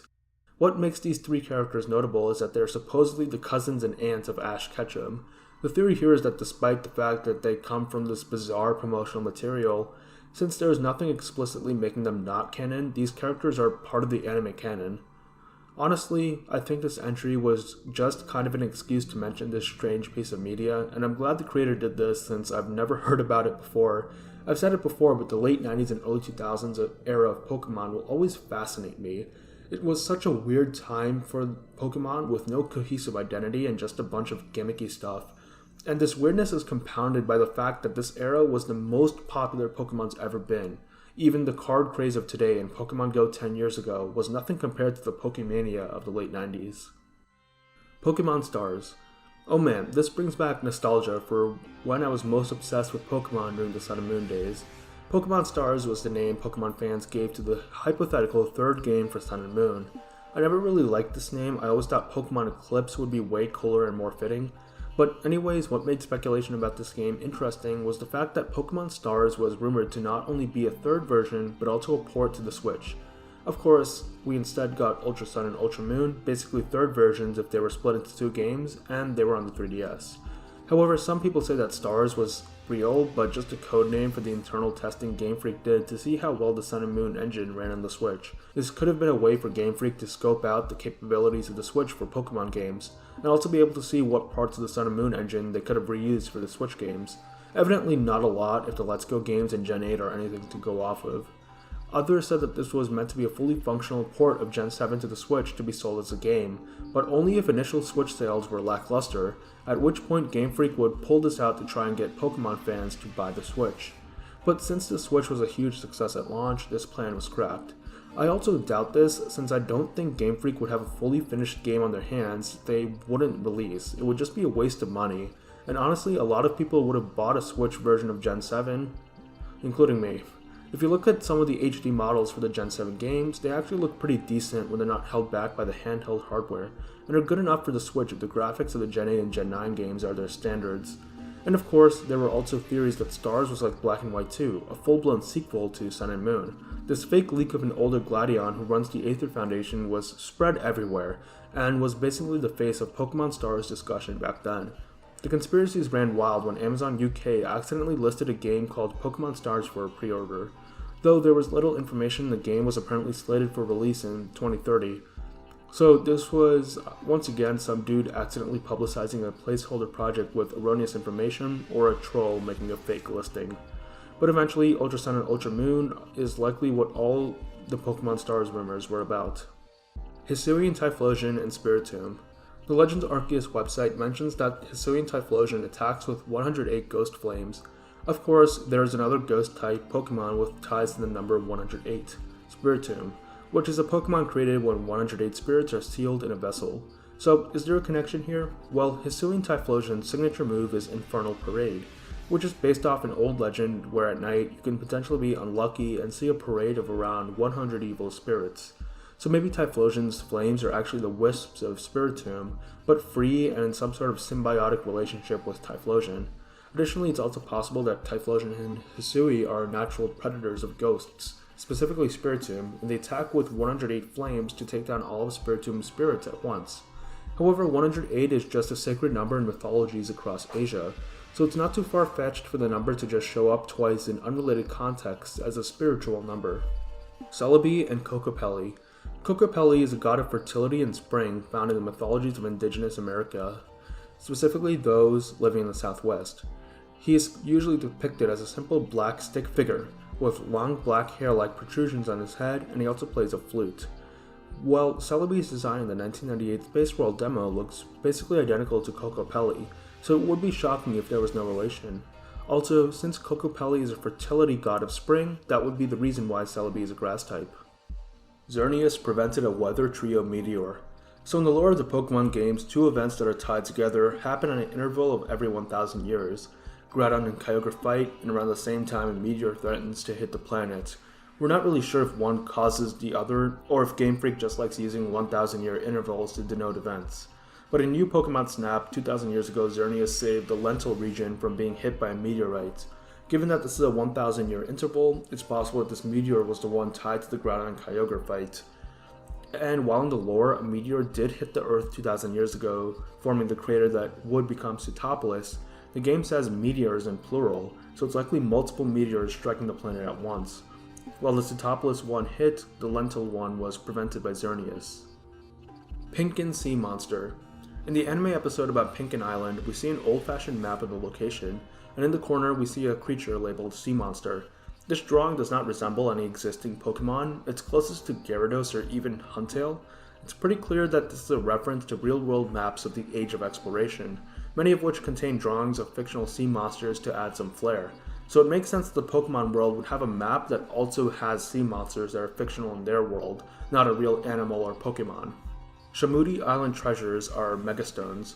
The second movie has Shamudi Island as a setting, and the plot revolves around 3 treasures. The treasures are orbs, each being related to Articuno, Zapdos, and Moltres respectively. The orbs look a lot like Megastones, so it's possible that they could be an Articuno, Zapdonite, and Voltronite, respectively. Shining Pokemon.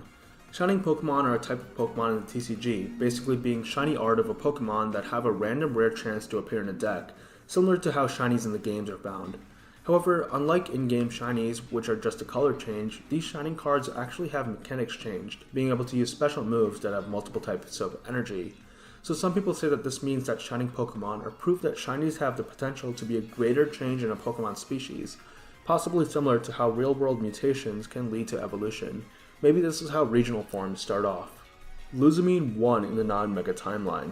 So in the Gen 7 games, we learned that Annabelle remembers fighting Ultra Beasts in her home region before becoming a faller. We know that she was likely defending the Battle Frontier in the non-Mega universe before being moved to the Mega universe. Now, we've never seen Hoenn in the non-Mega timeline past the Gen 3 games. I guess we see Hoenn characters in black and white too, so Hoenn is probably alright there, but the Gen 7 games take place 10 years after the Gen 3 games.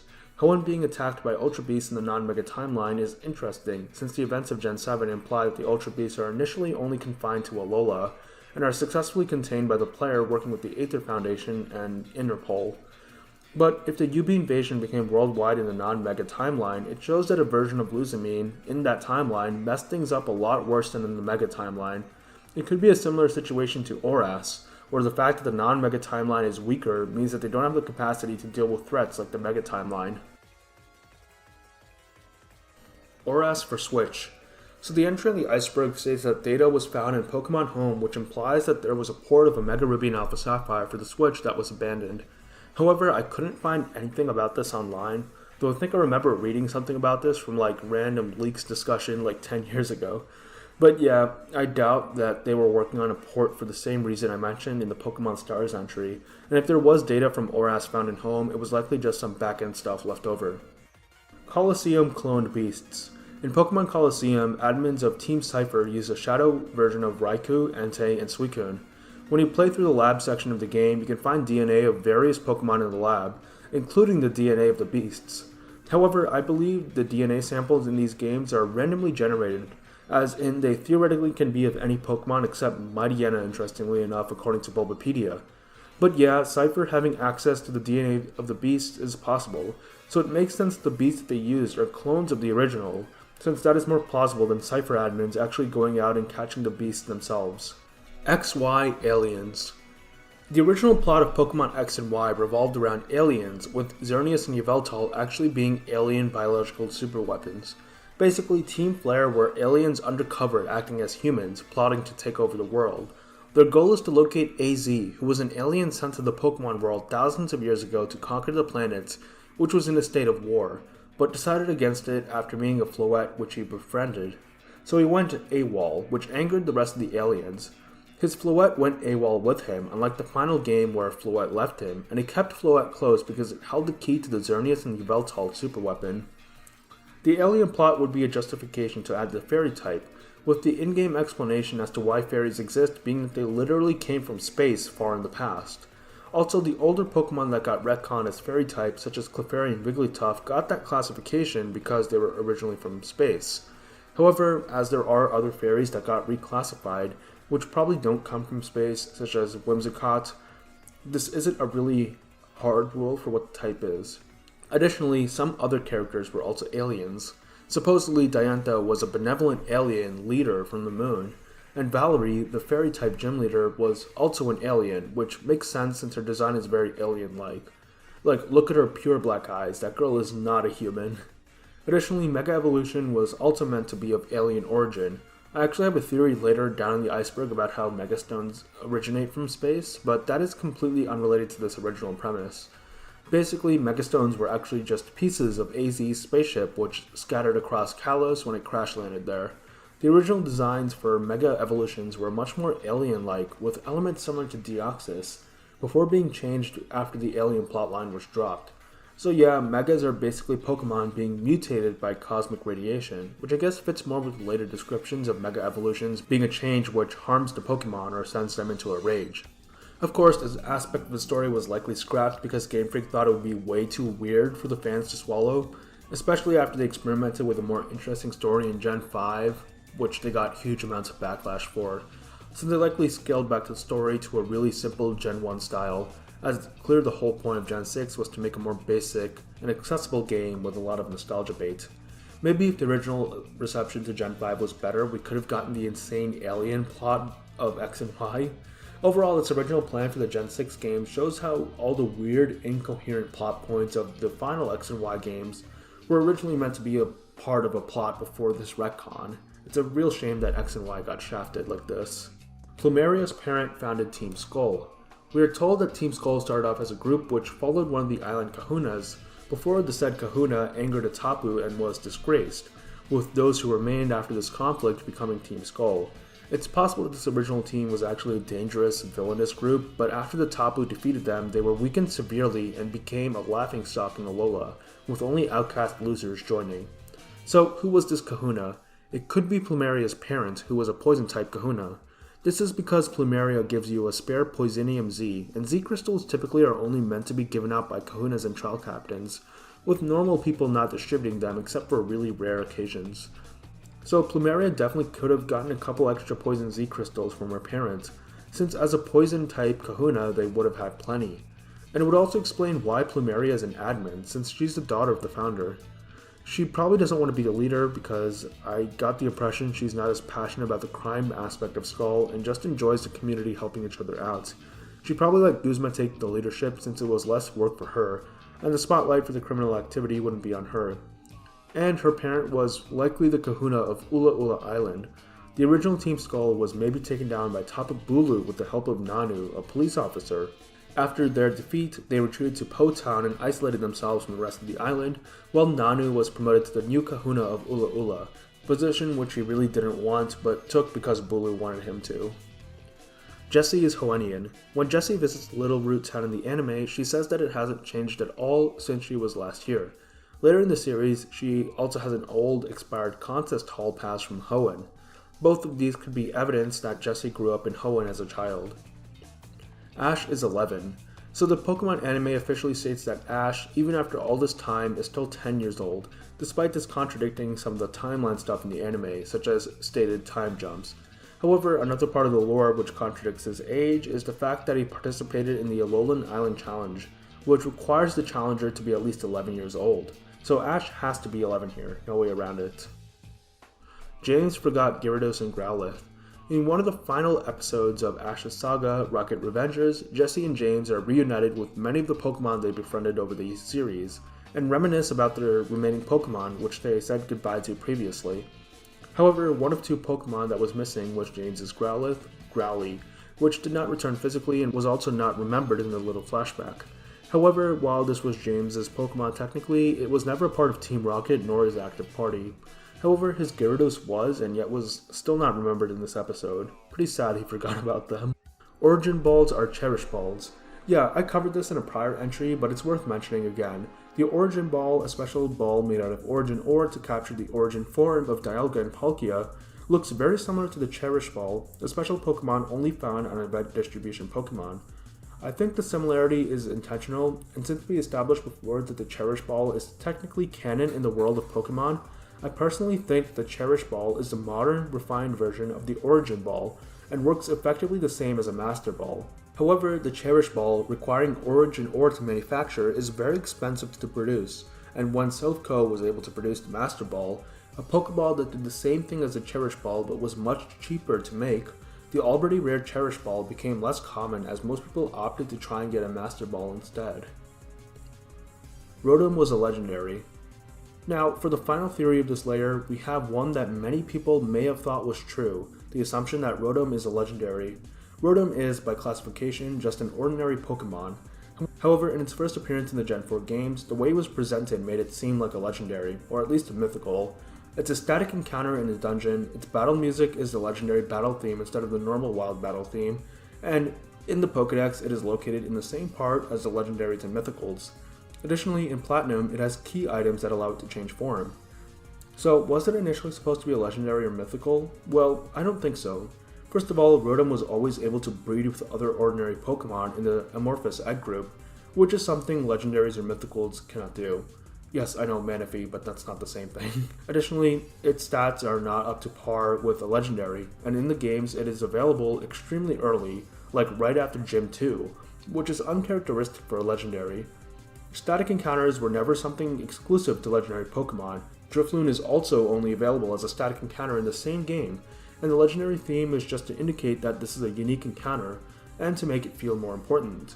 It definitely fits more into the unofficial category of hyped up Pokemon which Game Freak puts the spotlight on, like Lucario or Zoroark, rather than a legendary or mythical.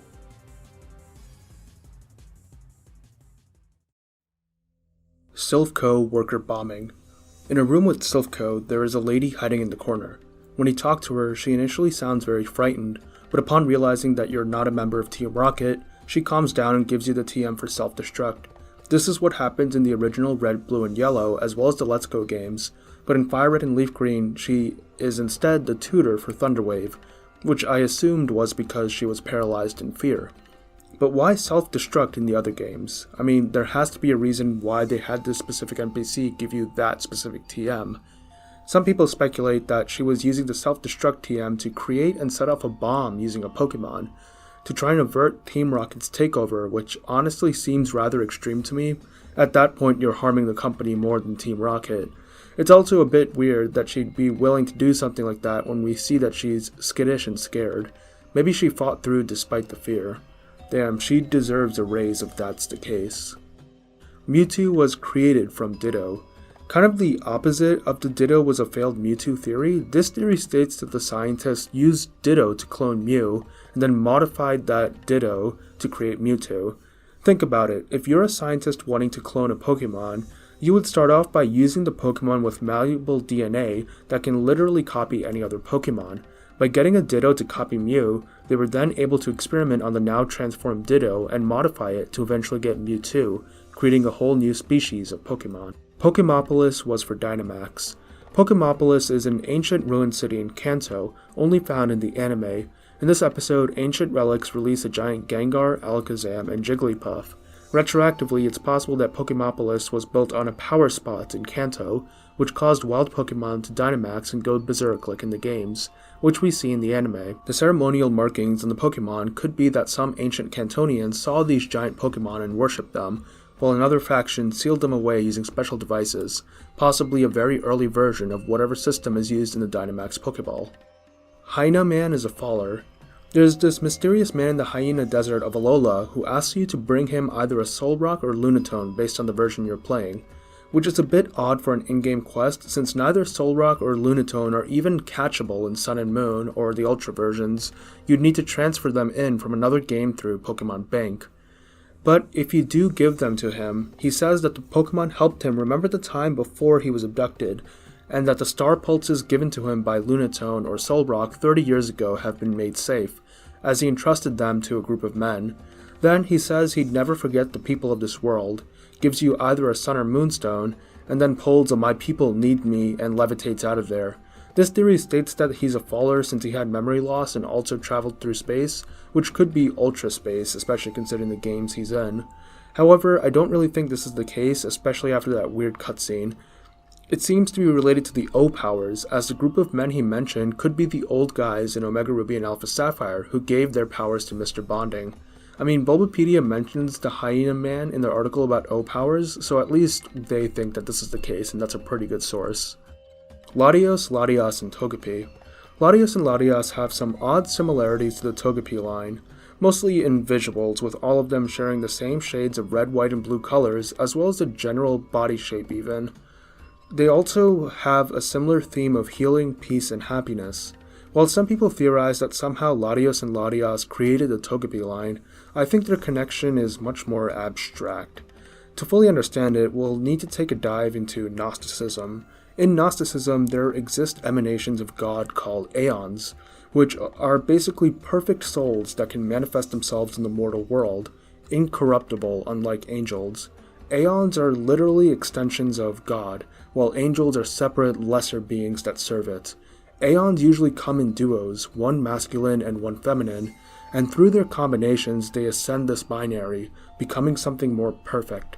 I am very sure that Game Freak based Latios and Latias on Aeons.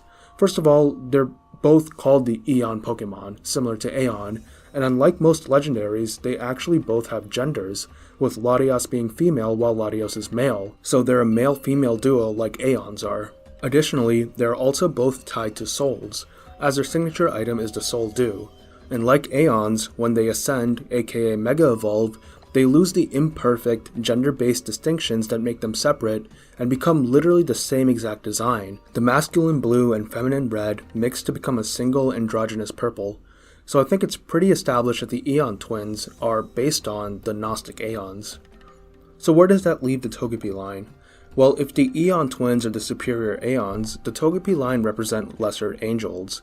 As Aeons and angels are similar, the Eon twins and Togepi line share similar traits, such as color and general body design. But the Togepi line are lesser, which is why they're normal Pokemon while the Eon twins are legendary. But the Togepi line still has that divine connection, and even in game it is stated in the Pokédex that since ancient times they have been known as bringers of blessings. Sounds pretty angelic to me. The design also takes inspiration from typical biblical angels as well as doves, which also have that direct connection with the divine in several religions. And I believe its role in the games also supports this theory. Togekiss is when the line goes full angel, and this evolution was introduced in Gen 4, the same time Game Freak went all in on the religion of the Pokemon world with the introduction of Arceus, so they were probably thinking a lot about religious connections during this time. But it's Togekiss's role in Legends Arceus that interests me the most. The most prominent appearance of Togekiss in the story is as Volos Ace Pokemon. This is an interesting choice. Of course, you can say that it's just because Cynthia, his descendant, also has a Togekiss, but Cynthia's ace is a Garchomp, so why not have Volos Ace also be a Garchomp? After all, almost every other character in Legends Arceus shares the same ace as their descendant. Well, this is because of Volos' connection to the divine. He tells us that in his quest to meet Arceus, he became a devotee of Arceus, worshipping it and serving it. So what better Pokemon to be his ace than a Togekiss, who as an angel would be a fellow servant of Arceus? And of course, once Volo is fully corrupted and reveals his true evil nature, he allies with Giratina, the Pokemon equivalent of Lucifer, a fallen angel. So yes, in the Pokemon world, it's very likely that Latios and Latias are representative of Aeons, pure soul manifestations of the divine Arceus, while Togekiss are angels serving it. Shellder is Galarian. A bit of a silly entry here, this states that Shellder is from Galar because, in an episode of the anime where Ash is bitten on the head by a Shellder, he suddenly starts to speak with a British accent, at least in the English dub. So if Shellder infecting someone's brain causes them to speak with a British accent, well, Shellder must be from Galar, the Pokemon version of Britain, right? Well, a funny theory, it's likely that Ash getting the British accent is just a shorthand way to make him sound smart and sophisticated, like how Slowking became when bitten on the head by Shellder. Grookey Rowlet switch. On the surface, it seems like Grookey and Rowlet are out of place in their regions, and would fit much more if they swapped. Of course, Grookey the monkey would fit in the tropical Alola region, and the Rowlet line is based on the British tale of Robin Hood, a boy from a family of nobility who abandoned that and instead became a rogue archer who stole from the rich and gave to the poor. This is why Rowlet and Dartrix look sophisticated, with Dartrix having combed hair and a bow tie, before becoming the rogue Decidueye, now a hooded archer. However, looking deeper, they actually fit their own generations well. First of all, the Rowlet line is based on the Hawaiian stilt owl, a species of extinct owl which once lived in Hawaii. This is why Decidueye has such prominent legs, and also why it's ghost type, as its real-world counterpart is extinct. As it was from Hawaii, Decidueye makes sense in Alola. Additionally, Rillaboom also fits right in with the Galar Starters theme of British entertainment. Cinderace is an athlete representing British football, Inteleon is a spy representing James Bond, one of Britain's most famous cultural characters in books and movies, and Rillaboom is a drummer, representing Britain's rich history of music, especially rock music starting in the 60s. So, they're right where they need to be. Deoxys and Staryu. Deoxys and the Staryu line share many similarities. Both of them are from space, they both are able to regenerate their limbs, and they also both have a reddish-colored crystal core. But Starmie is just said to be a weird alien starfish, while Deoxys is explicitly stated to be a virus that was mutated by a laser. How are they related then? Well, maybe in both cases, the true virus is in the crystal core, like a space rock that contains a virus. Perhaps in the past, some of these rocks containing viruses crashed onto the planet and infected an existing ancient starfish Pokemon, with the result being Staryu. The virus modified the fusion's DNA enough to the point of becoming a new species, where even children of the hybrid will have that virus crystal in them, which means that Deoxys would be an example of that virus crystal being hit with a laser beam. There are two different ways the same virus became life. Takeshi's Paradise. Takeshi's Paradise is the 9th ending of the Pokemon anime, and a rather odd one at that. It features Brock singing a Latin-style song about how much he loves beautiful girls. The visuals also feature Brock with a sombrero and mustache, shaking the maracas. This was only included for 6 episodes before being replaced, a rather short tenure. Some people theorize that it was removed quickly because of potentially offensive imagery, or that parents didn't like the outro and wanted it removed. But honestly, considering that it was comedic and that the song was referenced as a gag throughout the anime in the future, it's likely that it was just a limited outro they used as a joke. Though the subject matter and the fact that Brock's wearing a sombrero could have led to it being pulled for sensitivity. Like when the song was referenced recently in Ultimate Journeys, the original version had Brock with maracas, while the English dub removed the maracas, which seems like an unnecessary change unless someone thought it was somehow offensive. Wally dies young. In Omega Ruby and Alpha Sapphire, in the final Wally battle, he is standing amongst a field of red flowers. The shape of these flowers bear a strong resemblance to the red spider lily. These flowers are poisonous, and in Japan they're often used to foreshadow death. Their inclusion in the Wally scene is deliberate, and considering that he is suffering from chronic illness, it implies that he's going to die soon. I would believe this theory except for the fact that he shows up in the Gen 7 games at the battle tree, meaning that he survives at least 10 years after ORAS. Though considering that his design remains unchanged from ORAS, is it possible that Wally did die right after ORAS and later shows up in Alola as a ghost? Call that a conspiracy and a conspiracy. Ash's Pikachu is from Sinnoh. In the anime, Pikachu's Pokeball has a lightning bolt logo on it.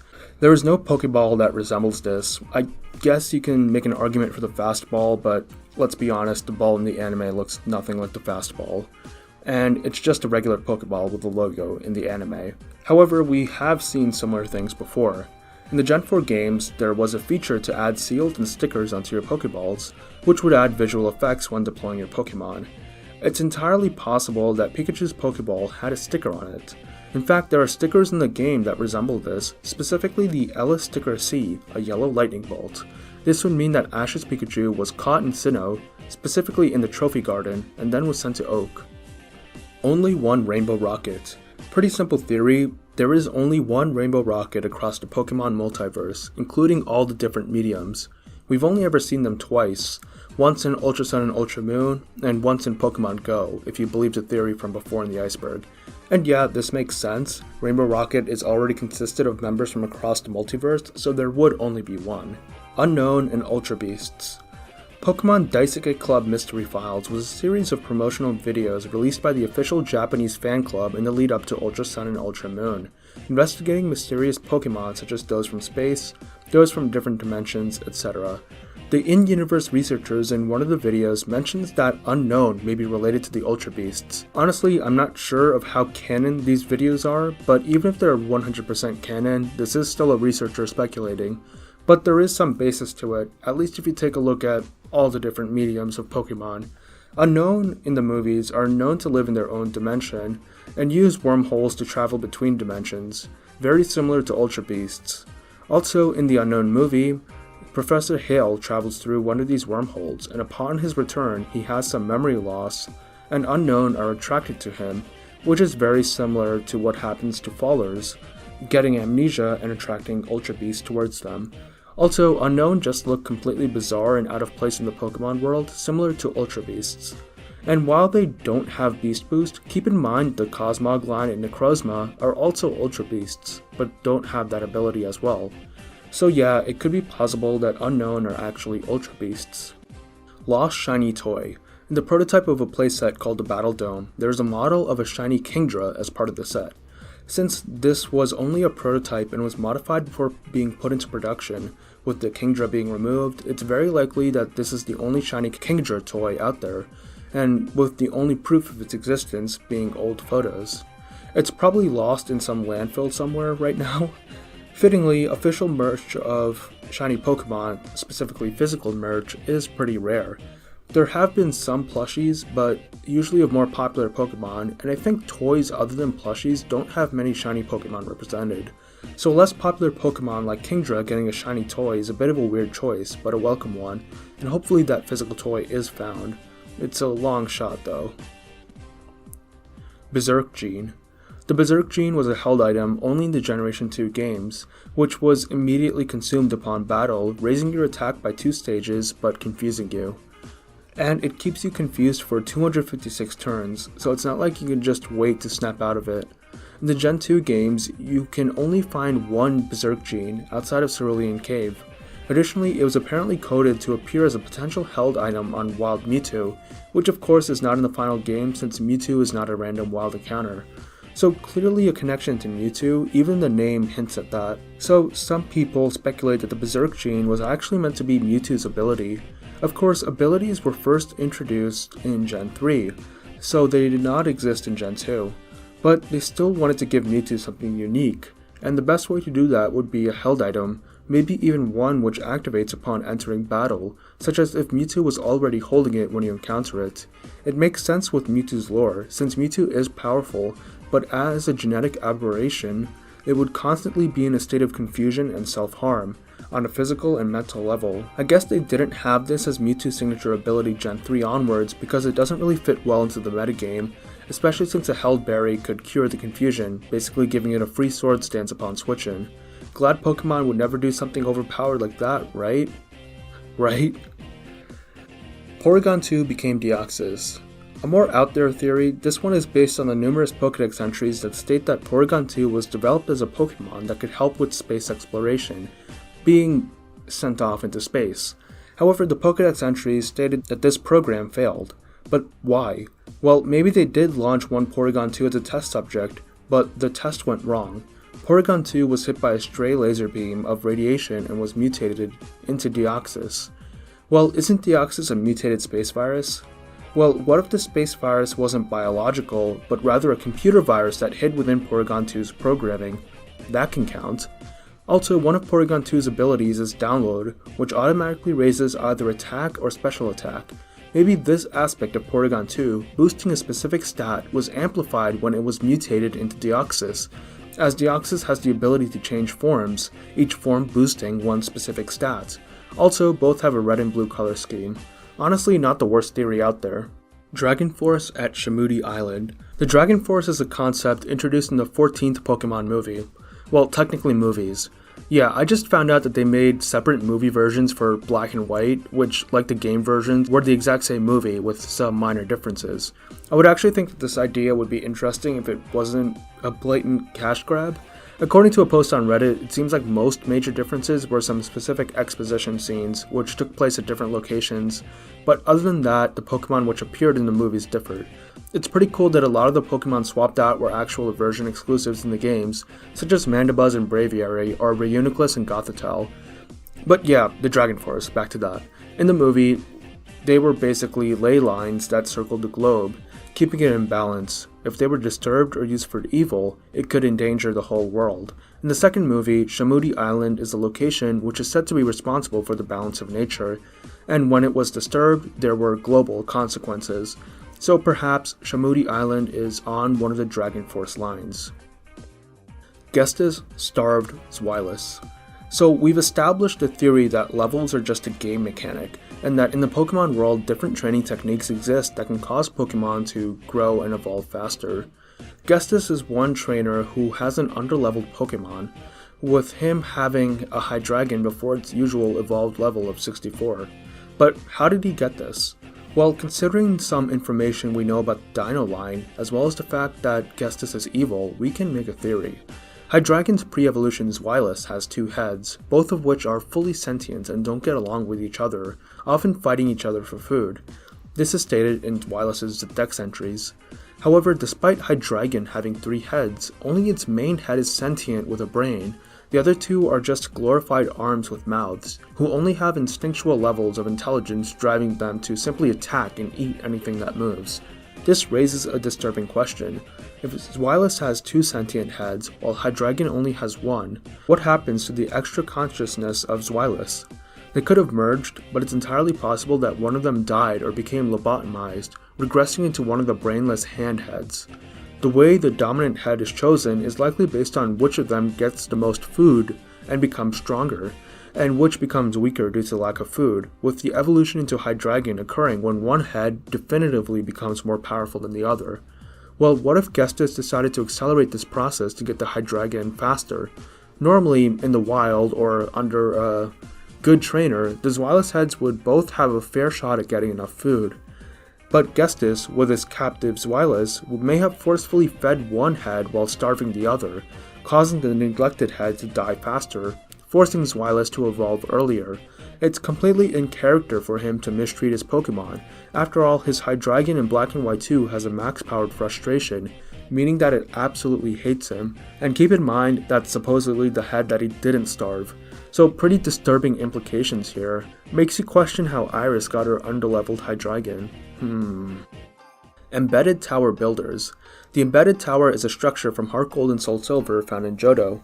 This is where the Weather Trio can be encountered in those games. According to the games, the tower was built by people in Johto who moved there from Hoenn, which makes sense. In the Adventures manga, the tower has an explicit connection to the Draconid people, which once again checks out, and it's reasonable to assume the same for the games universe. And what other group of people do we know travel from region to region with deep knowledge of legendary Pokemon? That's right, the Sea Peoples. The Embedded Tower strengthens the theory that the Draconids and the Sea People are one and the same. Paldean Dead League. This theory states that the Paldean Pokemon League doesn't really get that much activity or support. During the game, it's mentioned that the majority of people who try to take on the gym challenge don't even make it to the final gym. If you look at the school plotline, it seems that a majority of students are not interested in taking on the league. And strong trainers definitely are lacking, since Nemona has been bored out of her mind and latches onto you as the story continues, since you're presumably the only other strong trainer in her age bracket.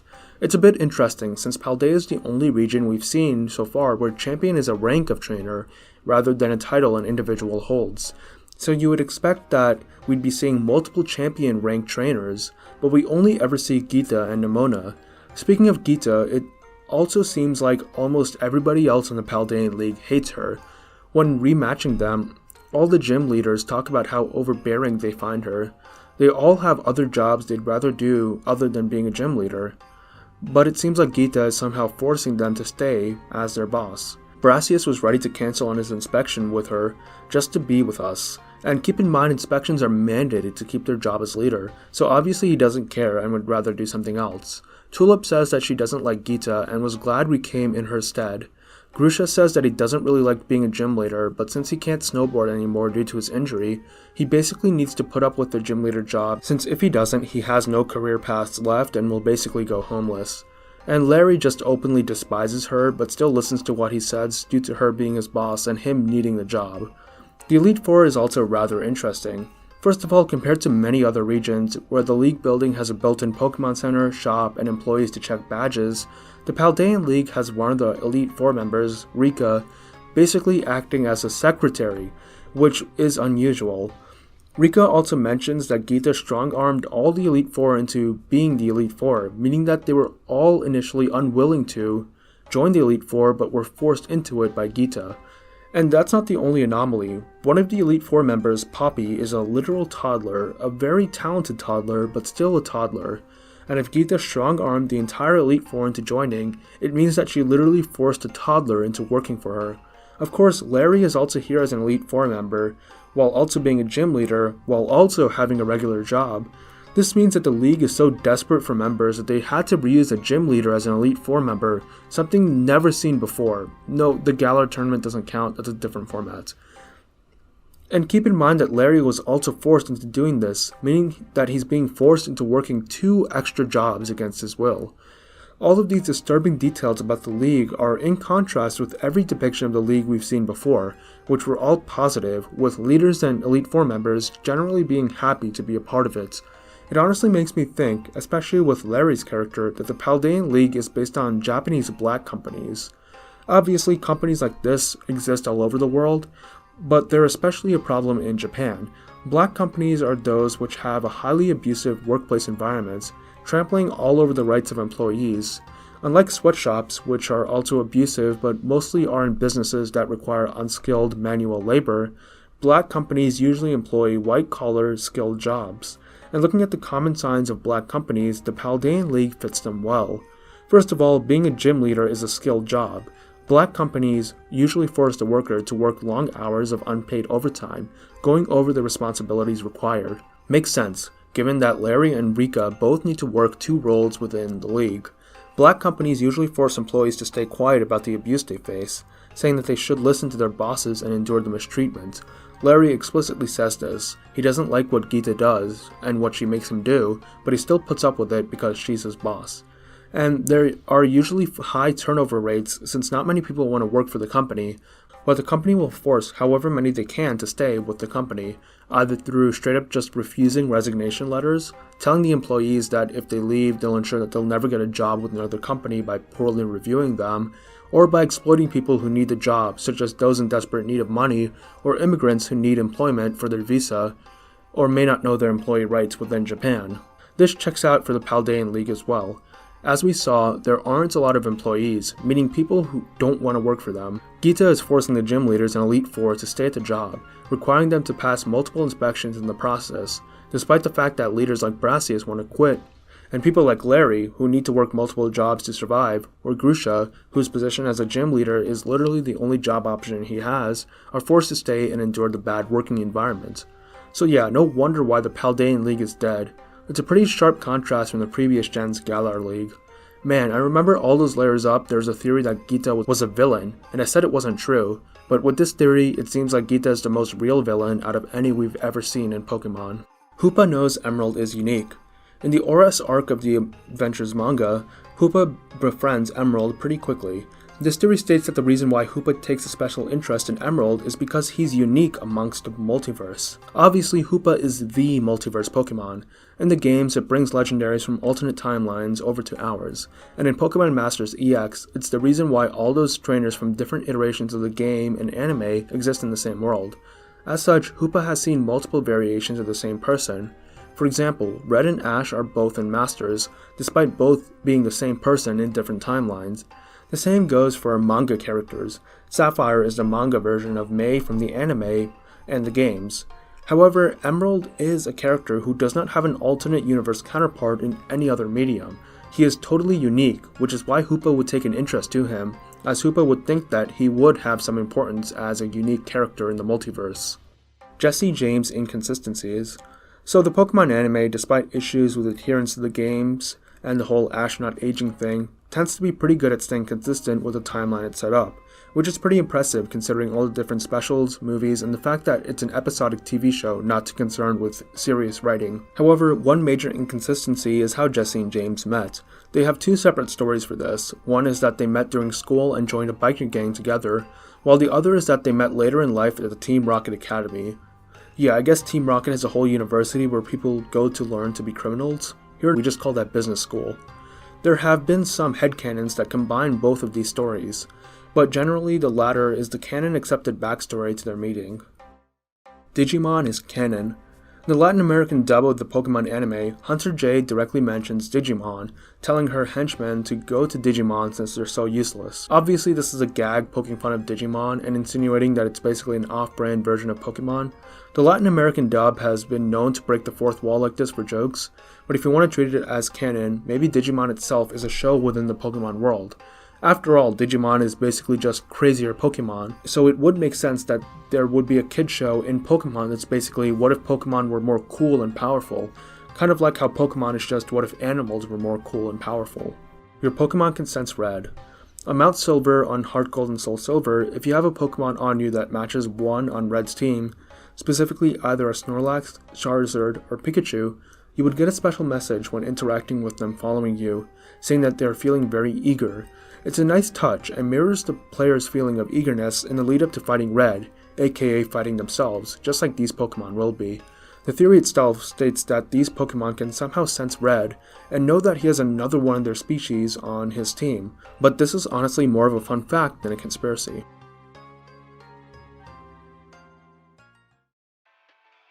Master Ball mass production. So, in the timeline of the games, the Master Ball is created by Silph in the Generation 1 games as a prototype of a perfect Pokeball. Since then, Master Balls have still been incredibly rare and hard to come by, despite over a decade passing. Why hasn't the Master Ball been mass-produced then? Well, there are a few possible reasons. The simplest one is that it's just extremely expensive to make, so only a few have ever been made. The second reason is that Silph purposefully only made a few for economic reasons. For example, maybe it was created as a super special limited edition item for promotional reasons that made its way into the hands of the rich and influential across the world, which is why these people gift the Master Ball to the player as a thank you. Or sometimes the Master Ball is even given out as a lottery prize, such as in the Generation 2 games. And it's also why you can't sell it, since it is priceless. Or Silph purposefully restricts the Master Ball production since it would make all of their other Pokeballs obsolete. Why would anybody buy an Ultra Ball, Quick Ball, or Dusk Ball when a Master Ball is just a strict upgrade over all of them? In the opposite direction, maybe they don't mass produce it because there is no market for it. The vast majority of people are not catching super powerful Pokemon or roaming legendaries where a Master Ball would be useful. So why would you pay extra for a Master Ball when a regular old Pokeball is good enough to catch the Shroomish you want? And finally, there could be an ethical reason for not mass producing it, since it would violate Pokemon welfare. The games, especially the more recent games, have heavily implied that Pokemon choose to be caught by their trainer and stay due to respect or friendship, but sometimes also fear. And I guess the way Pokeball catch rates work is based on how accommodating that ball is to the Pokemon, and basically if it's luxurious enough, the Pokemon will want to stick around. So the reason why a net ball works better on water and bug types is because the interior of that ball is more appealing to water and bug types, if that makes sense. However, a ball that always forces a Pokemon to stay would pose ethical issues. Like, I doubt that it works by being so luxurious no Pokemon would refuse.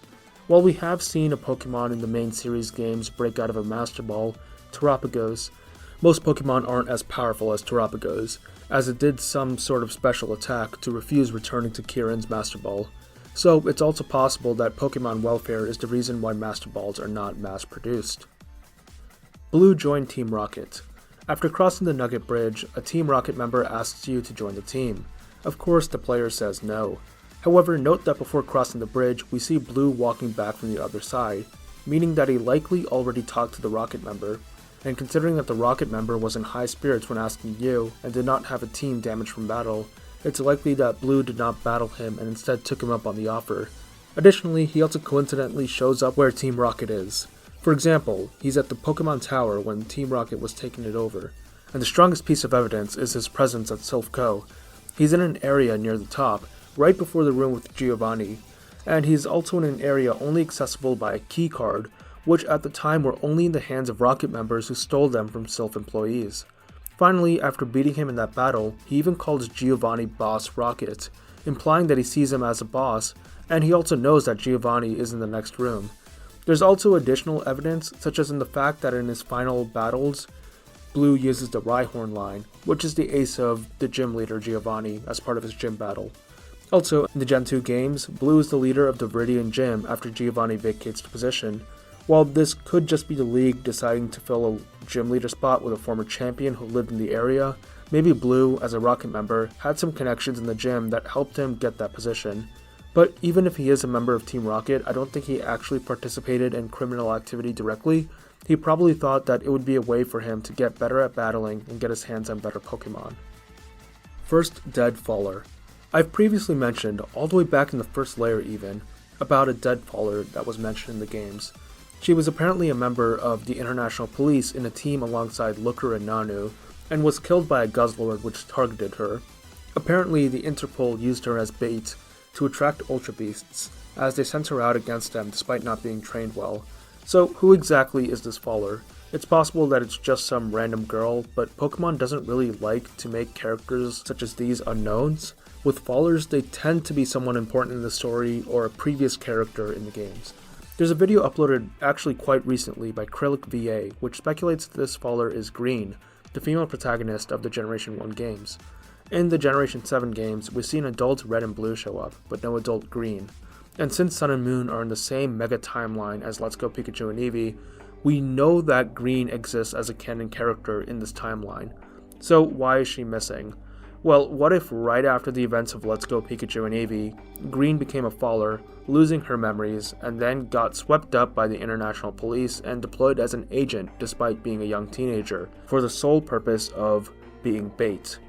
The only issue here is that Green is a master level trainer, even getting her hands on the Mega Mewtwo stones in the Let's Go games, so I doubt she'd be completely helpless as Looker implies, since Fallers tend to keep their proficiency in battle even after losing their memories. Additionally, the Faller could be the mysterious Aster Zinnia mentions in Omega Ruby and Alpha Sapphire, as all we know about Aster is that she's a girl and that Zinnia and her used to be together all the time before Aster was quote-unquote lost, whatever that means. Most people assume that this meant Aster died straight up, but it's also possible that she became a Faller, losing her memories before joining the Interpol. Some food for thought. Altering Cave is a teleporter. Altering Cave is one of the most mysterious places in all of Pokemon. This cave is simultaneously located in the Sevi Islands of Kanto, as well as Hoenn in the Gen 3 games, with different entrances. Only Zubat are found here, though unreleased Wonder Gift events would allow the player to alter the encounter table of the cave so that rare Pokemon could appear. The theory is that this cave acts as a giant, naturally occurring teleporter. The fact that it simultaneously exists in both Kanto and Hoenn could imply that the inside of the cave can somehow teleport people from Kanto to Hoenn and vice versa. Additionally, since it was meant to suddenly and drastically change encounter tables, that could imply that the cave is teleporting new Pokemon within it. Third Mewtwo. So we know of two Mewtwo's in the anime, the first being the iconic one from the first movie, and the second being the mega-evolving one from the 16th movie, Genesect and the Legend Awakened, which we know is different due to having a different voice. This theory states that the Mewtwo which appears in Journeys is a different third Mewtwo. However, I'm pretty sure this is just straight up wrong.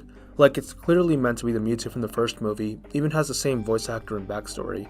The only piece of evidence that this theory uses is that some people say that Mewtwo doesn't recognize Ash, but there's nothing really indicating that this is the case other than the fact that Mewtwo isn't overly excited to see Ash, or doesn't mention meeting Ash before. Also, Ash does recognize Mewtwo, though to play devil's advocate, he could just have been recognizing the species. Silver and Giovanni aren't blood related. In the Adventures manga, Silver has a blood type of AB, while Giovanni has a blood type of O. It is impossible for someone with a blood type of O to have a biological child with a blood type of AB, meaning Silver can't be his child. However, this likely was just an oversight by the authors of the manga. I doubt they were thinking about blood type genetics when writing a Pokemon comic. Diglett was the first Pokemon. There has been some discussion over what the first Pokemon is. Is it Bulbasaur, since it's number 1 in the Dex? Or is it Arceus, who despite being a god, technically also has an avatar as a Pokemon, and would be the first Pokemon who created the universe? Or, if you want to break the fourth wall, is it Rhydon, who Ken Sugimori claimed was the first Pokemon they designed for the series? Well, if you want to go with the third line of thinking, it's possible that the first Pokemon was actually Diglett, which existed decades before the word Pokemon even existed.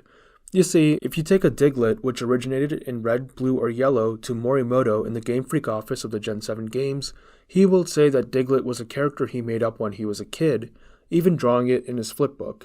Well, since Morimoto's character in the game is just supposed to be a fourth wall break representing the real-life Pokemon Company member Shigeki Morimoto, this statement is probably true. As Morimoto was born in 1967, his childhood would be any time up to 1980, meaning that Diglett was likely first designed in the 1970s, though obviously initially not meant to be a Pokemon. But yes, in a way, Diglett was the first Pokemon. Old Chateau Rodom belongs to Cyrus. In Pokemon Platinum, an event key allowed you to access Rodom's room, an area inside a galactic building where you can find the appliances for Rodom to possess. In this room, you can find 2 notebooks. One is confirmed to belong to the scientist Charon. The other, however, has an unknown author.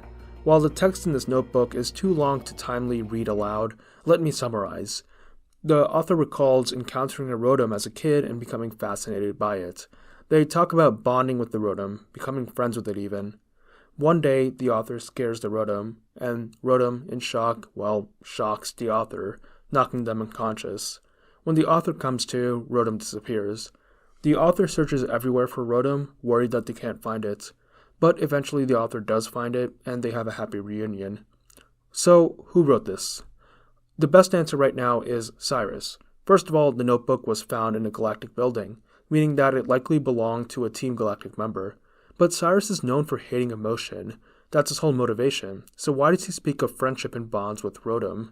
Well, first of all, Cyrus actually does have a Crobat on his team, and Crobat only evolves via high friendship, which means that Cyrus is capable of forming friendship and bonds with his Pokemon, kind of disproving his whole ideology. And also, Rotom would have met Kid Cyrus, and since Rotom would eventually go to the old chateau, maybe Rotom left Cyrus after it saw some of Cyrus's inherent evil and sociopathy. This was a breaking point for Cyrus, as after losing his only friend, he swore off all bonds and emotion, and would eventually get to the point where he wants to create a new world free from all emotion. This theory is already compelling with the evidence in the Gen 4 games, but is only strengthened by Ultra Sun and Ultra Moon.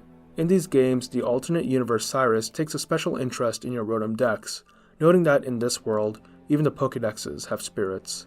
Upon his defeat, he actually speaks to your Rotom dex, and your dex tells him that it's the Pokemon's bond with you that led to your victory. After this, he responds with a surprisingly compassionate response, assuring Rotom that he would not interfere with this world. The fact that Cyrus specifically takes an interest in Rotom and even speaks to it directly, and reassures it, could mean that he has a soft spot for Rotom, likely remembering the bond he used to have with his old Rotom. Giovanni is Jesse's dad. Well, Giovanni has certainly been getting around according to all the theories about his potential children. This one is pretty straightforward. We don't know the identity of Jesse's father, and we know that her mother was a member of Team Rocket who was close to Giovanni's mother, and by extension, likely Giovanni himself. So, it is possible that he fathered Jesse.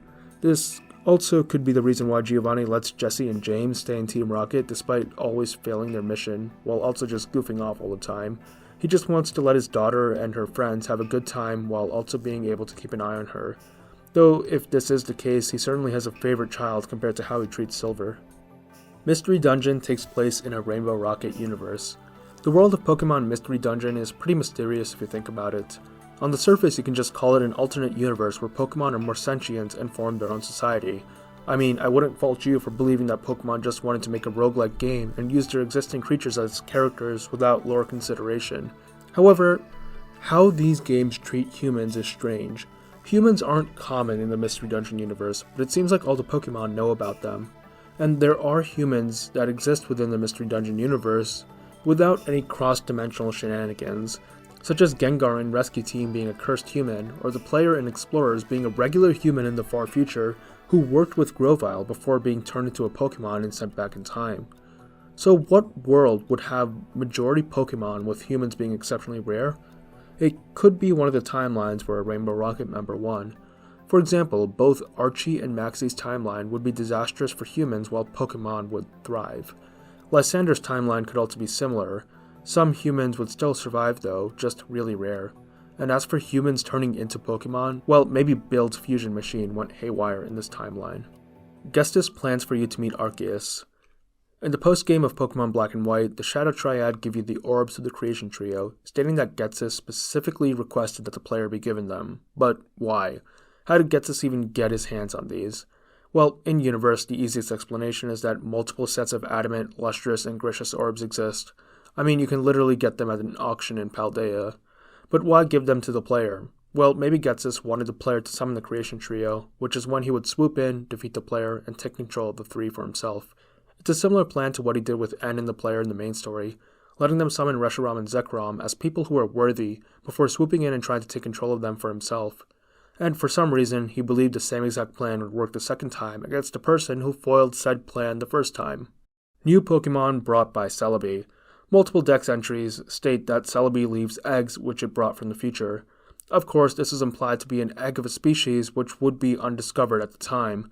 So, this is a grandfather paradox, where Celebi brings back eggs of Pokemon from the future, where the egg in the present hatches into an undiscovered Pokemon which would later spread through the region so that it populates that region in the future, where Celebi brings it back from. This can explain how new Pokemon are somehow discovered between games, while some are just native to the new region and have not been found in prior regions, some Pokemon may have just straight up come from the future and have not been found at all before the time.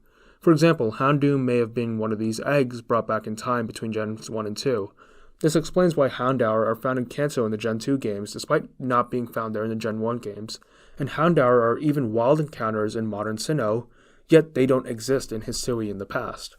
Pokemon Live Lost Pokemon. In an interview with Game Informer, the writer of the Pokemon Live musical, Michael Slade, stated that another Pokemon would have attacked Ash alongside Mecha Mewtwo. However, this was scrapped. It's unknown if this was supposed to be a brand new, original Pokemon like Mecha Mewtwo, or if it was just an existing Pokemon, which would have taken on an antagonistic role. In the comment section of the interview, some people speculated that the cut Pokemon was Lugia, which I honestly was suspecting as well. Like, Lugia would have existed when the play was being written, and it looks antagonistic enough. And since Ho-Oh started off Ash's journey, having Lugia be a main villain for Ash to defeat would be a nice roundabout. However, considering that in the same interview, Slade said that when starting writing the play, he knew nothing about Pokemon besides what Pikachu was, and only viewed a copy of the first Pokemon movie for research, he may not have even known what Lugia was. Mount Silver Unknown Pokemon. Another lost Pokemon per se, supposedly in the player's guide for the original Pokemon Gold and Silver, it was stated that there was supposed to be a legendary Pokemon found in the waterfalls of Mount Silver. Of course, no such legendary Pokemon can be found there, and this most likely confused at least one kid. So, was this just a random error, or was this alluding to a scrapped legendary? Well, I mean, the most likely answer is that Lugia was initially meant to be located in Mount Silver. It makes sense, Lugia is a legendary Pokemon of Silver version, so you would think that it would be located in Mount Silver. The fact that the guide says the legendary is found near a waterfall strengthens this theory, since Lugia itself is found near a waterfall in the final game. They likely moved Lugia from Mount Silver to the Whirl Islands because they realized that if they wanted to make Mount Silver only accessible in the very end of the postgame, they couldn't have had one of their box legendaries located there. So they moved Lugia to be accessible before the postgame, but they forgot to fix the text in this guide. Also, keep in mind that in the beta map of Pokemon Gold and Silver from the Space World demo, Mount Silver was located near the starter town and likely would have been accessible before the postgame in that original version, which strengthens this theory. It's also possible that this could have been the location of Suicune. Again, the water connection strengthens this theory. Finally, this could have been the location of a scrapped third legendary, finishing off the trio of Ho-Oh and Lugia. Suicune doesn't count since it's already part of a side trio. My guess is that it could have been the original legendary for Silver, which was this wolf thing they found in the code for the beta of Gold and Silver. It would have been a prime candidate for a third legendary, even being the master of the birds, like how Ho-Oh is the master of the beasts, in a sort of yin-yang relationship. Bill helped create Mewtwo. In the episode Mystery at the Lighthouse, the main gang visits a lighthouse owned by Bill, where the door has depictions of different Pokemon on it. One of the Pokemon is Mewtwo. Now, this is strange, since Mewtwo isn't public knowledge even at this point, and this door was likely made years ago, meaning that the person who made the door or owns it, Bill, knew about Mewtwo during its creation. And we know that Bill is a bit of a mad scientist, even he calls himself a fanatic. His first appearance in the games is literally him fusing himself with a Pokemon, which is a scientific endeavor that doesn't sound too ethical. And what other unethical Pokemon genetic project was going on at the time? The creation of Mewtwo. I'm sure the people behind the Mewtwo creation project were more than happy to use his knowledge, and Bill was more than happy to work on such a project. Volcanion is a paradox. With Pokemon Legends ZA confirming that Paldea neighbors Kalos, it is possible that Volcanion is a Paradox Pokemon, likely a future Paradox Pokemon which escaped Area Zero and crossed the border into southern Kalos. The primary evidence for this theory is that Volcanion looks man-made, and in the game is said to have biology unexplainable by modern science, but honestly that can apply to a lot of Pokemon. But if Volcanion is a paradox, what Pokemon is it a paradox of? Well, my theory is that Volcanion is actually a future Paradox version of Camerupt. Both of them are quadrupeds with a humped back. They share one type, Fire, while the other type differs, which matches up with other Paradox Pokemon. And both of them have two cannons of sorts coming out of their backs which they use to attack, with Camerupt having two volcanoes and Volcanion having two hoses. Characters dressing like Ultra Beasts. Wow, this is such a throwback to the hype season for Sun and Moon, an old theory, now basically disproved, but still a really fun one. Basically, as characters in Ultra Beasts were being revealed in the lead up to the Gen 7 games, a lot of people noticed similarities in their designs. This started off with Lily and Nihiligo, both of which look remarkably similar, with Nihiligo having the same silhouette as Lily's hat and dress. The similarities only continued with Luzamine and Pheromosa, Pheromosa's cockroach wings paralleling Luzamine's hair. They even strike the same pose in their art. And the final strong connection is Guzma and Xurkitree, Xurkitree's head resembling Guzma's spiky white hair. While there have been connections made between other characters in Ultra Beasts, these three are really the only strong ones. So, why? Initially, people theorized since Ultra Beasts were aliens, they would disguise themselves as humans to try and infiltrate Alola. Or it would be the other way around, where these humans would somehow transform into Ultra Beasts. But I think that there is a theory that's less extreme, but actually true. We know that Luzamine is insane and controlling of her children, that's why Gladion ran away. In the Alola games, Lily mentions to the player that her mom is so controlling that she even decides what clothes Lily should wear. So Luzamine, someone who is obsessed with Nihiligo, would probably dress her daughter up as one. For Luzamine herself, we know from Master's dialogue that she likes Pheromosa, even seeing it as a powerful queen, something that she relates to. So she may style herself as Pheromosa. As for Guzma, Plumeria does say that Luzamine was really the first mother figure Guzma felt he had, so he would fall under her influence, and she may have subtly nudged him to style himself like Xurkitree. Lacey's mom. It is confirmed that Clay is Lacey's father. So, who is the mother? Well, my theory is another Unovan gem leader, Elisa. There's quite a bit of evidence for this. First, Lacey's hometown is Nimbasa City, which isn't Clay's city, but Elisa's instead. However, Nimbasa City is right next to Driftvale City, where Clay lives, so it's reasonable that she lived there in close proximity to both of her parents.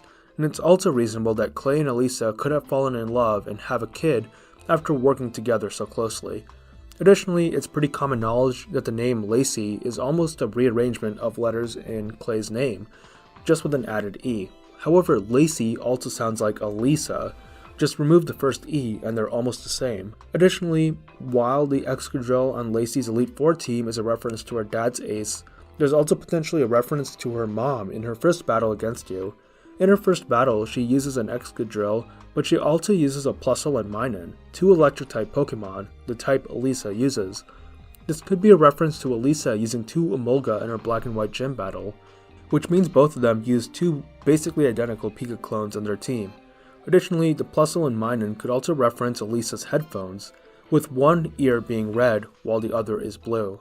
And Lacey's first battle team having both electric and ground types could be alluding to how Lacey herself is the result of an electric and ground type trainer. Finally, Elisa is a huge music fan, and the TM Lacey gives you when you beat her is alluring voice. Amaris's parents. Another theory about a Blueberry Elite Four member's Unovan parents, we have Amaris. Unlike Lacey, we do not have confirmation of either of Amaris's parents, but I am pretty sure they are meant to be Lenora and Hawes from Black and White. First of all, yes, obviously the skin color matches up. However, Lenora and Amaris also have the same teal-colored eyes. Also, Amaris's glasses are the same exact style and shape as Hawes, with an outlined lower rim and bridge, but no outline on the top half. Also, Amaris's personality being reserved, analytical, and punctual would match up with someone raised by academics and museum administrators, as Lenora and Hawes are. And since Lenora and Hawes are already married, it would not be a stretch to say that they had a kid. The Dunsparce ate Mousehold. This theory states that the Dunsparce, specifically the 3-segmented Dunsparce, ate a member of the Mousehold family. Game Freak really likes making duos of Pokemon, and I think Dunsparce and Tandemaus are actually meant to be a new duo, both being 2-stage pure normal type lines. And they also are the only Pokemon in the game to have a new feature in their evolution, that being having a chance to become a rare form upon evolution. Specifically, Dunsparce, normally having 2 segments, has a 1 in 100 chance to have a 3-segment form upon evolution. Similarly, Mousehold, usually having a family of 4, has a 1 in 100 chance to have a family of 3 instead, with only one child instead of two. The fact that both are a 1 in 100 chance may not be a coincidence. What if the two are directly connected? That is, a mousehold becomes 3 members the same time a Dunsparce becomes 3 segments. If a Dunsparce eats one of the mousehold kids, it gets an extra segment. Makes perfect sense to me, especially since the Dunsparce line is based on a mythical fat snake. And what do snakes eat? Mice. Stone evolutions are unnatural. Evolution stones, while an interesting game mechanic, raise some interesting lore questions. They seem to be very unnatural with their effects on Pokemon. For example, many Pokemon, upon using an evolution stone to evolve, cannot learn many new moves after the evolution, and even lose the ability to relearn moves of their pre-evolved forms, which is not the case for natural evolutions. And in the X and Y games, Professor Sycamore says that the Mega Stones are just evolution stones which were altered by the firing of the ultimate weapon.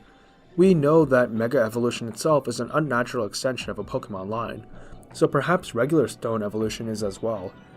And considering the Moonstone is from space, while changing Pokemon that are terrestrial like the Nidos, it seems to me that the evolutionary stones basically use radiation to mutate a Pokemon into a new unnatural form. So basically, Nidoran and Nidorino or Nidorina are both Pokemon that exist on Earth, but they are mutated into something new and unnatural using a stone from space.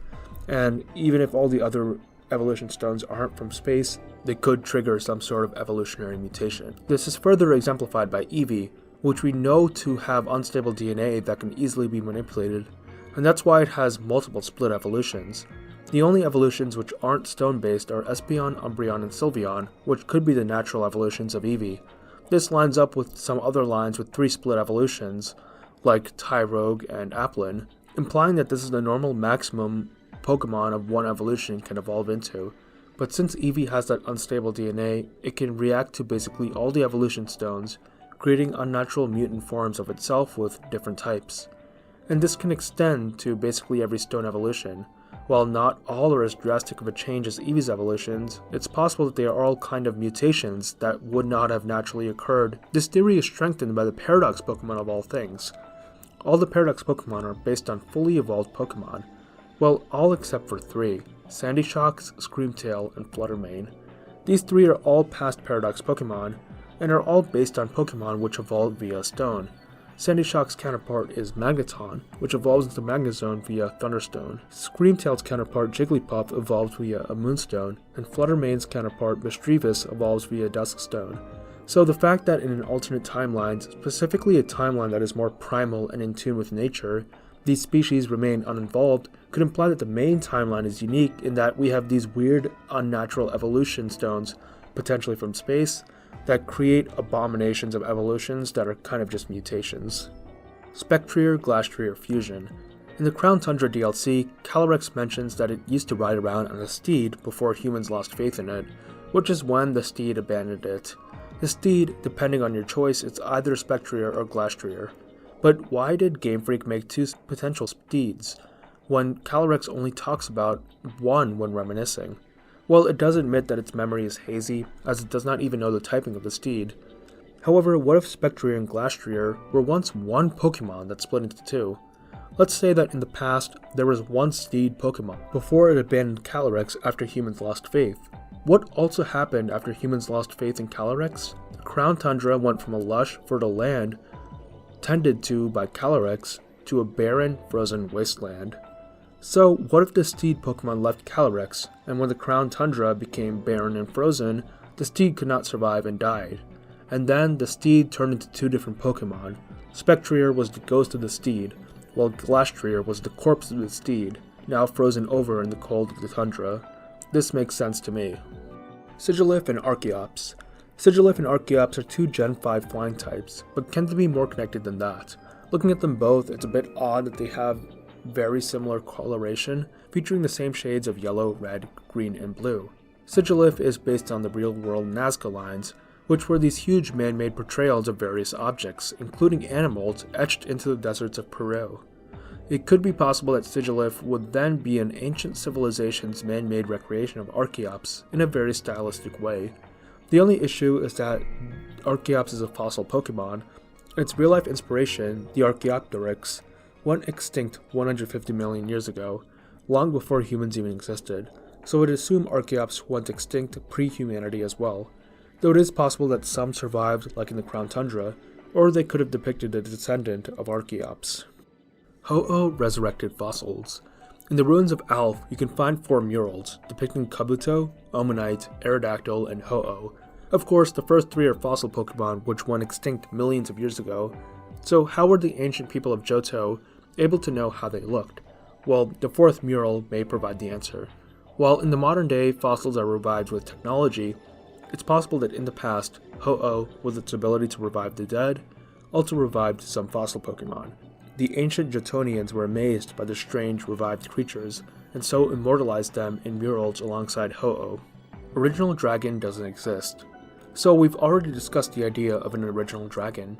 Basically, in Unova, there used to be only one legendary dragon, which ruled alongside the royal family until twins were born which disagreed with each other about how to rule, causing the original dragon to split into Reshiram and Zekrom, with Reshiram representing truth and Zekrom representing ideals. This is just a legend in Unova, but has been accepted as fact by the Pokemon community. Interestingly enough, the community also believes that Kyurem was the empty husk left behind the split, representing the absence of both truth or ideals, but this is not confirmed. In the game, it is said that Kyurem crash-landed from outer space, but this could also be an unconfirmed legend. It is a subject of debate if Kyurem was initially connected to the original dragon, or if it's something like Eternatus where it's not actually related. On one hand, some people say that Kyurem thematically fits with the other members of the Tau trio, and even shares design elements. On the other hand, people point out the sheer unnaturalness of the fusions between Kyurem and either Reshiram or Zekrom. Like, the original dragon theory states that Reshiram, Zekrom, and Kyurem are all incomplete, and are essentially waiting to be reunited into their ultimate form. But if they are broken, why is their fusion so abnormal? Black Kyurem and White Kyurem look Frankensteinish, completely lopsided and monstrous, with ice almost acting like stitches to keep the body together. And yeah, I know that these are both technically incomplete, but still, keep in mind that they require an item called a DNA splicer to fuse. Like, why do you need a man-made object to fuse back together, to literally splice your DNA together, when you're all supposed to be part of the same being anyway? And the way that characters talk about the fusion, it seems to be less like the Pokemon being fixed, and more like Kyurem invading and taking control of the other dragon, similar to what Necrozma does with Solgaleo and Lunala. So if the Kyurem fusions are so abnormal and painful, they probably are unnatural, and the 3 dragons were never meant to be together. Either that, or the fusion was only between Reshiram and Zekrom, and Kyurem was always just its own thing. Escavalier Trick Room Dex Entry. So Escavalier's Dex Entry in Pokemon Black states that it flies around at high speeds. You may not see anything wrong with this, until you look at Escavalier's base stats and find out that it has a base speed of 20. This makes it the 5th slowest Pokemon in the entire game, so you can probably assume it's not moving anywhere at high speeds. Unless if Trick Room is active, which inverses the speed of Pokemon, making Escavalier one of the fastest Pokemon in the game. So maybe the person who wrote the Dex entry for Escavalier observed it while under a Trick Room condition, which made them mistakenly believe that Escavalier was a fast Pokemon. Anjay was made to protect against Paldea. Anjay is the counterpart to the ultimate weapon, with Lumia City eventually being built around it. AZ was approached 2,000 years ago by a man of great power in Kalos, and was asked to build something similar to the ultimate weapon to help protect Kalos. While AZ was unwilling to build another weapon of mass death, he was okay with making a machine of life. When activated under specific circumstances, Anjay could grant eternal life in a specific radius. However, it does also contain immense destructive power if used incorrectly, as seen in Legends ZA, where a malfunction causes it to wreak havoc across Lumia City and eventually launch a huge light of ruin that threatens to nuke the whole city. So why did this man of great power want to build Anjay, and more importantly, why did AZ agree? After all, both would know the devastation the ultimate weapon brought, and AZ, who feels personally guilty about it, probably would not have agreed to making something similar, so what made him agree? Well, we have a likely answer: Paldea. Anjay was built 2,000 years ago, and through history classes in the Academy of Pokemon Scarlet and Violet, we actually know of some of the history of Paldea 2,000 years ago. According to Professor Ryford, 2,000 years ago, the land was known as the Paldean Empire, and it was ruled by a bloodthirsty emperor who was basically a dictator. The emperor was obsessed with consolidating power and developing new technology to be able to wage war against its neighbors, even sending expeditions into Area Zero to try and find something that would give the Paldean Empire an advantage in the war. So what is one of the neighboring regions of Paldea? Kalos. The rulers of Kalos would have known about the Paldean Empire trying to find some sort of great power in Area Zero in order to invade its neighbors, and started to freak out. So they decided to make their own super weapon with the help of AZ, act as a deterrent to prevent the Paldean Empire from invading. And this is why AZ agreed. He would have known about the danger Paldea posed, and decided that preventing a war by making a new super weapon was preferred to the lives lost by waging a war. This is one of the strongest theories in this entire iceberg. Basically, all the evidence for it comes from stuff directly stated in the games, and it fits together really well. Good job to Reddit user Lavender Clobes for figuring this out. I'm honestly going to consider this one canon going forward. Hyperspace Lumios is Ultra Megalopolis. So this is less about the connection between the two cities specifically, but more about the general connection between Alola and Kalos. But before we get into that, let's talk about the parallels between Lumios and Ultra Megalopolis. Both are large cities which center around one important building. Lumios has Prism Tower, while Megalopolis has Megalo Tower. And honestly, now that you think about it, the towers kind of fit with each other's cities pretty well. Lumios City literally means City of Light, and Megalo Tower is a tower which has a bunch of lights on it to act as an artificial sun. Meanwhile, Ultra Megalopolis is a city where all the buildings are prisms, meant to refract the light given off by Megalo Tower. So Prism Tower would be a good fit in a city with a bunch of literal prism towers. Also, Necrozma is the Pokemon of Light, while also being the Prism Pokemon, so it would be a good fit in what is essentially the City of Light with a Prism Tower that it features. In the Legends ZA DLC, we are apparently going to a place called Hyperspace Lumios, an alternate dimension version of Lumia City accessed via portals. Kind of similar to Ultra Megalopolis, which is located in Ultra Space, which you can access via portals. I think it would be interesting if instead of making something new called Hyperspace, they just straight up made it Ultra Space Lumios, which just ends up being Ultra Megalopolis and connects the two games together. It would be a nice full circle moment, considering that Legends ZA is Zygarde's game, and initially Zygarde's first story appearances were in the Gen 7 games, which included some extra Kalos content. So why not have Legends ZA include some extra Alola content? I said in one of the previous layers of this iceberg that it was cool that Zygarde appears in Alola, as it makes the Pokemon world seem more cohesive, rather than just being a bunch of disconnected games, and having Ultra Space make a return in ZA would do the same thing. Unfortunately, we did see a bit of Hyperspace Lumios in the trailer, and while the pitch black sky makes it look somewhat similar to Ultra Megalopolis, it does appear that this is just straight up the same as Lumios City. What a bummer, not even getting a new map. However, I would like to take the time to talk about further connections between Kalos and Alola, specifically with their mechanics and legendaries. In ZA, Lysandra says that Zygarde's new move, Nihilite, reminds him of a Z move, with Z moves being the gimmick of Alola. This is a rather specific connection Game Freak decided to point out, and one which is very intentional. The use of light in the name is also intentional. Of course, it could just be a parallel to Eternal Floette's Light of Ruin, but light is also the main theme of the Alola legendaries, with Necrozma's signature Z move being Light that burns the sky.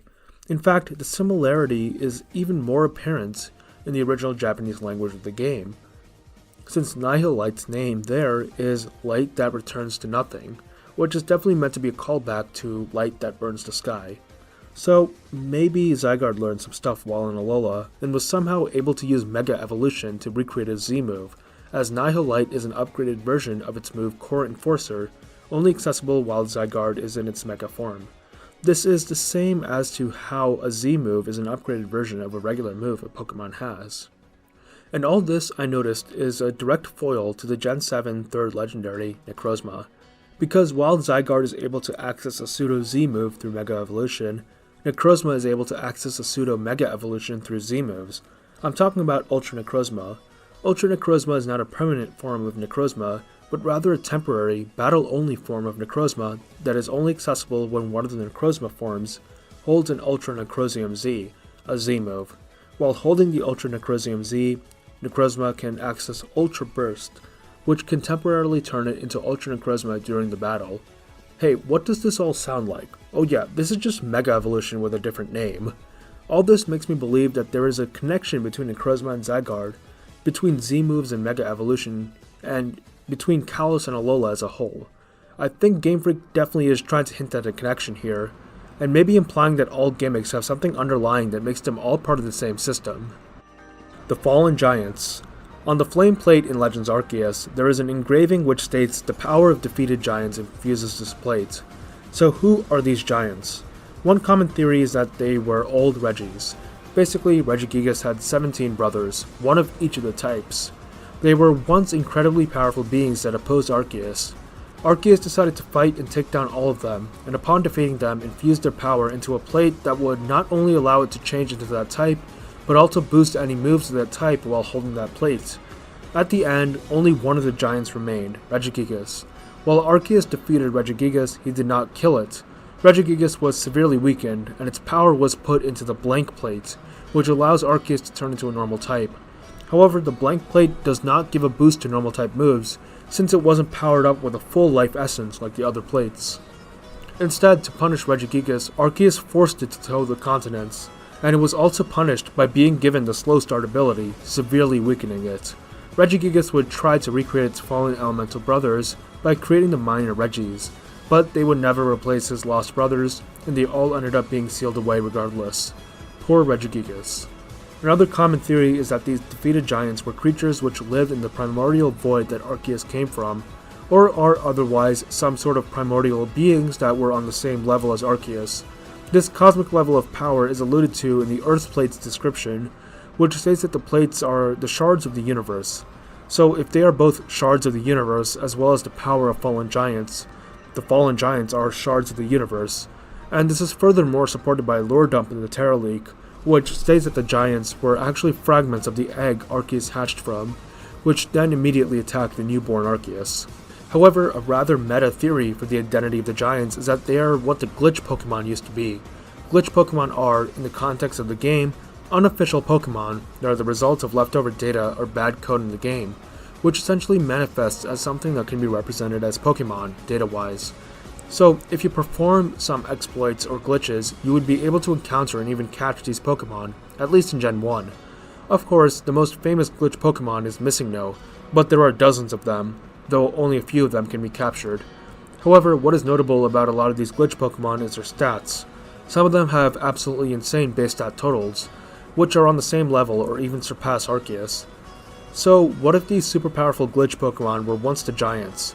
Creatures as powerful as Arceus, but defeated and literally scrubbed from the world by Arceus after a long battle, and now they only exist as shadows and glitches in the Matrix, their forms completely gone and corrupted as Arceus completely annihilated them. In the real world, glitch Pokemon were Pokemon which once existed, but were deleted. Maybe that's also what happened in the Pokemon world as well. Every Pokemon game is personalized, and the final entry to cap off this whole iceberg is that every Pokemon game is personalized. And yes, that's what makes these games so wonderful and timeless, and their worlds rich for exploration.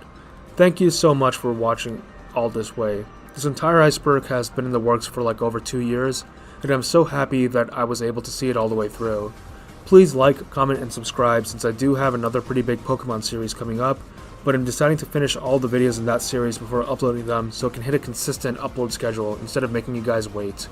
But until then, I'll be making some cool one-off video essays that I really hope you watch. And also, if you want to support me further, I do have a Patreon and YouTube membership that you can join. But as always, just the fact that you took the time to listen to me is more than enough support. Thank you, and I hope to see you again.